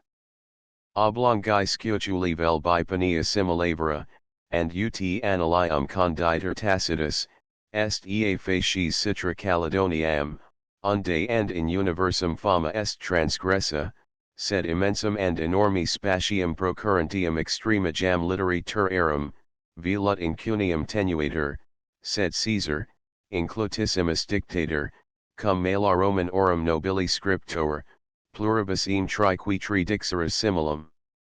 De quo supra? Vsi Ptolomeo, orbis terrarum descriptori egregio, aliasc, coevus illi scriptoribus habenda fides, litteram z, sed inversum, representat hec insula, nec tamen ex omni part exact quadrare hoc simili sufficienter prebet recenti ori evo descriptarum maparum inspectio. Triquitra tamen figuras soli Anglii quodammodo videtur conveniens. Caput 3. Ceterum Britanniam qui mortals initio coluerent, indigeni and advecti, ut inter nations ceteras, parum comperdum. Solis quipgideis, and per ipsos finitimis quibus dam gentibus, hoc contigit felicitatis, ut a primo ind mundi exordio gentis sui originum continuasaria ex infallibilibus deducere possent monumentus. Tu habitus corporum varii, et ex eo argumenta. Nam crutuli Caledoniam habitantium comi, magna artis, Germanicam originum asseverant, silurum colorati vultuos, and torti plerum crines, and posita contra Hispanium, ut author est Tacitus, Iberos veteris tragessus, iscend in Hibernia seds occupas fidem facient. Proximi Gallis and similes sunt, SCU durante originis 6, SCU procurrentibus in diversa terris, positio silla corporibus habitum dedit. 3 Haec, si libere indulgere fabules, notare possem venitos op commercii navalis in colas religionescas terris primum insulis, immo non decent scriptors qui Herculum huc quoque pervenis, regnum constituis, referunt, his vero tam alde recondites antiquitatibus, fabules hin ind refertus, immorari vix operi pretium videtur. For in universum tamen estimanti, Gallos vicinum solum occupas credibile est eorum sacra deprehendas, superstitionum, a Tacitus, persuasionum. Sermo haudit multum diversus. Pro ulteriori signo inservit drudum traditio, unicum nominibus civitatum, qui vero omnes iis nominibus appellabantur, quibus gentes, ordi ex Gallii civitatibus, qui eo pervenerunt, et agros choleras separunt. Vi hominum est, inquit Caesar, infinita multitudo, criberimaci edificia, vir Gallicis consimilia, pecora sine numero. 6 Omnium tamen humanissimi, qui Britanniam Austrinam incolabant, nec multum Gallis differbant consuetudine, ulteriors plurique from enta non serbant, sed lact, fructu and carn vivant, lene iis usus ac vesium ignotus erat, and quamquam continuis frigoribus iudabantur polibus, tamen servinis aut ovinus vestitae erant, and lavabantur in fluminibus. 7 Omnes vero se Britons olim vitro inficerunt, quod coerulum officit colorum, et, refert Caesar, hoc horribilior sunt in pugna ad spectu. Capillici sunt, ut 8 Roman orum dux, promisso, et omni part corporis rasa praeter caput and labrum supreus. 8 Uxors habant Britons deni duodenici inter se communes, and maxum fratra cum fratribus, parentes cum liberis, sed, sic erant ex his nati, Eorum habibantur liberi, aquibus primum virgens quic ducti erant. Sua quemp mater uberibus alit, nec ancillis, nec nutricibus delectantur. 9 Udibantur aut nummo aereo, aut annulus ferius, ad certum pondus examinatus, pro nummis, ut author est Caesar dictator. Ex leperum and Gallinum and Anserum gustare Britons fos non pudibant, hectamen albant animae voluptatis causat. 11 Erant autumn Margaritae, Frena Hebernia, and Armali, and Electrina et Vitria Vasa, and Gagets Lapides, and, Quad Ceteris Exalit, Stanum, Magna Copia Merx. 12 Udibantur and Navibus, Querum Carini primum ac statumina ex levi materia fibant, reliquum corpus navium ambitus viminibus contextus corius bubulorum integebitur. Quanto cunc tempor cursus tenebant, ut author est Silinus, navigans, essus abstinent. De re militari Britonum. 13 Fert ipsa Britannia populos regisc populorum, ut mala lib 3. Scripsit, sed sunt inculti omnes, et ut longius a continenti absent, ita aliarum opum ignari, magis tantum pecore ac finibus dites, causes autumn and bella contrahunt, ac se frequenter invisem infestant. Maxum imperatandi Cupidine studia qui ea prolatandi, qui possident. Solidum quidem, Britons fominarum ductia bellis, nec sexum in imperius discrevis. 14 Dimicabant Britons non solum equitatus peditatus modo, sed entium bigus et curibus, Gallus armatae, Covinos, Essitus vero more vulgari, vocabant, quorum falcatus axibus udibantur. 15 Equitum genus est, iis, quem est usus, et aliquod bellum incidite, ut Caesar est author, quod anti-Roman orum adventum fear quod annis accidir solbat, uti ipsa injurias inferrent, aut ilatus propulserant. Omnes in bello versantur, et qui eorum, ut quisque est genera copiisque amplissimus, ita plurimos circum se ambactos clientesque habet. Hanc unam gratium potentium novirunt. 16 In petit erat Britonum rober, pro aliantur autumn tellus and ingentibus gladius and brevibus cetries. Erant Britonum gladii, ut 8 Tacitus, sine mucrone. 17 Genus hoc erat ex Escites pugni, ut Caesar in 4. Narrad. Primo per omnes partes periquitant. And tela congiscient, ac ipso terrare equorum, and strepituro terram, ordens plerump perturbant, and quem se inter equitum turmas insinuavir, ex Escites deciliant and pedibus disperi pro ilio contendunt. Origi interim paululum e pro ilio exdunt, et quita se collicant, ut, si ilia multitudine hostium primantur, expeditum ad suos receptum habeant. Ita mobilitatem equitum, stabilitatem peditum in pro ilias preston, ac tantum uso quotidiano, and exercitatione officiant, ut in declivi, ac precipitae loco incitatos equas sustinera, and brevi moderari, ac flectora, et per teminum percurrere, and in jugo insistera, and in se incurra citissime recipera consueverant. 18 Equestris autumn pro ilii ratio, and sedentibus and insequentibus parat quidem periculum inferbat. Acced bat huc, ut nunquam conferti, sed rari, magnus intervallis pro iliarantur, stationesque dispo cetas have rent, et caelios alii dinceps exciperant, integric and recens defatigatus excederant.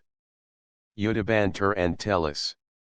19 Formam regiminis Britannici, anti advectos in hanc insulam Romanos, determinare haudit facile, hoc certum, quod nullum ibi anti hec tempora monarchicae imperii vestigium, sed democraticum fuis, Podius videtur, nisi forte aristocratium emulari videtur. Druidem in rebus maximi momenti authoritas non exigua.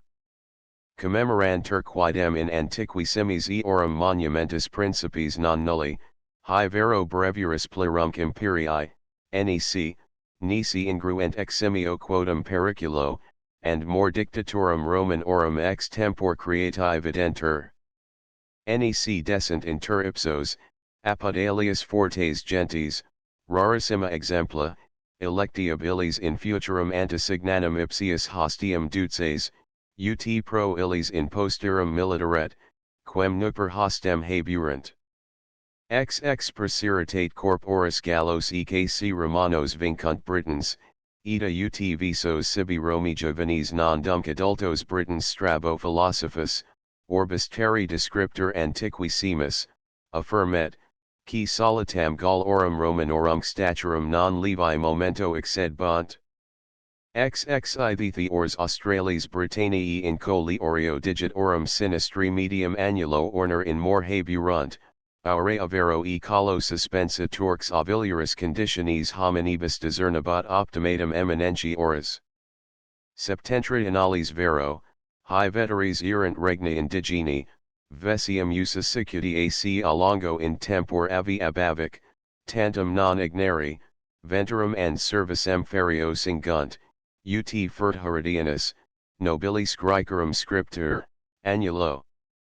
Ornamentum idseac divisurum argumentum existimantes, accident in usum podius quam ornatum sciuto angusto, and lanza, gladiaci nudis and pictus corporibus dependent. Loricam interim galenc, futurinem palliads transientibus impedimento, regiciunt contemnant.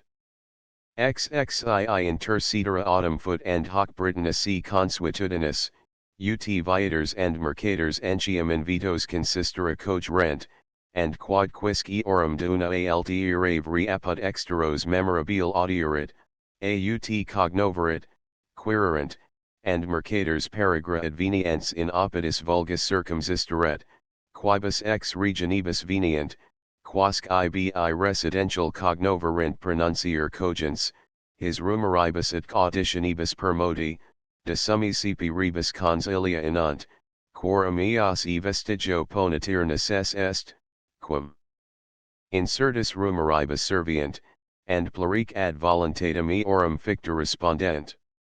XXII funera eorum sunt magnifica and sumptuosa, omniac, qui vivis cordi fuis arbitrantur, in ignomen ferant, entium arma and animalia. Sepulchrum tumulus ex cespitibus erigit. Caput 4. Natio Britonum fut omnes, ut Gallorum, ad magem dedita religionibus, et cobi eam causam qui gravi oribus effecti morbus, quic in pro alias periculisque versabantur, aut pro victimis homines immolabant, aut se immolaturos vabant. Tu ad paragenda crud elia hex sacra, drudum udibantur ministerio, nec credebant placari posse deos nisi homicides humano sanguine penseretur. In instituta publis istias modis sacrificia, oblatac, ut gradissima dies hostia, qui inferto, latrocinio, aliav gravi ori culpa deprehensi, his vero deficientibus, ad innocentium quoque mactationem descendibant, ut quocunctumum modo dii placarentur. 3 nisi ad fuerent druids, residential sacra rite celebrari non credebitur. In publica non minus quam privata sacra procurandi negodium illis unici incumbibat. Erat pens hoc religion ionis cura, EKC mysteriorum interpretatio, corporis quoque and sanitatis subtuendi, sub restituendi curam habant, continuo medicini peritissimi. For inter deos ipsis praecipua colbiter mercurius, cujus plurima prostabant simulacra. Post hunc justitium, qui Britanibus adrast dispiter. In Apollinem, Martum, qui entium vitucadrus appellibator. Juvem, Minervam, Herculum, Victoriam, Andatum vocatam, Dianum, Cybelum and Plutonum venerabantur, eandum firdatis numinibus ac quidam alii gentes opinionum amplexi. Va dit autumn, ut and Galli, gentis sui originum deducere alaborabant Britons. Antiquissimam hanc venditantes Druidum traditionum, emo b causam quilibet temporum spatia, non dirum, sed noctium numero definibant, diec mensis and anni natalis initia etum numerae consueverunt, ut capto a noct initio dies subsiceritur, qui consuetudo omino convenit cum antiquissima illa, qui generali habitur noctium ac dirum computatione. 6 Ad Druids magnus disciplini causa confluibat adolescentium numerus, haequip in magno erant apud ipsos honor, nam fear de omnibus controversias, publicis privatisque, constituibant, and si quod admissum erat facinus, si sedes facta, si de hereditate, de finibus controversia erat, idem discernibant. Premia ponas constiturunt, si quis aut privatus aut publicus eorum decreto non stitite, sacrificius interdispant. Haec exclusionis pona apud eos erat gravissima.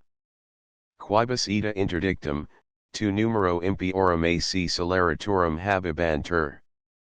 Iis omnes decidebant, addendum eorum sermonem defugiens, an quid ex contagioni incommodi exciperant, nec iis potentibus Jus redibator, nec annos habibator ullus. 7 His autumn omnibus druidibus praere unus, qui summum inter eos potestatem habibat and authoritatem. Hoc mortuo, successor dabitur, qui inter reliquios exalibit dignitate. At si plurs assent dignitate pairs, suffragio druidum residential committabator, non nuncum entium de principatu armis contendibant. 8 Druids a bello abes solbant, nec tributa unicum reliquis pendebant, militiae vacationum, omnium qui rerum habant immunitatem. Tantis excitati premius, and sua spont multi in disciplinum conveniebant, and apropinquis parentibus committabantur. 9 Magnum ibi numerum versuum adisir solbant. Quod unicum apud eos memoriae and annalium genus, itac non nulli annos vicinos in disciplina permanebant. Nec fas esse existimerunt eam litteris mundare, quum tamen in reliquis fer rebus, publicis privatisque rationibus, grisis litteris uterentur. Id me duibus de causas, inquit de Julius, instituis videntur, quod nec in vulgus disciplinum efferi velant, nec eos, qui discunt, litteris confessus, minus memoriae studere. Quod fer plurisque accidite, ut presidio literarum, diligentium in perdicendo, ac memoriam remittant. Ex in primis hoc persuadere alaborabant, non int erire animus, sed abeliis post mortem transire ad alios, et hoc maxum ad virtutum exciteri putibant, metu mortis neglecto. Multa praeteria desideribus et eorum motu, de mundi and terrarum magnitudine, de rerum natura, de deorum 6 ac potstate disputabant, and juventudi tradebant solicit. 11 Non est omittendata visco admiratio. Nihil habant druids visco and arbori, in quagignator, si modo sit rober, sacratius. Jam per se roberum eligibant lucos. Nec ola sacra sine ea frond conficivant, ut indepel lati quoque interpretatione Graeca passant delta upsilon iota delta epsilon, druids, videri. Enimvero quicquid ad nascator illis, e silumissum putabant, sinumc esse electi ab ipso deo arboris. Est autumn id rarum admagem inventu, and repertum magna religione peditur, and anti omnia sexta luna, qui principium mensium annorumque bis facit, et seculi, post trisesimum annum, quia jam virium abunda habibat. Nec tamen sit sui domitia. Omnia sanentum appellant suo vocabulo. Sacrificia epulis rite sub arbori preparatus duos admovant candidae coloris turos, quorum cornua tunc primum vinciantur. Sacerdos candida vest cultus arborum scandibat, fals aurea dime tiens. Candido id excipibitur sago. Tunc dimum victimas immolant, precantes, ut suum donum Deus prosperum faceret, his, quibus dedrant, fecunditatem eo podo dari quicunc animali sterili arbitrabantur, contra qui venena omnia, esse remedio. Tanta gentium in rebus frivolis plerumque religio fuerat. 12 Druidarum disciplina in nostra Britannia reperta, etkind in Gallium translata esse existimator. Unde Plinius elegante declamat lib XXX.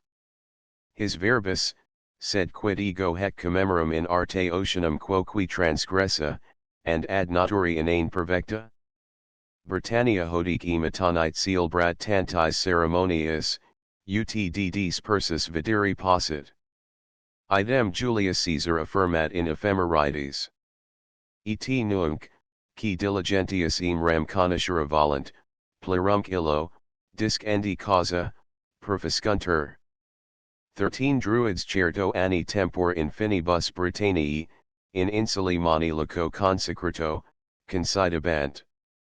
Huc omnes undic, quos inter controversia, conveniebant, eorum judiciis decretisque acquiescebant. 14 Praetor Druids apud Gallos et Britons erant bardi poeti, qui deum herumque residential gestas heroicis expositus versibus cum dulcibus lyri modulus canti debant. 15 De his ombabus edus assinat lucanus vates his versibus, quibus hoc caput finiam. Vos quoque, qui fortes animus, bellici peremptus laudibus in longum, vates. Dimititus evoum, plurimus securi studioistis carmina bardi. Et vos barbaricos redus, merum sinistrum. Sacrorum, Druidi, pausitus repetistus ab armis. Solis nasi deos, and celi numina vobis, aut solis nescire datum, nemera alter remotus incolitus lucis.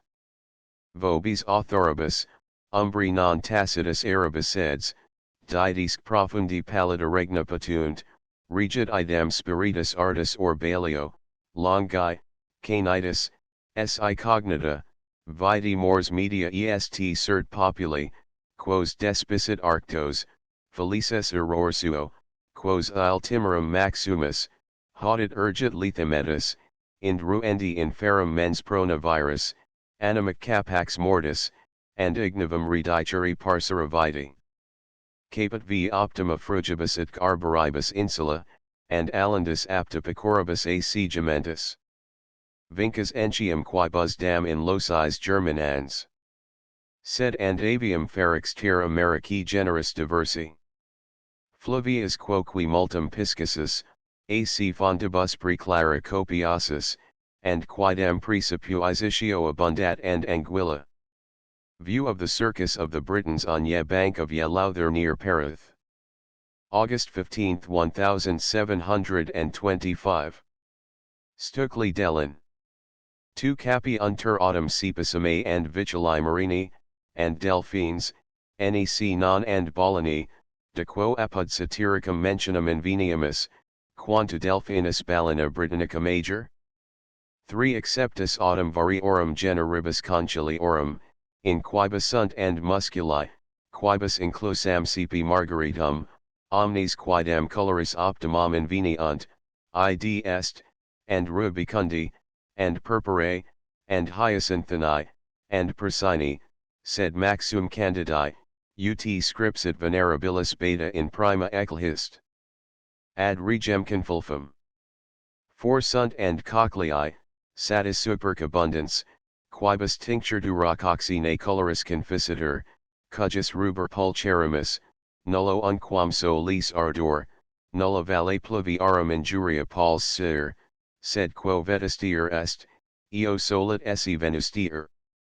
Vihabet fontes salinarum and fontes calidos, and exeis fluvios balnearum calidarum, omni etati and sexui per distincta loca, juxta suum quique magem accommodados. 6 Nascitur ibi plumbum album in Mediterraneis regionibus, in maritimis ferrum, sed ejus exigua est copia. Eri utinter importado. Gignet and aurum, and argentum. Fert and lapidum gagitum plurimum optimumque. Est autumn nigrogemerus and ardens ignead modus, insensus serpens fugit, ad trito calefactus ad plicita detinat eqt succinum. 7 Eticia Britannia prope sub septentrionali verdus mundi jacet, lucidas estate noctis habet, ita ut medio sipi tempor noctis in questionum veniat in twentibus, utrum crepusculum ad hoc permanit vespertinum, and jamad venerit matudinum? Utpot nocturno sol non lunge sub terras ad orientem boreals per plagas rediunt. Unde entium plurimi longitudinus habet dies estate, secut et noctis contra in bruma, sol nimirum tunc in libicus partis sect ent, id est, horrorum ex and 8. Ut author est Cleomedes. Plurimi item brevitatis noct estate and dies habet in bruma, hoc est, 6. Solemn modo equinoctialium horrorum, cum in Armenia, Macedonia, Italia, Ceterisque ejusdem lineae regionibus longissima dies of nox 15. Brevissima ate. Complete horrors. 8 Sed de Britannia Britanni busc in generis satis prolis commemoravi. Residential ipsa requiret ad particularia tandem descendere, etc, in sequentibus, statum fatumque diversarum, qui hanc insulam incoluerunt, nationem, qui eandem nobiliterant, civitates, cet qualis subdicion romana erant, ex ordine dependere me jam irid propositi. Caput 6. Britannia, secundum accuratissima veterum, qui propius fidem sunt, monumenta, erat omnes divisa in partis septem, querum sex alio et galio tempor imperio Romano adjecti fuerunt, septima vero sub solis barbaris Caledoniis. 2 Superdicti Britanniae parties erant Britannia prima, secunda, Flavia, Maxima, Valentia and Vespes Iana. Querum ultima non diustitit in manibus Romanorum, ex his Britanniam primam a Flavia Tomisus flumen, a Britannia secunda mare dividit. Flavia initium capit amari Germanico, contini tertamizi Fluvio, Sabrina a finibus illurum ordivicumque, vergit ad septemtorians and brigantum regionum. Maxima ob extremis Flaviae finibus oratur pertinet ad inferiorum partum muri, qui totum ex transverso percurrit insulam, spectatque in septemtorians. Spatium inter ambos, hunc and alium, qui ab imperator Antonino Pio interduram and clitum extructus est, murum occupat Valentiana. Vespes Iana autumn auteri estuario ad civitatem alcluth, unde linea ad ostium fluminis varis ducta. Terminos ostendit. Secunda adiem partum Oceani, qui ad Hibernium pertinet, spectat inter Acasum and septemtorians. Sed de provincia satis. 3 Necessarium vero ducimus, antiquam ad accuratiorum nos confiramus descriptionum, regiminis in his provincias constitutionum possus et injuri, deprehendimus adiaci, totum antiquissimis temporibus, plurimum regulorum statuum qui arbitrio divisim peruis Britanniam, quorum non nulli, entium post occupatum a Romanis provinciam, superfuis commemorantur, sed vix umbra regii dignitatis istis principibus relicta, contrarium nemp dissuadent politica illa, qua Romani olim, praecultissimis entium. Quibusc gentibus, inclaruerunt prudentia. Victricibus Romanorum armis subjugati imperatoria authoritate constitutus praere legatus, ipsa Britannia vero provincia erat proconsularis. Per plures hec imperii constitutio derivit etates, licet in plures interim ipsa insula divisa fuerit partes. Primum nemp in superiorum and inferiorum, dinceps vero, uti antia demonstravimus, in septem dispertita provincias, mutata regimenis forma. Dient diuperut, ut imperatoria seds, hec insula curatio, esc, quos in societatem adseverat, tyrannies. Gloria and praesidium Christianis mi constant enus magnus creditor maximum and valentium consulares, primam, secundam and Flavium praesidialis facis, toti vero insuli prepositus est vicarius vir perspicabilis sub disposition viri illustris domini praefecti praetorii Gallii. Praetor quem in vetisto quotum volumen circa idem tempora commemораtur aliquis eximii dignitatis vir, titulo comitis Britanniarum insignis, alias idem, comes lit ora Saxonici, tertius praeterea dux Britanniae dictus, aliac plures, magnus praefecti muniribus, qui, cum distincta eorum notitia, injuria temporis, impetrari non potuerit, cogimur taciti praetorier. For prolixum nunc tandem adhere ingredier, totem non minus insulam, quam singulasque aegis partes curios illustraturis indigen, pressurusque optimorum in hoc negotio authorem vestigia. Fiat vero ab extrema primi provincii ora initium, cujus litera Gallii obgisi inter.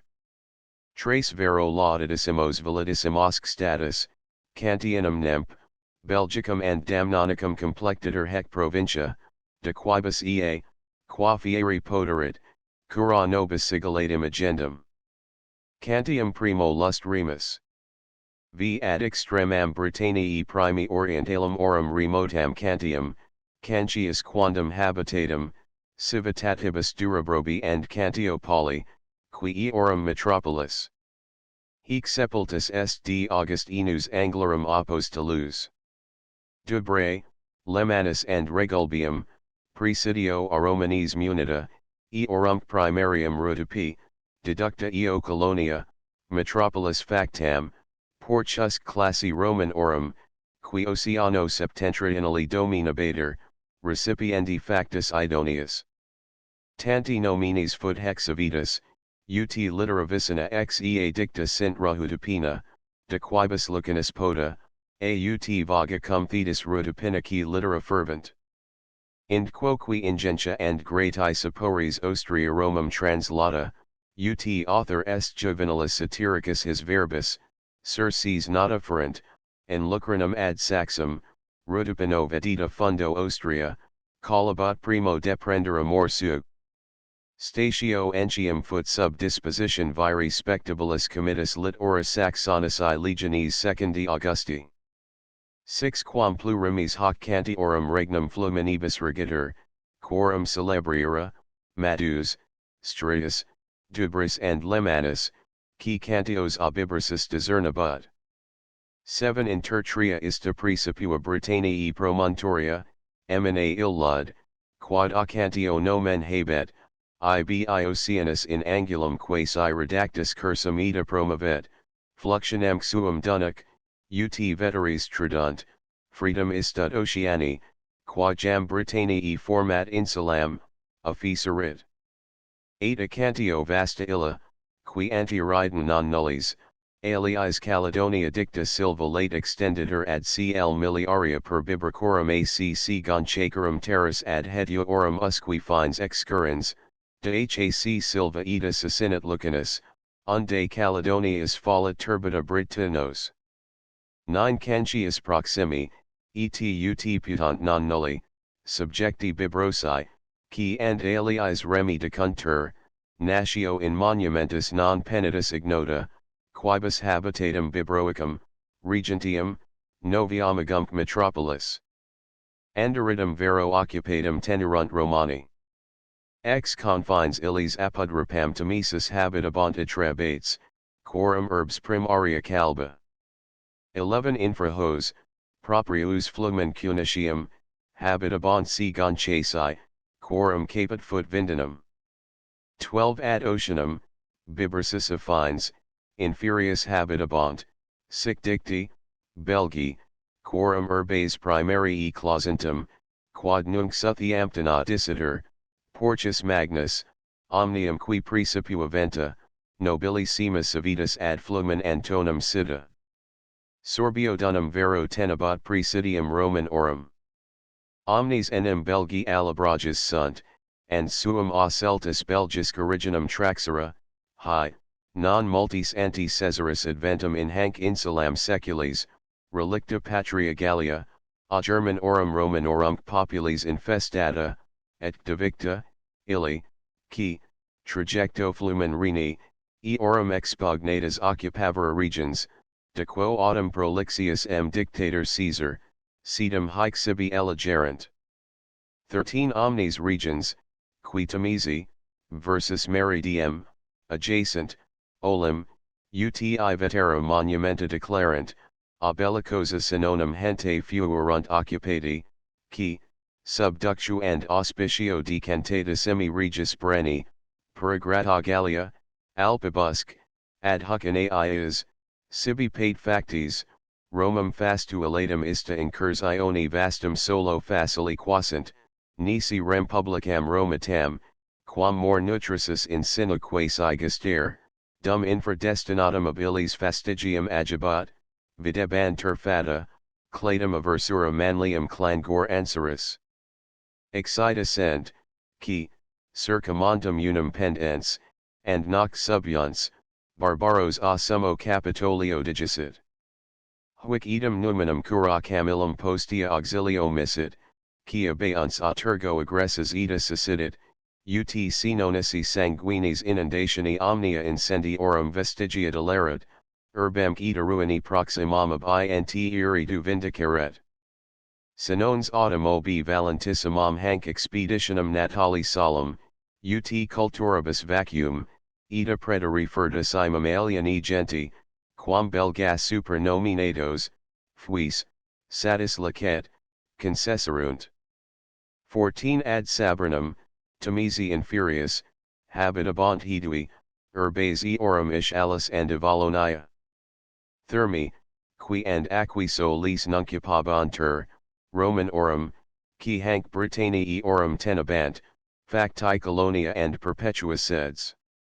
Urbs nominatissima hec erat, ad flumen abinum sida, ibique fontis colidi, opipero exculpti apparatu, ad usus mortalium, quibus fondibus praesuls erant Apollinis and Minervae numina, in quorumatibus perpetui ignes nunquam labus cunt in fabulas, sed ubi ignis tabit vertitur in globos sacios.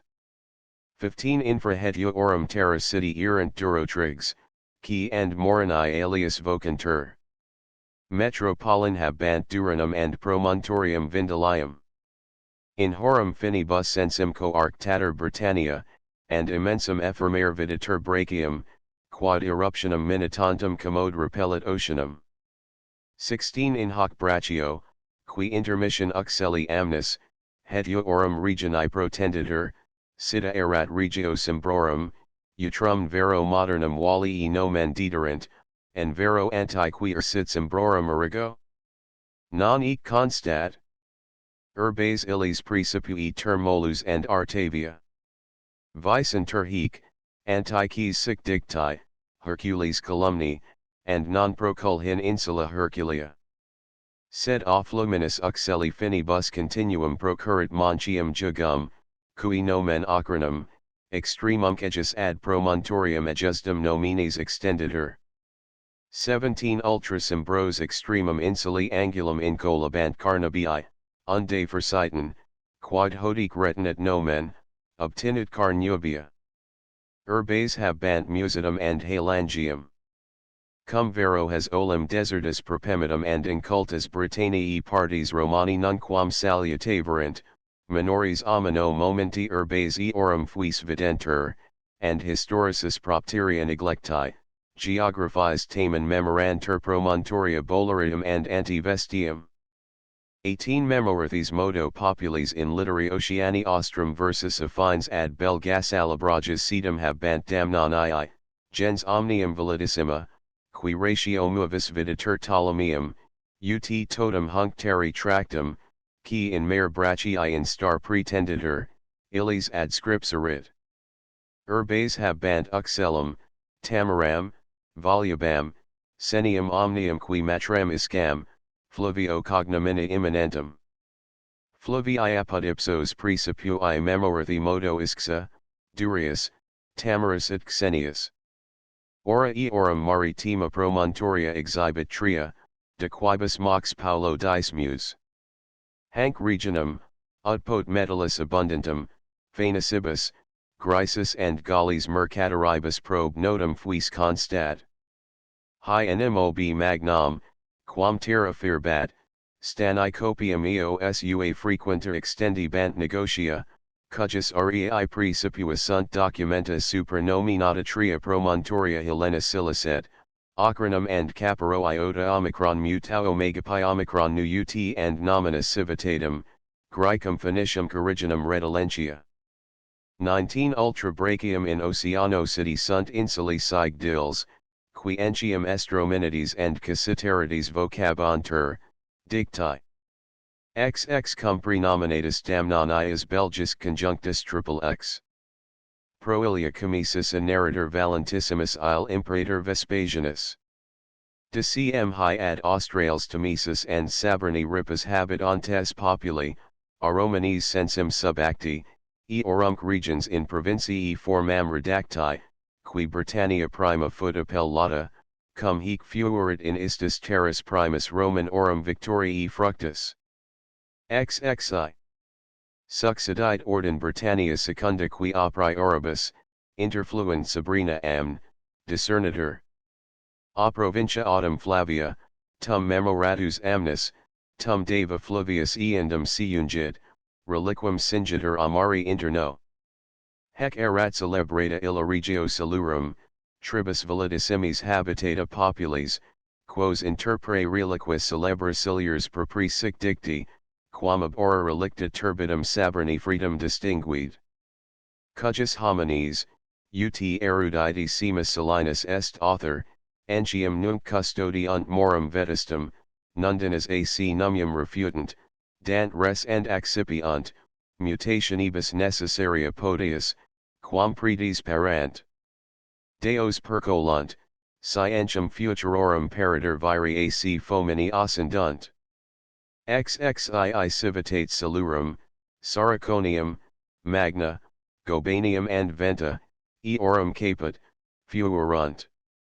Iscae vero, flumini immanentum urbum cognominum, tenebat Roman orum colonia, ibique per annos plurs secunda legio, qui Augusta alias vocabator, stationum habibat, dunac valentium and rutipin transferabator. Hec erat provincii secundi primaria Romana. XXII olim ac diopotens erat hec salurum regio, sed, cum regno caraticus tenuit, lunge potentissima. Hic continuis novem annis, omnia Roman orum arma pro ludibrio habita, sipi averti, dunac de illo, conjunctus viribus Romanos egregero, triumphavit legatus Astorius. Caraticus enim, proelio evadens, auxilium qui a vicinus regibus potens, per astucium matroni Romani Carthas mandvi cum reg Brigantii Venutio nucte, Romanes deditus est post id temporis mascule tantum suum ipsius ditionum idem il populus defendit usque dum avarienio spoliatus, ac tandem a frontino devictus in formam Romani, cui Britannia secunda, ut super minimus nomen erat, provincii suum redigi pateritur imperium.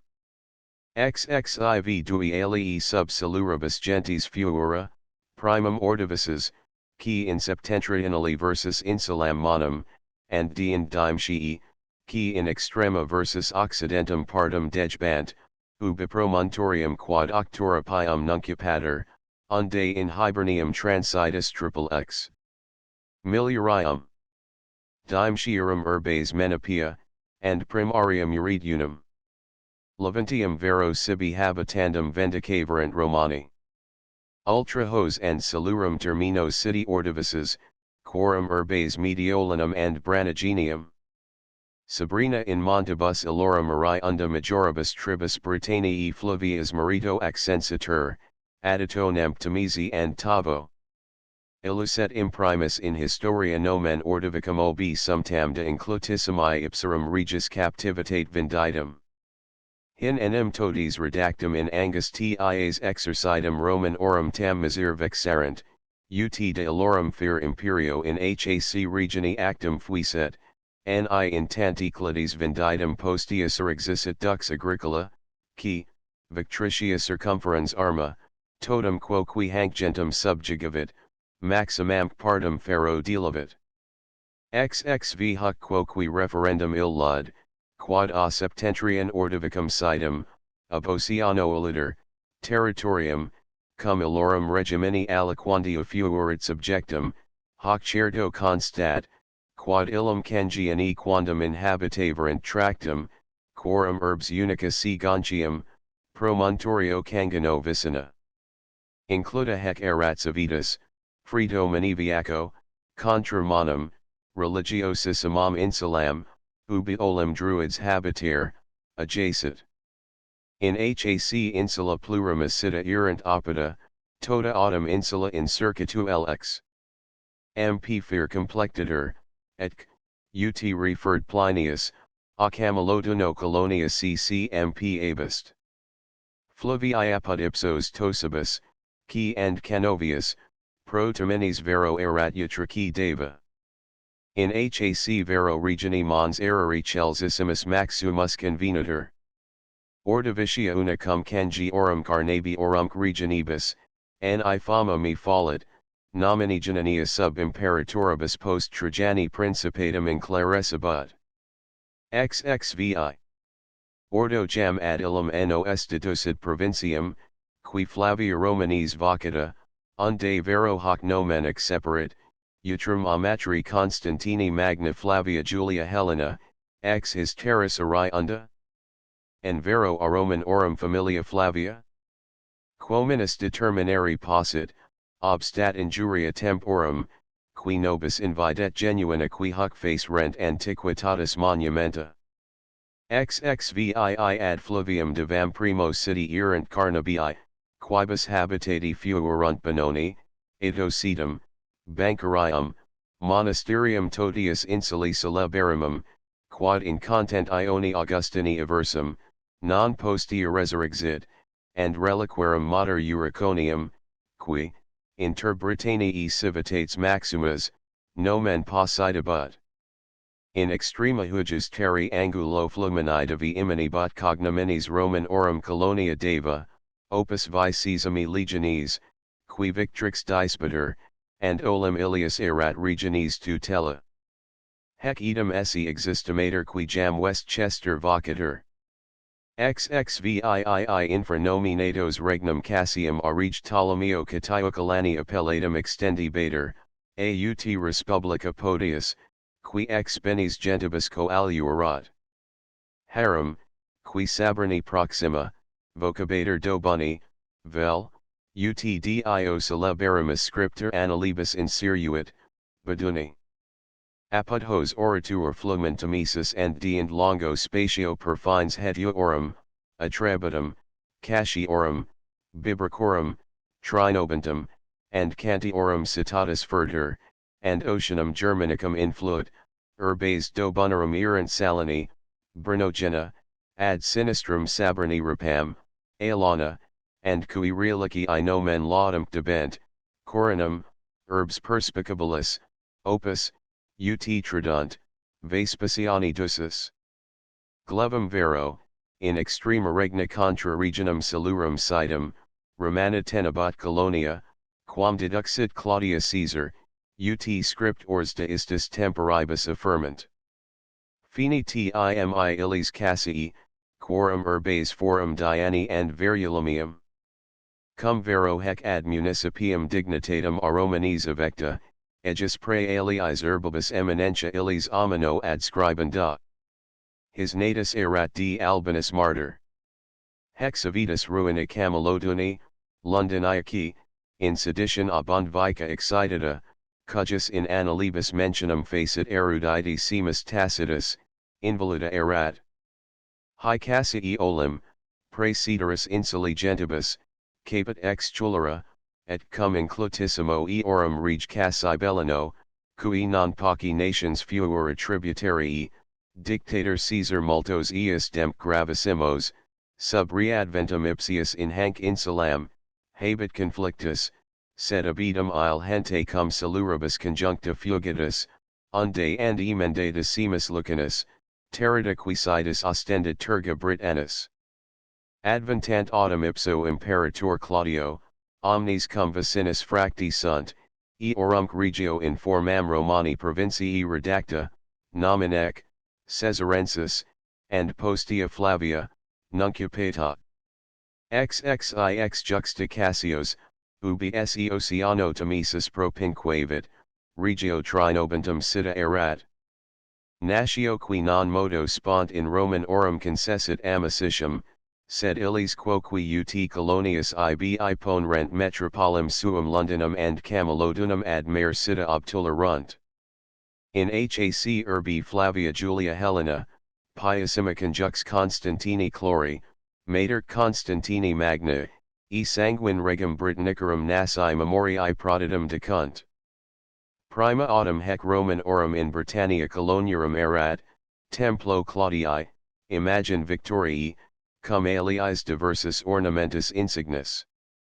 Londonum enim mundo cognitus avitus erat and erit.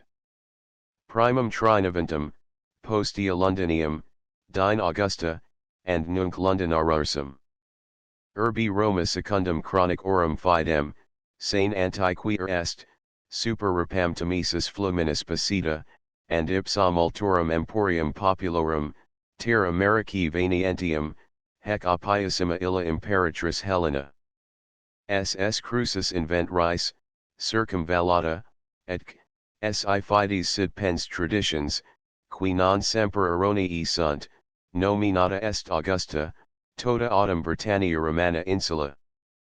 XXX limes huic populo ad septentrionum flumen surius, ultra quem habitabant Iceni, celeberrima natio, in duas gentes divisa, querum prior, seno mani habitans ad septentrionum trinobens and Cassios, ad orientem oceanum spectabat. Horum urbes dernomagus and caput regionis venta. Roman orum colonia erat Cambricum. In mare orientem versus proc urans lingula dissiter Flavia extrema. Fluminum notissima sunt Garian, Surius and Ophina in sinum meteran cc exonerans, ex altera part ad Ophinum incolabant, carnabias brigantibus and Oceano vicini, coit anni, in tractus silvis obsito, qui, ut alii Britonum silvi, Caledonia foot appellata. De hac autumn 3. Mentionum facit historicus il floris.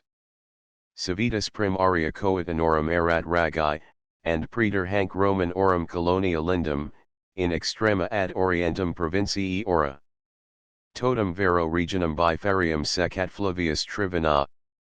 Hec Icenorum gens, qui, ut pot ferocissima bellici post hominum memoriam studiosissima, omissus tam rusticis quam civilibus artibius, sua spont in Roman orum societatem access erat, non tantum mox deficirat, sed ad sui quoque imitationem alios quam plurimos excitaverat, ab ostorio duce primum subjugum missa est, aliquot post annos, quem rex ipserum, and animo and apibus valentissimus, persutagus moriens Caesarum adjustum post eros heredes ficerat. Romani autumn Icenorum sicabat ens amicitia, ut nulli non se luxurii dederint, ab istum postia sociisc, subductia bellicosissimi bonduicae, vigor regis supernominati, ita infesti ipsa sunt redditi, ut combustus deletus ipserum colonias ac municipio, civium denici Roman orum lxxx. M. Ferro misere sint trucidatae, sed postia ad officium redigit Suetonius legatus, multis prudentii nominibus suspiciendus. XXXI. Ad septentrionalum huges regionis plagam oceano occurrit Flavius abus, quondam terminorum provinciae maximi unus, uti alter cetija. Dicta quoque hec provincia fut brigantii regnum silicet ejusdem nomines regionum complexa, tribusque habitaten nationibus, in extrema orientali plaga, ubi promontoria oxalum and brigantum extrema in mare procurunt, habitabant Parisii, quorum urbes petuaria and portus felix. XXXII supra hos, uti and ad latus, city erant propri sic dicti brigantes, gens numericissima, toti olim provinciae legs prescribens. His culti civitates, Epiacum, Vinovium, Cambotunum, Cataractum, Galacum, Olicana, and Primaria Isurium. Eberacum vero, ad Urum fluvium, caput provincii. Primum colonia nomini sexti Aromanes factum, sextique and legiones, qui victrix dispiter, seds. Dinceps vero plurium imperatorum presentia illustrier factum, municipii quoque octum prerogativus. XXXII totem inequals fair parties provincium dividunt montes Alpes Pennini dicti. Hi, ad Icenorum carnabiorum fines ad fluvium trivinum surgens, continuusaria per cl miliaria septentrionum versus decurrunt. Thursib populi, ad occidentalum huges jugi partum habitantes, sunt voluntii sistuncii arctiori, ut viditur, federa conjuncti. Urbes habant reriganum, coxium and lugubilium, querum tamen posterior spinas Roman orum tenebant praesidia. XXXV septentrionales huges terri limites tagebat muris is stupendi moles, Aromanes per ismum ad longitudinem LXXX. Miliarium extensus, cujus altitudo 12. Crassides vero iix. Pedaci quabat, turibusque ornatus, muris erat. 30 Gentum hanc, ob Imperator Claudio primum infestatum, diendab ostorio legato devictam, postea osiriali fractam and magnam partum debilitam, ex historia colligitur. Cum vero spont se agricoli dedicit, pacem illi datum se percepimus. Famam huges gentis in historias praecipudilarunt turpi regioni ipsarum gesta inauditac perfidia. Ipsa harum potentium nationum progenies erat, qui novas electura seds, ultimum ultro, patriae, inter Alpes, Danubium and Rhodanum jacenti, valida cebit. Ex his in hibernium postea non nulli, sedum ibi ficturi, transurunt, utx documentus constat. XXXVII. His borealiores errant nations isti validissimi olim sub nomini maiaterum veniens, aquibus, mortuo patra, fratricida ist Bassiana suum turpiter pacem emit. Regions, quas tenuere, sequens errant, in orientem Audidinia, ind Gadinia, post hanc Selgovia, diend Noventia, supra hos entium damnia. 38th Muro proximi habitabant Gadini, quorum metropolis curia. Ad oceanum vero proprius city Audidini, eorum caput Bremenum, ac apud hos fluviaetida, Aelana, and Utricetina, inframurum decurrants. 36 his occidentaliores ad oceanum city erant Selgovi, eorum urbes corbentorigum, Uxellum and Trimontium, quam tamen sat diutinud praesidium Roman orum, quod antiqua memorant monumenta. Huges regiones fluvii praecipui fuerunt novius, Deva and, ex part, Ituna. XL ultra divam, nuper dictam, ad oceani quoque orum in extrema insuli part, hibernium versus, novent city errant. Apud quos cielbris illa noventum chersonsis, hibernia distans miliaria xxvii. Hec intercuncta Britanniae promontoria maxum borea antiques creed bonter, juxta vero, ekc illi, causam non video. Metropolis horum lucifibia, alias causi candidi. Fluvii vero abrasianus, Gena and, ad orientem regionis terminus, Deva. Xli supernovant, Selgovas and Gadenos, intervenient Monchium uxellarum Syria, habitabant damnii, prevalens quidem natio, sed qui condito muro non parvum regionis sui tractum amisit, a Caledonias subjugatum and spoliatum. Praeter illud quad murum tabiter praesidium vanduarium tenebat Romanus miles. Xlii hic Britannia, Rarsus quasi amplexu oceani delectata, angustier evadit, quam alibi, id obi duo ist rapidissima, qui infunduntur, estuaria botatrium silicet and claudum. Contractus hic isthmus ab agricola legato primum praesidio munitus erat. Alium murum, in historias nobilissimum, erexit imperator Antoninus, ad xxxv. Circ iter miliaria protensum, ut hoc medio barbarorum sisteret incursions, qui and abitio ducatumum reparatus est, undecim firmitus turibus. Has vero regions pro illa habeo provincia, qui per victoriosam Roman orum asium sub imperator Theodosio revocata, et can honorum imperatoris, tunc ad clavum imperii sedentis, Valentiana dicta putator. Slien. Extramurum sita provincia Vespasiana.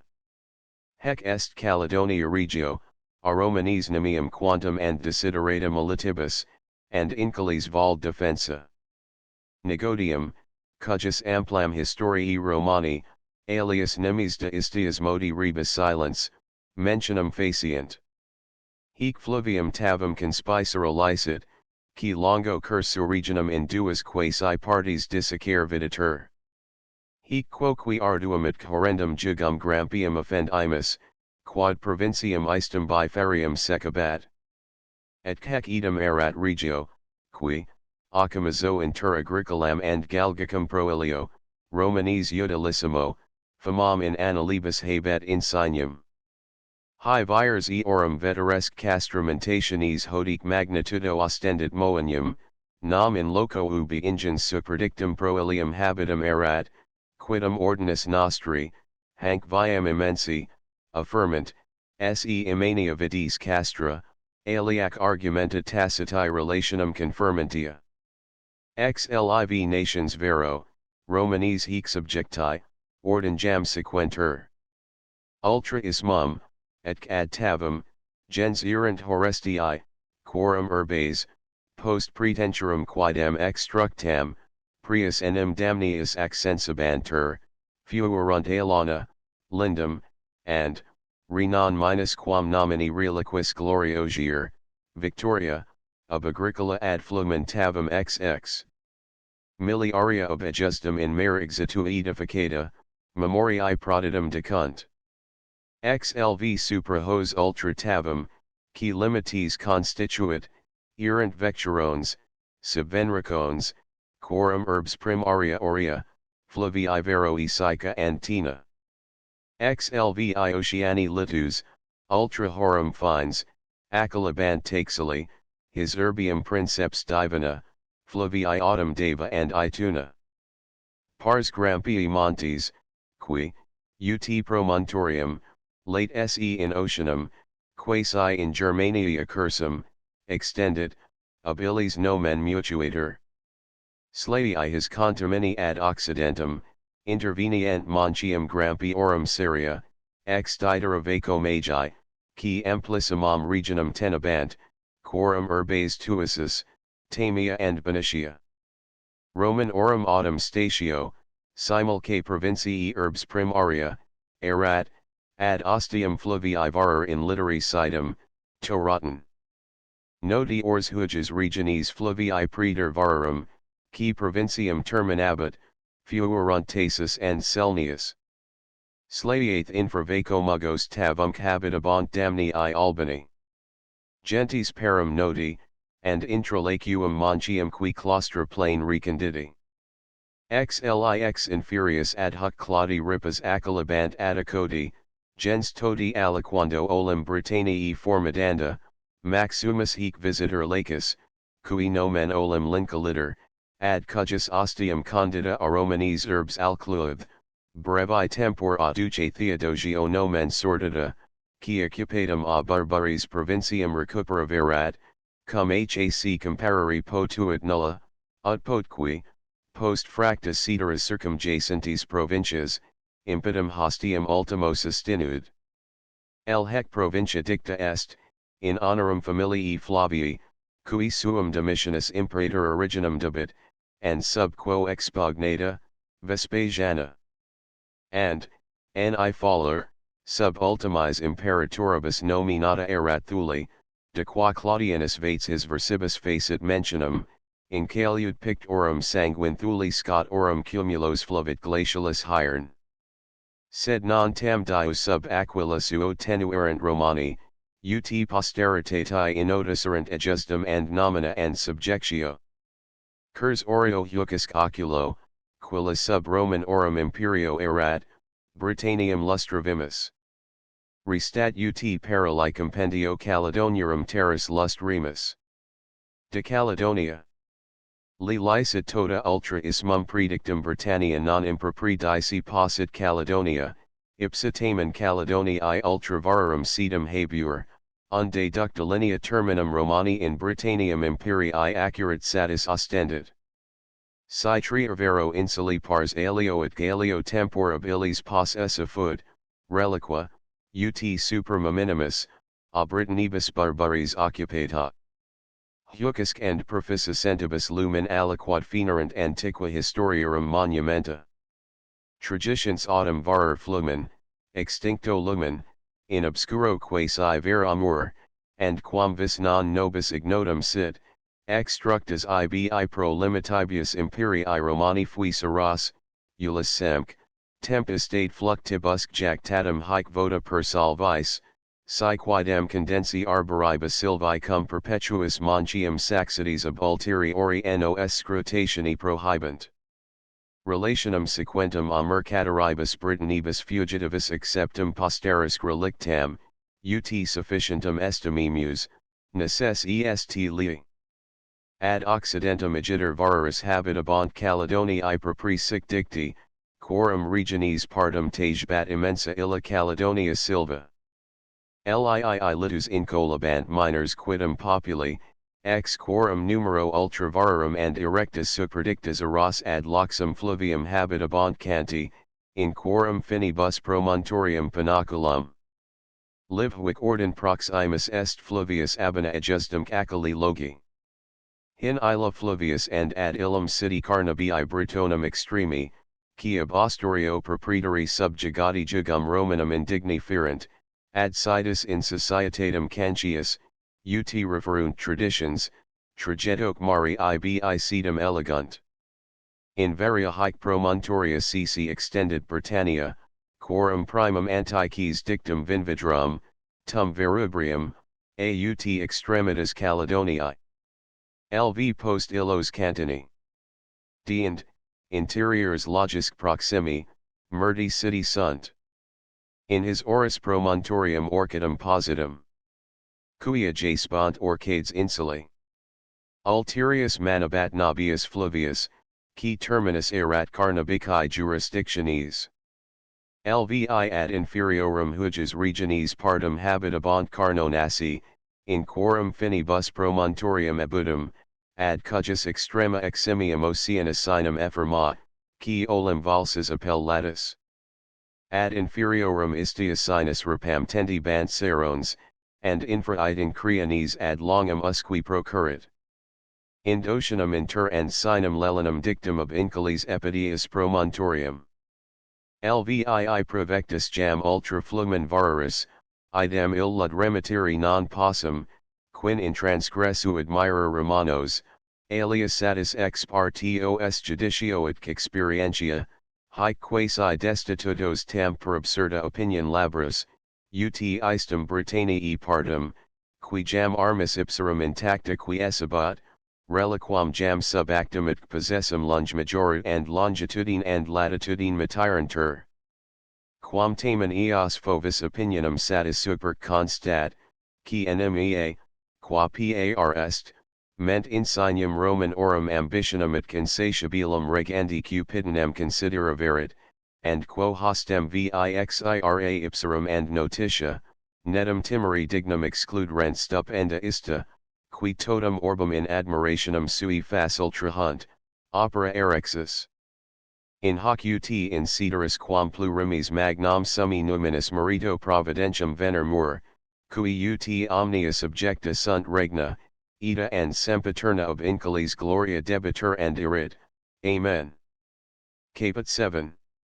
Lustratus ita pro instituti rationi cursum terris Britannicis, necessarium videtur, antiquam ad insularum descriptionem agrediar, duobio a non nemini modo occurrir, ubinum, inquit il, irum quas tu nobis commemoras urbium nominum vestigia? Habenter nulla. Licet vicissum quirera, ubinum hodi sint Assyriae, Parthi, Sarmati, Celtiberi. At qui has celeberimus gentes extitis negit, impudentum satis spero futurum neminum, non inveni unter hodienum regions urbesque per multiesdem, qui anti duo vel plura annorum milia haburunt, qui compellantur, nominibus. Judea, Italia, Gallia, Britannia, non hodi minus, quam priscus illis temporibus nota. Londonum hodic lingua vernicula sono non adio discrepant London appellatur. In curia majorum and in collegendis ac conservandis illis, qui huc facere and tunc temporis non difficulter haberi potrant monumentus negligentia si attendator, non adio quidem gravitir illa videtur increpanda, vel ut huges defectus unica and primaria causa sens enda, vix enem praeter illos, qui ordini sacrorum se dedrant, operam libris scribendis commodabant. Hi vero a sacro alienum centurunt munera profanis istias modi, ut vocabant, negotis operam suum impendera. Creditorum podius nos sine periculosire, and sine piaculo ad posteros transmittir posse illa, qui de prisco reg orum status idula veterum monument orum per lustratio and accuratius scrutinium poterit investigere. Ad aliat vero sentiendum me fircum pulicit bonus il anti-stes, ita me compel larvisus, tun solus ignoris quam breve, nobis in hoc orb, temporis spatium sit exigendum omnesque nostros entium laboriosissimos conatus ab inutilium servorum nomini nos non posse redere immunes. Omniac nostra studia proximi usum pro scopo debent haberi. Hec. Cui unquam sunt usui. Boletis istias modi nugis mundum diluti. His merito reponimus. And ergo prohibita nobis simul omnis honesta delectatio. Non neximii divina providentii documenta produnt istias modi narrationis. Indine patet, quomodo evangelia de mort and merito Christi consio universum collustraverit and vicerit orbum gentilibus anti superstitionibus obnoxium? Obvertanti poro, non incongrua forte chronologia istias modi residential in compendio tractari. Digno repano. Nec ergonomium quid quam est novis, majors nostros non, ut non nulli fabulantur, autochtones fuisi terra proselitines. Deum podius naturi liberum aperuis, ut ex illo cons terra magna epiphysis omnipotentia, quillis in mosis voluminibus idem descripta proponitur. Denici forte respondenti, operibus, authori apud posteros nomen laudum parituris, exploratorium ignum esse subundum, hecum quam dicenti, and in his subsistendi gradus profiter tantum his verbis efficacia fuis, ut entium subortamici non numquam fuerit coipti huges laboris ponitentia. Ex altera proinda huges opusculi part praeter chronologicam rerum commemorationem amplius quid quam expectere nullit benevolis lector, quem adio benevolentii tutelake divini, peria ob ipso mihi promittens, devitus commendo, sprens, ut me simul coelesti patri, qui mis risers and condonationies plenus, commendet.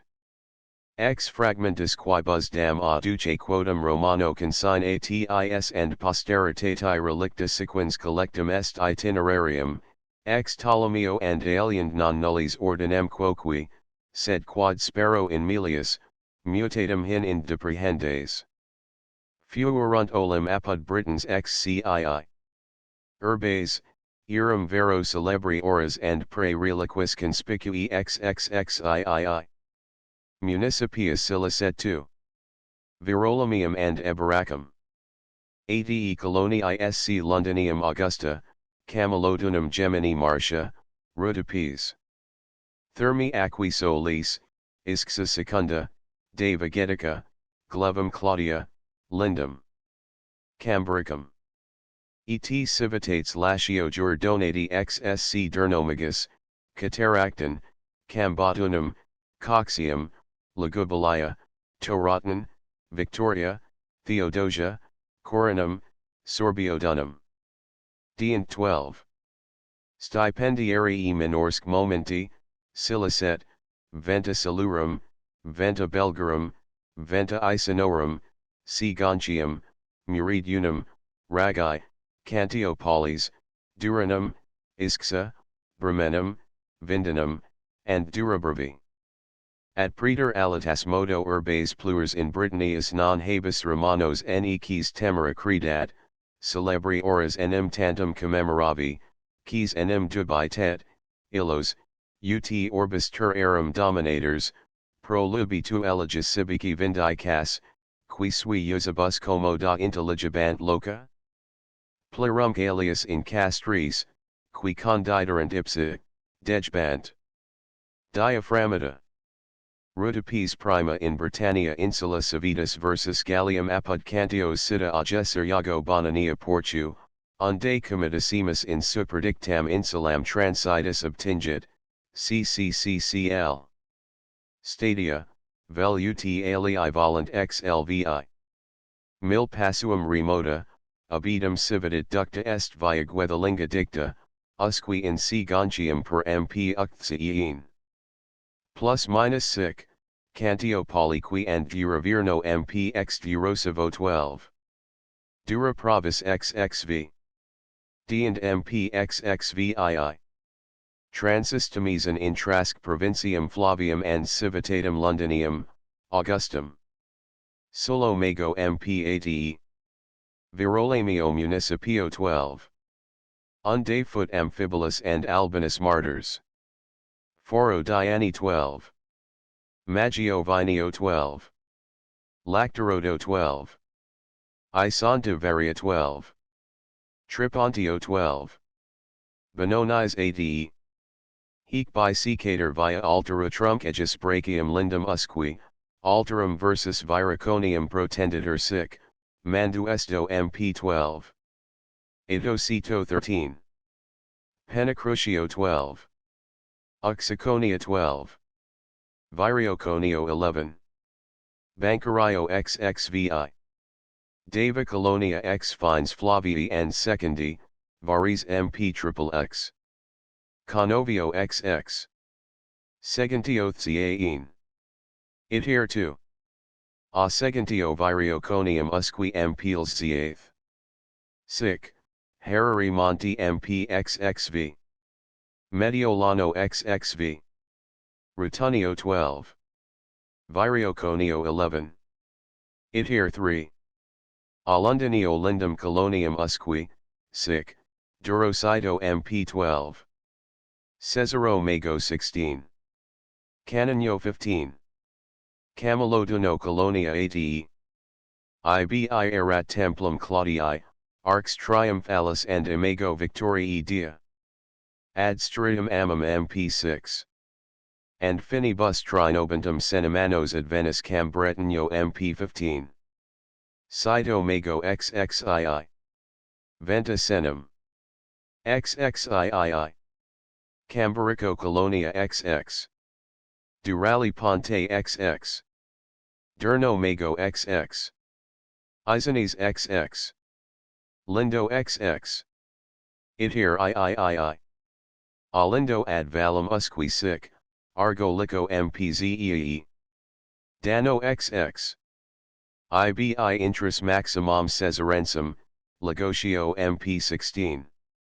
Ebaraco Municip. Olim Colonia Sexta MPXXI. Isurio 16. Cataracton Ithiaein. Adtisam ex Vinovio 12. Epiaco ATE. Admurum ADE. Transmurum intris Valentium. Aelana amn MPXXV. Titaflumen triple X. Ad valum. Iter v alamid preterium usque sic, curia MP. Ad fines MP. Bremenio MP. Corstopolio XX. Vindamara ADE. Vinduvio ATE. Cataractoni XXII. Ebaraco XL. Dervention 7. Dulgovicia 13. Preterio XXV. Iter 6. Ob Ebaraco davam usque sic, Calcaria MPADE. Cambatuno XXII. Mancunio 18.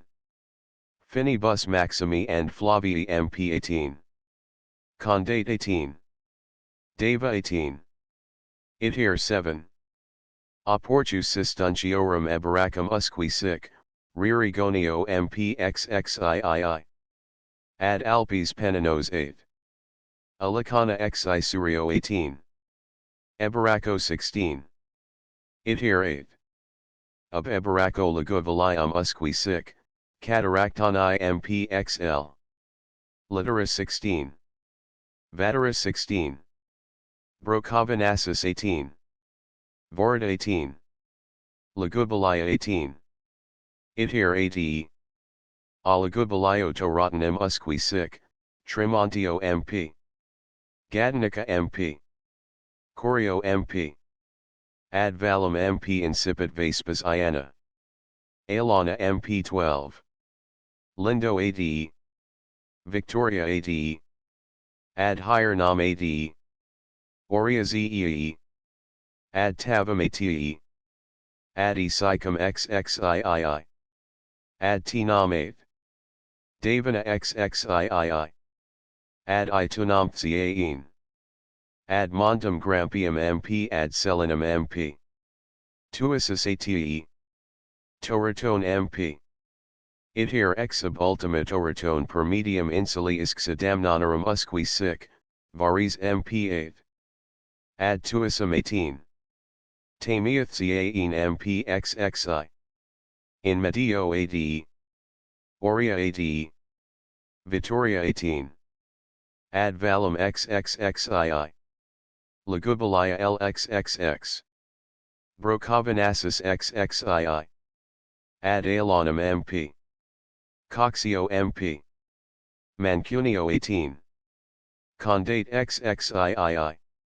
Mediolano 18. Adocito MP. Salinus MP. Gleben Colonia MP. Corino ZEE. Aquasolis MP. Ad Aquas 18. Ad Uxellum Amum MP. Isxa MP. Iter 11. Ob Aquis Perviam Julium Menapium usque sic, ad Abanum MP 6. Ad Sabernum 6. Unde trajectu intris in Britannium secundam and stationum trajectum MP 3. Venta Silurum 8. Isxa Colonia ADE. Unde foot Aaron Martyr. Tibia amn MP 8. Bovio XX. Nido 15. Lucero 15. Ad Vigessimum XX. Ad Menapium ATE. Ob HAC urbi per triple X. MP navigas in Hibernium. Iter 12. Ob Aquis Londinium usque sic, Verlution MP 15. Cunitiani XX. Spinus 15. Colaba Atrabitum 15. Bibrat XX. Londinio XX. Iter 13. Ob Isxa Uriconium usque sic, Boltro MP 8.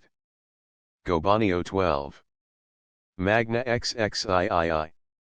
Bernogenio XXIII. Urioconio XXVII. Itir Zee. Abisksa per gleben lindum usqui sic, Belio MP8. Bulstio 12.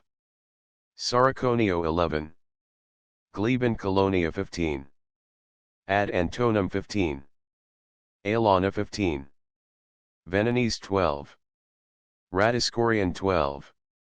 Venromento 12. Margituno 12. Ad Pontum 12.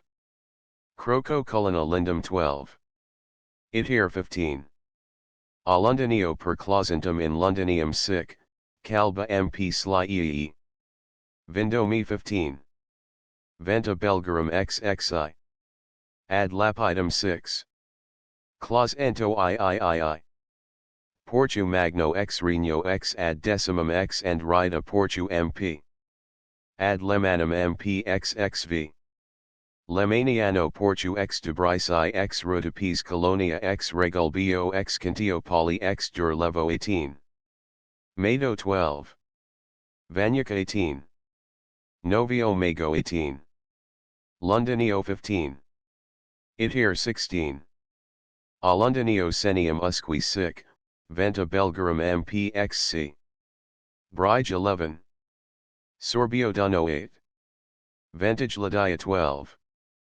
Durnovaria 8e. Mori Duno XXXIII. Isxadam non. 15.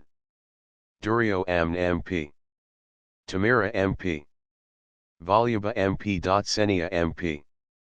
Itir 17. Ab and Rida Ebaracum usqui sic, Silva and Rida MP. Noviamago MP. Londonio MP 15. Ad Fines MP. Thuro Lispont MP. Durnomago MP XXX. Cories Ennis XXX. Lindo XXX. In Medio 15. Ad Abum 15.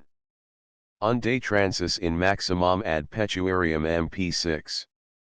D and Ebaraco, UT Supra, MPXLVI. Itir 18. Ab Ebaraco per medium insuli clausentum usqui sic, Legiolio MPXXI. Ad Fines 18 MP16. MP16. Dervention MP16. Ad Trinovam 12. Idocito 12. Manduus Wado 16. Benomnus 12. Tripontio 11. Ison Navaria 12. Bryn Avis 12. Elia Castra 16. Dorocina 15. Tamesi 6. Vindomi 15. Claus ento XLVI. Plurima in superhabant Romani in Britannias Castella, Suiquique Muris, Turibus, Portus and Repagules Munita. Finus Itinerarium. Quod hactenus oribus, in hoc capit percipiter pene oculis in twentibus, nam huic adjuncta est mappa Britanniae artificialiter depicta, qui omnia loca cet evidenter expermit, ut ex ea cunctarum regionum in colas dignoscere deter.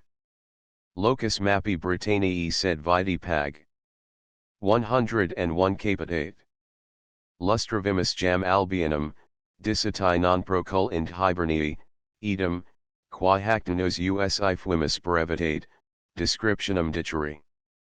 2 Hibernia omnium, post Albionum dictam nuper, maxum est ad occidentum quidam sita, sed, sicut contra septemtorians ea brevir, ita in meri dmcc trans ilias fines plurimum protendens, usque contra Hispanii terraconensis septentrian alia, quam vis magno equor interjacent, pervenit. 3 Mare, quod Britannium and Hibernium interfluit, undosum and inquietum est, toto, ut author est Solinus, anno, non nisi estivis populis diebus, navigabile. In medio inter ambas insula est, qui olim appellabater mono eda, nunc autumn manavia.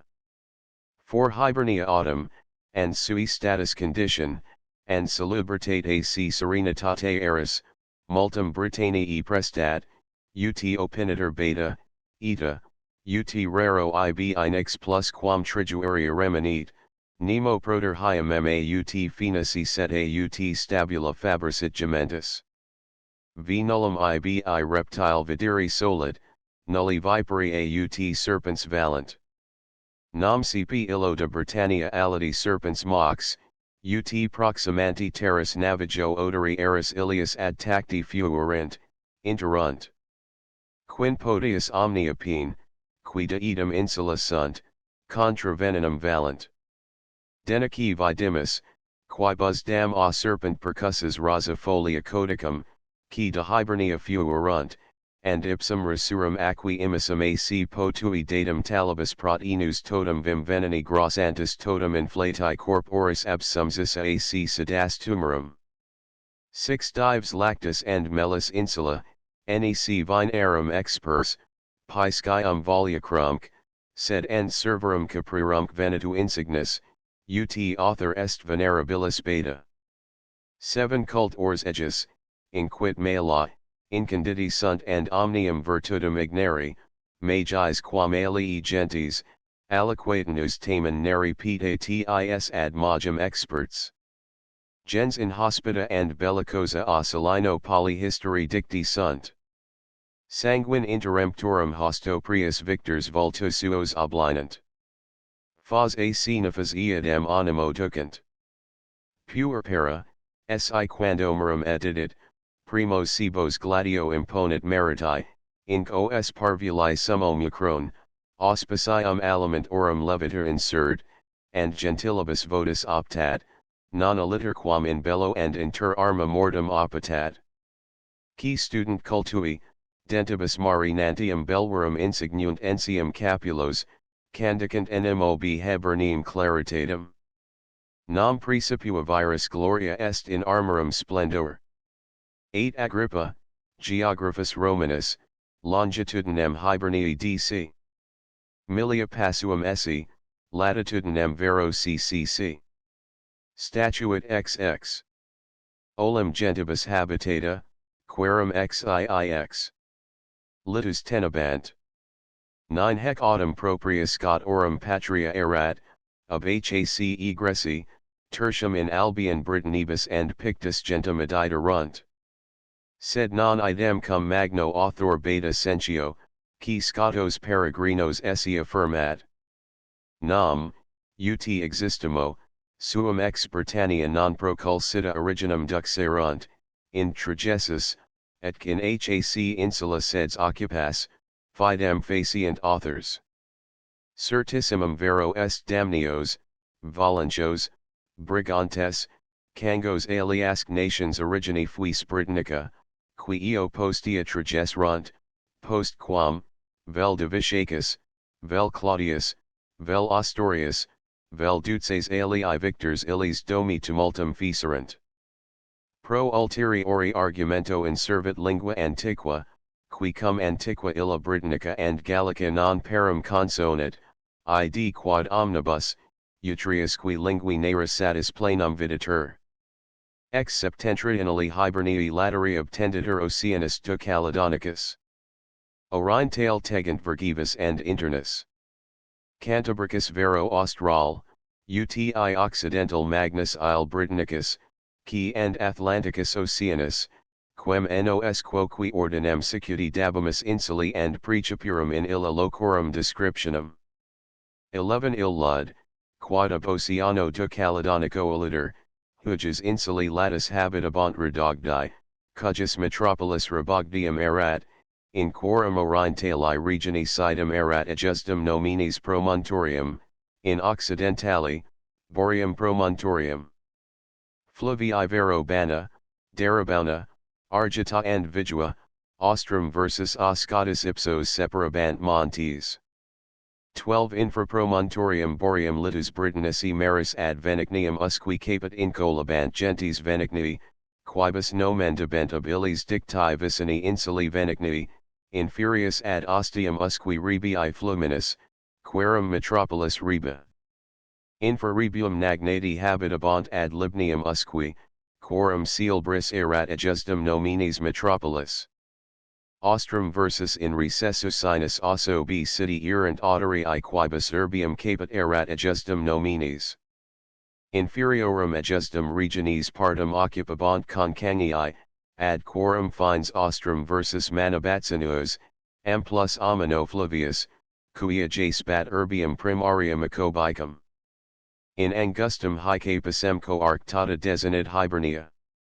Prop ostrinum promontorium, ad flumensinum, seds habant vilatori quorum metropolis regia, Flavius qui durius.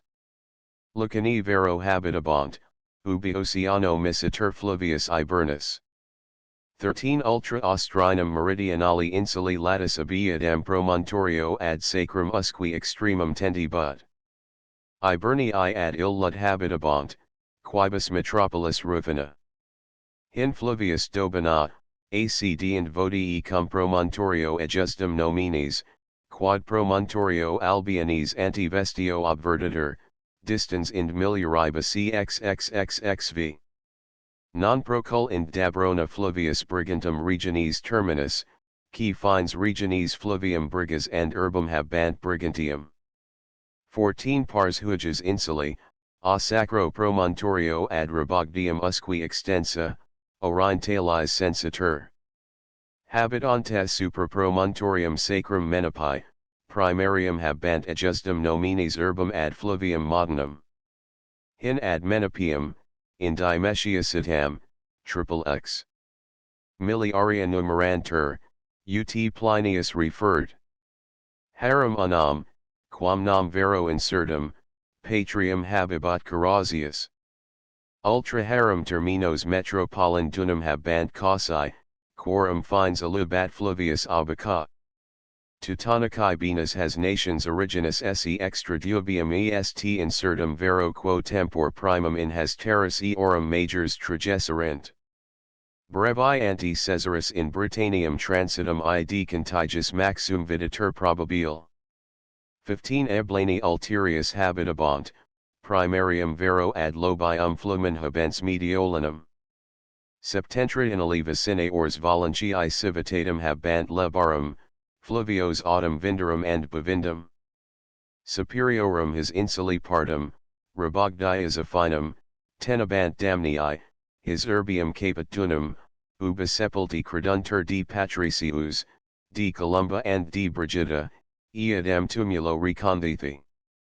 16 Restat jam, ut eorum, qui interiorum huiges insuli partum habitabant, populorum mentio ingitiator.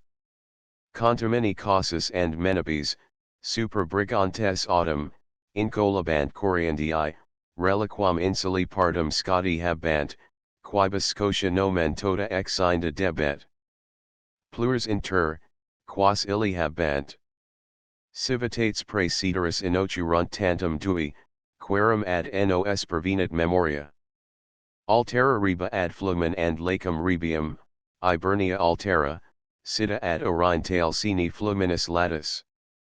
17 Non possum non hoc loco munera damnios, Valenchos, Brigantes, and Congianos omnis fuis Britannici originis nations, qui, cum vel ab hosta fini timo non deritur quis, vel ta tantici exigerentur tributa, quibus salve ndisse impairs intelligerent, sensum, novus qui siceri seds, in hanctarum tragesserent.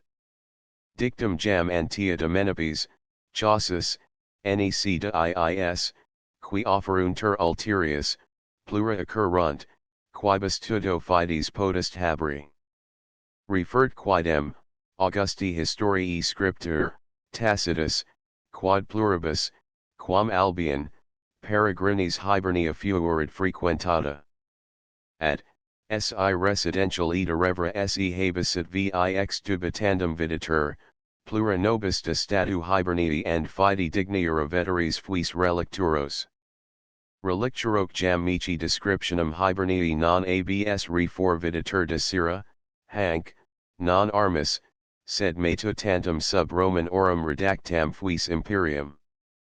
Quin potius regem Ptolemeum in secunda Europae tabula, aliasque veterum inclutisimorum geographorum in situ ilias delineando eris, ut potque hanc non solum justo longius a Britannia, sed entium persis apart boreali provincii secundi, staturunt, id quorum ex ipsarum libris and tabules huc spectantibus patet abunda. 18 Super hibernium city errant habudes, v numero, querum incoli nescent fruges, pisibus tantum and lact vivant. Rex unus est, ut scribit Solinus, universis. Nam quote sunt, omnes angusto inter livio dividuntur. Il rex nicil suum habibat, omnia universiorum. Ad equitatem certis legibus ad stringatur, ac, ne avaritia avero retoque eum seduceret, desibit ex paupertate justitium, ut potque nicil esset rei familiaris, verimultur e publico. Nulla illi dabitur fomen appropria, sed per vicissitudines, in quam cunque commodus fuiset, sibi vendicat usurarium, unde nec votum, nec spes conceditur liberorum. De habitibus his non nulli scripserunt. Dies continuos XXX. Sub bruma esse noctem, sed dictator Caesar nicil de eo, studios licet inquirens, reparabat, nisi, quod certis ex aqua mensuris breviaries fuis noctis quam in Gallia intellexerit. 19 Secundam a continenti stationum orcades prebent, qui ob habitibus poro, sed eroni, sunt 7. Dirum tautidum noctium cursu, ut scripserunt non nulli, numero XXX, angustus intercisi deducti spatis, vocabant homin, non habant silvas, tantum junces herbis hors sentes. Cetera erum nil nisi arini and rupes tenant, ut ego, ex salino cum aliis collegi possi, habeo persuasum. XX thuli ultima omnium, qui Britannici vocantur, Belgarum literi apposita statuitur amela. Grisis Romanisque celebrata Carmenibus, de quo homerus Mantuanus, and tibi serviat ultima thuli. In ea solsticio nullas esse noctis indicavimus, cancri signum sol transient, ut author est Plinius, nullus contra per brumam dies, hec quidem sinus mensibus continuis fieri arbitrantur, qui hic habitant, ut referred Solinus, principio veris interpicuds pabules vivant, deend lact, in high confirunt arborum fructus. Ut inter fominis vulgo, certum matrimonium nullis. Thuli autumn larga and diutina pomona copiosa est, ut tradite idem author. Ultra thulan unius dii navigationi accepimus pigram esse and concretum mare, a non nullis cranium appellatur. A thuli in Caledoniam bijawi navigatio estxxi. Venetos insula oliter frito oceani, a Britanniae continent estuario denui, Wantuum dicto, separata, frumentarius campis felix, and gleba uberi, nec tantum sibi soli, verum and alii salubribus locis, ut author est Isidorus, cum ipsa nullo serpater inc, aspirtata in terra, quo gentium invectus sit, anguis necat. Hec non longevist arudipicida. XXII vecta, a Vespasiano de victa olim, insula est, proximum Belgis habet ab orient in ocasum XXX. Surciter milia passuum, ab Ostro in Boreum 12. In orientalibus sui partibus mari 6. Milium, in occidentalibus 3. A meridionally superscripto literi distans. XXII praeter superdictas insulas fuerunt entium 7. Ecmodi, Ricnia, Solimnus, Andrus, Sigdils XL. Vindelios, Sarna, Caesarea and Cassiterides. XXIV Sina, ossis missus adversa literibus, Gallici numinis oraculo insignis est, ut author est Maela. Cujus antistites, perpetua virginitate sancti, numero 9. Esse traduntur, Cenas Galli vocant, putant congenius singularibus preditas, Maria ac ventos concitar carmenibus, sic inquivalent animalia verdera, sanere qui apud alios insanabilia sunt. Sire ventura and predicera. Sed non nisi dediti navigantibus, and obid tantum utse consularant eo perfectis. XXV reliqui Albioni circumfusi minores peripherii and momenti insuli extipicti adjectique mappi inspect Ioni Melius, quam ex nudo quotum recensu, censori ac dignasi pa sunt. Hic itac subsistomium qui his rebus locatum studium bene volo lectori ejusque favori and judicio studios commendo. Explicit feliciter, Deo juvent, liber primus commentariali geographici de situ Britanniae, and stationum quas Romani ipsi in ea insula edificave runt, per manum meme Ricardi famuli Christi and monarchi West Monasterensis. Deo gratias. Ricardi monarchi West Monasterensis commentariali geographici descriptionis Britanniae subdition Romani imperii liber secundus. Prefatio. In supplementum dati Hucusque Britanniae antiqui descriptionis one deductum parali compendio subjungere consultum duxii chronologia, a prima ind orbis origini ad vastata agathis Roman 2 deducti, epitomen. And 2.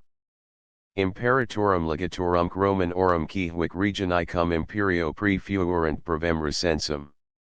Decant forte non nulli potuus istias modi operam, ut pot non absolute 3 necessarium, vel cultui divino, vel majoris momenti rebus impendi, at sciant illi and subsessivus horas antiquitatibus patrias pristinique terrarum status investigationi posse vindicari, ut tamen nicil propteria sacro cultui decidat. Sin vero mamus istias modi captatum ex ocio licito voluptatum nobis invidiat, ad finem properans metique jam ad statutus hic pedum figo. Caput I for in principio mundum, nobis hodiernum reliquisque creaturis habitatum, 6. Dirum spatio ex nihilo candidate omnipotens creator. 5 Anno mundim clavi. Crescentum continuo usu humani generis malicium vindicaturis creator diluvium orbi emissit, quad totum obruens mundum amum delevit viventium ordinem, solis, qui arcam intraverant, acceptus and servatis, quorum dinceps propago novus animalium colonus novum orbum replevit. 6 Ammm. Circa hec tempora cultum and habitatam primum Britanniam arbitrantur non nulli, cum illum salit arent grisi fenicesque mercators. Nec decent, qui arige quotum Briton non diupostia conditum credunt Londinium. 7 Amictiath. Prima urbis Romi, qui gentium ex inda communis terror, fundamenta posuerunt fratra Romulus and Remus. 8 Ammdc. Egressi e Britannia per Gallium sinones Italium invasora, Romum apognitori. 9 Ammdcl. Has terras intrarunt Belgi, Celtique desertum os in onibus regionum occuparent. Non diupostia cum exercitu in hoc regnum transiit rex idiorum diviciacus, magnam ejus partum subegit. Circa hec tempora in hibernium cum agrunt, ejecti a Belgis Britons, ibique seds posuerunt, ex illo tempor Scoti appellati. 10 Ammum dux liene. Gestum est Cassibilani cum civitatibus maritimis bellum. 11 Ammum duxlvi. Caesar Germanos and Gallos capit, and Britons quoque, quibus anti-eumne nomen quidem Roman orum cognitum fuerat, Victor, obsidibus acceptus, stipendarios facit. 12 Ammum dux latii. Digno in has terras perfectus bellum gessit cum rege Cassiaorum Cassibilano, invitatus, ut ipsi quidem pretendit, a trinobentibus. Sed, quad majori veri specie tradites Suetonius, podius avaricium ipsius sollicitantibus prediosus Britanniae Margarites. 13 am Sliv. Ipsi in Britanniam perfectus imperator Claudius, semestri spatio, absciola 6 aut sanguinis effusion, magnam insuli partum in suum redigit potestatem, quam ex inda Caesarensum jussit vocari. 14 am xlv. Missus of Imperator Claudio cum tu. Legioni in has terras Vespasianus, ad hoc in privata vita, belgas damnanios qui appugnavit, tandemque, commissus pro Elias XXXII. Herbibus XX. Expugnates, sub obsequium Romani imperii redigit, una cum insula vecta. 15 am Sladii. Thermas and gleben occupaverunt Romani. 16 am mmmml. Post novenal bellum regem celurum caraticum visit dux Roman orum Ostorius, magna Britanniae pars in formam provinciae redacta, and Camalodunensis coloniae posita fundamenta. 17 am Omlii. Cogibundu urbes quidam apud belgas a Romanes concessi, ut in sibi conderet regnum. Circa hec tempora, relicta Britannia, Cangi and Brigantes in hibernium cumigrarunt sedsk ibi poswerunt. 18 am Amelsi. Nero Imperator, in re militari nicil omino agios, Britannium pena misit. Nam duo sub illo nobilissima opida illic capta et giversa sunt. Nam insurrexit contra Romanos bonvica, illatum sibi a Romanes injuriam vindicatura, colonius illas Roman orum, Londinium, Camalodunum and municipium virulumium igni delavit, oxisus ultra octoginta millibus Roman orum. Sup reta illa, tandem oswitonio, qui acer rime illatum Romanes domnum vindicavit, oxiso subditorum ejus equali numero. 19 am Amelthseeth. Brigantes visit Ceralis. 20 am Amelthse.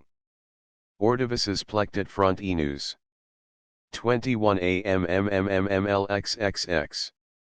Magnum cum reg Caledoniarum Galgico pro Ilium Comitia Agricola, eoc devicto, totum insulam cum class lustrari jubet, maritimam ipsius aurum totus obiens, orcade submitti imperio Romano.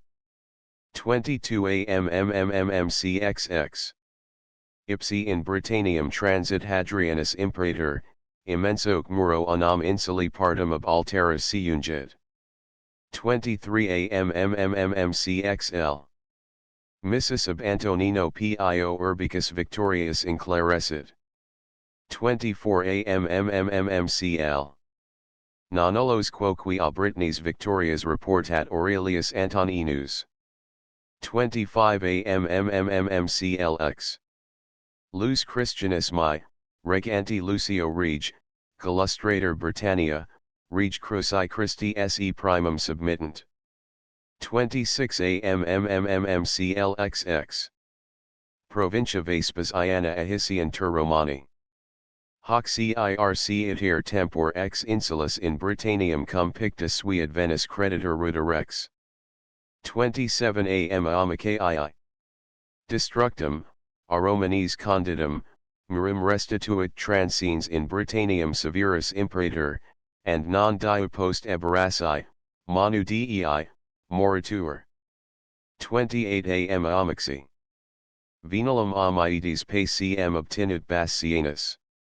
29 am mmmmccxx. Per hec tempora intra Moenia se continent Romani milites, alta qui pace tota per fruiter insula.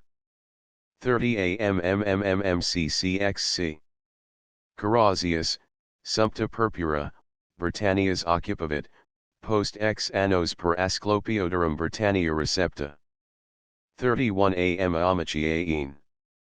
Persecutio crud ellis and crebor flagrabat, ut intra unum mensum 17. Millia martyrum pro Christo passa inveniantur, qui and Oceani limbum transgressa albinum, Aaron, and Julium Britons cum aliis pluribus virus and fominis felici cruer damnavit. 32 am amicalvi. Constantius, 16. Imperii anno, summi mansuetudinus and civilitatis vir, victo electo, in Britannia demo biet eberassi. 33 am Amicii. Constantius, qui magnus postea dicitur, Constantii ex Britannica Helena filius, in Britannius Cretus imperator, cui se spont tributarium offered Hibernium. 34 ammmmccccxx. Ductia regis Fergusii in Britannium transiens Scotti, ibique sedum figant. 35 ammmmcccclxxxv. Theodosius maximum tyrannum 3. Ab Aquileia lapide interfecit. Qui, quanium Britannium omni pene armata juventud copias expolia verat militaribus, qui, tyrannides ejus vestigia secuti in Gallias, nunquam ultra domum redi air, videns, transmarini gentis sivissimi, Scot orum a Circio, pict orum ab Aquilone, destitutum milite ac defensori insulam, adveniunt, and vastatum direptum qui multos per annos appremunt. 36 am amixqvi. Britain Scot orum, pictorum confestationum non ferent, Romum mittent, and, sui subject Ioni promissa, contra hostem auxilia flagitant, quibus statum miss allegio magnam barber orum multitudinem sternit, ceteros Britanniae finibus pellet, ac, domum reversura, precipit socius, ad arsendos hosts, murum trans insulam inter duo estuaria statuaire. Qui, absci artifice magistro magis cespit quam lapide factus, nil operantibus profud. Nam mox, ut disxir Romani, advectus navibus prior hostis, quasi maturum segetem, obvia quic sibi sedet, calcat, devorad. 37 ammmmccccc. Iterum petiti auxilia Romani ad volant sessum hostem trans Maria fugant conjuncta sibi Britanibus, murum non terra, ut antipulverium, sed saxo solidum, inter civitatis, qui ibidem ob metum hostium fuerunt facti, amari usque ad mare collicant. Sed and in literi meridiano maris, quia and in hostis saxonicus timbater, tus per intervalla ad prospectum maris statuant. Id stili contus erat opus, utx is Claudiani versibus constat, Caledonio velita Britannia monstro, Pharaoh Pictogenes, cujus vestigia verit Cerilis, Oceanic estum mentitur, amictus, me quoque vicinus peruntum gentibus, inquit, munivit stilico, totum cum Scotus hibernam movit, and infesto spumavit remich thetes.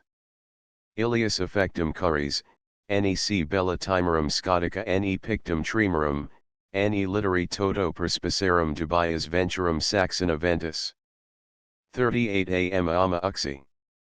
Occupata Agathes est Roma, seds quarti and maximi monarchiarum, de quibus Daniel fuerat vaticinatus, anno milesimo centesimo sexagesimo quarto sui conditionis.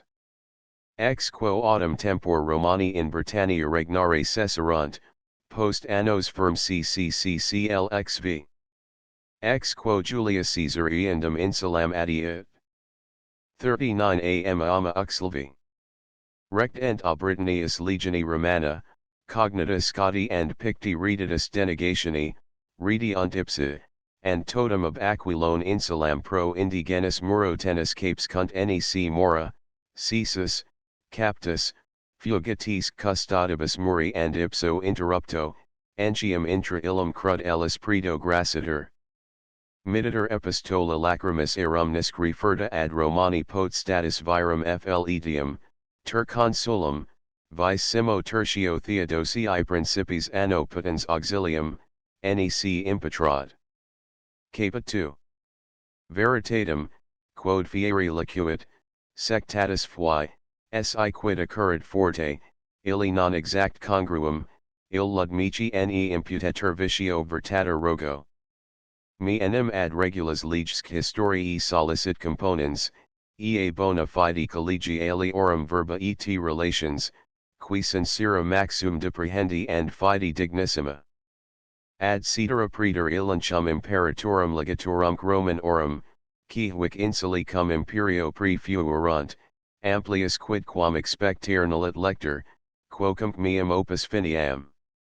Tu igiter, primus omnium Romanorum dictator Julius cum exercitu, principatu Cassi Bellino, Britanniam ingressus, quamquam prospera pugna teruerit in colas, ut Tacitus referred, ac literi potatus sit, potest videri ostendus post eris, non traditis. 3 Mox bella civilia, and in rem publicam versa principum arma, ac longa oblivio Britanniae entium in pace. Concilium I de Augustus vocabat, Tiberius preceptum. Agitas Caligulam de intranda Britannia satis constat, niv lox ingenio, mobilisque ponitentia, and ingens adversus Germanium conatus frustra fuisant.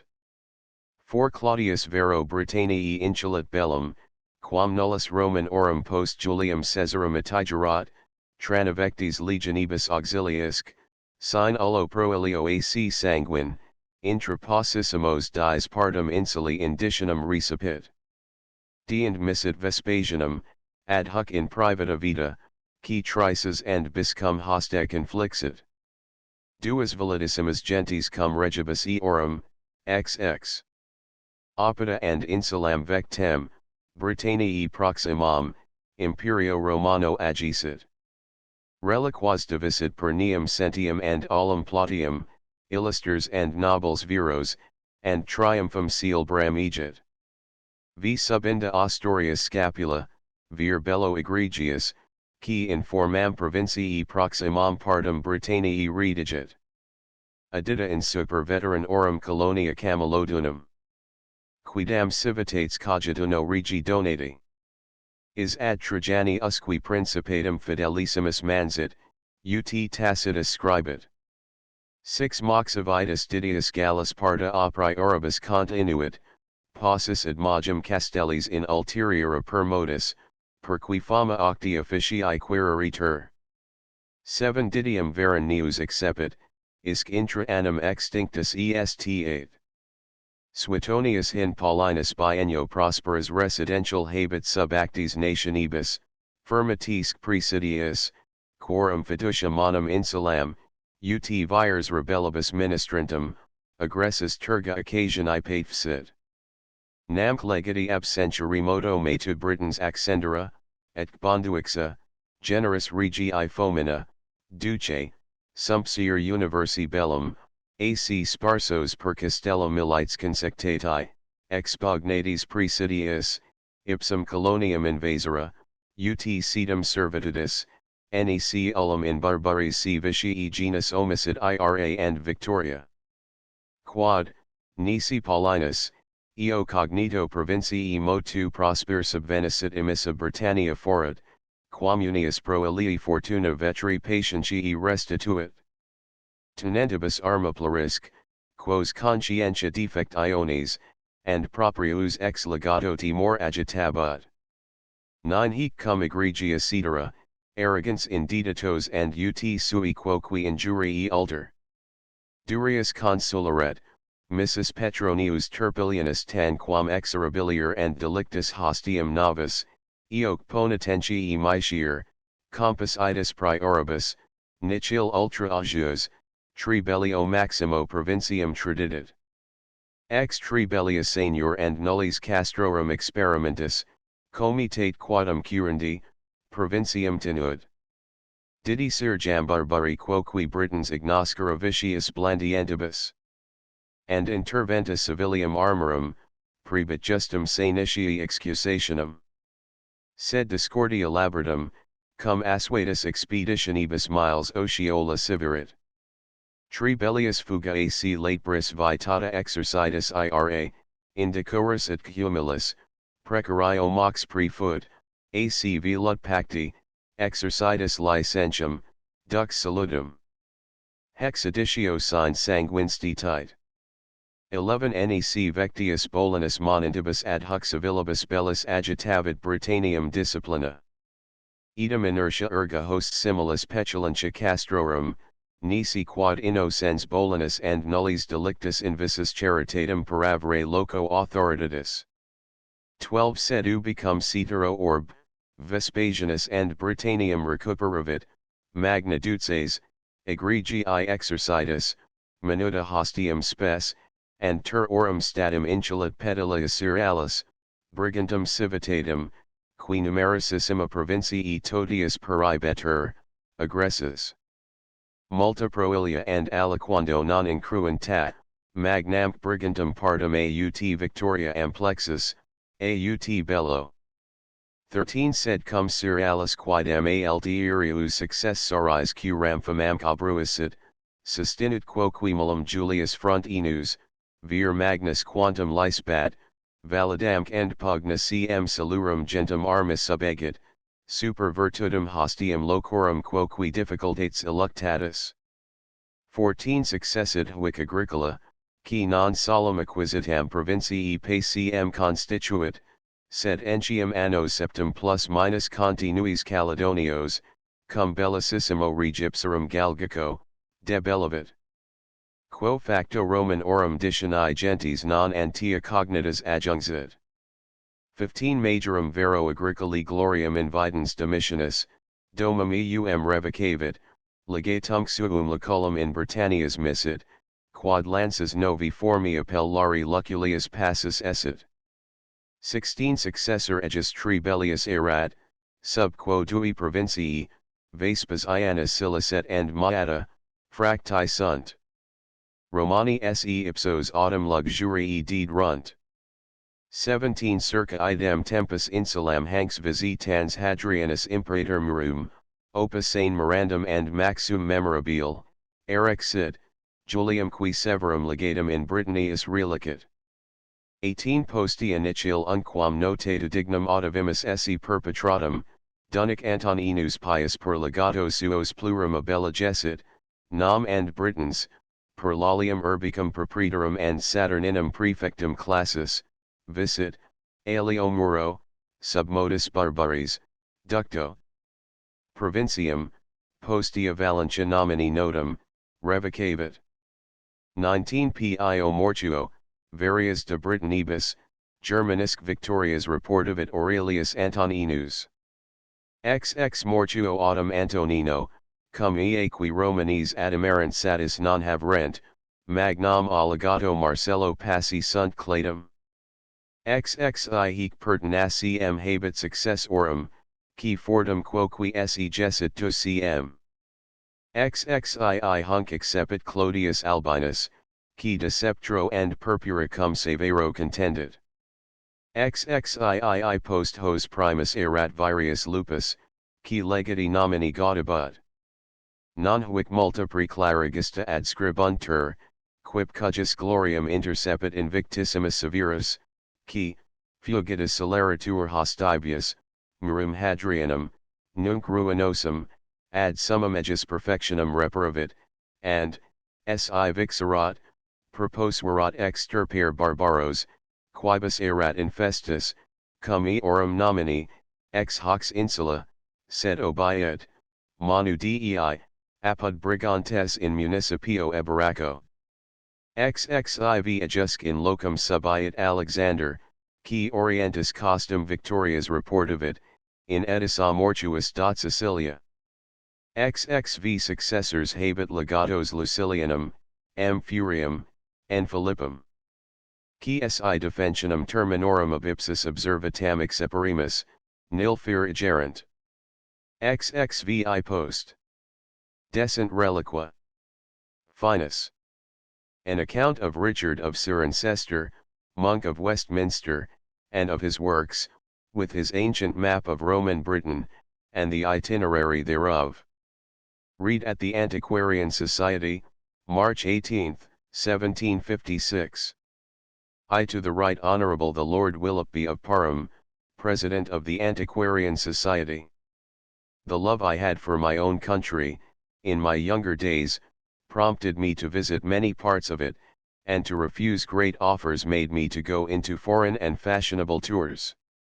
I was sensible we abounded at home with extraordinary curiosities, and things remarkable, both in art and nature, as well as most valuable antiquities in all kinds, most worthy of our regard, and which it most became us to take cognizance of. These considerations might perhaps induce me to be too hasty in publishing my juvenile work in this kind of learning, Itinerarium curiosum, chiefly with a view to point out a way and method of inquiry, and to render this study both useful and entertaining. The more readily, therefore, I can excuse myself, in regard to imperfections in that work, as I had not sight of our author's treatise, Richard of Cirencester, at that time absolutely unknown. Since, then, I have had the good fortune to save this most invaluable work of his, I could not refrain from contributing somewhat toward giving an account of it, and of its author. I gladly address it to your lordship, who worthily preside over the Antiquarian Society. I am sensible your lordship is animated with a like spirit in favor of your country, and of your country antiquities. I propose therefore briefly to recite, what memoirs we can recover, concerning our author and his writings, with the occasion and manner of finding out and saving the manuscript. 2. I shall give an account of the map prefixed to the present treatise, which I copied from that of our author, giving it the advantage of the present geographical direction. I shall exhibit an alphabetical index of all the places mentioned in it, with the modern names annexed. 3. A transcript of his most curious itinerary, with an alphabetical index, all along aligning the present names of the places, according to the best of my judgment. This is the last help we must expect, toward finding out the Roman names of places in Britain. Let us inquire, who our Richard of Cirencester was, and it will be regular to declare who he was not. He has often been confounded with a Richard, a monk of Westminster, a writer who lived a good deal after our author. This latter Richard was a Devonshire man, cited by Riston, in his description of that country, by Anthony Wood, from Pitts's manuscript, p. 462, by Fuller, Book I in his Worthies, p. 263, by Bale, v. 87, by Bishop Tanner, who repeats this, all erroneously. My learned friend, the Reverend Mr. Widmore, librarian to Westminster Abbey, deserves public thanks for his inquiries, which he made at my request. In perusing the Abbey rolls diligently, he finds, that he was Richard, a monk of Westminster, admitted, in 1450, a member of that religious foundation, that he continued there till 1472. The roll beyond that time is defective. But our author, Richard of Cirencester, s name first appears on the Chamberlain's list of the monks of Westminster, by the name Cirencester, in 1355. 30 ed. 3. In 1387, he is witness in a parchment deed, by the name of Richardo Cirencester conf. Rater. 1397, in the Chamberlain's list, mentioned again are Cirencester. 1399, Rick. Cirencester. 1400, he was in the Abbey infirmary, and died in that or the next year. The place of his interment, questionless, is in the Abbey cloisters. What is more particularly to be remarked, is this. In the year 1391, 14 R2, he obtained a license of the abbot, to go to Rome. This, no doubt, he performed between that and the year 1397. Thus Bishop Nicholson, in his English Historical Library, p. 65. Nor have I any more to say, of Richard of Chichester, he means our Cirencester, than what John Pitts has told me, FOL 438, that he was a monk of Westminster, AD 1348, that he travelled to most of the libraries in England, and out of his collections thence, compiled a notable history of this kingdom, from the coming in of the Saxons, down to his own time. But it seems, says the bishop, he treated too of much higher times. Hence we gather an exact idea of our author's genius, a lover of learning, a lover of his country, which he studied to adorn. We learn his indefatigable diligence, in search of what might contribute to its history. He travelled all over England, to study in the monastic libraries, his eager thirst prompted him to visit Rome, and he probably spent some years there. But his chief attention was to the history of his own country.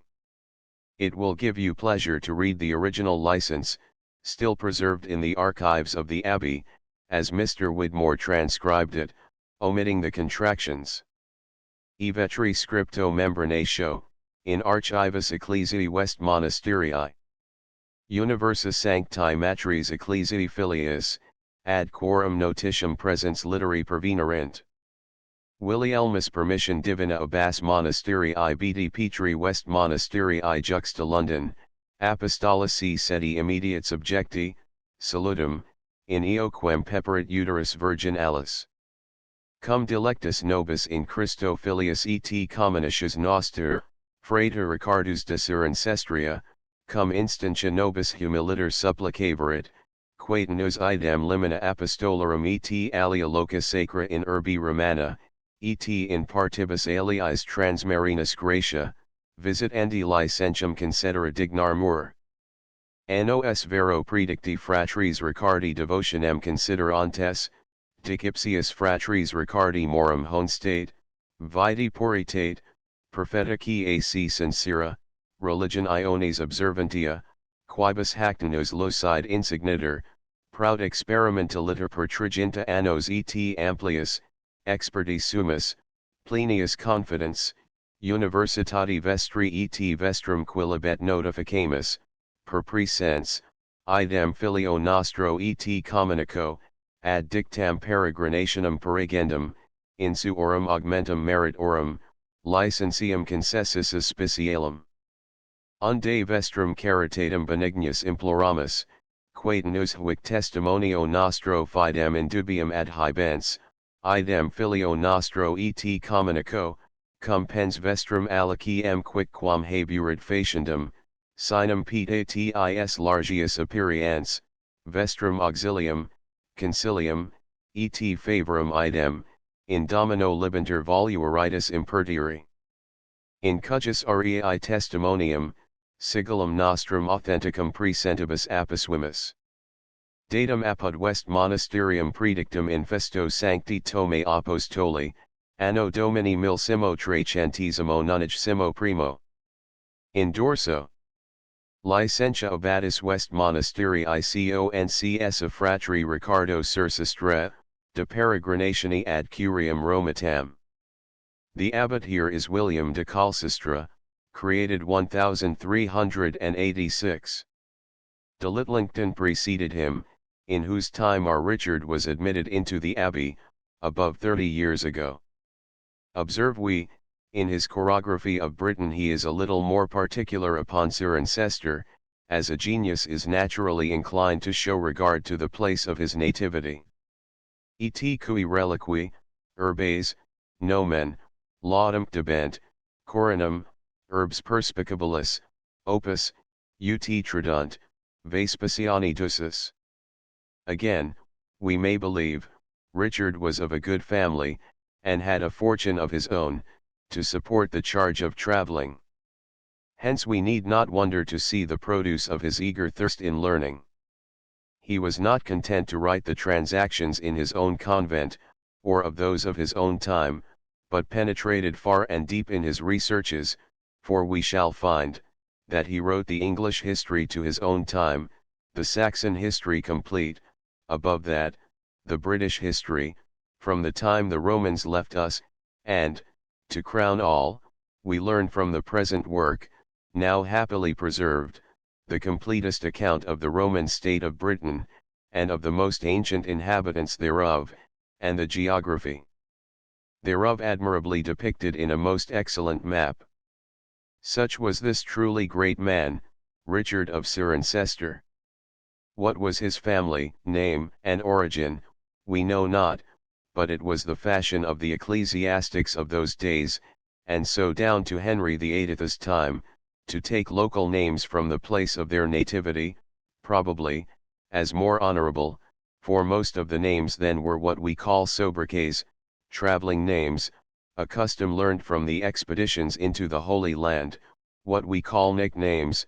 For instance, some were taken from offices, as Pope, Bishop, Priest, Deacon, some from animals, as bull, doe, hog, some from birds, as bat, kite, peacock, some from fishes, as salmon, herring, pike, some diminutive names of mere contempt, as peascod, scattergood, mist, farthing, and the very family royal, the celebrated Plantagenet, means no more than broomstick. But, to leave this, we will recite what we find of our author's works. Thus Gerard John Vossius, De Historicis Latinis, L3. Quarto, p. 532, Englished, about the year 1340, lived Richard of Cirencester, an Englishman, monk of Westminster, Benedictine. He used much industry in compiling the history of the Anglo-Saxons, in 5 books of Chronica. That work begins from the arrival of Hengist the Saxon into Britain, AD 448. Thence, through a series of 9 centuries, he ends at the year 1348, 32 et 3. And this work is divided into 2. The first part begins, Post primum insuli Britanniae regem, NC. This is called by the author Speculum Historiale, and contains 4 books. The other part is called Anglo-Saxonum Chronicon, LV is a continuation of the former part. Prudentiae veterum mos inolevit. It was John Stos, says a manuscript note of Ghiselin, in a manuscript in the Cotton Library, Nero c3. A manuscript of both parts is found in the Public Library, Cambridge. Among the manuscripts, FOL contains pages 516, and 4 books, ends in 1066. 248, in the catalogue of manuscripts mentioned p. 168, number 2304. 124, it begins, Britannia Insularum Optima, and C in the end, says Dr. James, librarian in AD 1600, are these words, Regis vero Saxonum Guglielmo Momsperiensi et Henrico Huntendanensi permido, quos de regibus Britannum tesserigibio, and C. Vossius says, there is in Bennett College Library, Cambridge, a manuscript Epitome Chronicorum, which acknowledges our Richard for its author, in the title. There is in the Arundel Library of the Royal Society, among the manuscripts, p. 137, mentioned this. Britannum, Anglorum et Saxonum Historia, to the reign of Hen. 3 said to be of this author. Dr. Stanley, in his catalogue of the manuscripts in Bennett College Library aforesaid, p. 22. G8. Mentions this. Ricardi Sicistriae Speculum Historiale, vel Anglo-Saxonum Chronicon, ab anno 449. Ad H3. In the printed catalogue of manuscripts, p. 134. Number 1343. 66, Epitome Chronicorum Anglii, L1, 2. Epitome Chronicorum Ric. CIC Monarchy West Monasterii. There is a work of our Richard's in the Lambeth Library, among the Wharton manuscripts, LP 59. And the late Dr. Richard Rawlinson bought a manuscript of his, at Sir Joseph Jekyll's sale, which is now at Oxford. Our author was not eminent solely in this kind of learning, but we find likewise the traces of other works of his, in his clerical character. Thus, in a volume of St. Jerome's Ad Eugenium, 1909, a manuscript in Bennett College Library, is mention of Tractatus mag magistri Ricardi sur ancestor, super symbolum magis et minus. There is likewise, in the library of Peterburg, T4, a work of his, De Officiis Ecclesiasticis, L7. Begins officium ut. This is mentioned by William Whittiford, and attributed to our Richard, in his determination against the Trialogue of Wicklow, Artic. 1 FOL 96. Likewise by Richard Wych, who says he flourished AD 1348. Thus much we have to say concerning our author's life and works. But let us reflect on what Dr. Nicholson says, in reciting what he had wrote of the Saxon history, adding, but it seems, he treated too of much higher times. Here he must at least mean his British history, or that from the time of the Romans, and perhaps that description of Roman Britain, which we are now treating of, but what reasons were suggested to him about it, we cannot guess, and in our manuscript we observe it begins with PXXII. As appears from a script I desired my friend Bertram to send me, of the manner of the writing, therefore some other work of our Richard's was probably contained in those 22 pages. However these matters may have been, we must justly admire our author's great capacity, in compiling the history of his country from first to last, as far as he could gather it, from all the materials then to be found in all the considerable libraries in England, and what he could likewise find to his purpose in foreign parts. Whether he found our map and manuscript in our monastic libraries at home, or in the Vatican, or elsewhere abroad, we cannot determine. He himself gives us no other light in the case, than that it was compiled from memoirs a quotum Duce Romano consignatis, et posteritati relictus, which I am persuaded is no other than Agricola, under Domitian. But, above all, we have reason to congratulate ourselves, that the present work of his is happily rescued from oblivion, and, most likely, from an absolute destruction. I shall now concisely recite the history of its discovery. In the summer of 1747, June 11, whilst I lived at Stamford, I received a letter from Charles Julius Bertram, Professor of the English tongue in the Royal Marine Academy of Copenhagen, a person unknown to me.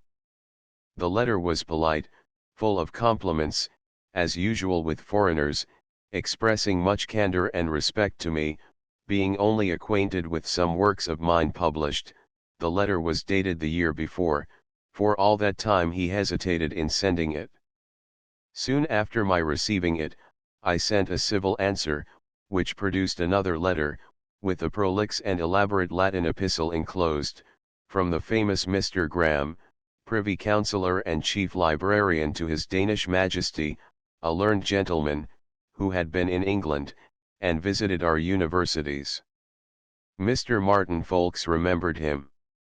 He was Mr. Bertram's great friend and patron. I answered that letter, and it created a correspondence between us. Among other matters, Mr. Bertram mentioned a manuscript, in a friend's hands, of Richard of Westminster, being a history of Roman Britain, which he thought a great curiosity, and an ancient map of the island annexed. In November, that year, the Duke of Montague, who was pleased to have a favour for me, drew me from a beloved retirement, where I proposed to spend the remainder of my life, therefore wondered the more, how Mr. Bertram found me out, nor was I solicitous about Richard of Westminster, as he then called him, till I was presented to St. George's Church, Queen Square. When I became fixed in London, I thought it proper to cultivate my Copenhagen correspondence, and I received another Latin letter from Mr. Graham, and soon after, an account of his death, and a print of him in profile. I now began to think of the manuscript, and desired some little extract from it. Then, an imitation of the handwriting, which I showed to my late friend Mr. Castley, keeper in the Cotton Library, who immediately pronounced it to be 400 years old.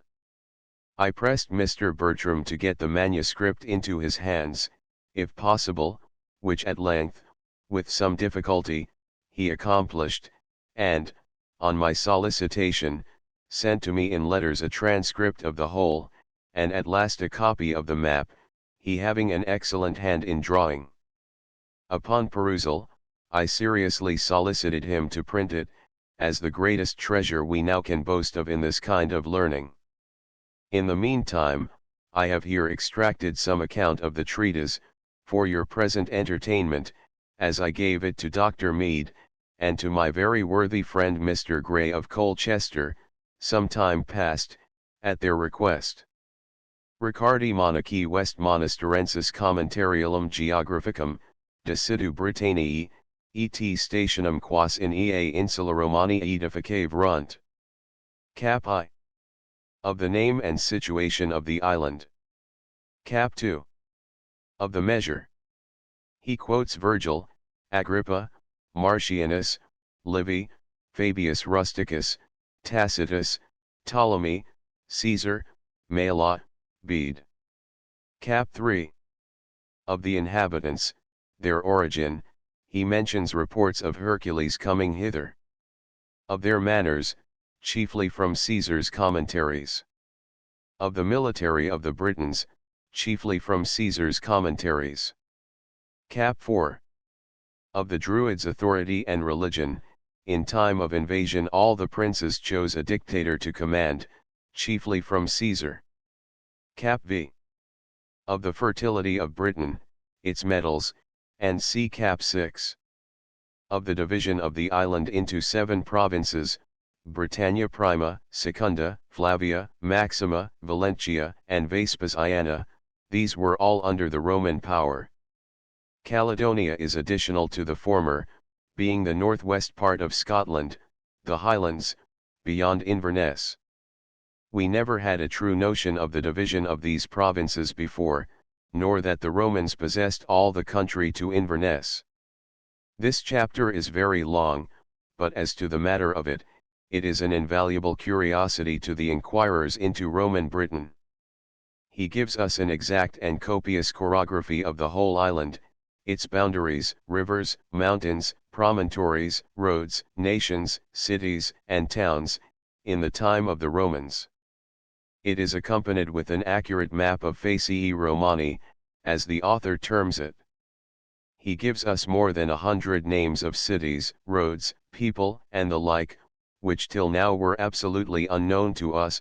The whole is wrote with great judgment, perspicuity, and conciseness, as by one that was altogether master of his subject. We have reason to believe, he copied some memoirs wrote even in Roman times. He speaks of the warlike nation of the Senones, who lived in Surrey. They, under the conduct of Brennus, passed into Gaul, and over the Alpes, and besieged Rome. Romum fastuolatum, ista incursione vastatum solo, et rem publicam Romatam funditus avertisant, niem di ipsa, more nutricis, in sine quasi gester videbantur, and c. Again, speaking of Bath, Thermi, Aquae solis quibus fontibus presols erant Apollines et Minervae numina. Our author mentions no less than 38 Roman stations, beyond the farthest vallum of Antoninus, and in England innumerable cities, towns, roads, and sea altogether new to us, such as Forum Diani, a city of the Cassii, Cantiopolis, Colonia Gemina Marcia, Theodosia, Victoria, Izanes and Argolicum, cities in Lincolnshire, ad Selinum, in Medio, ad Aquas, ad Alone, Statio Trajectus, ad Vigessimum sc Lapidum, Bibract, a city not far from London, ad Lapidum, ad Decimum, and very many more. He mentions Via Julia, a triumphal arch in Camulodunum, rivers, promontories, woods, mountains, lakes, bays, ports, founders of cities, things, and matters not named before in any monuments come to our hands. In Cornwall, he speaks of Hercules Columnae, and Insula Herculea. He remarks, the country of Cornwall, abounding with metals, was formerly frequented by the Phoenicians and Greeks, who fetched tin from thence, and that the local names there retain a Phoenician and Greek turn. De Caledonia, he describes this highland part of Britain very particularly, their towns, mountains, promontories, and sea. He speaks of the report of Ulysses coming thither, tossed by tempests, and sacrificing on the shore. This is mentioned in Orpheus's Argonautics. He speaks too of altars on the sea shore, beyond Inverness, set up by the Romans as marks and bounds of their dominion. Till now, Edinburgh had the honor of being thought the Pteridon, or Castra Aelita of the Romans, but our author removes it far away to the river Varer in Scotland. In Caledonia, though never conquered by the Romans, he gives us many names of people and towns. Cap 7. Itinerarium Britanniarum Omnium. Our author had been upbraided, particularly by an eminent prelate, for turning his head this way, and spending his time in studies of this kind, which he here apologizes for. He shows the use of these studies, and the certainty of things he recounts. As to the certainty, says he, of the names of people and towns transmitted to us, we can no more doubt of them, than of the being of other ancient nations, such as the Assyrians, Parthians, Sarmatians, Celt-Iberians, and see of the names of Judea, Italy, Gaul, Britain, London, and the like, which remain to this day, the same as formerly, monuments of the truth of old history.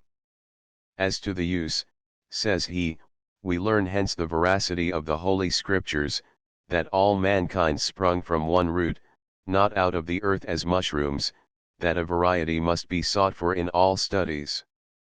Particularly, this study gives us a noble instance of the efficacy of the preaching of the gospel, which with amazing celerity quite beat down paganism, through this country, he is describing, as well as through the whole world. Another use of the study, is assisting us in forming true schemes of chronology. Then, to the point, he acquaints us, he drew much of his materials ex fragmentis quibus dam adduce quotum Romano consignatis, et posteritati relictus, sequens collectum est itinerarium udtis ex talmio et aliend non nullis. He says, there were 92 eminent cities in Britain, 33 more famous than the rest, 9 colonies of the Roman soldiers, 10 cities of Latio Jurdonati, 12 stipendiarii. All these he recites particularly. Diaphragmata, or itiers. He gives us the whole length and breadth of the island in miles, and then presents us with no less than 19 itiers, or journeys, in all manner of directions, quite across the island, the names of places, and distances between, in the manner of that celebrated antique monument, called Antoninus's Itinerary. Very many of the names of places here, are entirely new to us, and as to the whole, though it is unavoidable, that they must in some journeys coincide with Antoninus's Itinerary, yet it is not in the least copied from thence. Nay, our author never saw that monument. On the contrary, his itiers are all distinct things, more correct and particular, and much better conducted than the others, and likewise fuller. They exceedingly assist us in correcting that work, on which the learned have from time to time bestowed so much pains.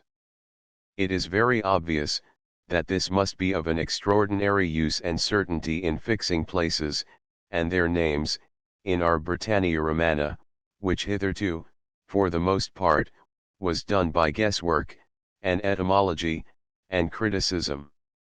Cap 8. De Insulis Britannicis.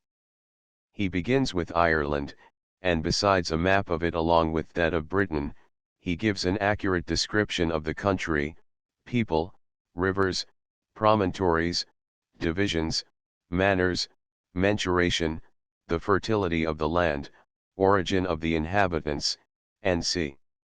A very exact chorography of the nations and cities, then of the other islands, Hebrides, Orcades, Thule, Wyght, and many more. Liber 2.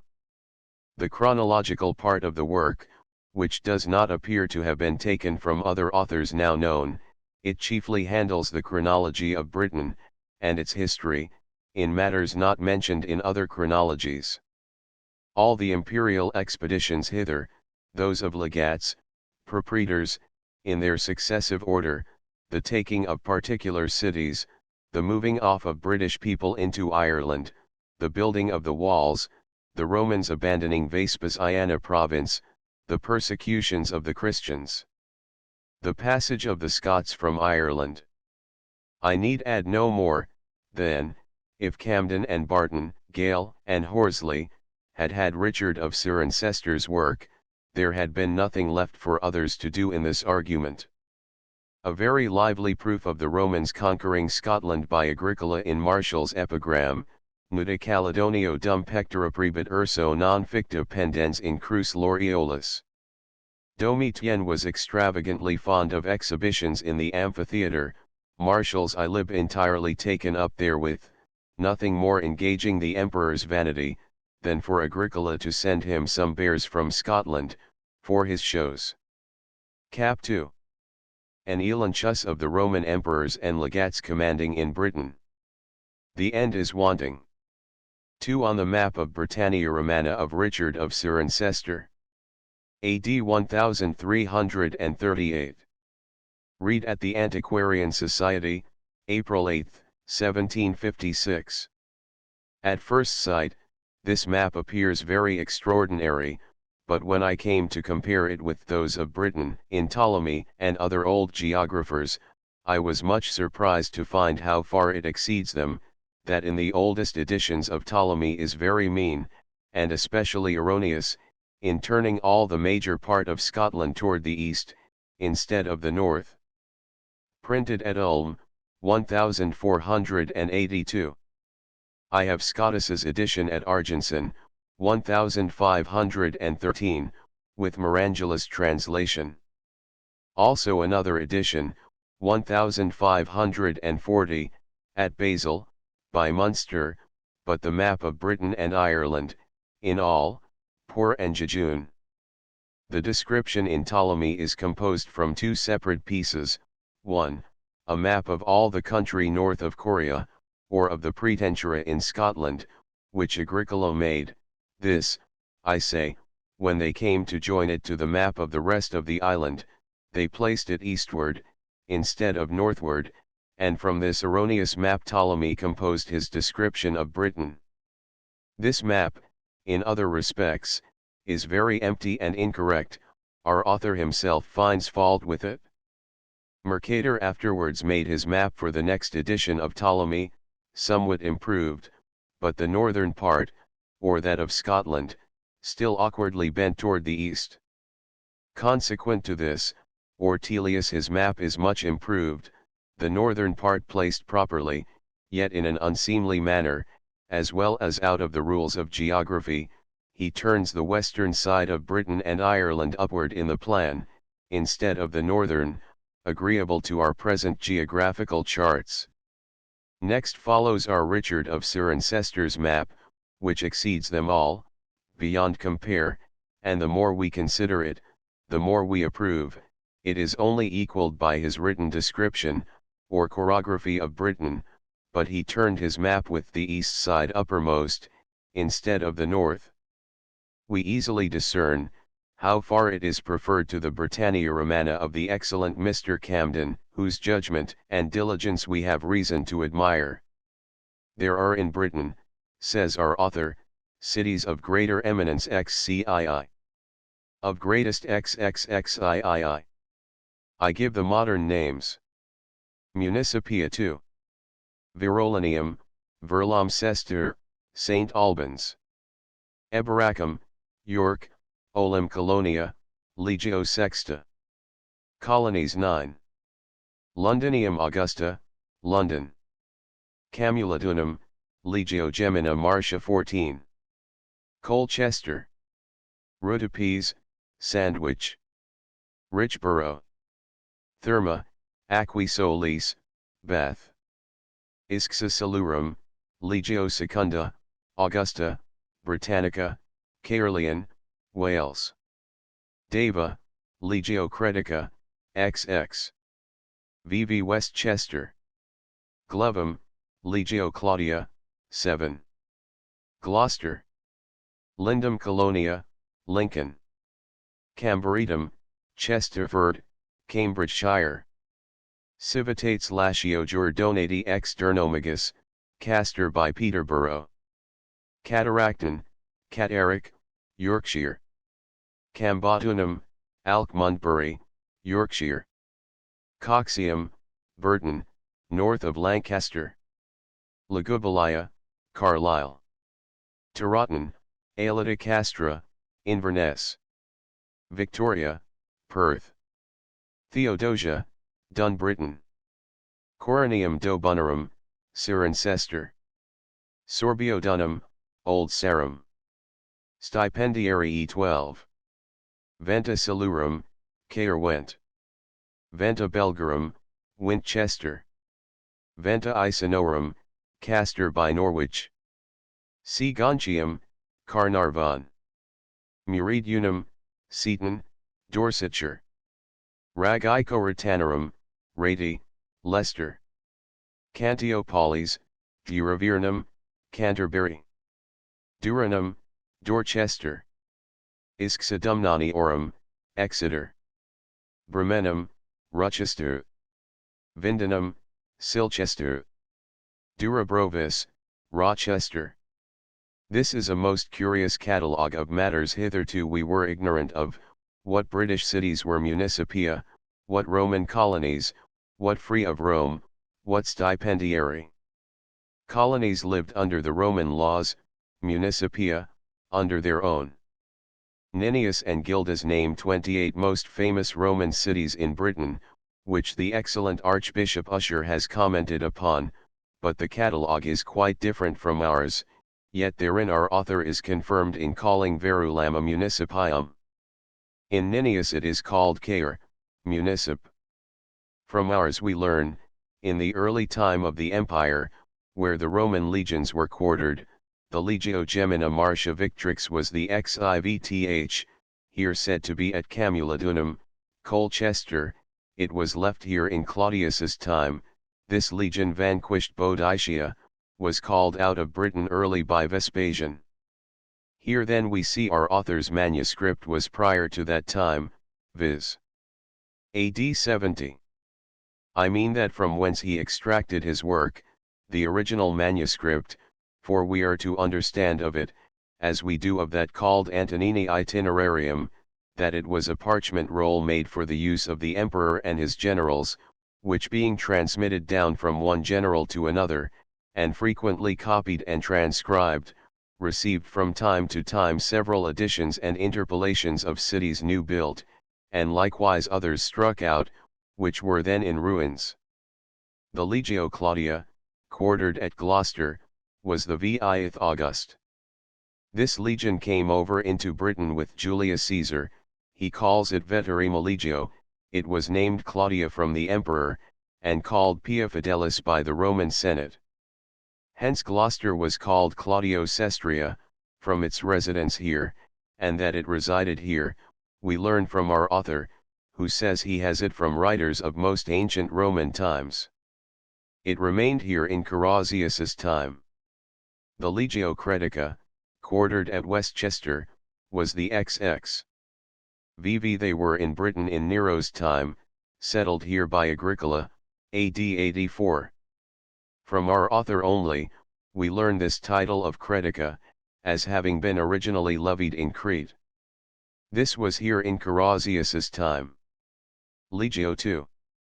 August quartered at Caerleon in Wales, came into Britain in the reign of Claudius, under the command of Vespasian. This legion was stationed at Canterbury in some later times, according to our author, c. 6. Whence we gather, he compiled his work out of old writers of different ages. The Legio VI came into Britain with Hadrian, settled at York, by Mr. Gale thought to be called Gordiana. York was made a colony of that legion. Antoninus Pius made it a municipium, and continued this legion there. It was concerned in perfecting the Karsdyke navigation to Peterborough. These legions are all mentioned in our author. Before the time that Vespasian was emperor, Josephus relates, Bell. Judd. 2:16. That King Agrippa, in his speech to the Jews, in Nero's time, and before that emperor called the Xivth legion from Britain, speaks of 4 legions then in Britain.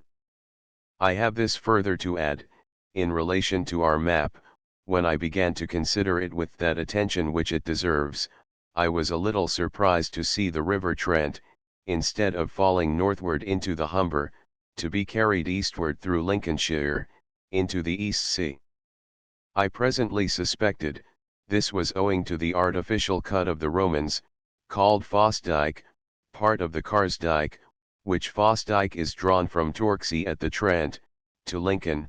There it meets the river Witham coming from the south, and proceeds eastward toward Boston. Ever since I was capable of observation, I often took notice, that the whole flat, or fenny country of Lincolnshire, has a gentle declivity, or natural descent eastward. This is owing not only to the sea lying that way, but is the case of all levels in the whole globe. The cause must be asserted to be the earth's rotation upon its axis, which observation I printed, long since, in my Itinerarium curiosum. It is a principle in nature, that, when a globe is turned on its axis, the matter on the surface flies the contrary way to its motion. The philosophers call this improperly a conatus rectendi ab ax motus.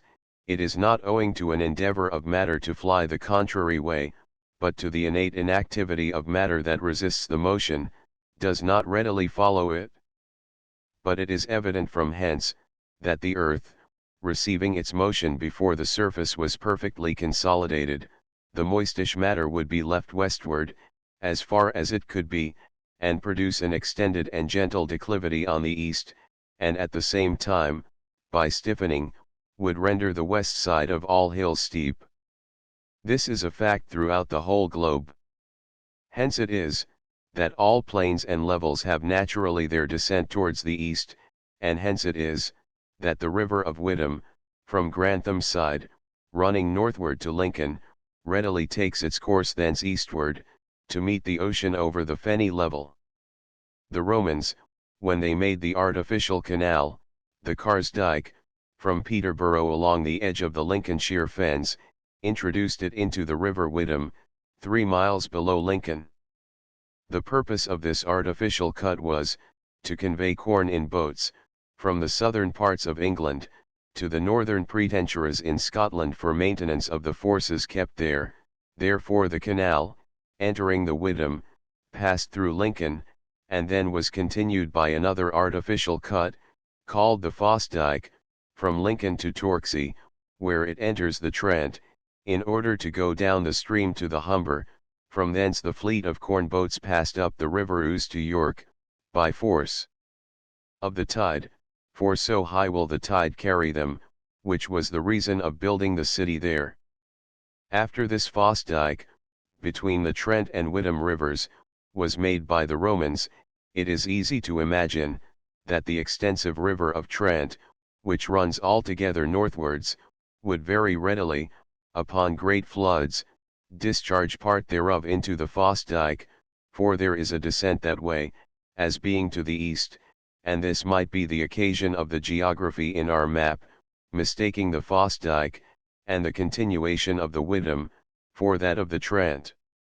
The river Witham, from Lincoln, goes southeast into the sea, by Boston, and it seems to me, that in very early times it might, at least in great floods, have another channel running over the East Fen, as called, along that natural declivity, full east, into the sea, as in the map of Richard of Cirencester.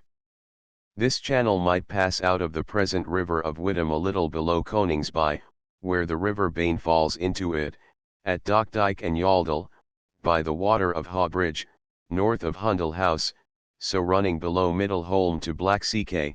It took the present division between the two wapentakes, all along the south sides of the deeps of the East Fen, and so by Blago to Wainfleet, the Vainuna of the Romans. My friend, John Warburton, Esq., Somerset Herald, has some manuscripts of our Lincolnshire antiquary.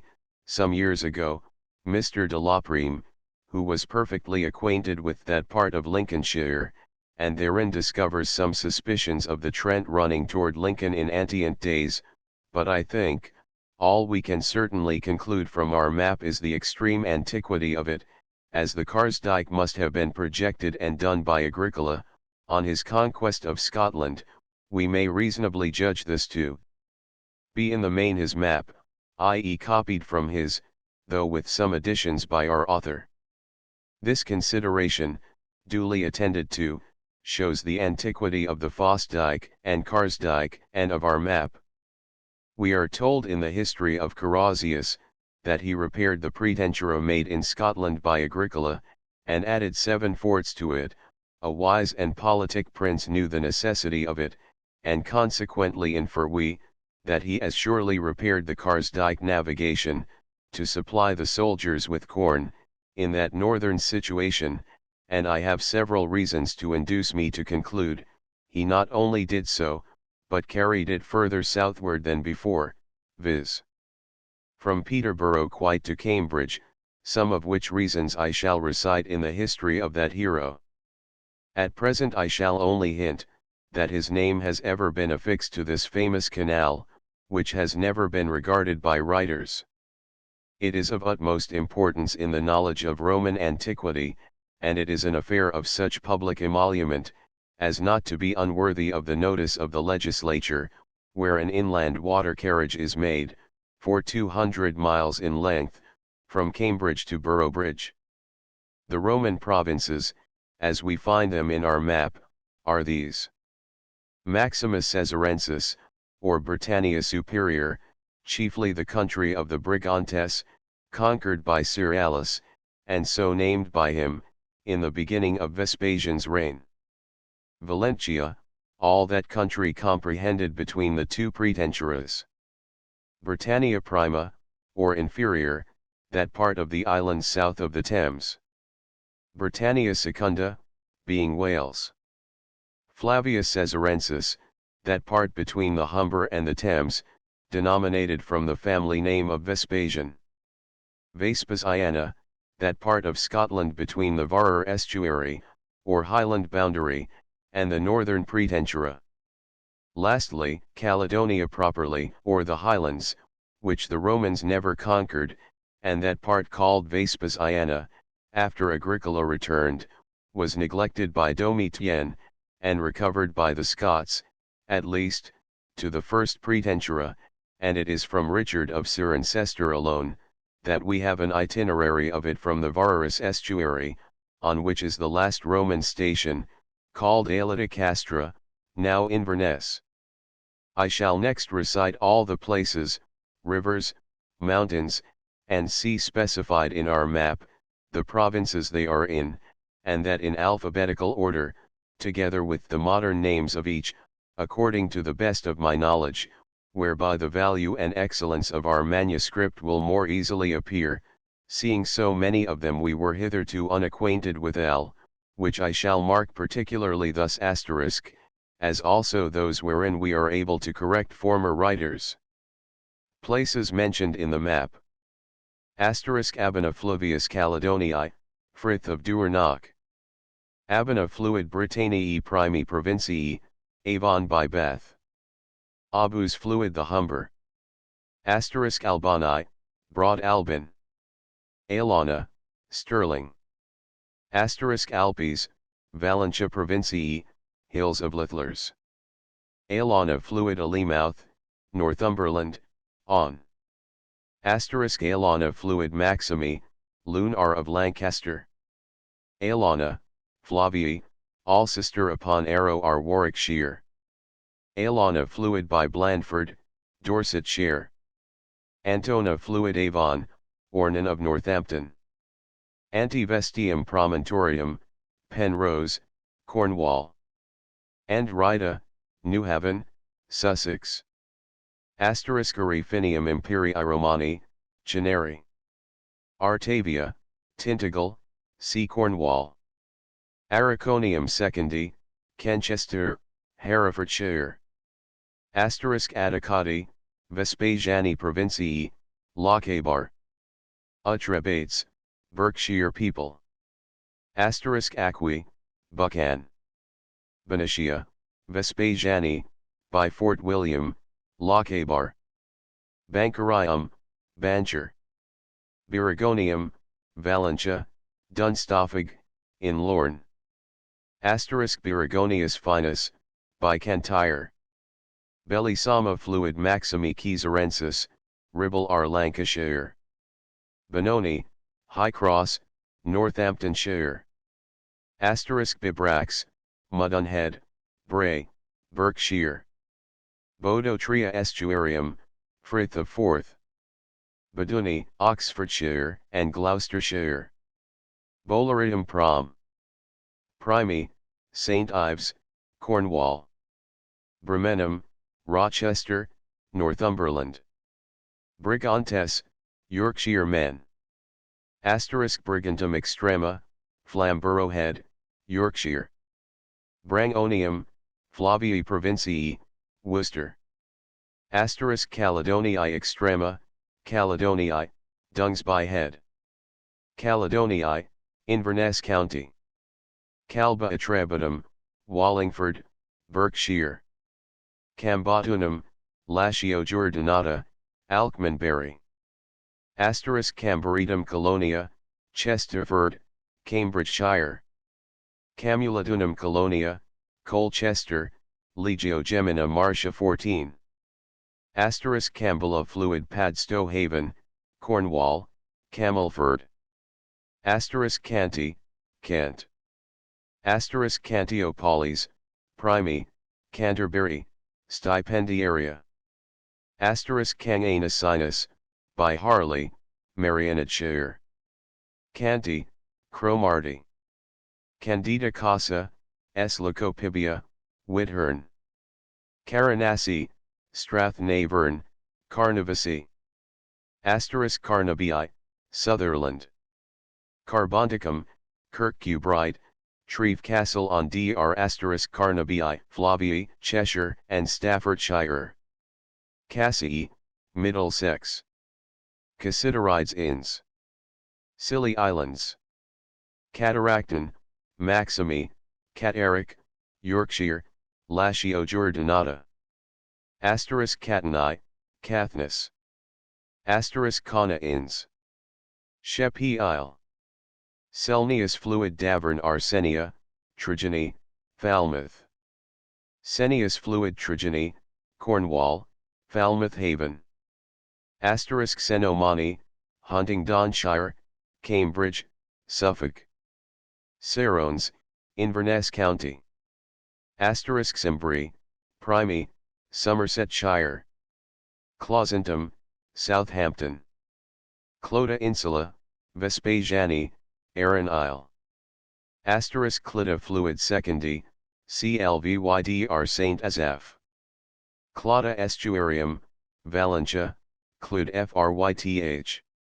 Cluda fluid Clud R Coxium, Burton N of Lancaster, Latio Jordinata.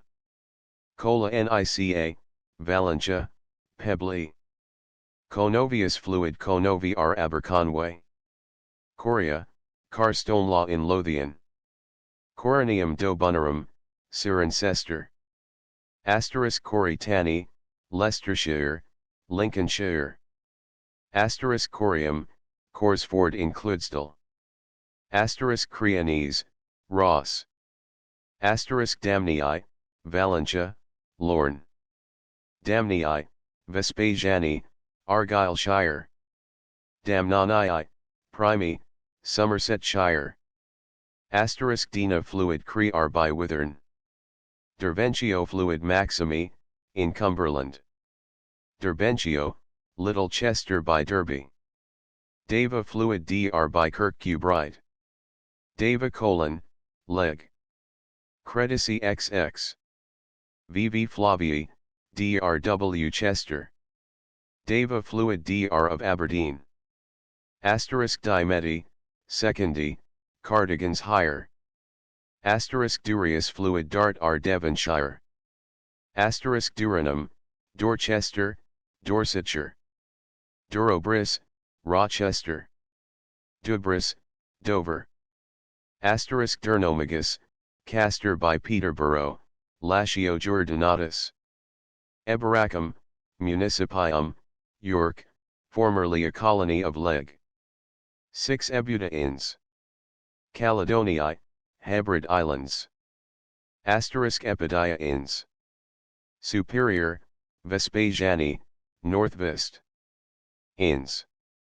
Inferior, South Vist. Asterisk Epidii, Cantyre. Asterisk Epiacum, Maximi, Chester in the Street. Itocetum, Flavii, Wall by Lichfield. Asterisk Forum Diani, Market Street, by Dunstable. Asterisk Freedom Menevicum, Secondi, Cardigan Bay. Gadini, Valentia, in Northumberland. Asterisk Galgacum, Maximi, Lanchester, Durham County. Garian fluid Garianus, Yair, Velux. Glevum Flavii, Glossist. Colonia Leg. Claude. 7 Gobanium, Secondi, Abergavenny. Grampius M. Vespasiani, Grant Spain. Asterisk Halingum, Haleston, Cornwall. Asterisk Hedui, Somersetshire. Asterisk Helenum Prom. Berry Point, Devonshire. Asterisk Herclea Inns. Primy, Lundy Isle. Hercules Prom. Hertford Point, Devonshire. Asterisk Harary MM Secondi, Wales. Horistii, Vespasiani, Fife. Iceni, Flavii, Rutlandshire. Egeminus fluid by Chelmsford. Isla fluid Caledonii, Lr Isxa fluid Primi, X by Exeter. Isxa Dumnani Orum, Exeter. Isxa : Silurum, Leg. Secondi, August. Caerleon. Isxa fluid Uskar Monmouthshire. Isurium Brigantium, Maximi, Aldwark by Boroughbridge. Ituna fluid Vespasiani, Ithan R asterisk Ituna est. Valentia, Eden. Asterisk Caparo iota omicron upsilon mu tau omega pi omicron nu, prom. Primi, Ramhead. Lelanani Sinus, Vespasiani, Loch Leuven. Lemanus, Primi, Limn, Porchus. Lemon fluid lime water. Asterisk Lincolitter Lacus, Loch Lomond. Asterisk Lindum, Dunblane. Lindum : Lincoln. Asterisk Loki, Sutherland. Londinium August. Flavii, London, Colonia. Asterisk Longus fluid Loch. Asterisk Loxa fluid Caledon. Frith of Cromarty. Asterisk Leucopibia, S. Candida Casa, Valentia, Whitehern. Legubalia, Maximi, Carlisle. Asterisk Luandicum, Secondi, Cardigan. Magna, Old Radnor. Malios Inns. Mull Isle. Asterisk Mare Orchidum, Pentland Fryth. Asterisk Mare Thule, Caledon, the North British Sea. Mediolanum, Secondi, Myvod, Montgomeryshire. Asterisk Menopia, St. David's South Wales. Asterisk Menopia Inns. Ramsey Isle. Murdy, Murray. Asterisk Mersja fluid Mersey R Cheshire. Meteorus est. Flavii, Boston Deeps, Washes, Lincolnshire. Mona Inns. Anglesey in North Wales. Monada Inns. Isle of Man Morinai, Somerset, and Dorsetshire. Morecambe Bay Fluid Maximi, Decker R. Lancashire. Muridunum, Primi, Colum, Cornwall. Muridunum, Carmarthen, South Wales. Nobius Fluid Caledon Navern. Nidus Fluid Nith. Arneathesdale. Nidus Fluid Secondi, Neath R. Glamorg. Noventi, Valentia, West Galway. Noviamagus, Primi, Croydon. Oceanus to Culloden, Western British Sea. Ocidus Inns. Caledon, Strom. Isle. Ochranum M. Primi, Penryn, Cornwall. Octurapium Prom. Secondi, Bishop, and Clerks, Pembrokeshire. Olicana, Maximi, Wetherby on Wers. Orcus Prom. Caledon. Faro Head. Aurea, Vespasiani, Perth, St. Johnston. Odes Fluid Lochs Oil, Lochaber. Oxalum Prom. Spurn Head, Yorkshire. Parisii, Holderness, Yorkshire.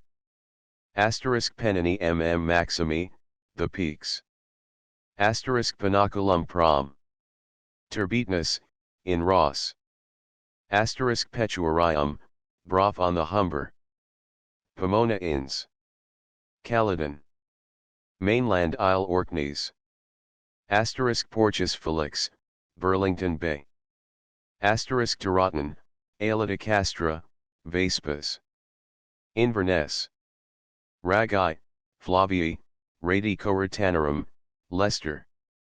Regnum, Chichester. Sabrina Est. Primi, Severn. Saloni, Flavii, Droitwich, Worcestershire. Saloni, town of Saltwarp, River Saltwarp, Droitwich, a branch of the Severn. Gonchasai, about Silchester, Hampshire. Gonchium, Secondi, Carnarvon. Selgovi, Valentia, Annandale, Solwayfrith. Cilliers, Herefordshire. Silva Caledon. Caledonii, Stettadale Forest, Sutherland. Silva Caledonii, Rockingham Forest. Sistuncii, Maximi, Lancashire. Sorbiodunum, Old Sarum. Strabo Fluid Udergil R. Ross. Stuccia. Fluid Riddle R. by Aberystwyth, S. Wales. Stratus Fluid Stir, R. by Sudbury, Essex. Taxalorum, Prom. Buchan Ness. Tamara, by Tavistoke upon Tamar R. Tamaris Fluid Tamar R. Devonshire. Tamia, Brum Chest by Blair. Tavis Est. Tafrith. Tavis Fluid Tay R. by Perth. Tabius Fluid Tui R. by Carmarthen. Termolum, Primi, South Molton, Devonshire. Texilum, Castle in Mearns. Tomesis Fluid Thames R. then Ados Inns. Thanet Isle. Theodosia Vespasiani, Dun Britain. Thermi : Bath, Aquae Solis. Thule Inns. Caledon. Iceland. Tina Fluid by Montrose. Tisa Fluid Maxim. Tees are Yorkshire. Tobias Fluid Secund. Now Chymny, by Cardiff. Trinobens, Middlesex. Tris Anton Fluid Newhaven, Sussex. Trivana Fluid Flav. Trent Artuisus, upon Spey R Turbius Fluid Tyvyr by Cardigan. Vaco Magi, Vespasiani, Athol. Asterisk Vaga fluid secundi, the yr Herefordshire. Valum Severi, the wall of Severus. Asterisk Vanduaria, Crawford in Clydesdale. Varer Estuar. Frith of Murray. Vecta Inns. White Island. Asterisk Veterionese, Angus people. Vidra fluid Wormouth. Venta Icenorum, Castor by Norwich. Venta Belgarum, Winchester. Venta Silurum, Caerwent, Monmouthshire. Asterisk Venta, Wimborne Minster, Dorsetshire. Verolinium, Verlomcester, St. Albans, Municipium. Asterisk Verve Drum Prince Caledon. Ness Head. Victoria, Erdoch. Asterisk Vidogary fluid Valentia, Air. R in Kyle. Vindenham, Silchester, Berkshire. Vind Ellis Prom. Portland Isle, Dorsetshire. Asterisk Vinovium, Piersbridge, Ovenford. Virubrium Prom. The Ord Head, Scotland. Valsis Sinus, Lochbren in Ross. Voluba, Grampound, Cornwall. Asterisk Valentii, Maximi, Amonderness 100, Lancashire. Uriconium, Flavii, Wroxeter, Shropshire. Asterisk Uxella, Barton on the Foss Road, Somersetshire.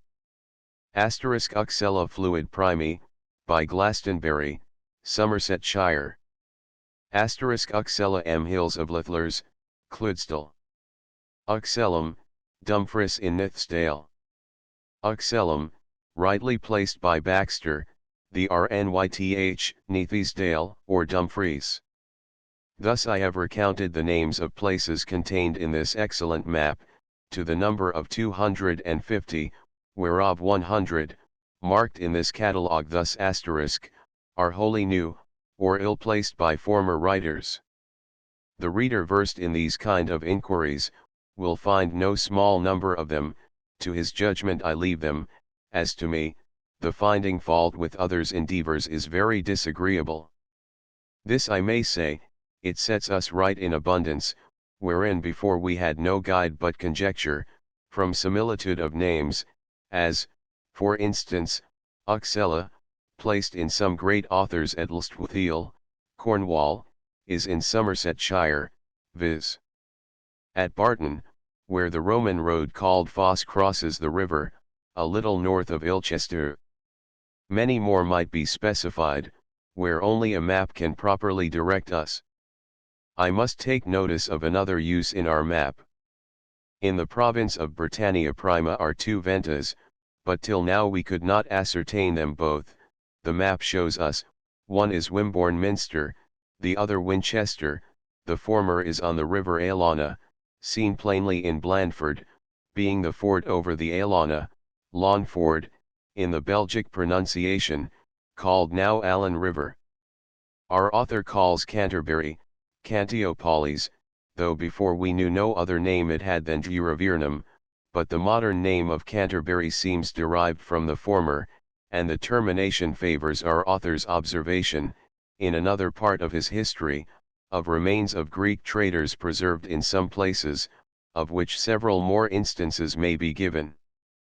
I extend my inquiries here, on Richard of Cirencester's map, no further than our island of Britain, leaving that of Ireland to those that have proper opportunities.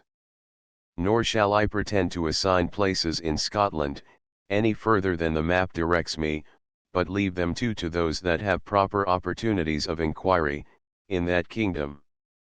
3. Let us now proceed to his itinerary, a truly invaluable monument.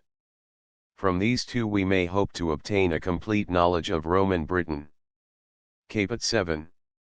Our author calls these, itiers of his diaphragmata, from their similitude to the animal midriff, passing through the body from side to side.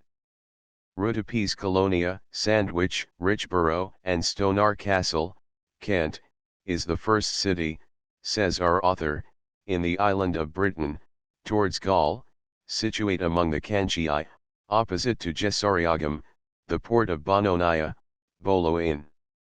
Hence is the most commodious passage of CCCCL. Stadia, or, as others will have it, XLVI. Miles. From that city Rutipium, says he, is drawn the Roman way called Gitlin Street, quite to see Gontium, Carnarvon, through the space of Uctsiv. Miles, or thereabouts. Thus, to Cantiopolis, which is also called Duroburnum, Stipendiaria, Canterbury, Kent, X miles. Curiosum 12. Sittingbourne, Kent. XXV Duraprovis, Stipendiaria, Rochester, Kent. Thence, at XXVII miles, it passes the Thames, and enters the province Flavia, and the city of Londinium Augusta, London. Thence 9. To Soloniagus, Suolaniasis, Edgware, Middlesex. 12 Virolamium, Municipium, Verlomcester, or St. Albans. Of this place were Amphibolus and Albinus, martyrs. 12 Forum Diani, Market Street, near Dunstable, Hertfordshire. 12 Magiovinium, Dunstable, Bedfordshire. 12 Lactorotum, Stony Stratford, Bucks. 12 Isonnovaria, Isontivaria, Towcester, Northamptonshire. 12 Tripontium, Dowbridge, Stanford, Northamptonshire. 9 Benonies, High Cross, Cleicester, between Warwickshire and Leicestershire. Here the road is divided, the one branch, the Foss, goes to Lincoln, the other to Viraconium, Wroxeter, from Tripontium. 12 to Manduesidum, Manchester, near Atherstone, Warwickshire. 13 at Osedum Wall, by Lichfield, Chesterfield Wall, Staffordshire. 12 Penacrucium, by Penkridge, Staffordshire. 12 Uxiconium, Oakanyate, Shropshire. 11 Virioconium, Rochester, Salop. XXVI Bankerium, Bonium, Bancher, Flintshire. X Davicolonia, Leg. Vices. Victrix Cretica, Westchester, the border of Flavia and Secunda provinces. Triple X Varies, Bodveri by Denby on RCLWYD. XX Conovium, Aberconway, Carnarvonshire. XXIV Seguntium, Stipendiaria, Carnarvon. Were I to recite all I have written upon this work, by way of comment, it would amount to a large volume, yet some few remarks I must make. What all others call Durolinum are author names Durosivum, which I affix to Sittingbourne, favoring this reading, the distance conformable. Soloniasis, or rather Suolaniasis, has its name from Suolan, or Cassibelan, who fought Caesar. I place it at Edgware, which has its name from the Ager, or high-raised Roman way, Watling Street. Here was Cassibelan's usual residence, his oppidum, or military town, which Caesar stormed, was at Watford. Forum Diani, a new name, was crowded into the roll of the original itinerary, where the intermediate distance, 12 miles, between St. Albans and Dunstable, remained unaltered, therefore the transcriber repeated the same distance erroneously. I doubt not, the place is what we now call Market Street, a little on this side Dunstable, upon the great road Watling Street. Here was a fane and forum, or portico, sacred to Diana, where a panegyre, or fair, as we call it, was annually celebrated, to the honor of the goddess, by the lovers of hunting, on the great festival sacred to her, when stags were sacrificed. This was upon August 13th, the Hunter's Day, in the Roman calendar. I have no need to be ashamed in acknowledging an error incurred in my juvenile travels, when we knew nothing of this work of our authors, for now I apprehend Durocobrivis is another name of a town near this place, the modern name of Redburn proves it, which means the same as Durocobrivis, the passage over the Redwater Brook. Rotten Row, Row End, Flamstead by Forum Diani, names importing high antiquity, Rotten Row, just by Bremenham, Rochester, again at Dorchester, Oxfordshire, they relate to Panegyres, or fairs. Manduesidum, Manchester, on each side the Waddling Street, was walled about. The vestigia of Benonies are at Claybrook. Thus we have the whole length of the Waddling Street, from Dover to Carnarvon. It here too. A C. Goncho, Carnarvon, Virioconium, Rochester, Usqueils miles, thus. C. Gonchium, Stipendiaria, Carnarvon, Carnarvonshire. XXV Heraris Mons, Raranvorhill by Bala, Marianethshire, by Pimblemere. XXV Mediolanum, Myvod, on Mereway are Montgomeryshire. 12 Rutunium, Roton Castle, Stanford, Watlesborough, west of Shrewsbury. 11 Virioconium, Rochester on the Severn, below Shrewsbury, under Wrekin Hill. Carnarvon stands on the river Saint, C. Gaunt, said to have been built by Constantine the Great. Nennius gives it the name Caercustine, for that reason, he probably made the Via Heleniana, in honor of his mother, called Sarn Helen. Heraris Mons has its name from the eagles inhabiting the place, Celtic. It here 3. From Londinium, London, to Lindum Colonia. Lincoln, thus, Londinium August. London. 12 Durocidum, Romford, Essex. 16 Caesaromagus, Chelmsford, Essex. 15 Canonium, Kelvedon, Essex. 9 Camuladunum Colonia, Leg. Gem. Martinique Victrix, Colchester, Essex.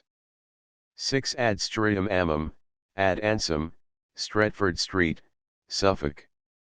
15 Comratonium, Bretonum, Stow, Coombe, Suffolk. XXII Cytomagus, Thetford, Norfolk.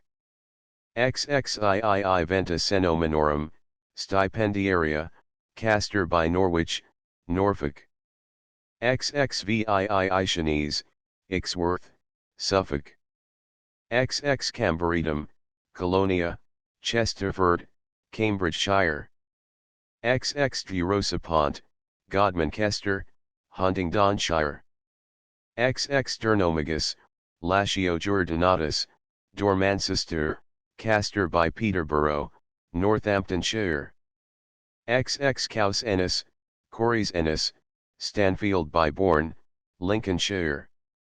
XX Lindum Colonia, Lincoln. It here 6. Of Antoninus, a Londonio Lindum, goes quite a different way from this, the one to the right, the other to the left of the straightest way, the Herman Street. Instead of our Durnomagus on the northern, he mentions Durabrivis, Chesterton, on the southern bank of the River Nan, a walled city, a bridge over the river, built since the time of our itinerary. And also from Camberidum to Durosapont, in this it here of ours, and VTH of Antoninus, I collect, the Roman city of Cambridge, Granta, was not then in being.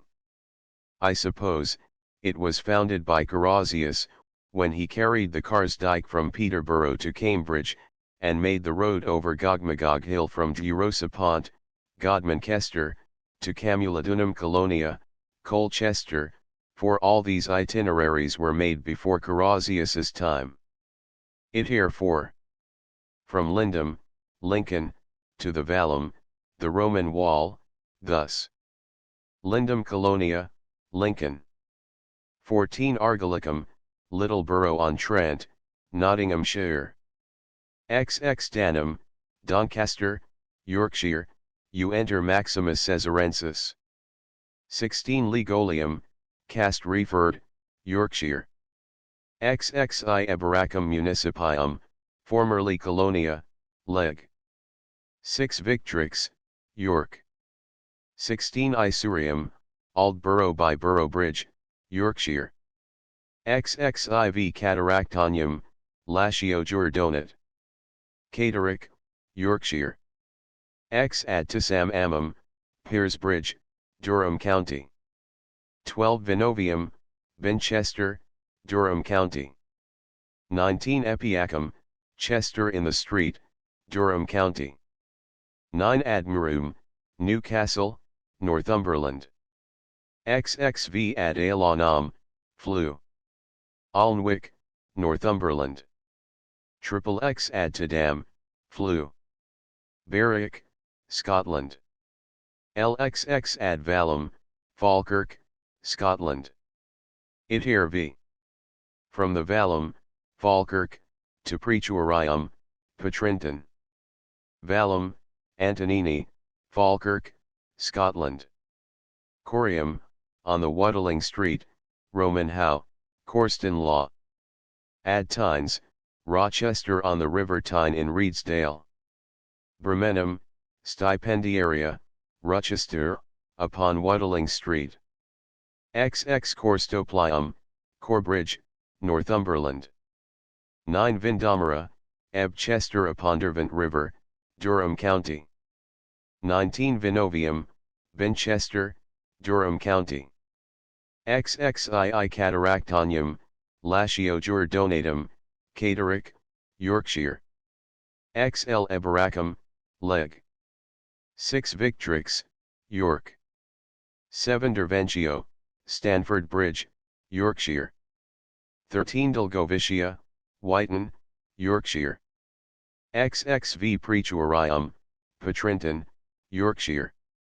Itinerarium 6. From Eboracum, York, to Deva, Chester. Eboracum, Municipium, formerly a colony of Legio 6. Victrix, York. 9 Calcaria, Tadcaster, Yorkshire. XXII Cambotunum, Latio Jourdotatum, Alkmanbury, Yorkshire. 18 Maucunium, Mancastle by Manchester, Lancashire. 18 Adfines, between Maxima and Flavia, Stretford-on-Mersey, Cheshire. 18 Condate, Northwich, Cheshire. 18 Deva, Colonia, Legio Cretica, Vicema, Valeria, Victrix, Westchester. Itinerarium 7. From the port of the Cistuncii, Lune River mouth, to Eboracum, York. Portus Cistunciorum, Lune River mouth, by Lancaster. XXII Rierigonium, Ribsister on the Ribble, Lancashire. 8 Alpes Pennini, Pendleton by Pendle Hill, Lancashire. Exilicana, Shipton in Craven, Yorkshire. 19 Isurium Brigantium, Brigantium, Aldborough by Boroughbridge. 16 Eboracum, Municipium, formerly Colonia Leg. 6 Victrix. This is the first itinerary of Antoninus, which is deficient in our 3 first stations, which are those between the 2 praetenturas, therefore at that time out of the possession of the Romans. We learn hence, York was a colony city of the Vth legion, built by them in the time of Hadrian, who probably then made, or finished, the artificial canal called Karsdyke, when he made the Valum. Itinerarium 8. From Eboracum, York, to Legubalia, Carlisle. Eboracum, formerly Colonia, Legio 6. Municipium, York. XL Cataractum, Catterick, Thornburg, Latio Jourdonata. 18 Literis, Lavitries, Bowes, Yorkshire. 13 Vateris, Vertaris, Brough on Stanmore, Westmoreland. XX Brocavonesis, Brocavum, Brovanassus, Whitley Castle, Browham, Westmoreland. 13 Vorda, Castle Voren on the Wall, Cumberland. 13 Lagovalia, Carlisle, Latio Giordinata. Itinerarium 9. From Lagovalia, Carlisle, to Turatone, Inverness. Lagovalia, Carlisle, Latio Giordinata. Trimantium, Canopy, by Longtown, Netherby, Langham Castle. Gadanica, Cola Nica, Colcester. Corium, Corsford by Lanark. Ad Valum, Falkirk. 12 Aelana, Stirling, on Allen River. 9 Lindum, Cromlin Castle. 9 Victoria, Kinkle upon Erne ar Latio Giordinata. 9 Hierna, Perth, on Tern River. 14 Oria, Dunkeld. 19 Ad Tavum, Brumchester, on Tafrith. XXIII Ad Esicum, Brechin, on Esk River. 8 Ad Tenam, Eshley, on Nskxxii. Davina, Aberdeen. XXIV Ad Itunam, Five. Ad Montum Grampium. Ad Selinum, Selnius Fluid on Deverne River. 19 Tuisus, Roths, on the Spey. XXVII Turatone, Aelita Castra, Inverness, Latio Giordinata. Itier X. From the boundary to Rotten, Inverness, through the length of the island, to Isxadumnani Orum, Exeter. To Rotten, Aelita Castra, Latio Giordinata, Inverness. 9 Vares, in Badenoch on Findern River. 18 Tuisus, Ruthven on Spey. XXIX Tamia, Castleton on Calder, in Aberdeenshire. XX, Spittal, in Glenshire. 9 in Medio, Strumnock on Eric River. 9 Oria, Dunkeld. 18 Victoria, Latio Giordinata, Kinkle. XXXII Ad Valum Antonini, Falkirk. LXXX Lagovalia, Latio Giordinata, Carlisle. XXII Brocavonassus, Penrith, Browham. Ad Aelonam, Lancaster. LXVI Coxium, Latio Giordinata, Bury and Cockley Chapel, Lancashire. 18 Mancunium, Mancastle by Manchester. XXII Condade, Northwich, Cheshire. 18 Mediolanum, Chesterton by Newcastle, Staffordshire. 8 Ocetum, Wall by Lichfield. Bremenham, Birmingham, Warwickshire. Salinus, Droitwich, Worcestershire. Bernogenium, Worcester. Glebum Colonia, Legio 7. August. Claudia, Gloucester. 14 Coronium Dobunnarum, Latio Giordinata, Cirencester. Aqua Solis, Colonia, Thermi, Bath. 18 Ad Aquas, Wells, Somersetshire. Ad Uxellum Ammum, Ballsborough, Lidford, Barton on the Foss, Somersetshire. Isxadumnani Orum, Stipendiaria, Exeter. This XTH here is the only remaining monument of the Roman power in Scotland. I shall no further attempt an assignment of the present names, than I am led to them by our map, but leave them to be determined more precisely, by those who have an opportunity of inquiring on the spot. Itinerarium 11. From Aquae Solis, Bath, by the Julian Street, to Menipia, St. David's. Aquae Solis, Thermi, Colonia, Bath. 6 Ad Alone, Holland near Cainsham, Gloucestershire. 6 Ad Sabernum, Ost upon Severn, Gloucestershire. 3 Statio Trajectus, Tydenham or Chepstow, Gloucestershire. 9 Venta Salurum, Stipendiaria, Caerwent, Monmouthshire. 9 Isxasilurum, Colonia, Leg. 6 August. Caerleon, Monmouthshire. 7 Tibia Amnis, Caerdiff, Glamorganshire. XX Bovium, Cowbridge, Glamorganshire. 15 Needham, Neath, Glamorganshire. 15 Lucarium, Loghor, Glamorganshire. XX Ad Vigessimum Lapidum, Narbath Castle, on Cleathy River, Pembrokeshire. 19 Menipia, St. David's. Itinerarium 12. From Aquisolis, Bath, to Londinium, London. Aquisolis, Colonia, Thermi, Bath. 15 Verlutio, Lacock on the Avon, Wiltshire. XX Cunetio, Marlborough. 15 Spinus, Spinney, Berkshire. 15 Colaba Atrebatum, Wallingford, Berkshire. XX Bibract, Mudunhead, Bray, Braywick, Sutton Bray, Berkshire. XX Londinium Auguste Municipium, London. Itinerarium 13. From Isxasilurum, Caerleon, to Urioconium, Wroxeter. Isxasilurum, Legio 2. August. Caerleon, Monmouthshire.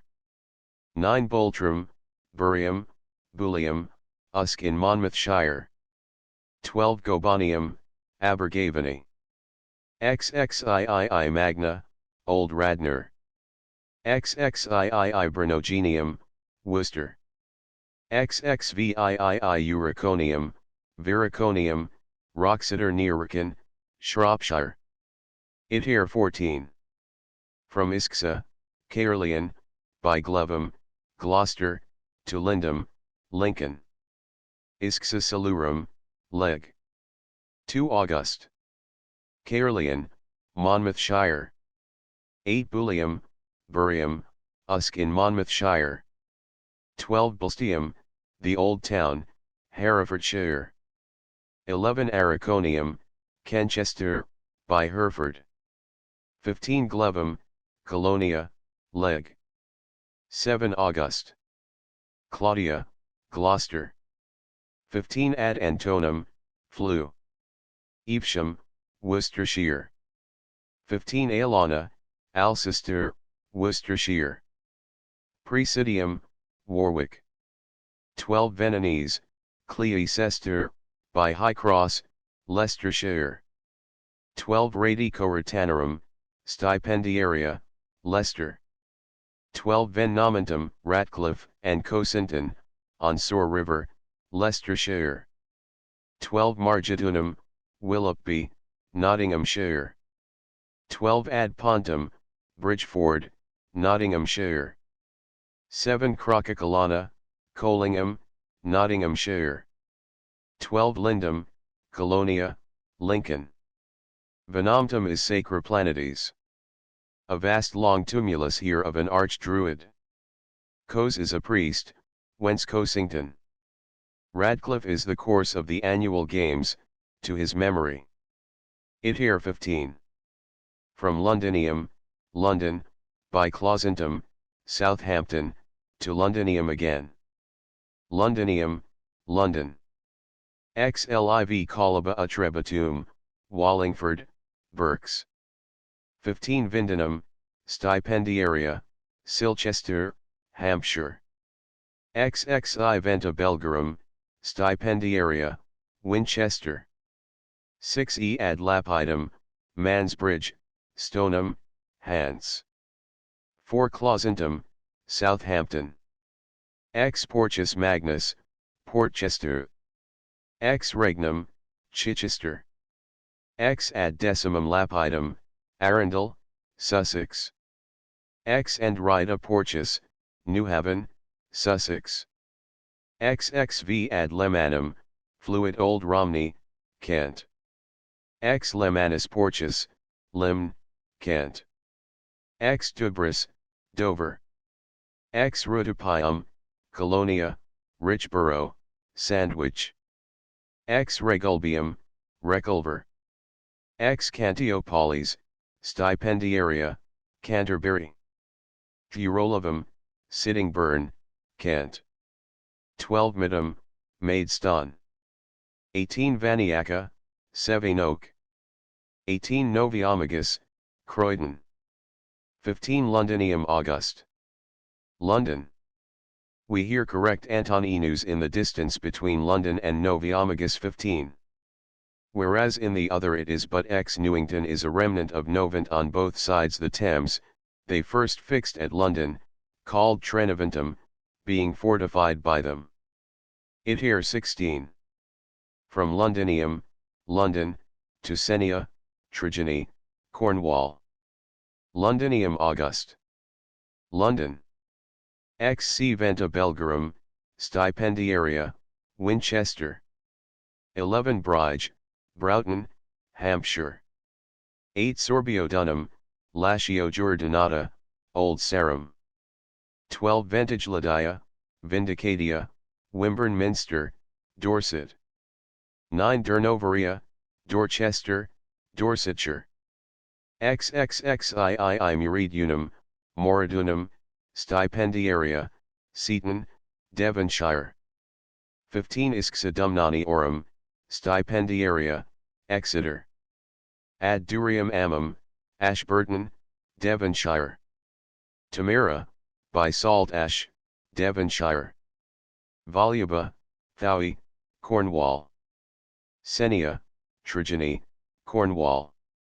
It here 17. From Endrida, Newhaven, to Eberacum, York. Endrida, Newhaven, Sussex. Noviomagus, Croydon. 15 Londinium Augusta, London. XXX ad fines trinobans inter et senomanos, Royston, Hertfordshire. Thurolispont, Thurolipont, Thurosipont, Godmankester. XXX Durnomagus, Latio Jordinata, Castor by Peterborough. XXX Corries Ennis, Stow Green, Stanfield, Lincolnshire. XXX Lindum, Colonia, Lincoln. 15 in Medium, Kirkton in Lindsey, Lincolnshire. 15 Adabum, Wintringham, Lincolnshire. 6 PQ Area, Brough, Yorkshire. XLVI Eberacum, York. It here 18. From Eberacum, York, through the middle of the island, to Clausentum, Southampton. Eberacum, York. XXI Legilium, Legiolium, Castleford upon Calder, Yorkshire. 18 Ad fines, Brigantes inter et Corritanos, Gravesborough by Rotherham, Yorkshire. X. Chesterfield, Derbyshire. X. Alfreton, Derbyshire. 16 Dervention, Little Chester by Derby.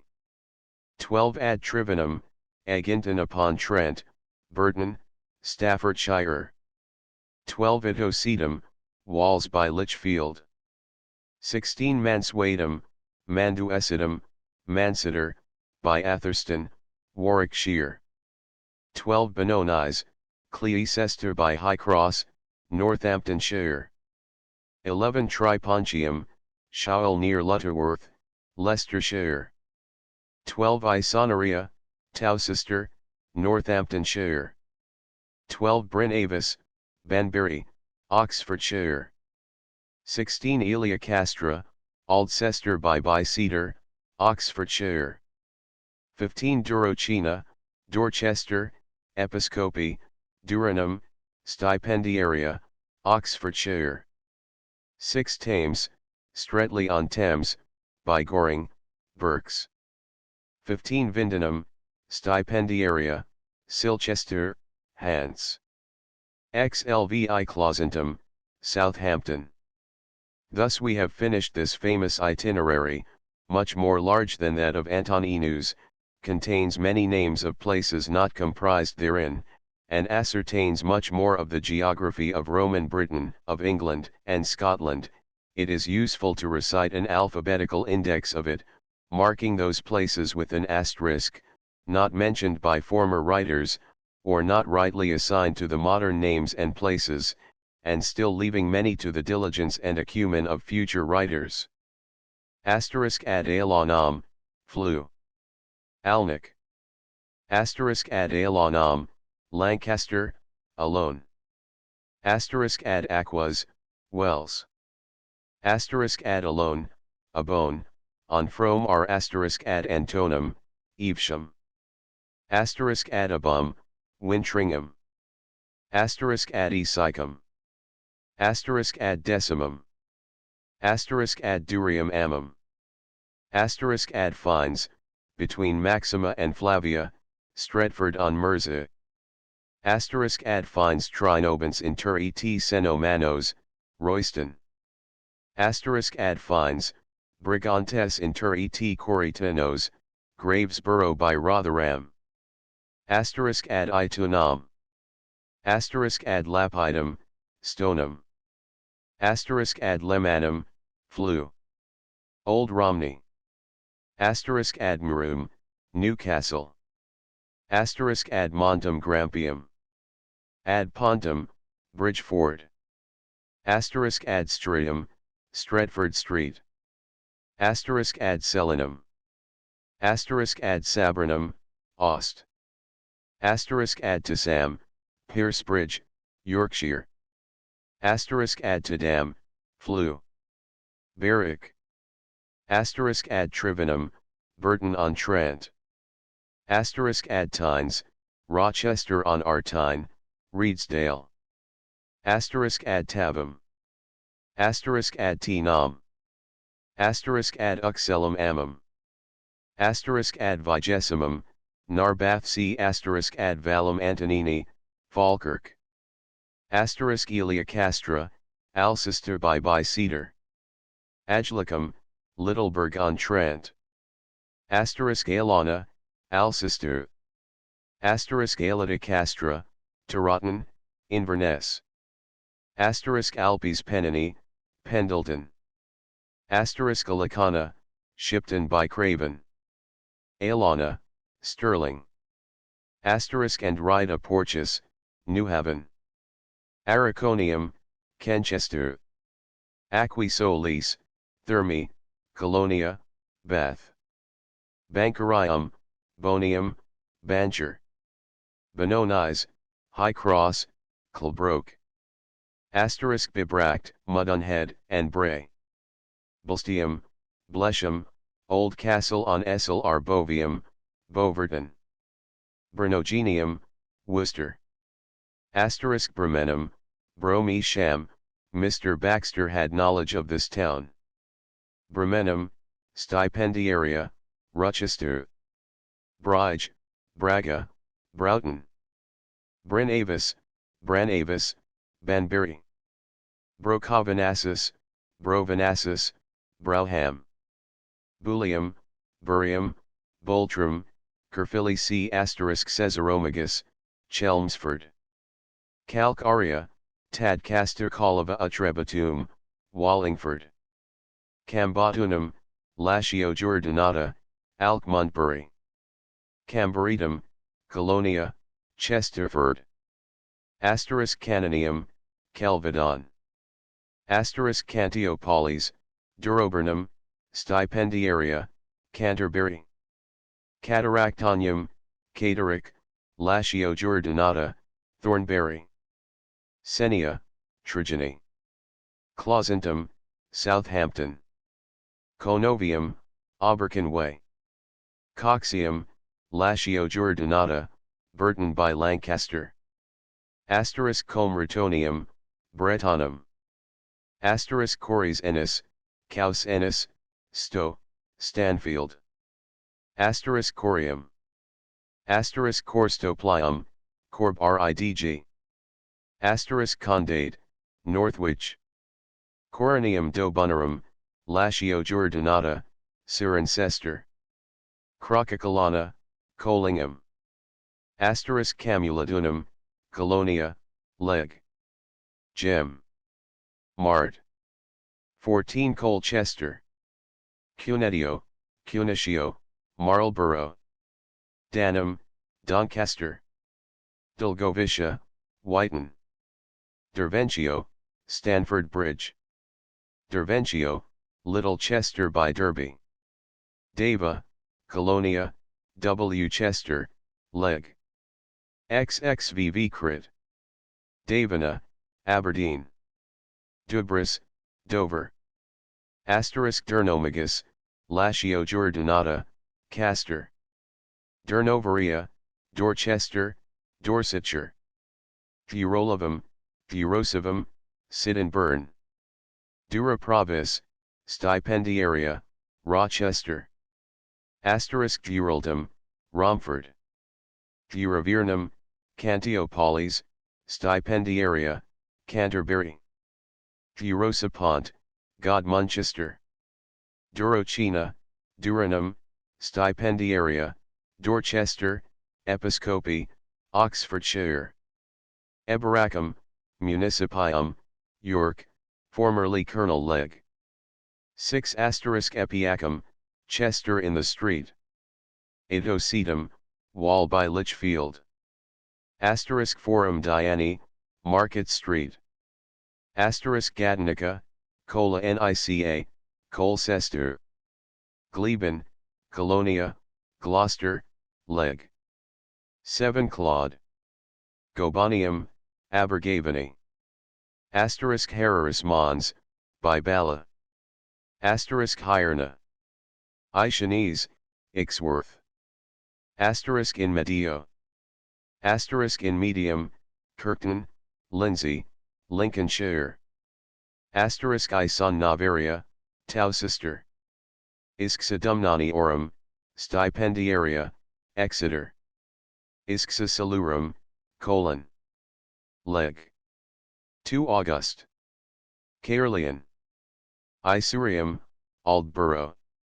Lactorotum, Stony Stratford. Literis, Bose. Legioleum, Casterford. Lemanus Porcius, Limn. Lucarium, Loghor. Lindum, Colonia, Lincoln. Lindum in Scotland. Londinium, Colonia, August. London. Laguvalia, Latio Jordinata, Carlisle. Midham, Maidstone. Magiovinium, Dunstable. Magna, Old Radnor.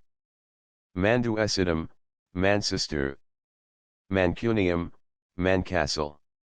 Margidunum, Willoughby. Mediolanum, Myvod. Mediolanum, Chesterton by Newcastle. Menipia, St. David's. Muridunum, Stipendiaria, Seaton. Nidum, Neath. Noviomagus, Croydon. Aurea, Dunkeld. Pecuaria, Brough. Penacrucium, Penkridge. Porcius Magnus, Portchester. Porcius Sistunciorum, Loon River mouth. Presidium, Warwick. Praetorium, Patrinton. Teritone, Latio Jordinata, Inverness. Radicoritanorum, Stipendiaria, Leicester. Regulbium, Reculver. Regnum, Chichester. Rerigonium, Ribchester. Rutipes, Colonia, Sandwich. Rutonium, Roten. Salinus, Droitwich. Segontium, Stipendiaria, Carnarvon. Cytomagus, Thetford. Sorbiodunum, Latio Jordinata, Old Sarum.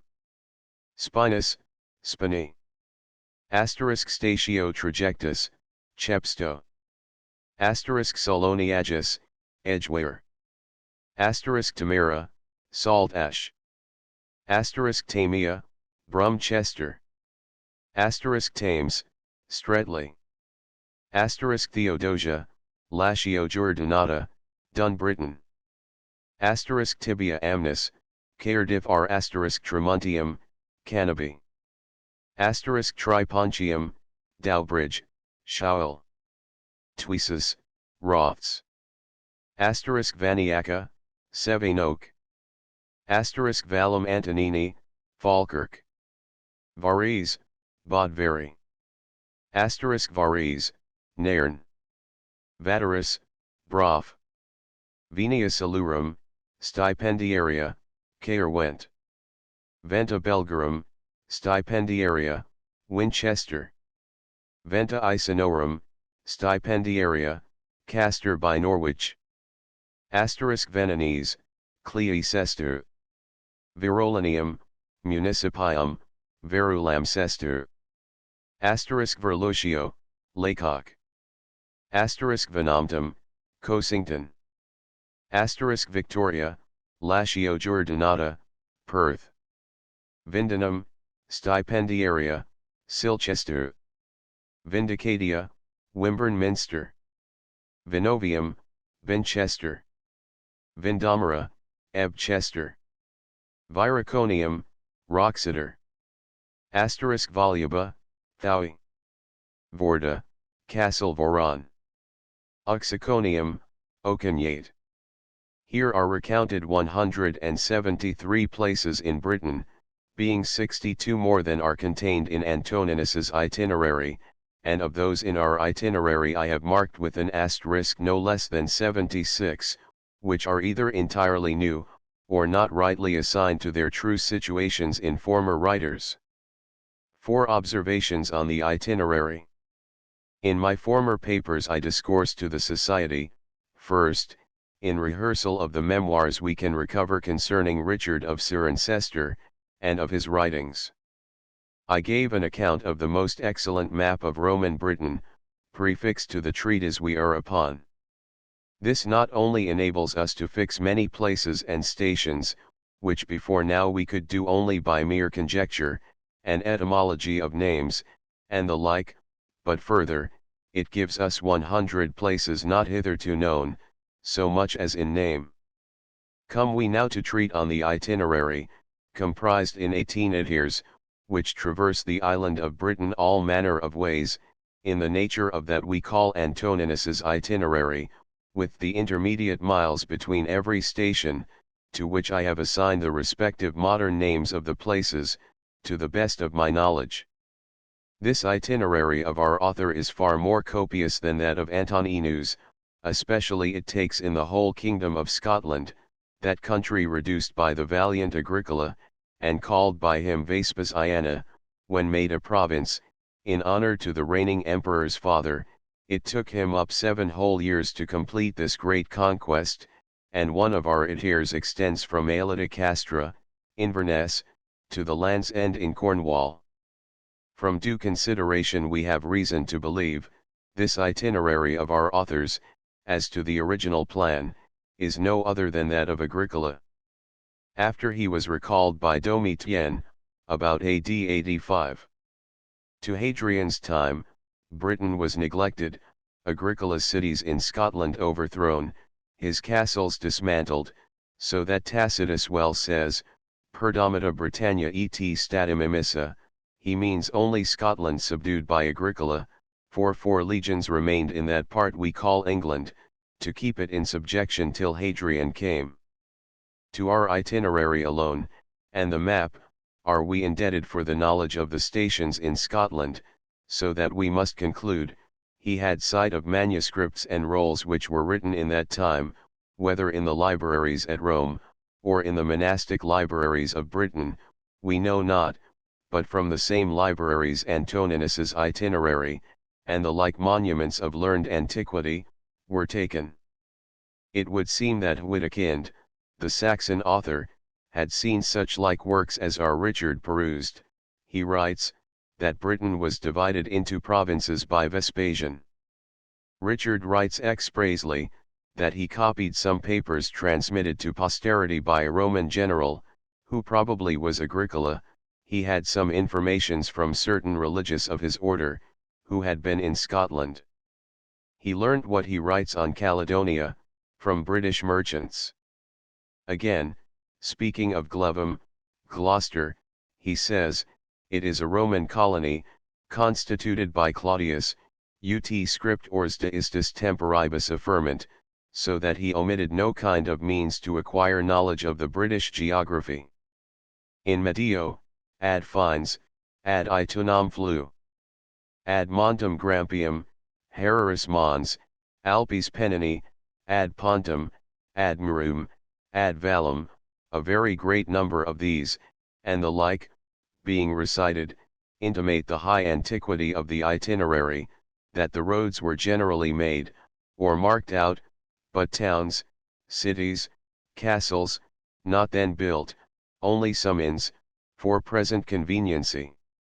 Especially we see this in Scotland, a good way on the sea coast northerly, and remarkably in the Ixthr, ad Tavum, ad Icicum, ad Tinam, ad Itunam, ad Montem Grampium, ad Selinum, and in the map these rivers are named, and the Grampian mountain, without a town's name annexed, as then not fully built, and probably that country was left by the Romans before the towns were built, the Romans having chiefly strong camps by the rivers. We may reasonably hence judge, the original itinerary and map, which our Richard copied, was constructed in Agricola's time, though afterward additions were made to it.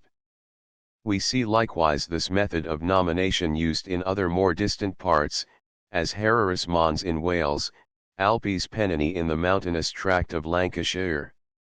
In it herefore, ad Tisam Amum, ad Murum, ad Aelonam flu, ad Tadam flu, ad Valum. In it here 11. Ad Alone, ad Sabrinum, Tibia Amnis, ad Vigesimum Lapidum, NC. In it here 15. Ad Lapidum, ad Decimum Lapidum, where only milestones are named, and the remains of this manner of denomination are left in the English names Stoneham, Stone, Stanyfield, Stannock, Stanton, and the like.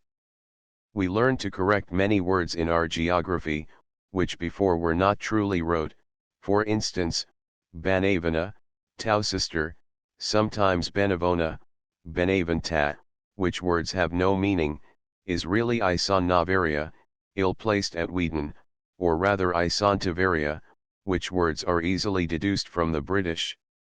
I judge it will be a matter useful to the studious in this kind of learning, to collect into one general index all the names of places, hitherto recited in the map and itinerary, with the annexed asterisk, denoting those names, which are new, or better placed than in former books, or of new denomination, to which we must add those recited in his 20th chapter of the Chorography of Britain.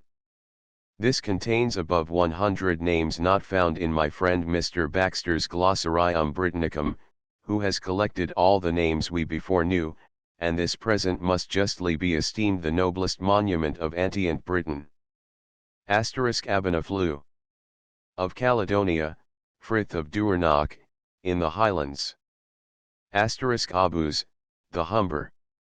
Abana, are Avon of Bristol and Bath, Primy. Ecmodi Isles ad Abum, Wintringham, Lincolnshire.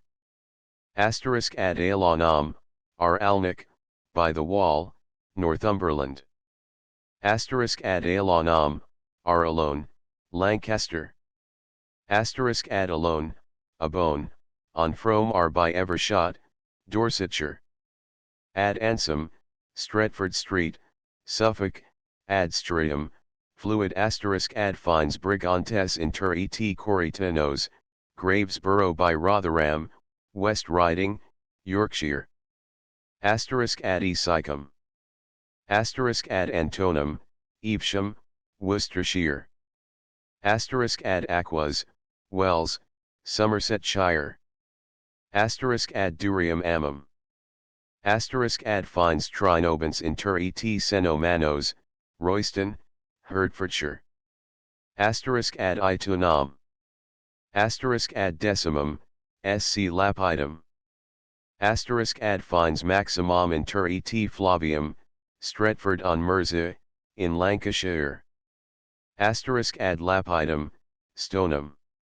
Asterisk ad Lemanum, our old Romney. Asterisk ad Montem Grampium. Asterisk ad Marum, Newcastle on Tyne. Asterisk ad Tynes, Rochester, by Reedsdale, on RN Tyne.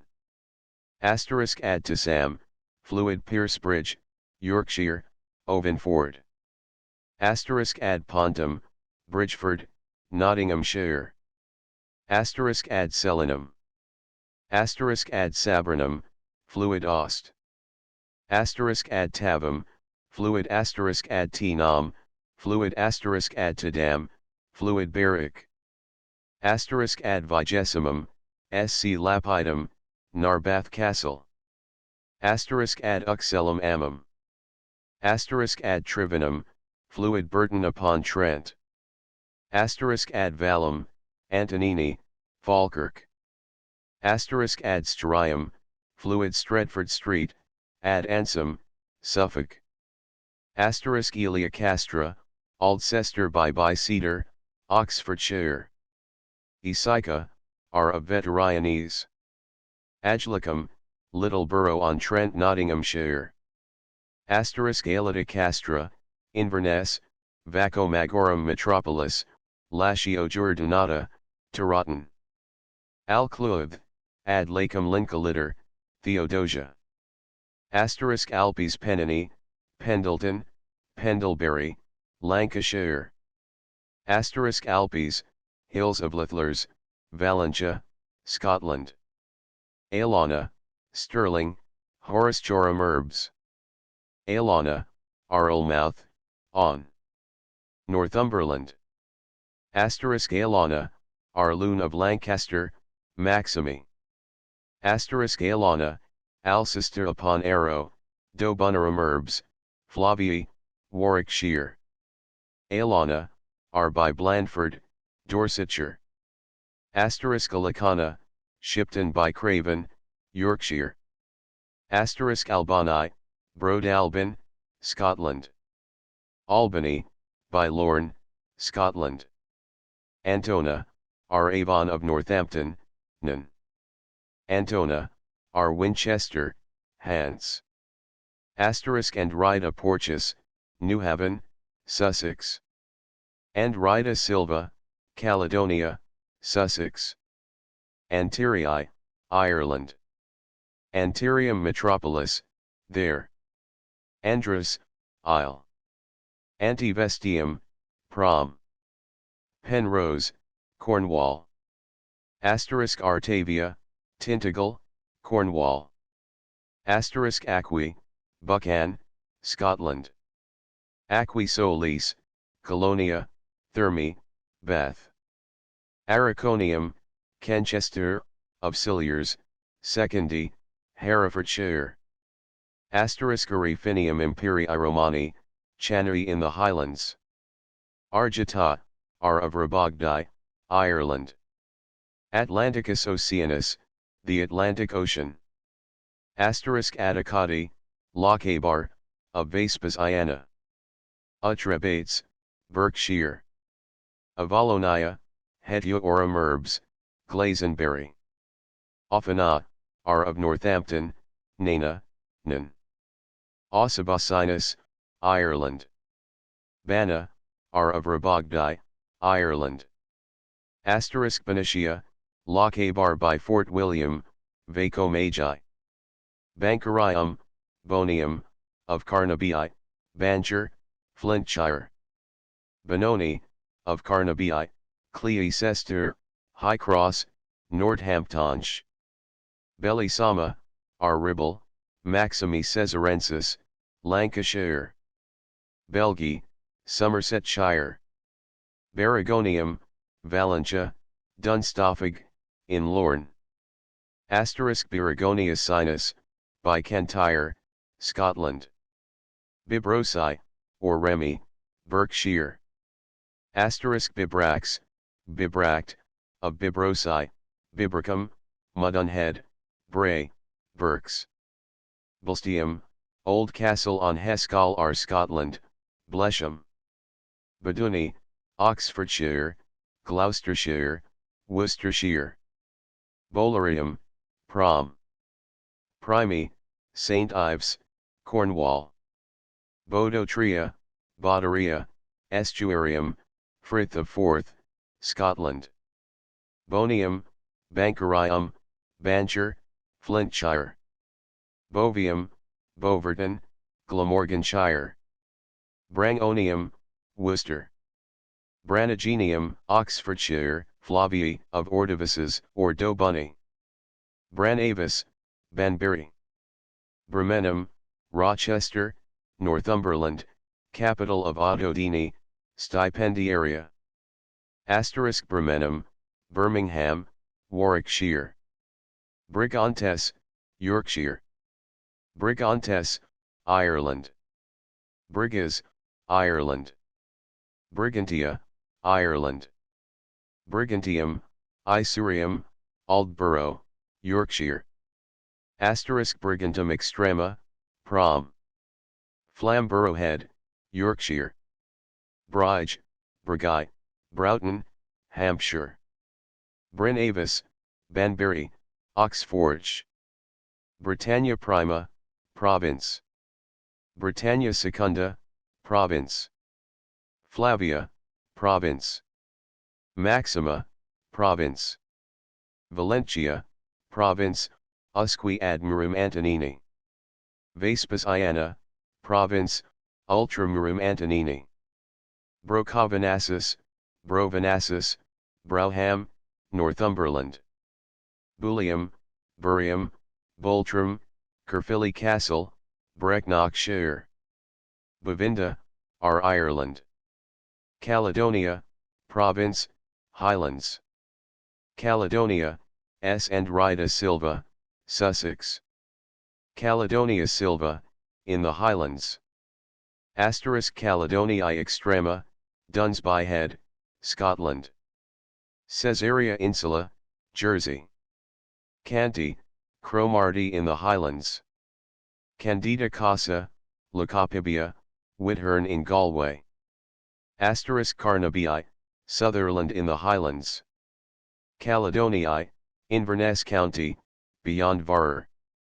Carnabii, in Staffordshire, Wales, Cheshire, Flavii. Caledonia Silva, Rockingham Forest, Northamptonshire. Caranassy, Carnavassy, Strathnavern in the Highlands. Catanae, Caithness in the Highlands. Cassii, Catluclani, Middlesex.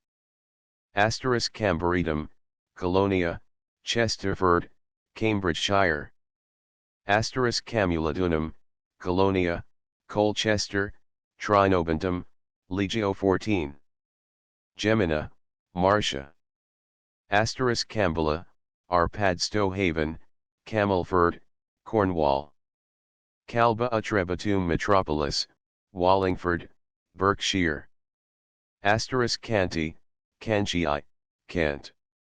Cantiopolis, Duravernum, Canterbury, Metropolis, Stipendiaria.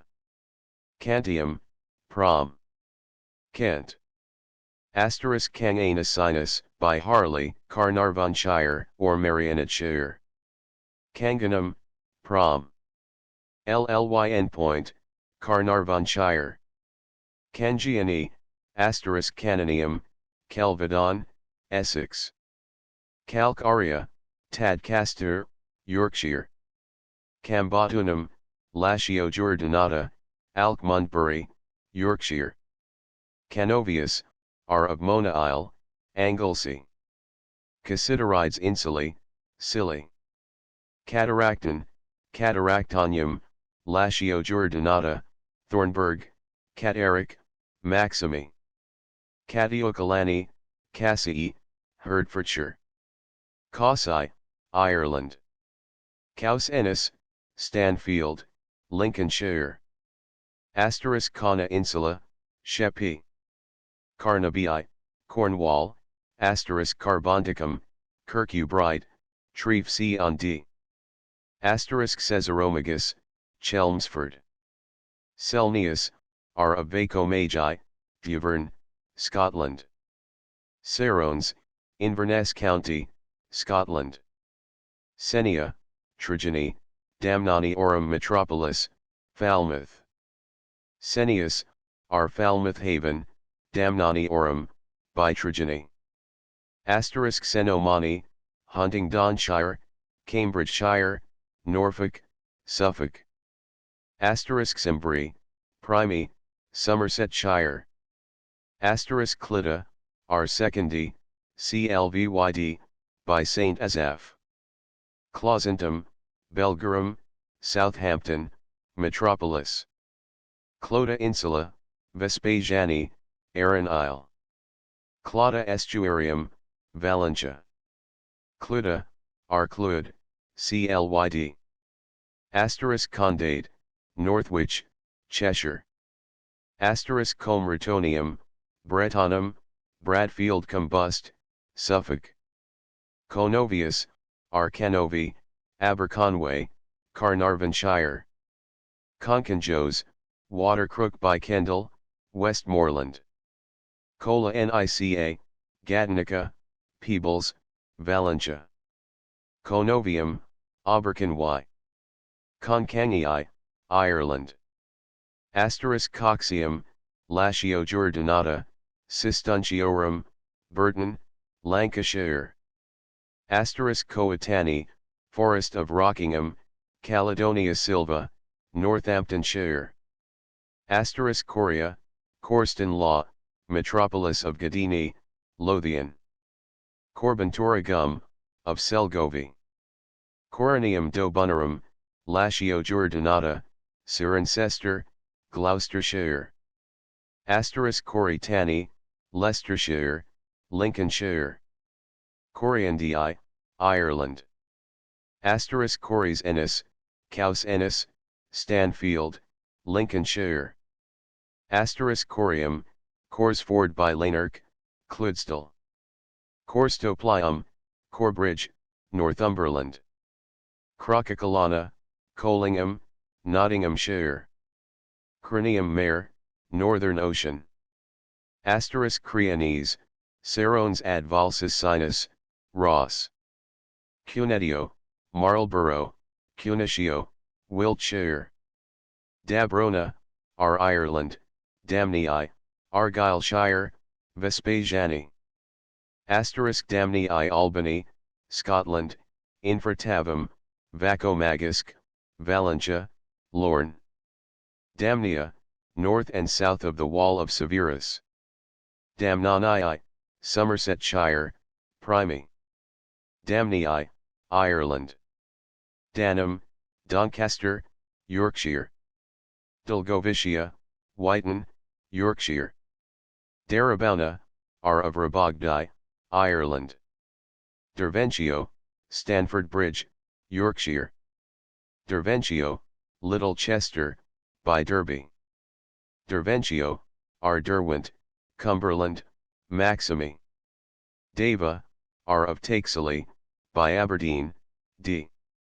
Deva, R. D. by Kirkcudbright, of Selgovie. Dina, R. Cree, by Whithurn, Scotland. Deva, Colonia, Westchester, Legio XX. Vivi Cretica, Flavii. Davina, of Takesley, Aberdeen, Divina. Dimeti, Silurum gens, Secondi, Cardigans hire. Dobana, R. Ireland. Dobunny, Baduni, Catiocalanerum gens, Oxfordshire. Dunham, Metropolis, Ireland. Dubris, R. of Canchii, Dover. Dubris, Porteous, Dover, Kent. Durius R. Ireland. Durius R. Damnaniorum, Dart, Devonshire. Duranum, Durnovaria, Dorchester, Dorsetshire, Stipendiaria.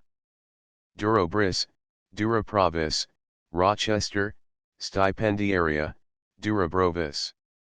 Durnomagus, Castor by Peterborough, Seno Lashio Jordanata, Northamptonshire. Durotriggs, S. Morini, Dorsetshire. Durolovum, Durosivum, Sittingbourne, Kent. Duraldum, Romford, Durocidum, Essex. Durochina, Dorchester Episcopi, Oxfordshire. Durosapont, Godmankester, Huntingdonshire. Duravernum, Stipendiaria, Canterbury, Cantiopolis. Eblaney, Ireland. Eboracum, Municipium, formerly Colonia Leg. 6 Victrix, York. Ebutile, Hebrid, Caledonii. 2. Caledonii. 3. Skye, Caledonii. 4. Caledonii. V. Caledonii. Ebudum, Prom. Of Carnavacy, Highlands. Epiacum, Chester in the Street, County of Durham, Brigantum, Maximi. Epidia, Insula Superior, North Vist, Vespasiani. Epidium, Prom. Highlands. Epidii, Cantyre, Highlands. Epidia, Insula Inferior, South Vist, Vespasiani. Arary Mons, by Bala, Marionetshire. Adocetum, of Carnaby, Wall by Lichfield, Flavii, Staffordshire. Flavia, Province.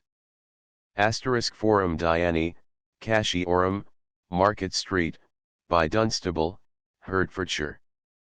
Freedom Menevicum, Cardigan, Bay, Secondy. Gadini, in Northumberland, Valentia. Gadinia, north of the Wall of Severus. Gadini, in Scotland. Gadanica, Colonica, Colchester or Peebles, Scotland. Galgacum, Galacum, Lanchester, Brigantum, Maximi, Durham County. Garayan, Aryair, Garianus, Norfolk. Janania, Province, North Wales. Glevum, Gleben, Colonia, Leg. 7 Claudia Dobunarum, Gloucester, Flavii. Gobanium Salurum, Abergavenny, Secondy. Grampius, M. Grand Spain, Scotland, Vespasiani. Halangum, Halangium, Hailston, Cornwall. Hebudes Insulae v Helenum, Prom. Hellenis Cornabiorum, Berry Point, Devonshire. Hercules Columni, Cornwall, Main Ambrose. Hercules, Prom. Hertland Point, Devonshire. Hercules Insula, Heraclea, Lundy, Primi. Hedui, Somersetshire. Harari by Bala, Wales, Secondy, Marionetshire. Hierna. Horistii, ad Tavum, 5, Vespasiani. Ibernia, city in Ireland. Ibernus, Ireland. Ibernii, Ireland. Iceni, Rutland, Cambridgeshire, Suffolk, Flavii. Ichenese, Ixworth, Icklingham, Suffolk. Egeminus, by Chelmsford, Essex, Trinobants. Isla, Ale, Highlands, Caledonii. In Medio. In Medium, Kirkton, Lincolnshire. Ison Navaria, Towcester, Isontivaria, Northamptonshire. Isxa, Rx by Exeter, Primi. Isxa Damnaniorum, Metropolis, Stipendiaria, Exeter. Isxa Salurum Colonia, Caerleon, Leg. 2 August Metropolis Britanniae Secondy, Monmouthshire. Isxa, Usk, Monmouthshire.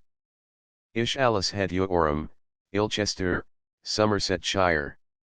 Isurium Brigantium, Metropolis, Yorkshire, Aldborough, Maximy, Aldwark. Ituna, are of Taxily, Ithan, Vespasiani. Ituna Estuarium, Eden, Valentia. Ituna, are of Selgovi. Itis, are highlands. Caparo iota omicron mu tau omega pi omicron nu, prom. Ramhead, Primy, Cornwall. Lactarotum, Stony Stretford, Bucks. Literis, Bowes, Yorkshire. Lebarum, Ireland. Legioleum, Casterford, Yorkshire. Lelinonius sinus, Lecleven, Highlands, Vespasiani. Lemanus porcius, Limn, Primy, Kent. Lemina, Arcangii, Limewater, Kent. Lemanus, are boundary of Cangii and Bibrosi. Leucopibia, Candida Casa, Withern, Noventum, Metropolis, Valentia, Scotland. Lucarium, Loghor, Glamorganshire. Libnius Mons, Ireland. Libnius, Metropolis, Ireland. Lincolider Lacus, Lochlomond, Atticotarum. Lindum, Dunblane, Horusjorum. Lindum Colonia Coritanarum, Lincoln. Lobius, are Ireland. Loki, Sutherland, Highlands. Londinium Augusta, London, Colonia, Londinum, Metropolis, Flavii. Longus, are Lochlock, Highlands. Loxa, are Frith of Cromarty, Highlands. Luandicum, Levantium, Metropolis Dimetiorum, Cardigan, Secundi. Lucani, Ireland. Legubilia, Latio Jordinata, Cistunciorum, Carlisle, Maximy. Maatai, north of the wall of Severus. Macobicum, Metropolis, Ireland. Midham, Maidstone, Kent. Madus, are Medway, Kent. Magna Silurum, Old Radnor. Magiovinium, Dunstable, Bedfordshire. Malios, Isle Mull. Manavia, Isle of Mancunium, Mancastle, by Manchester, Lancashire. Manduecidum, Manchester, Warwickshire. Mare Orchidum, Pentland Frith. Mare Thule, North British Sea, Caledonia. Margidunum, Willoughby, Nottinghamshire. Moridunum, Seaton, Stipendiaria, Devonshire. Maxima, Province. Mediolanum, Myvod, Ordovicum, Montgomeryshire. Mediolanum, Ireland. Mediolanum, Chesterton by Newcastle, Staffordshire. Menipia, Isle Ramsey, Pembrokeshire. Menipia, in Ireland. Menipie, Ireland. Menavia, Menipia, Dimetiorum, Pembrokeshire, St. David's. Meneviacum Freedom, Irish Sea. Mercia, are Mersey, Cheshire. Murdy, Murray, Highlands. Meteris Estuarium, Lincolnshire Washes, Flavii. Modena are Ireland. Mona Insula, Anglesey, and Wales. Monada Insula, Mona, Monada, Man Morecambe, Ardecker, Lancashire, Maximy. Morini, Somersetshire, Dorset, Primy. Muridunum, Colum, Cornwall, Primy. Muridunum, Carmarthen, Stipendiaria, Dimetiorum, Metropolis, S. Wales. Musidum, Cornwall. Nabius, are Nabius, Navern, Highlands. Nagnati, Ireland. Nan, Nana, R. Peterborough, Northamptonshire. Nidus, Arnith, Nithsdale. Nidham, Neath. Asterisk Nidus, Arneath, Glamorganshire, Secondie. Noventy, West Galway, Valentia. Noventum Chersonensis, Prom. Galway. Asterisk Noviomagus, Metropolis, Bibricorum, S. Remorum, Croydon, Primi, Surrey. Noventia, north of the Wall of Severus. Novius, R. Selgovie, Scotland. Abra, R. Ireland. Asterisk Ocidus, Isle, Stroma, Caledonia. Asterisk Oceanus to Caledonius, West British Sea. Ocranum, Prom. Cimbrorum, Cornwall. Ocranum Mons, Penryn, Cornwall, Primi. Asterisk Olicana, Brigantum, Wetherby, Maximi. Orcus Prom. Farrowhead, Highlands. Octurapium, Prom. Dimetiorum, Bishop and Clerks, Pembrokeshire. Asterisk Aurea, Perth, Veterianum, Dunkeld, St. Johnston. Orcades, Isles XXX. Ordovicia. Ordovices, Silurum gens. Asterisk Odes, R. Lochsoil, Lochaber. Ottadini, Northumberland. Ottadinii, north of the Wall of Severus. Oxalum, Prom. Brigantum, Spurnhead, Holderness, Yorkshire. Parisii, Brigantum, Holderness. Asterisk Penoxalum, Prom. Terbetenus, Canty, Ross. Asterisk Pennany Montes, Peak, Derbyshire, Maximi. Penacrucium, Penkridge, Staffordshire. Asterisk Petuaria, Parisiorum, Brough, Yorkshire, Pecuaria. Asterisk Portus Felix, Burlington Bay, Parisiorum, Yorkshire.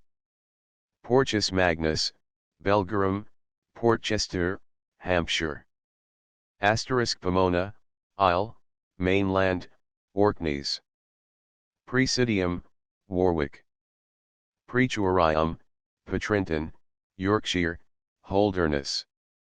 Asterisk Taroton, Aelita Castra, Inverness, Vacomagorum Metropolis, Latio Giordinata. Ragi, Radi Coetanarum, Leicester, Coetanarum, Stipendiaria, Flavii.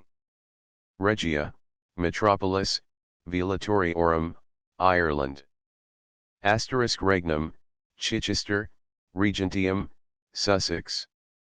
Regulbium, Reculver, Primi, Kent. Asterisk Rerigonium, Cistunciorum, Maximi, Burton on Lune, or Ribchester, Lancashire. Rebot, Metropolis, there, Ireland. Rebius, R. Ireland, Rebius, Lake, Ireland. Remy, or Bibrosi, Berks. Rabogdi, Ireland. Rabogdium, Metropolis there. Rabogdium, Prom. Rusina, Metrop. Of Ibernii, Ireland. Ricinia, Isle. Rutunium, Roten, Shropshire. Rutupium Colonia, Metrop.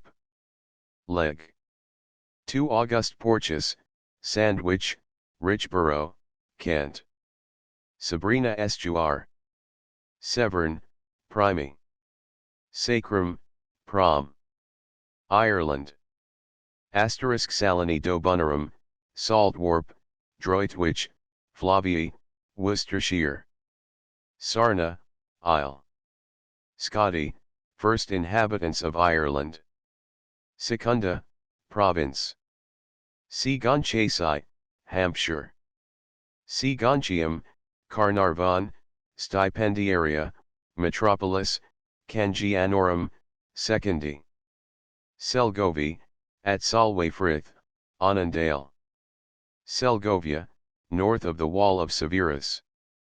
Sena, Isle. Seneus, are Ireland. Setia, are of Brigantes. Selimnus, Isle. Silliers, Herefordshire. Asterisk Silva Caledonia, Rockingham Forest, Northamptonshire. Asterisk Silva Caledonia, Stettadale Forest, Sutherland. Sinus Meteorus, Lincolnshire Washes.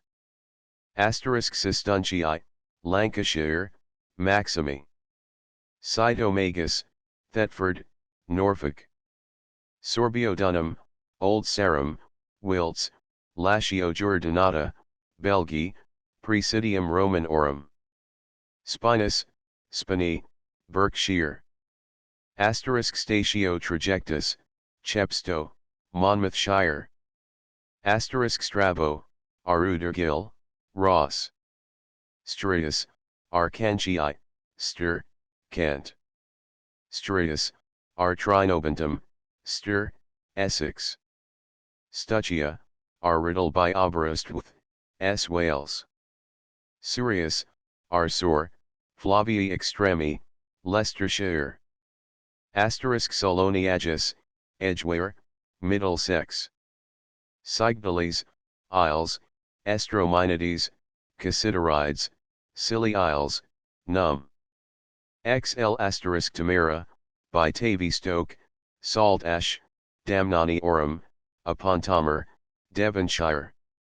Tamarus, Damnani Orum, Tomer, Devonshire.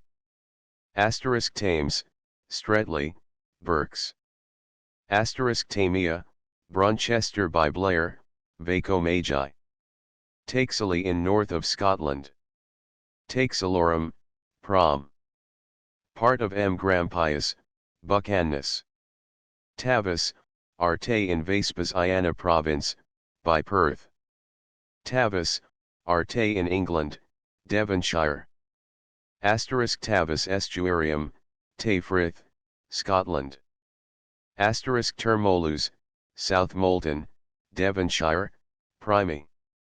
Asterisk Texilum, Castle in Mearns. Temesis, Thames. Asterisk Thermi, Colonia, Aquisolis, Bath, Hediorum.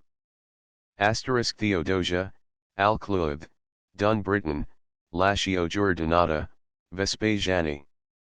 Thule, Isle Iceland, Caledonia. Then Atos, Isle Thanet, Kent. Asterisk Tibia, by Cardiff. Tina, by Montrose, Veteranium. Tina, both rivers of Ottadini, Northumberland.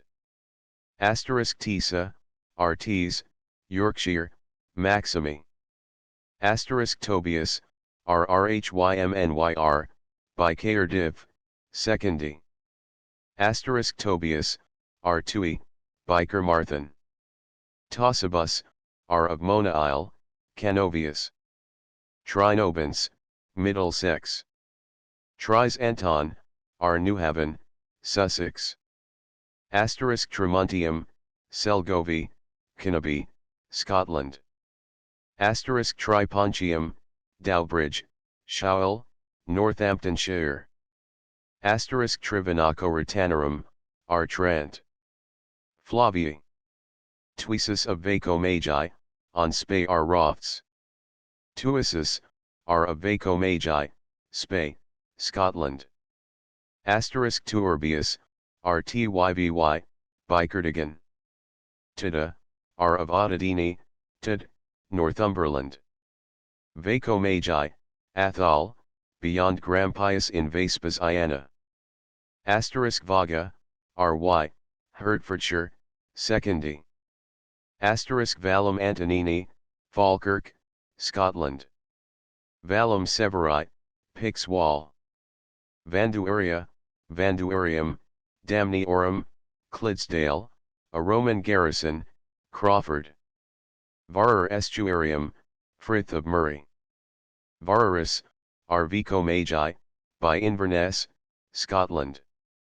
Vainuna, Wainflay, Lincolnshire. Valentia Province, Admirum Antonini. Varese, Bodvery, Flintshire. Vaterus, Brough, Westmoreland. Varese, Nairn, Scotland. Vaniaca, Sevenoak, Kent. Veterionese, Venricones, Angus, Scotland.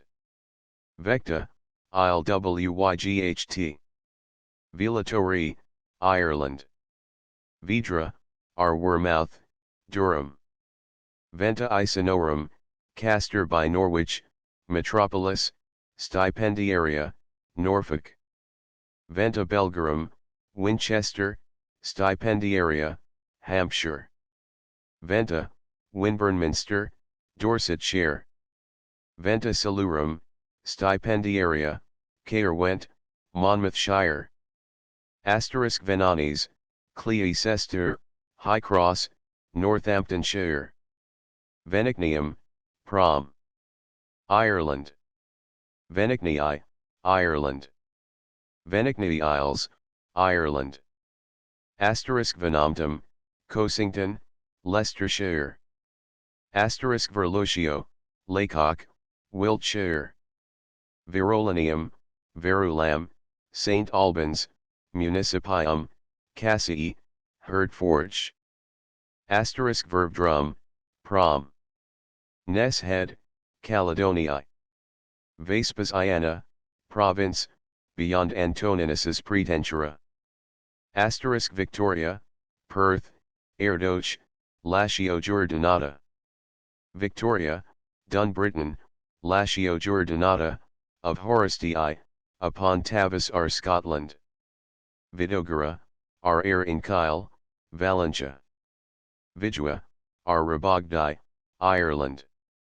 Vindamara, Ebchester, Durham. Vindelis, Prom. Vindelia, Portland Isle, Dorsetshire. Vindenum, Stipendiaria, C. Gonchorum Metropolis, Silchester, Berks. Vinder R. Ireland. Vindelios Isle. Vinovium, Piercebridge, Vinchester, of Brigantes, Ovenford, Durham County. Vindicatia, Wimburnminster, Dorsetshire. Virgivus Oceanus. Virabium, Prom. Caledonii, Orthead, Extremum Caledonii. Vodia, R. Ireland. Vodia, Prom. Ireland. Valsis Sinus, Lochbren, Highlands, Ross. Voluba, Thowie, Cornwall. Voluba, Damnaniorum, Grampound, Cornwall. Valentii, Amender, Lancashire. Valentii, Ireland. Vorda, Castlevouran, Northumberland. Eurus, R. Brigantes, Uriconium, Viriconium, Rochester, Carnabiorum, Metropolis, Flavii, Shropshire. Uxella, Barton, on the Foss Road, Somersetshire, Damniorum. Uxella, R. Cimbri, Somersetshire, by Glazenbury, Primy. Uxella, M. Uxelli, M. Hills of Lithlers, Clydesdale. Uxellum, Dumfries, Selgovie, Neathesdale. Uxiconium, Oceanyate, Usicona, Salop. Wansum Estuarium, Kent, mouth of Ster. This is a collective index, much the largest extant, of all the places mentioned in the map, in the itinerary, in the chorography, of Richard of Cirencester's work. It contains in the whole 500 names of antiquity, whereof about 150 I have signed with an asterisk, as wholly new, more correctly named, or placed, than in former writers on the subject. We must needs look on it as a great treasure in Roman antiquities. I have assigned the modern names. It is impossible I should be exact in all, either in England, or Wales, or Scotland. They must be left to the studious, who have proper skill and opportunities to examine them, and make a just use of the great light here thrown on the face of our island. In the earliest times of the Romans, some I have purposely omitted, that the lovers of these antiquities may use like diligence to fill up those vacancies, as well as correct others, which future discoveries will enable them to do. The following is a specimen of the writing of the original manuscript, and explication thereof. Sequitur commentarium geographicum de situ Britanniae et stationum quas Romani ipsi in ea insula edificave runt. Lici finus erat orbis ora Gallici lit oris, nisi Britannia insula, non qualibet amplitudinis, nomen pene orbis altierius miraritur. Dicitur. Hic abista gesseriaco morin orum Britannis gentis portu, trajectumi liam elsiv ut quidem scripsir, stati orum cccccl. Illan conspici unter. Finus. Caroli Bert Rami Londinensis noti in cap. Iet 2. Libri primi Britanniae Romani Ricardi Monarchi. Ad lectorum. Noti in caput primum and secundum libri primi Ricardi nostri quas tibi haec, condide lector. Sisto, non sunt nisi poci eram plurium ad antiquitates Britannicus pertinentium, quas laborios verando cum veterum tum recenti orum scripta collegi.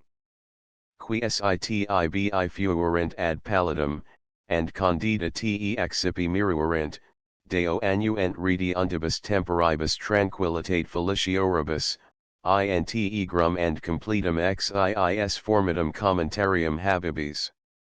Spero interia, te judicaturum esse, me, in eo, quod pluritractando te non moritus sim, consulti aegis, praecipiu tempor hoc, quo in considerandis nostri itatis stupendis factorum nexibus ad unum omnes sint nimium occupati, nec vasit rebus jam digestis, iam conextricabile fer obscuritate sepultus, attentum affaire mentum.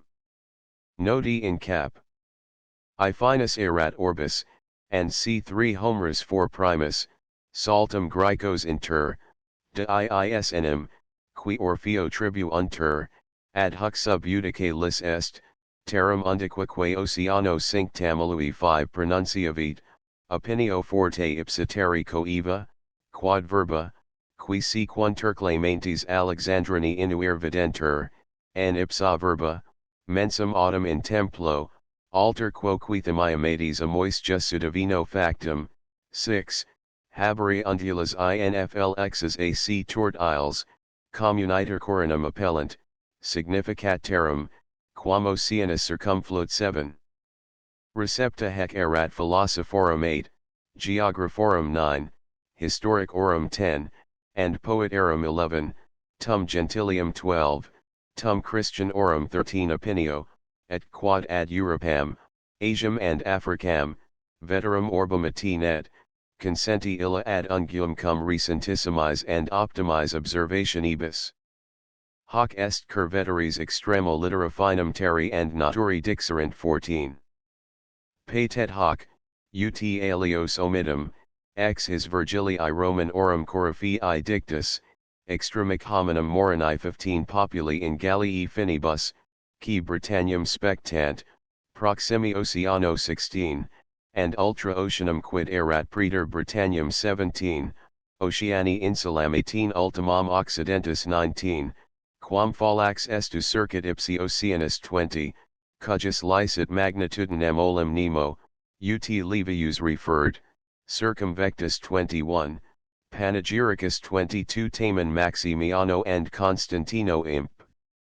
Dictus apert docet, im tanti magnitudinis a Caesare habitam, ut non circumfusa Oceano, sed complexa ipsum oceanum videritur. 23. Hec cum verbis Ricardi 24 consentiunt, qui verba sunt apud Salinum 25 idem. Britannia judicata est orbis finus juxta Valerium Catullum qui Albionum nostrum ultimam Britanniam 26, ejusque in colas Britannos ultimos appellat 27. Sequitur eum in hoc Horatius Flaccus ita pro salute Augusti votum nuncupans, serves iterum Caesarum in ultimos orbis Britannos 28 nisi cum beato Chrysostomo tibi placuerit Britannium extra orbum positam 29, Romanorum virtutum in orbum redactam dicere 30. In Romanorum nomen elementa transurunt 31, in quos entium transivit orbis terrarum, qui Romano imperio clauditor and definitor. Unde applarisque orbis Romanus appel laudur 32, ita m annius lucanus quin respicis orbum Romanum, 33 et digno de Caesare sermonum faciens idem poticanit, hic cui Romani spatium non sufficit orbis 34 sed vero propius ad ipsum rem accidite Claudius Claudianus ita loquendo, nostro deducta Britannia mundo 35 nomen pene orbis Altierius, and c. 36. Alii veterum octorum non pars adio loquuntur, licet hoc ex his apud optimos eorum abaeus expressionibus, at nunc Oceanus geminos interluit orbs 37 Britannia Oceani insula interfuso mari toto orb divisa 38, alter orbis appel laudur 39, post quam Roman orum subjecta esset imperio, ita canens audimus, conjunctum est, quod ad hoc orbis, and orbis erat 40. Et jam Romano cingitur Oceano 41. Et quam vis toto orb divisa, tamen, qui vinceret, habet Britannia 42, qui pre magnitudine videri possit alia terra continens 43. Omnibus terra Americi, a Caesare, captus, resp exit oceanum, and quasi hic Romanus orbis non sufficeret, alterum, Britannicum, cogitavit 44, aut cum Claudiano vat, vincendos alio qui severit in orb Britannos 45. Hic orbis terra est, quam ultra oceanum citam fingit cosmos indico plus 46, opinio inveterata. Plautius legatus enim, ut testis est dio Cassius 47, difficulter exercitum e Gallia abduxit, indigni ferentum, quod extra orbum terrarum bellum esset gerundum, silicet in Britannia qui procul orb jacet 48. Nam si verum quirimus, terra ipsa infra Romanorum imperium est, super quam progressa Romana virtus ultra oceanum, alterum sibi orbum qui civit, and in Britannia remota a confinio terrarum novum sibi invenit possessiones 49, aut ist panegyricus 50 elegante ermentum suum explicat, Caesar alium se orbum terrarum scripsit reparis 51, and in Britannium transgesis exercitum, alterum pene imperio nostro, ac suo quirens orbum 52, non oblitur alibi ita Constantinum magnum alici, gloriae tu vero. Caesar invict.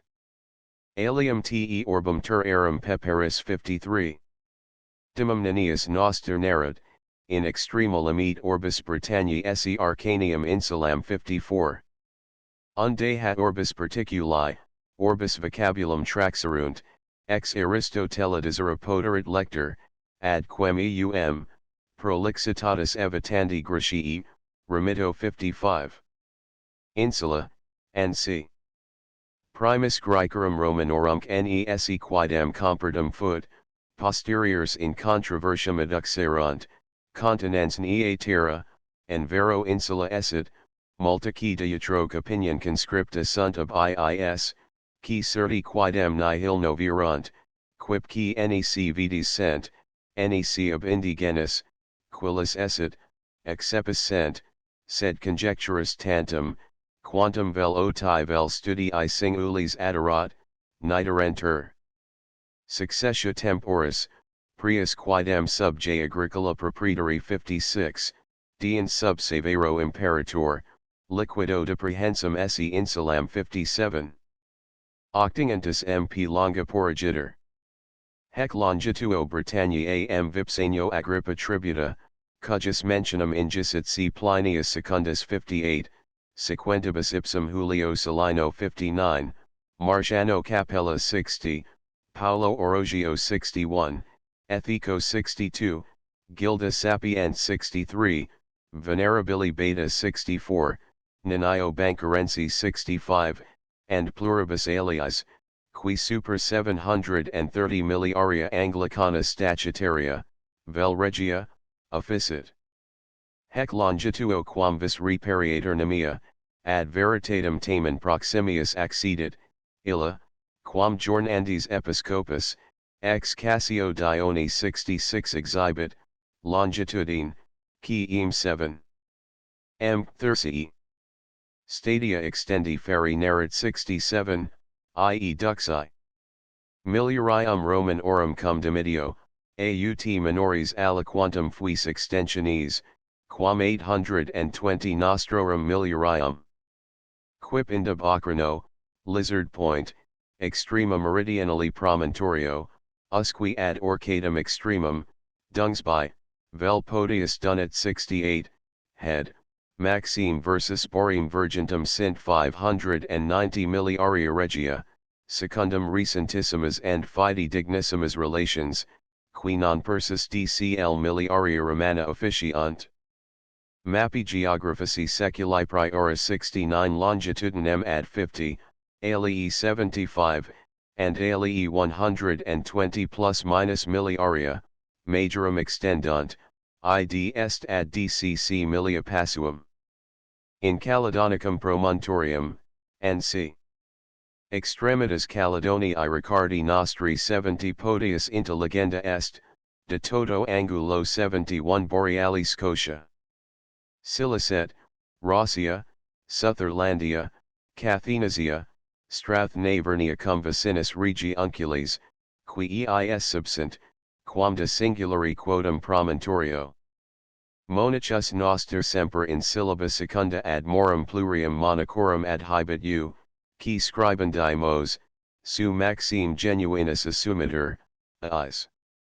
Vossio 72 ac Granoaeus in iis, quas nobis didera, Pomponii melli editionibus, cert optimize, in quibus semper promontorium cum u in secunda syllaba reparis, quas, si luburit, Consulas 73.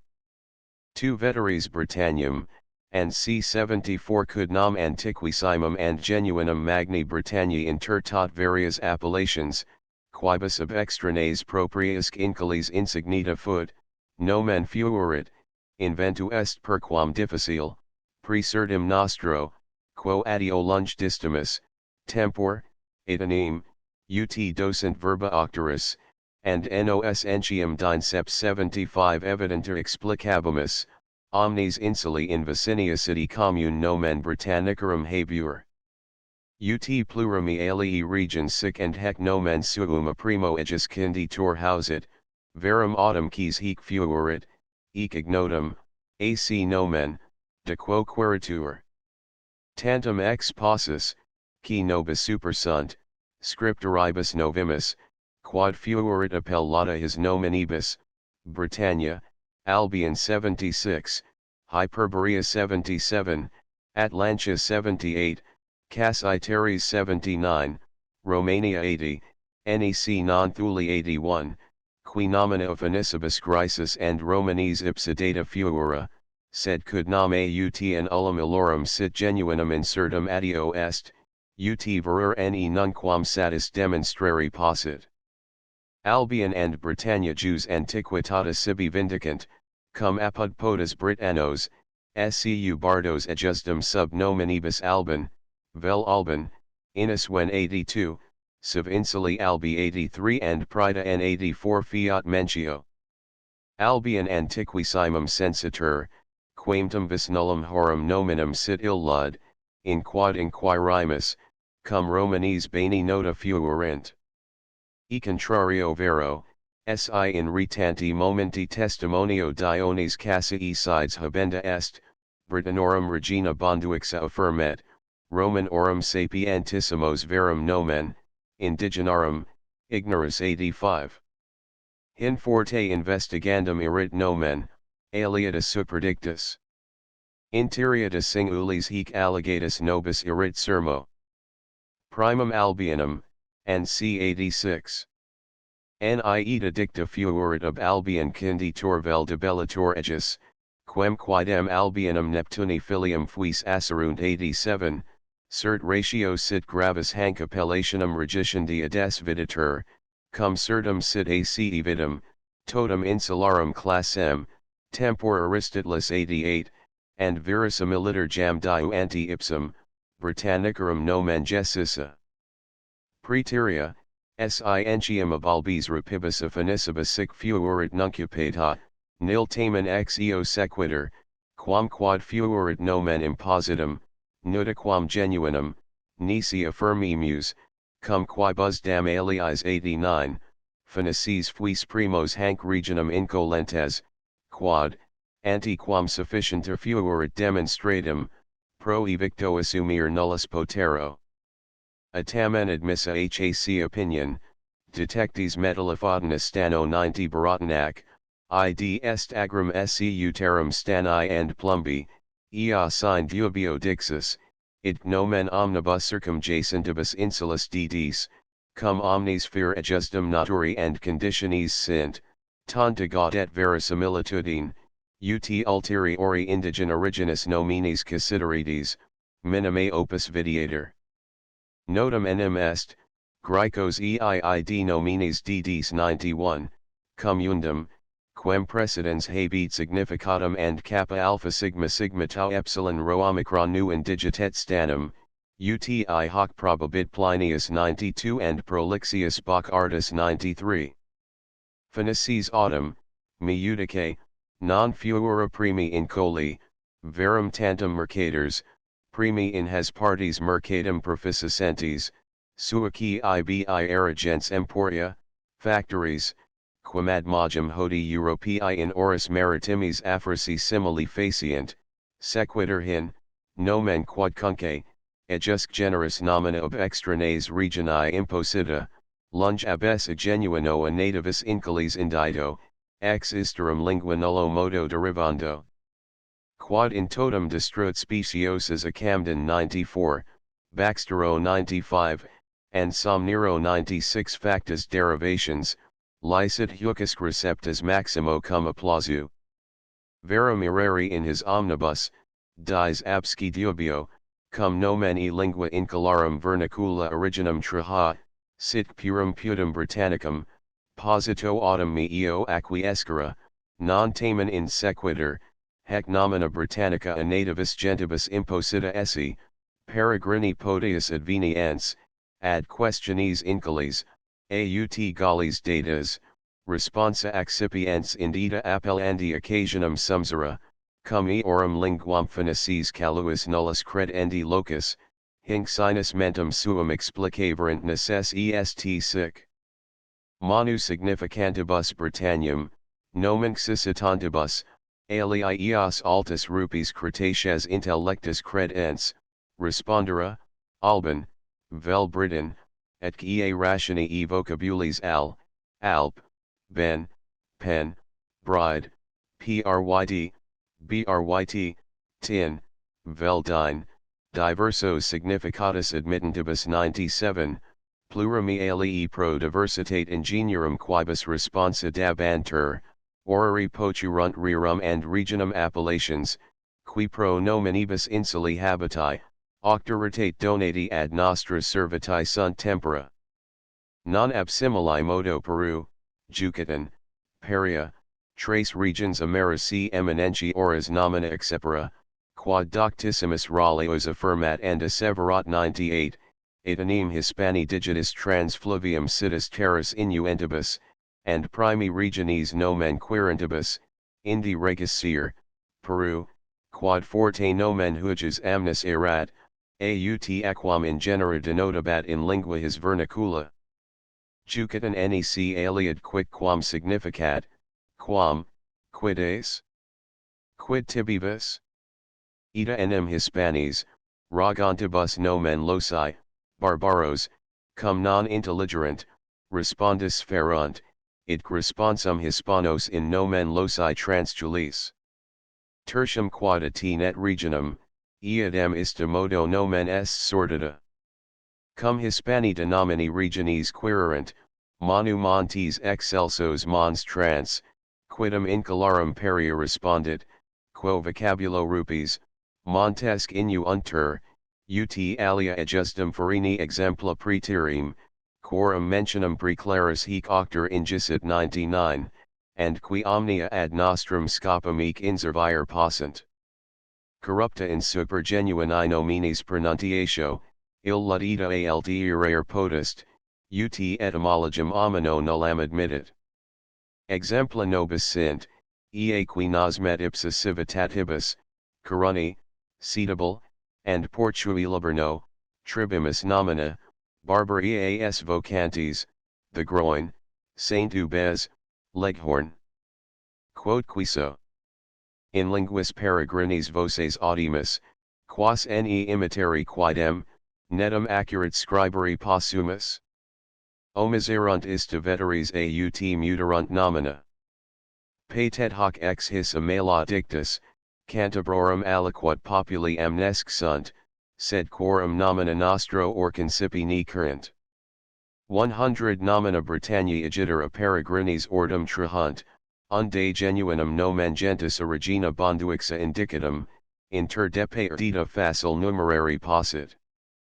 Sic ab Oceano Atlantico, vel Hyperboreo, in quo sita est Britannia 101, Atlantia, and Hyperborea vocata, Thule, cum sit inter insulas notas ultima 102, nomen vero Romani, Romanum plane est denici error est apud spadium 103, somnorum 104, aliasqui quad assertum, quad vocabulo gentis sui ita vocari decunt regionum, implicet Britannicum esse nomen, nil aliat indigitat, quam insulam sica nomini incolarum vocatam, quad ex citationibus ex classicis octoribus desumtus sat superc demonstrari.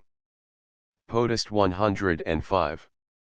Hac rationi incidimus in em ab initio qui subiat mentem, cogitationem, silicet, an insula Britannia aut Albion ab inculis fuerit dicta? Si unquam insula, Britannia, aut Albion ab indigenis dicta est, primo ejus condituri, vel subjugatura nomen debet, and in his acquiesco. Reliqui int, a caput omnium, appellations suis habunt. Britannium, and c. Modus scribendi nominis apud Graecos aut betaro epsilon tau tau alpha nu alpha 106, betaro epsilon tau alpha nu alpha 107, betaro epsilon tau alpha nu iota kappa 108, vel pyro epsilon tau alpha nu alpha, pyro epsilon tau alpha nu alpha 109, pyro epsilon tau alpha nu 110, betaro epsilon tau tau alpha nu delta epsilon nu sigma omicron iota 111, lambda beta omega nu 112, lambda omicron upsilon omega nu 113, and lambda omicron upsilon beta omega nu 114, in optimize Latin orum scripturibus entium nummis Britannia and Albion habiter, in aliis evi inferioris Britannia 115, in Pausania 116, Beta and Ricardo Nostro Britannia, in Ethelredu, Guglielmo Malmesperiensi, Henrico Huntingdonensi, Rogero Hovdine and C. Britannia, nec non in Saxo urbis Greets in Styria. Prefequit. Al Britannicae 117 in coli aut betaro epsilon tau tau alpha nu omicron 118, vel betaro epsilon tau alpha nu omicron 119, Britanny, Brittany 120, Brit ones 121, vel Britons 122 semper scribuntur, entium ab ipsis gentis hujus scripturibus, inus prida n, inus pridaean, inus priden, inus briden, inus briden, inus breden, and c. Brith, plur. Brythion and Brithon, and c. vocarenter omnes, and c. Catullus, ni faller, primus Roman orum est qui Britannias in plurali numero habet, in Caesarem epig.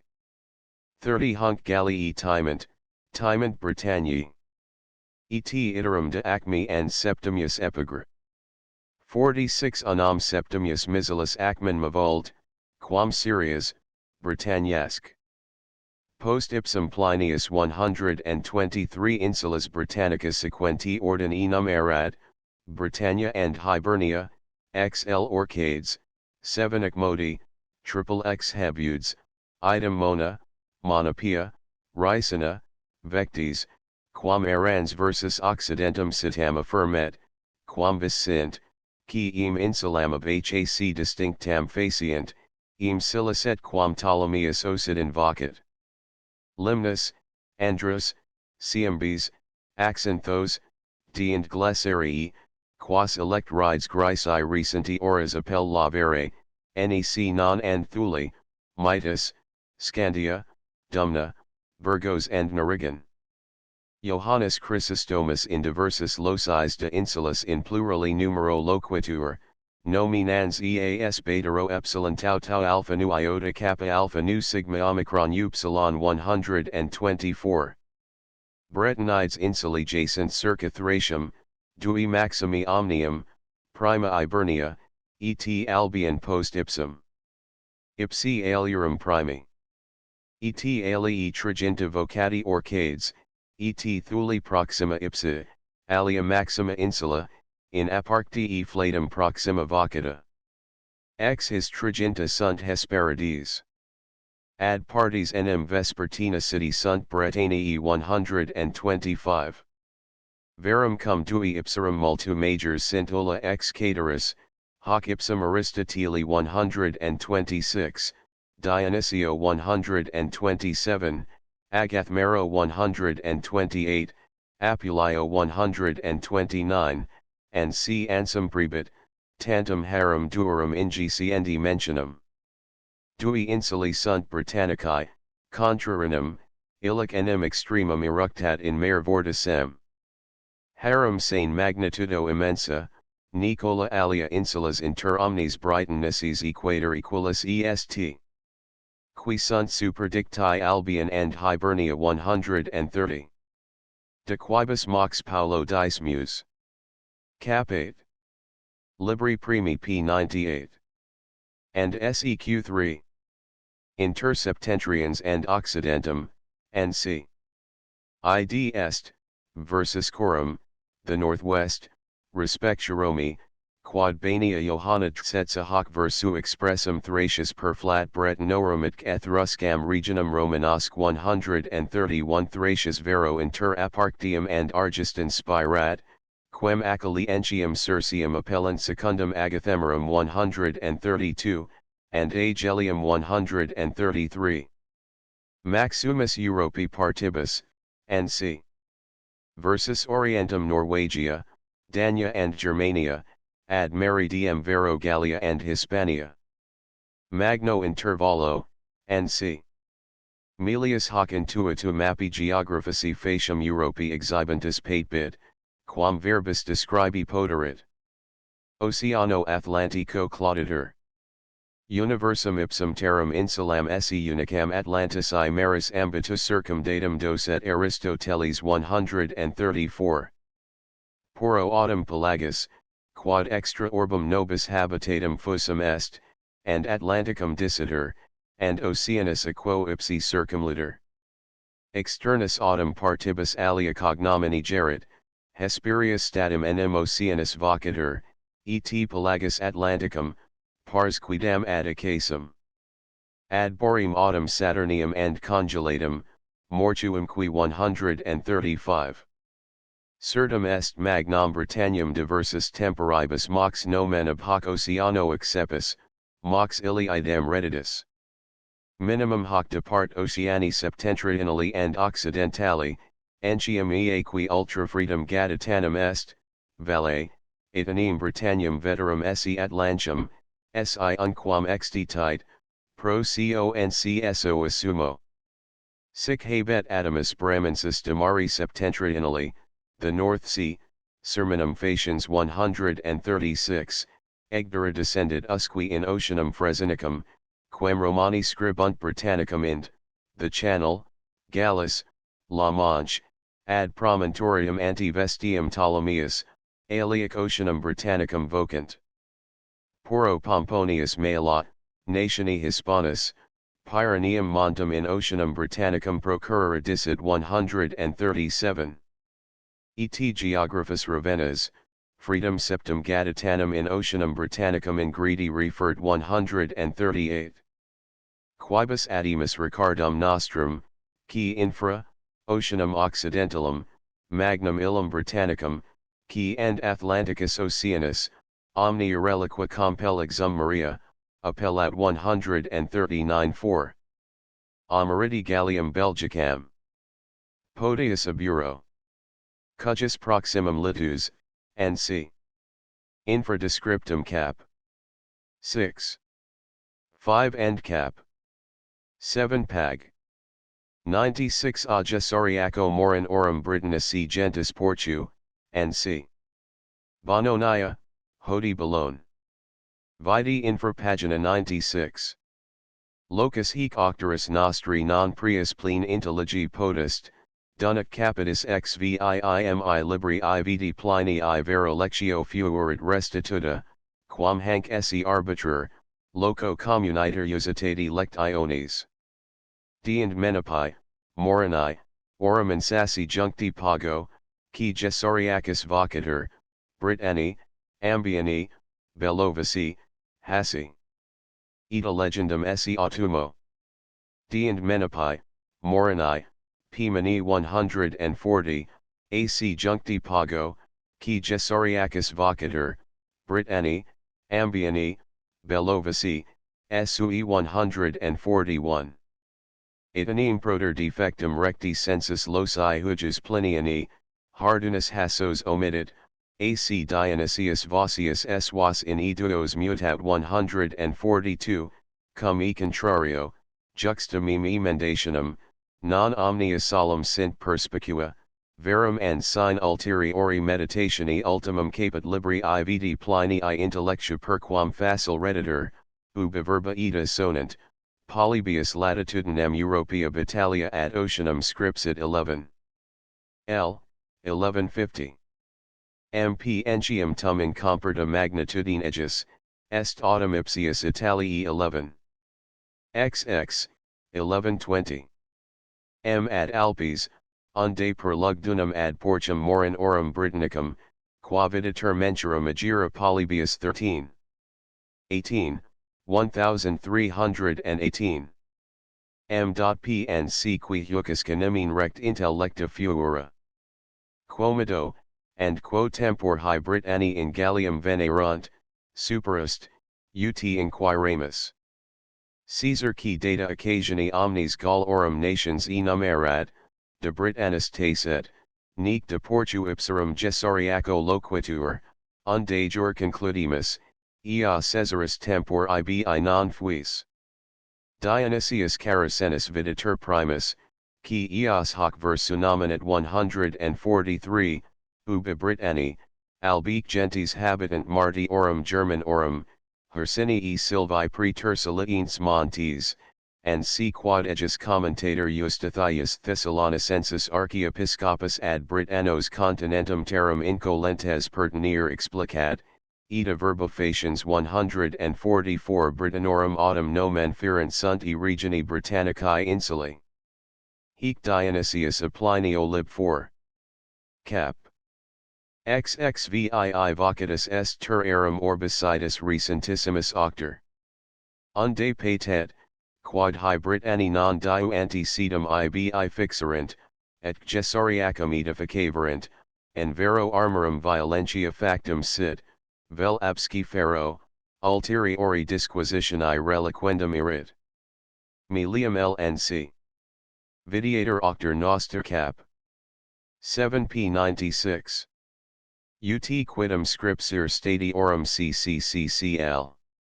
Antoninus in Itinerarius, and Dio Cassius 145, juxtadomens Iones recenti horas menturant 39 milliaria regia scuccl. Stadia Abononia, Bologna, usque eo, ubi olim ritupis sita erat. Illan conspici unter Britons, N.C.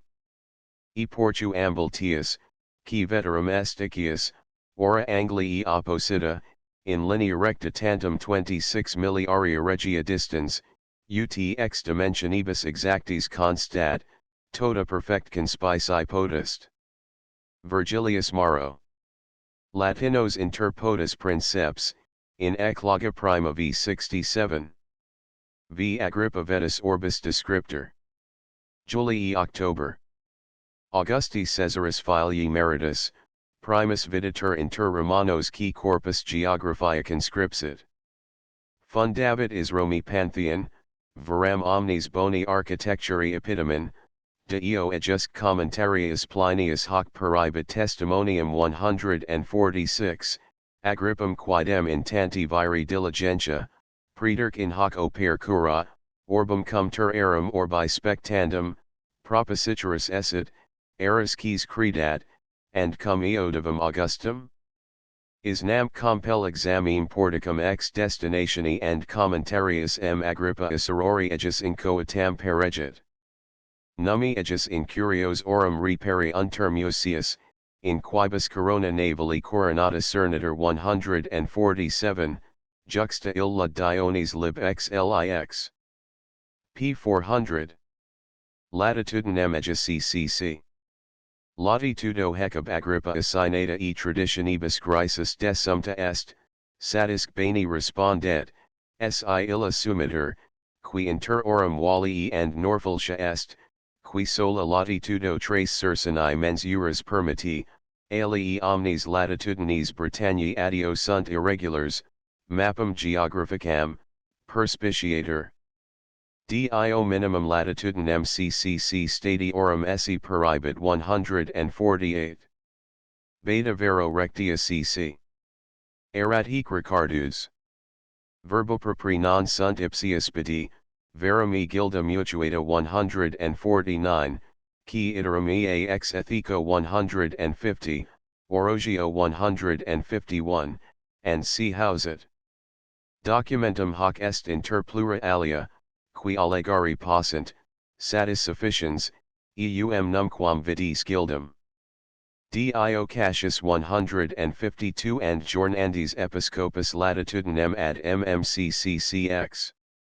Stadia figit 153, qui equalia 28,875 passibus geometricis velcus 6 mil.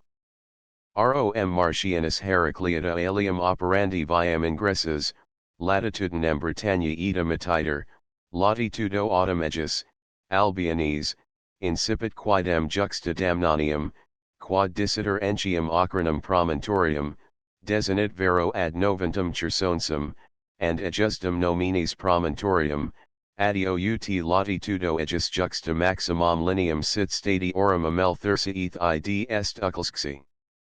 MP plus minus 154. Divers orum promontoriorum, NC. Qualis sunt Cornwall, Pembrokeshire, Carnarvonshire, and C. Quadrigis octi septuaginta quinqua MP.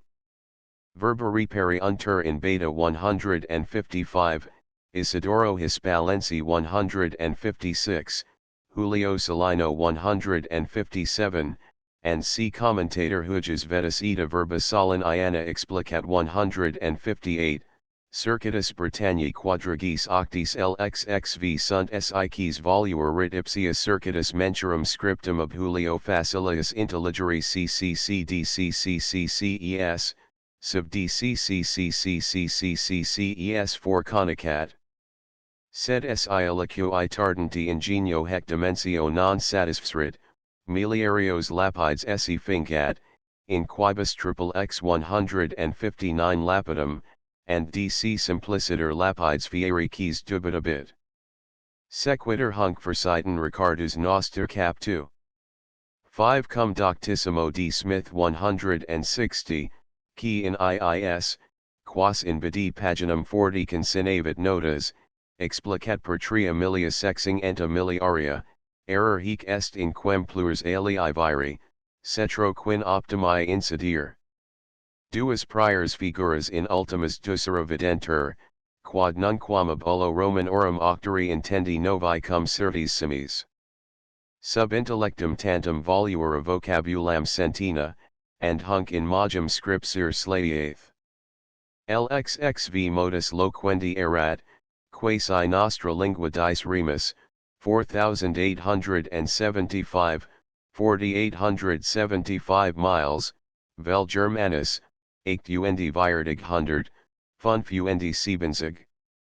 Ast cum maximus commentatorum numerus hoc non attenderit, ind maxima editionem Plinii pars, immo omnes, confusi reperi unter, quip line olam primus litera superimpositam, qui centenarium indigitat numerum millenarium indicare, precario assumunt.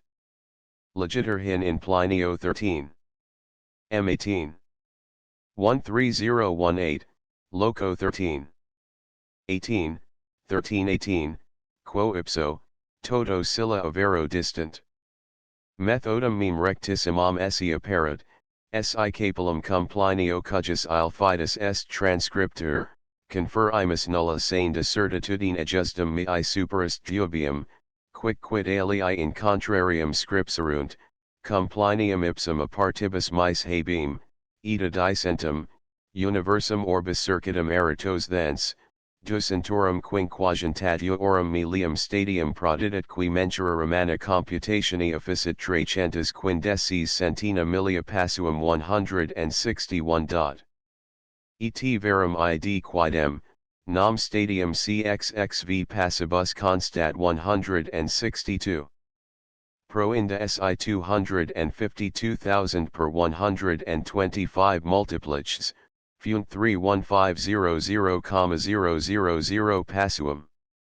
Martianus author Graecus. Auctor supranominatus, ex Heraclea Pontieri undus, unde Heracleata dictus, relicit nobis periplum per curiosum, quem Hudson noster lingua Graeca, addita ver Ioni sua Latina, publici juris facit.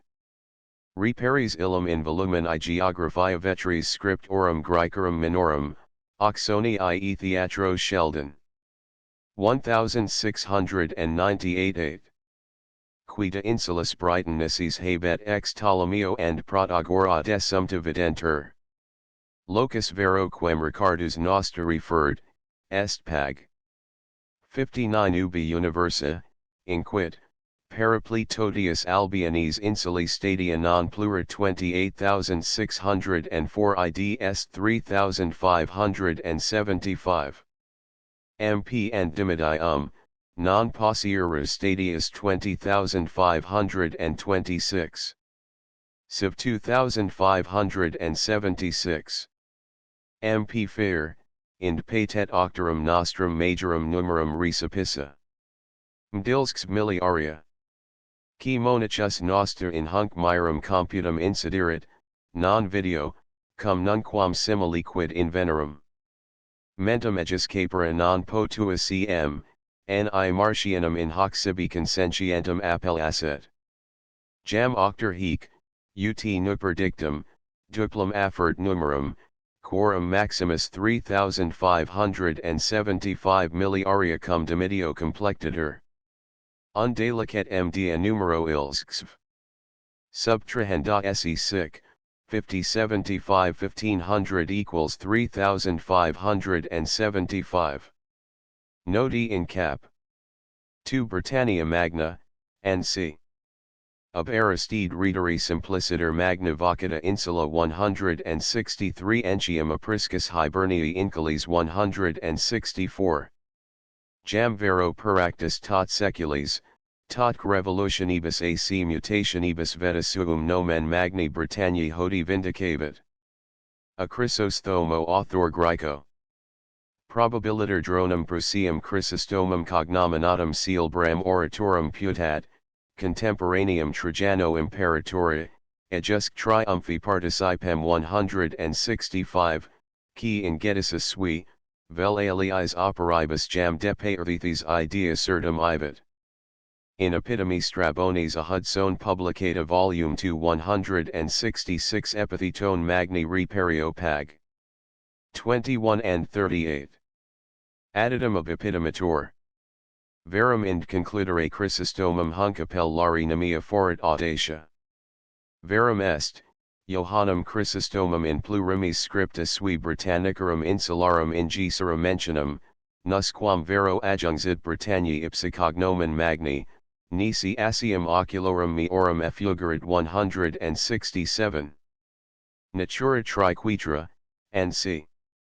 Inter septemtorianum and occidentum projecta, grandi angulo rini ostia prospicit, dient obliqua retro latera abstrahit, altero gallium, altero germanium spectans, tum rursus perpetuo margin directi lit oris obturgo abducta, iterum se in diversos angulos cunit triquetra, and Sicilii maxime similis, plana, ingens, fecunda, and c. 168. Opinio is Caesare accepta 169, and plurimis, qui eum sequuntur, octoribus propagata, verbi causat, a Diodoro 170, Strabone 171, and c. unum latus est contra Gallium Celticam, and c. id est, tota Britanniae ora meridionalis ad Cinellum Britannicum sita and Gallii opposita, juxta verba octoris, ex Caesare 172 decimta. Ad Cantium, and c. Infra libi cap. 6-5. And 7. Describitur, vulgo, the North Foreland of Kent.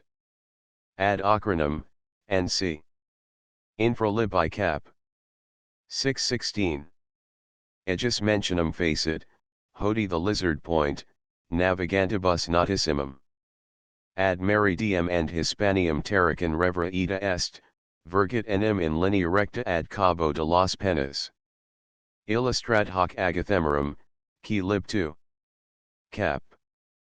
4 de Geographia, ida loquitur, Albion, in qua castra entium exstructa, maxima et longissima est sequidam incipienza septentrionibus accedit medium tarraconensis, ad orientem usque ad media firm Germaniae. Millia pass. D secundum dimensions recenter factus 367 milliaria Anglicana regia dimensa 173, qui ccc romana officiant, hec longitudo est lateris, quam Ricardus noster infra ei tribut. A tamen illa a Caesare tradita longitudo non est nemia, perumque vero aberrans, si per images horas maritimas menture verimus, respectuagus quam Diodorus exhibit 7. MD stati orum 174, autdccccc.xxxvii. Miliarium cum dimitio, aut Strabones vm. Stadius 175, qui tamen dcxxv. Miliaria romana sunt. 2 alterum latus, and c. Latus occidental Britanniae. Vergit ad Hibernium, and c. Cum e diametro oppositum sit oris occidentalibus Albionese. Veterum opinio, and c. Caesar ita habet, ut fertilorum opinio 176, vel Britannorum, vel podius mercatorum, aut drudum Gallicorum, certus sum, eum hoc egrisus non hausis scripturibus. DCC Mill. Pass. Diodorus Siculus vocit hoc ultimum latus, ejusque longitudinai ascribit xxm stadia 177 vel mmd. MP Ricardus infra in proxima sect Ioni m miliarium esse dicit, and Strabo unicuc lateri Britanniae circ itir ivm.ccc vel ivm.cccc. Stadia is seen at 178. Si per images computamus, longissimum omino latus insuli est, licet non exceeded 1070 milliaria. 3 Septemtorians.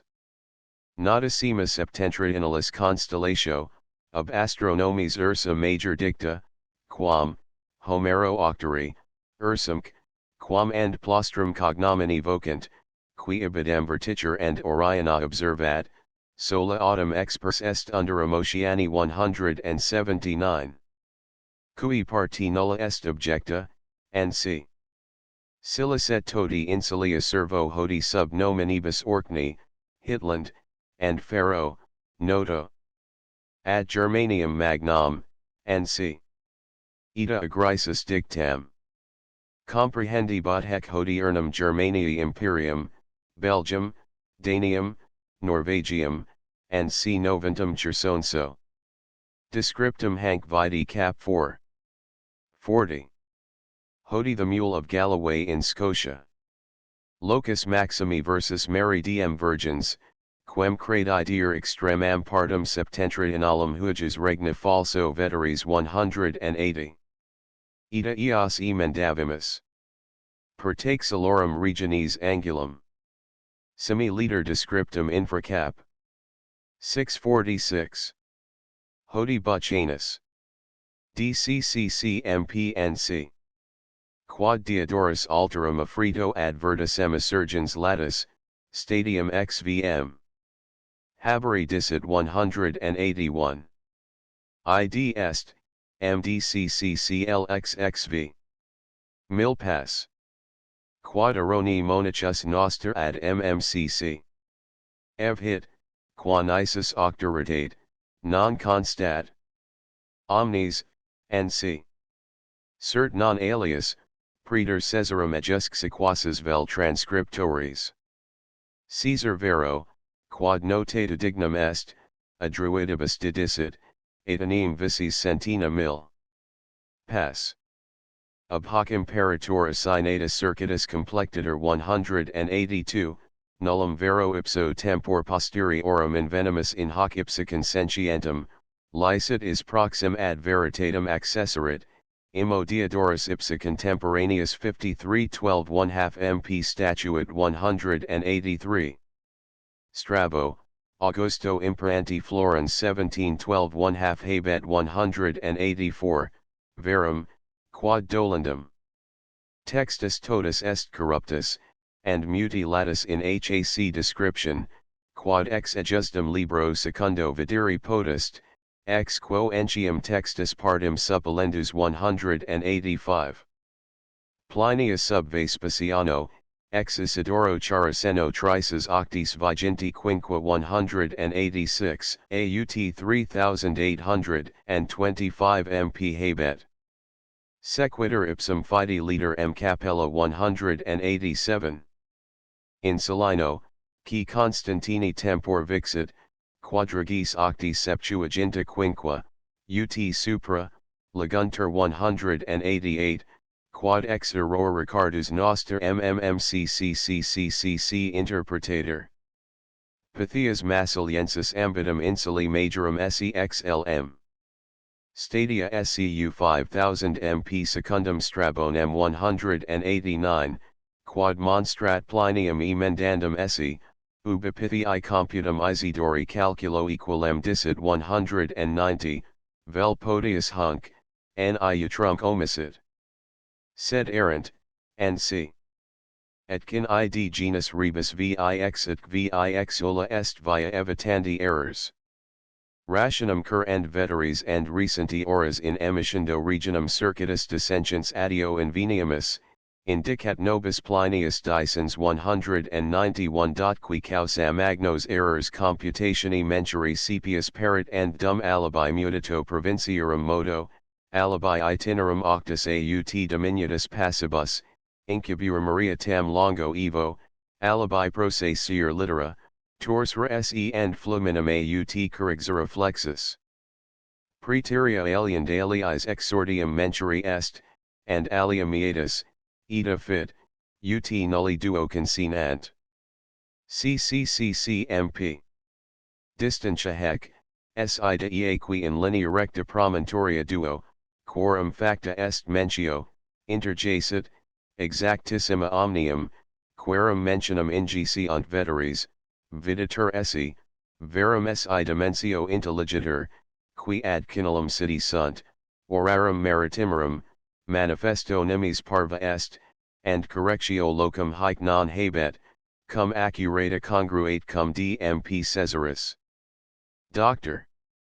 N. Gruiserit, in de promontorio meridionali Canchii, the South Foreland, ad promontorium antivestium, the Land's End, SE 367 perambulator mensurata, wheel measured, milliaria 192, qui plus minus equalia sunt uci. Mil pass. M. Mil. Pass. NC. Unde Ricardus noster, has corrections hauserit, nisi ex scholiis quibus dam Caesaris, Selina, vidi, and si conjecturata perquam difficile, praecipua cum ipsum cap I5. Cum Marciano Heracleata consentientum, jam vero dissentientum vidiamus, itanem octor, ut supra 193 diximus, distintium, qui in linea recta est acronum inter and noventum 386 mp ponit id quad monachus noster ad 1000 ev hit, qui numerus vir triplo major est quad ad totem, quem statuit, circuitum numeris rotundus mmccccccc compel exumati net, cum tantum ad xxv. MP exceeded priorum 3575 milliarium nullam meriter ista differentia attentionum, me judice benedict enus noster fidelis videtur compilator, and bono animo preditus, verum talis, qui nunquam ultimam limam admovit commentariala suo, licit memoriae minus fideli labris nec accuratum satis fuis non credum, defectus vero istius rationum deceptationum eum inter and antistidum suum, de quataminis satis patheticis loquitur pagina 95, 103, and 106, fuis credo. Int constat, Cursiliers Hispanium versus Habitare Dociat, in quota cito sequitur 194, verum persuasis sum, si opus suum attent revisorit, mappum ejus ipsi aurorum amum iripuus. Verum autem vero, quid dicitur in excusationum ceelbris cujusdam octorus ex recenti oribus, qui Hercules promontorium in part Devoniae versus Corum, the northwest, Colicat, narrat illud situ in hac insuli part, qui Hercules columnas scu gades respisit, eadem jur caput boni spii dixicit, nomen sepis 195. Atamen si de acrono dixicit illud, ejus ingratium, licit improprii summe dictum, admittir tamen potuus mus.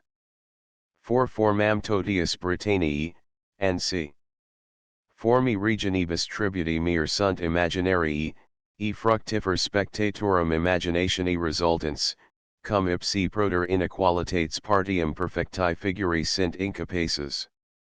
Sic ubi videmus Strabonem orbum universum chlamydia similare 196, Dionysium eum fundi similum fingeri 197, Strabonem Hispanii pellis bovini specium ascriberi 198, Polybium Italii formam trigoni, Plinium and Solinum quernofolio similum refer 199, Livium Britanniae nostri scioculi figurum 200, Fabium Bipones 201, and al Sharifa Ledressae, aut Geographum Nubiensum, Strutio Cameli similitudinem tribuer 202, Condonere illis, equique and boni illud consulare disset, neciis solemn verum and recenti oribus qui Anglium, armum ovulum, a shoulder of mutton, Gallium, Europegium bovis, a rump of beef, Hibernium,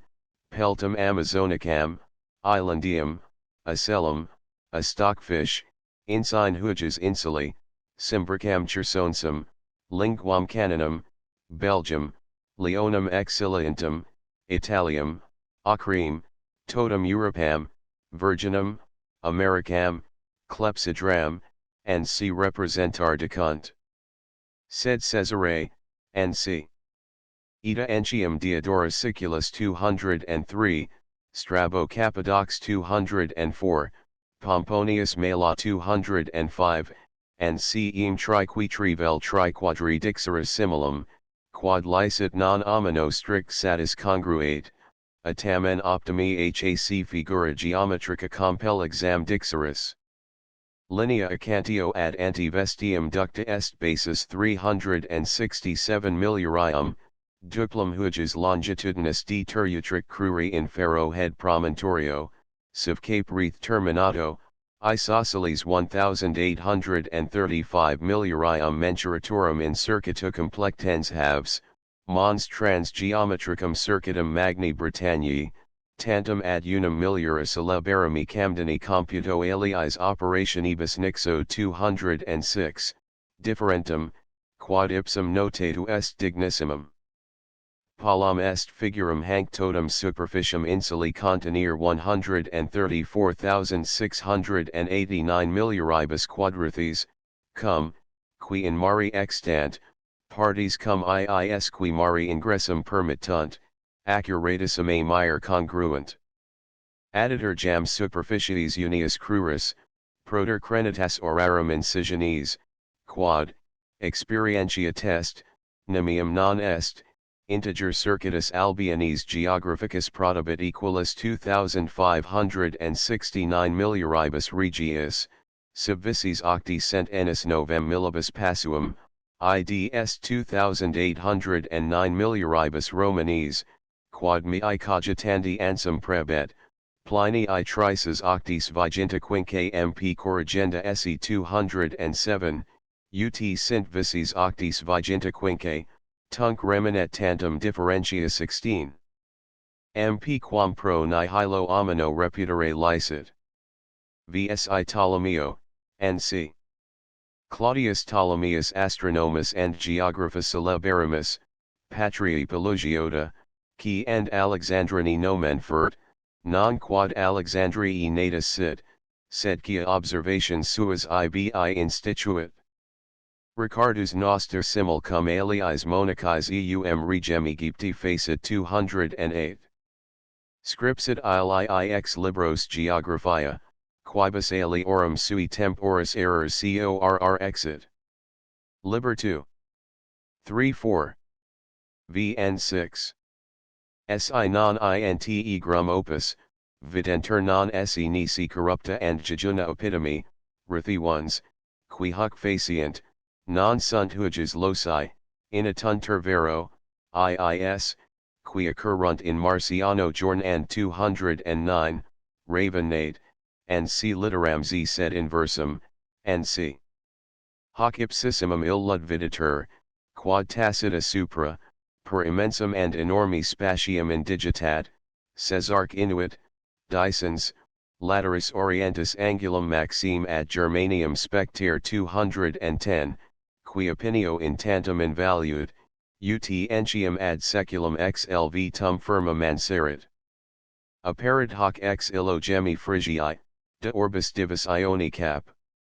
For contendunt, inquit, hic multi, praecipio nostri seculi, geography, superiorum angulum Scotia non eo modo in ordem prominere quam ad magem Ptolemeus ac nostri globi descriptio habet.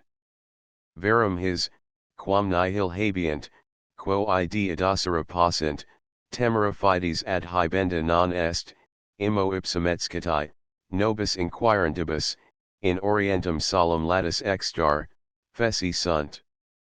Hie silla Charybdon incidents, polos mutatos esse supponent 211, unde iisu melius fundamentum cum super edificent suum theorium, notum mempag. 154 and 67. Commendatum valo. Maparum inspectio. Proprium verisimiliter putat octor, sed aliter sentiunt nostri evi eruditi 212. Ut capit hoc completum redimus in describe and dis oris albionis subsist imus, ut jam Ptolomeo descripte sunt 213, ad minimum in iis, qui nomen aegis habent, libris, parties interiors, no task reservaturi dunic ad loca, quorsum pertinent, pervenerimus. Albionis insuli Britanniae situs. Septentrionalis lateris descriptio, quod aluit Oceanus, qui vocator de Caledonius. Noventum Chersonensis, and adjustum nominis promontorium habet degree longit. 2100 lat 6140 mole of Galloway Ririgonia sinus 2030 60 45 Loch Ryan Vidodara sinus 2120 60 30 Air Bay Clota Estuarium 22 15 59 40 CLYD Mouth Lelinania sinus 2400 60 40 Loch Foon Epidium Promont 2300 60 40 mole of Cantir * Longiflove. Ostia 2400 60 40 Loch Long Ides Fluve. Ostia 2700 60 00 Loch Edif Valsis sinus 2900 60 30 Loch Yulnabi I Fluve. Ostia 3000 60 30 Navern River Tarvidum, quad Orcus Promontorium 3120 60 15 Dungs by Head Occidentalis Lateris Descriptio, quad Ibernicus ac Virgivius aluit Oceanus. Post noventum Chersonsum qui habet 2100 60 140 mole of Galloway Abravani Fluve. Ost. 1920 60 100 Glenluce Bay Jenny Estuarium 1900 60 30 Wigtown Betavi Fluve. Ostia 1800 60 00 D River Noai Fluve.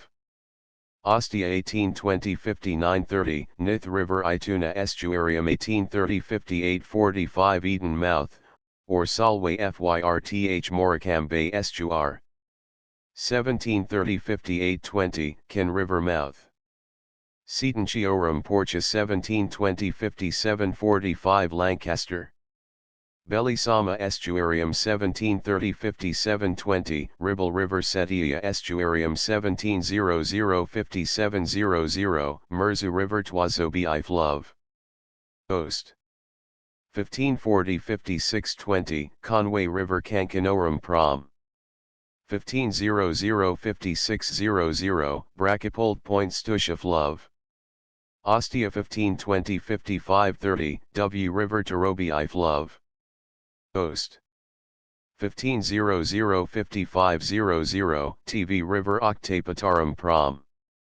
1420 54 30 The Bishop and Clark's Tabi I Fluve.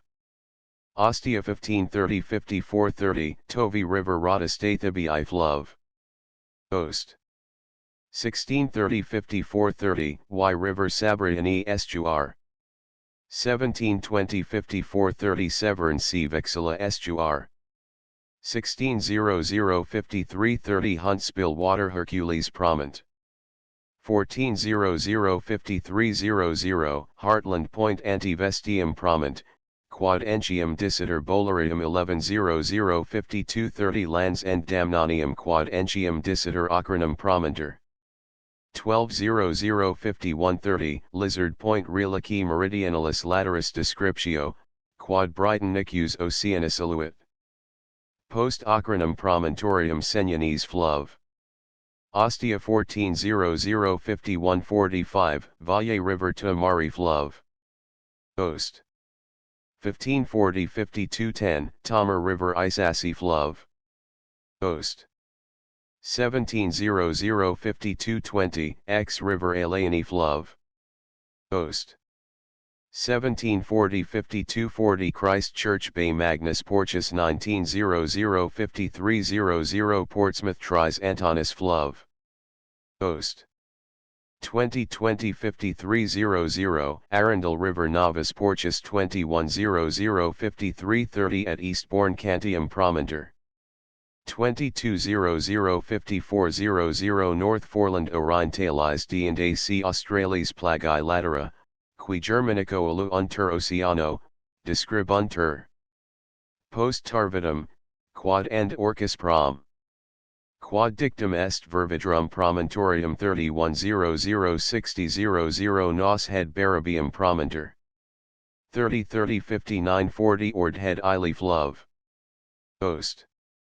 3000 59 40 Fyrth of Dornoch, Ortain Ripa Alta Prom.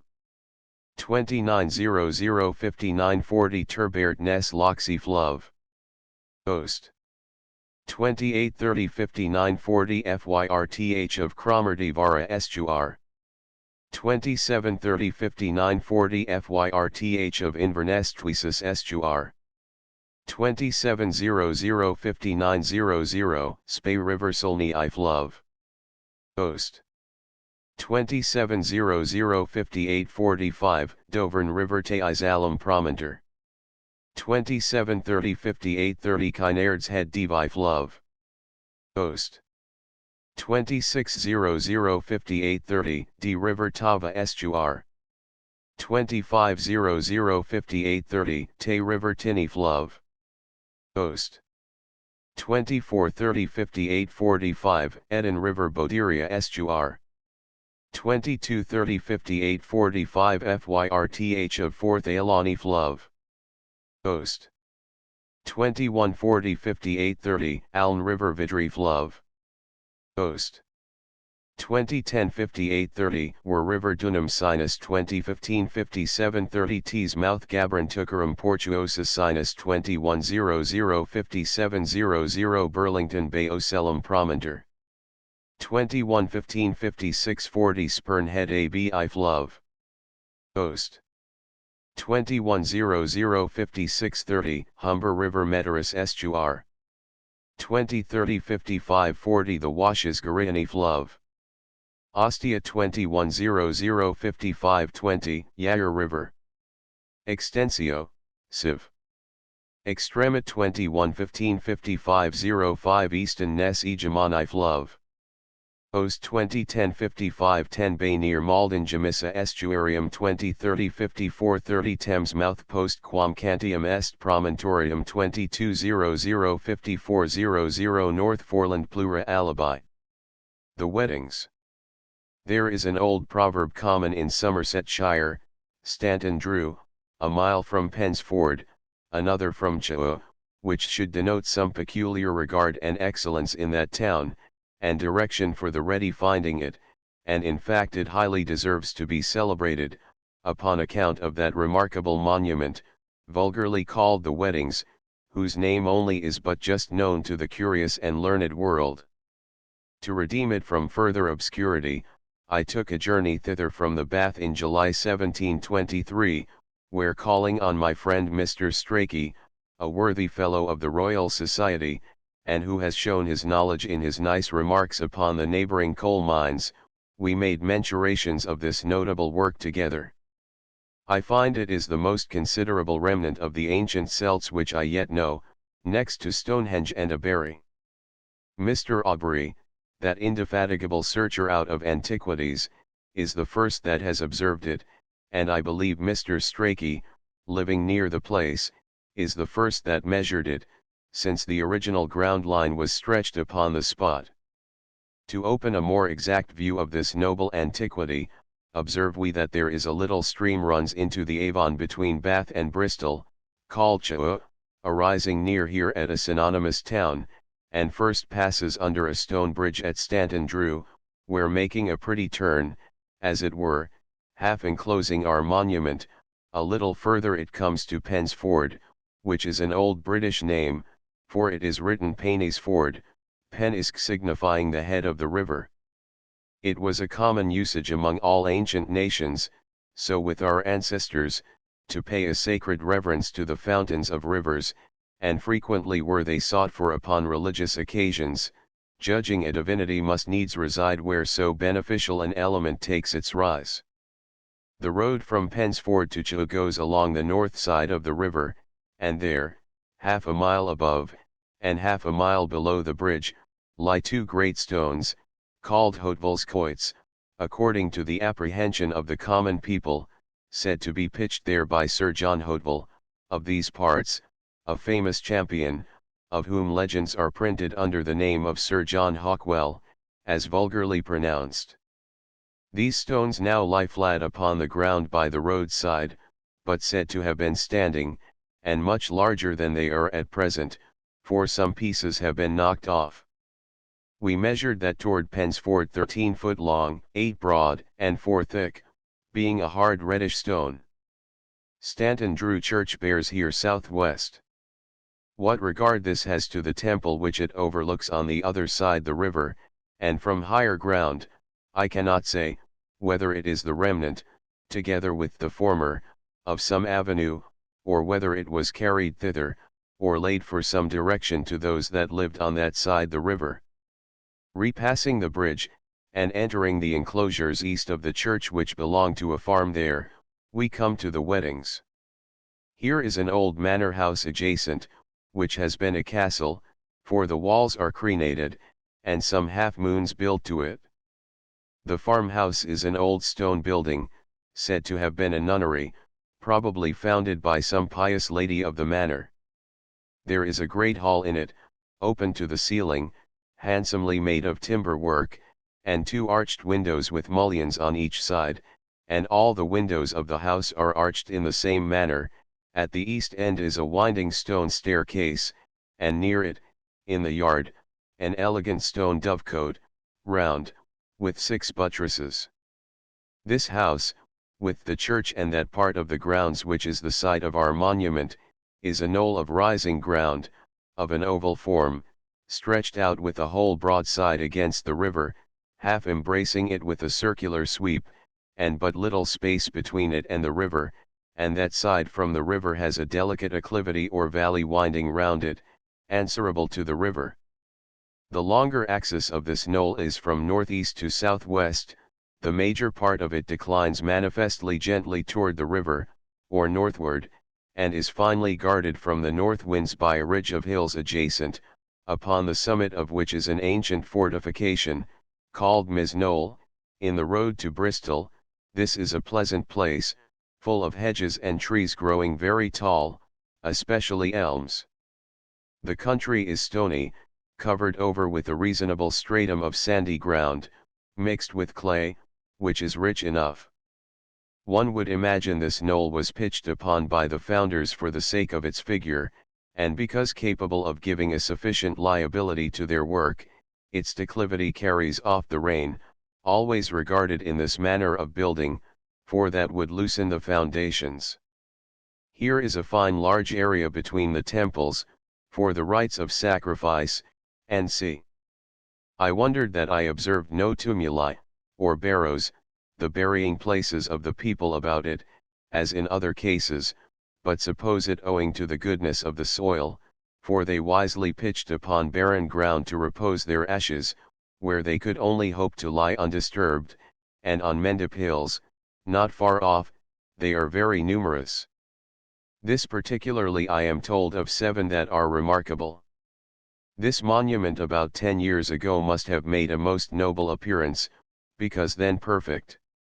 It seems the nuns, and all the possessors of the estate, had left it untouched till a late tenant, for covetousness of the little space of ground they stood upon, buried them for the most part in the ground. He was justly punished, for the grass at this time will not grow over them, but withers, because there is not a sufficient depth of earth. However, for the pleasure of the curious, it is not difficult to retrieve its original figure from what remains. It is the general case of fine monuments, in their perfect state disregarded and obscure, but their ruins are caressed and adored, and this was really an elegant monument, and highly worth visiting, and claims an eminent place in the history of Celtic temples. The monument consists of 4 distinct parts, 3 distant circles, and a cove. The stone it is composed of, is of such a kind as I have not elsewhere seen, certainly entirely different from that of the country, which is a slab kind. If any stone ever was, this would tempt one to think it factitious, though I think nothing less. It looks like a paste of flints, shells, crystals, and the like solid corpuscles crowded together and cemented, but infallibly by nature's artifice. The long current of years passing over it, and its most perishable parts being wasted away, leaves the rest much corroded externally, and as it were worm-eaten by dint of time, yet of itself it will stand forever, for its texture is extremely hard, and beyond that of marble, at least those of Marlborough Downs. If I have any judgment, by oft surveying these kind of works, and with a nice eye, I guess by its present appearance, and consideration of its wear, to be older than a Bury and Stonehenge. One would think, from its dusky and rusty color, that it is a kind of iron stone. It is very full of fluors and transparent crystallizations, like Bristol stones, large, and in great lumps, so that it shines eminently, and reflects the sunbeams with great luster.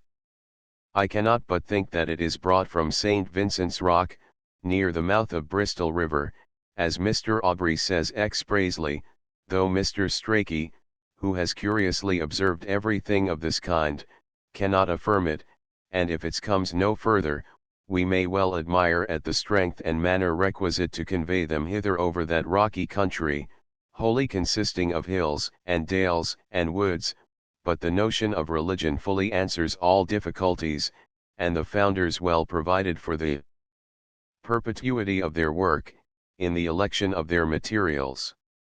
I found some stone like this by the seaside, this summer, at Southampton, and the walls of the town are mostly built of it. The stones in our work are apparently very shapely, and squared, though with no mathematical exactness, that is, not hewn with a tool, but rather, as we may suppose, broke by flints, and a great strength of hand. In those early ages, when iron tools were not found out, the greatest number of the stones are now visible, either standing, fallen, or buried in the ground by the person before mentioned. The places of such for the most part are apparent enough, the grass growing but poorly above, as we said before, so that the purpose of interring them is defeated, and more grass lost by their lying than when they stood in their places. Many may be found by knocking with one's heel upon the spot, whence there is a sound, others, by thrusting an iron rod into the earth. The species of the stone renders it useless to be wrought up in building, especially in this country, that abounds with more manageable stone for the purpose. From the regular figures of the stones, as well as their order of positure, the eyes of a spectator would have been charmed with the sight of this work when in perfection, and the whole plain open to the view. At present they are separated by hedgerows, yards, orchards, and the like, and the persons that laid them out have awkwardly cut them off by the middle, or by segments. The great single circle now stands in no less than 3 fields, and the other great concentric circles have a ditch and quickset hedge running across one side. The lesser circle is divided in the middle, one half remaining in a pasture, the other among the apple trees in an orchard. The cove stands in the middle of another orchard by the church and farmhouse, which we said was a nunnery, as tradition goes. The idea upon which some of these stones are formed, is different from any I have observed elsewhere. A Bury and Stonehenge, and all others yet come to my knowledge, are broad stones. These are square, or what we may call pilasters, I mean those of the innermost circle, or cell, of what I name the planetary temple. The rest are all of equal dimensions, being 6 foot broad, 9 high, and 3 thick, so that their base is a double cube, their length a cube and a half, which shows sufficiently that the builders of this work, as in all others of the like, studied proportion, whence beauty flows. The stones of the outer circle at Stonehenge are of the same model as to the base, but higher upon the breadth, being likewise a double cube. I understand all the while in our monument, that these are Celtic feet, for such I found them, and by that scale is the construction of the whole. Also what I speak of is their measure above ground, for I did not desire to indulge a dangerous curiosity in searching how deep they are set in the ground, which has been too fatal already in these antiquities. Tab. The 4 parts which make up this monument, as we said, are the cove, 2 single circles, and a quintuple circle. The cove, as most commonly, consists of 3 stones, set in a half-moon figure, or, to be more exact, upon the end of an ellipsis, whose focus, I suppose, would be in a line upon the foremost edges of the 2 wings. This is situate in the southwest part of the oval knoll of ground that contains the whole, at present in an orchard south of the church, and west of the nunnery before mentioned. The wings are standing, but much diminished by age or violence, some great pieces being broke off. The stone on the back is fallen down, being a larger one. It is 13 foot long, and 8 broad, therefore of the same dimensions with Hotevill's before spoken of. This cove opens to the southeast. 400 foot from this, going eastward, and with an angle of 20 degrees southward, in another orchard east of the Dovecote, is a lesser single circle, which is 120 foot diameter. This stands upon the southern side of the knoll, and consists of 12 stones, consequently set at the interval of 30 foot, the same as those of the circles at Aberry. Here are all the stones left upon the spot, but prostrate, half being within the hedge, half without. This I call the lunar temple. This circle is the same diameter and number of stones with the inner circles of the two temples in the work at Aberry. 500 foot distant from this, going northeasterly, viz. with an angle of 20 degrees northerly from the east, and across the orchard, and a pasture, is the circumference of the greater single circle. The center of it is in the next pasture to the northeast. It is 300 foot in diameter, and composed of 30 stones, set at the distance of 30 foot, as before. About 20 of the stones are remaining, but of that number only 3 standing. The whole circle is contained in 3 pastures. The plain on which it stands descends gently toward the river, and keeps it constantly dry. But 30 foot from this circle is the circumference of the outer circle of the quintuple one, or 5 concentric circles, the center whereof is in an angle of 20 degrees more southerly from the line that connects the centers of the 2 single circles, so that it bears a little northerly of the east from the solar circle. The manner of thus conjoining 5 circles in one is very extraordinary, and what I have nowhere else met withal, and its primitive aspect must have had as remarkable an effect, by the credibility of the stones, as their intervals, and, upon moving towards them, or sideways, they must have created the same beautiful and surprising appearance to the eye, as the more learned architects have endeavored by the multiplicity of columns in their porticos, forums, and the like, of which Vitruvius speaks. Yet I think, in my judgment, this circular work must needs vastly have exceeded, in this particular, those most celebrated works of the Greeks and Romans, because in a straight walk there is but always the same variety, if we may talk so, presented to the eye, whereas in ours, the circles not being exactly at the same distance from one another as the stones are, and therefore not confining themselves to so strict a regularity, it must have heightened that agreeable diversification. It is very obvious, that the compilers used art and consideration in adjusting the diameters with the number of the stones, and that one circle should not be vastly disproportionate to another. Thus the outermost circle is 310 foot in diameter, therefore it receives 32 stones at 30 foot interval. The next is 250 in diameter, with 28 stones. The next, 230, consequently requires 22 stones to complete it. The next is 150 foot in diameter, consisting of 16 stones. The innermost is 90, therefore has 9 stones, but then 2 of them are crowded together, and set at an angle a little obtuse, so that they form a sort of niche, or cove, of a different manner from any other. Several of these stones are fallen, several stand, which may be better understood by surveying the drawings, than by a tedious recapitulation. Therefore I took different views of the work hereabouts, where it is most entire, that in after times, by comparing the prints with the life, the difference may appear, if any shall be, but I hope they ever will be useless to those that view the place itself, and that the owners of the estate will preserve the monument for the glory of their country. 78 2d. The Cove at Stanton Drew Stukeley Dell. 83 2D Celtic Temples Biscaw WN in Cornwall Maynir GWYR Carmarthenshire. Main Udas in Mattern Parish in Cornwall 82 2D. A perspective section of the Giant's Castle in the Vale of Glenbeigh, Scotland. 81 2D.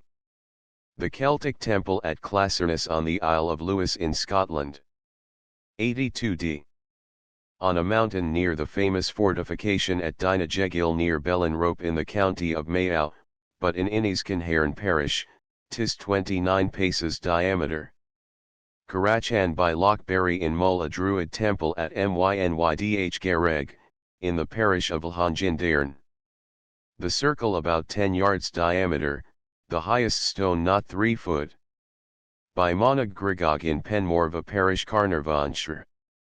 In reflecting upon these matters as I travelled along, it seemed to me not much to be doubted, that, as Stonehenge is an improvement upon a Bury, so a Bury is executed upon a grander plan, taken from this, or some such like.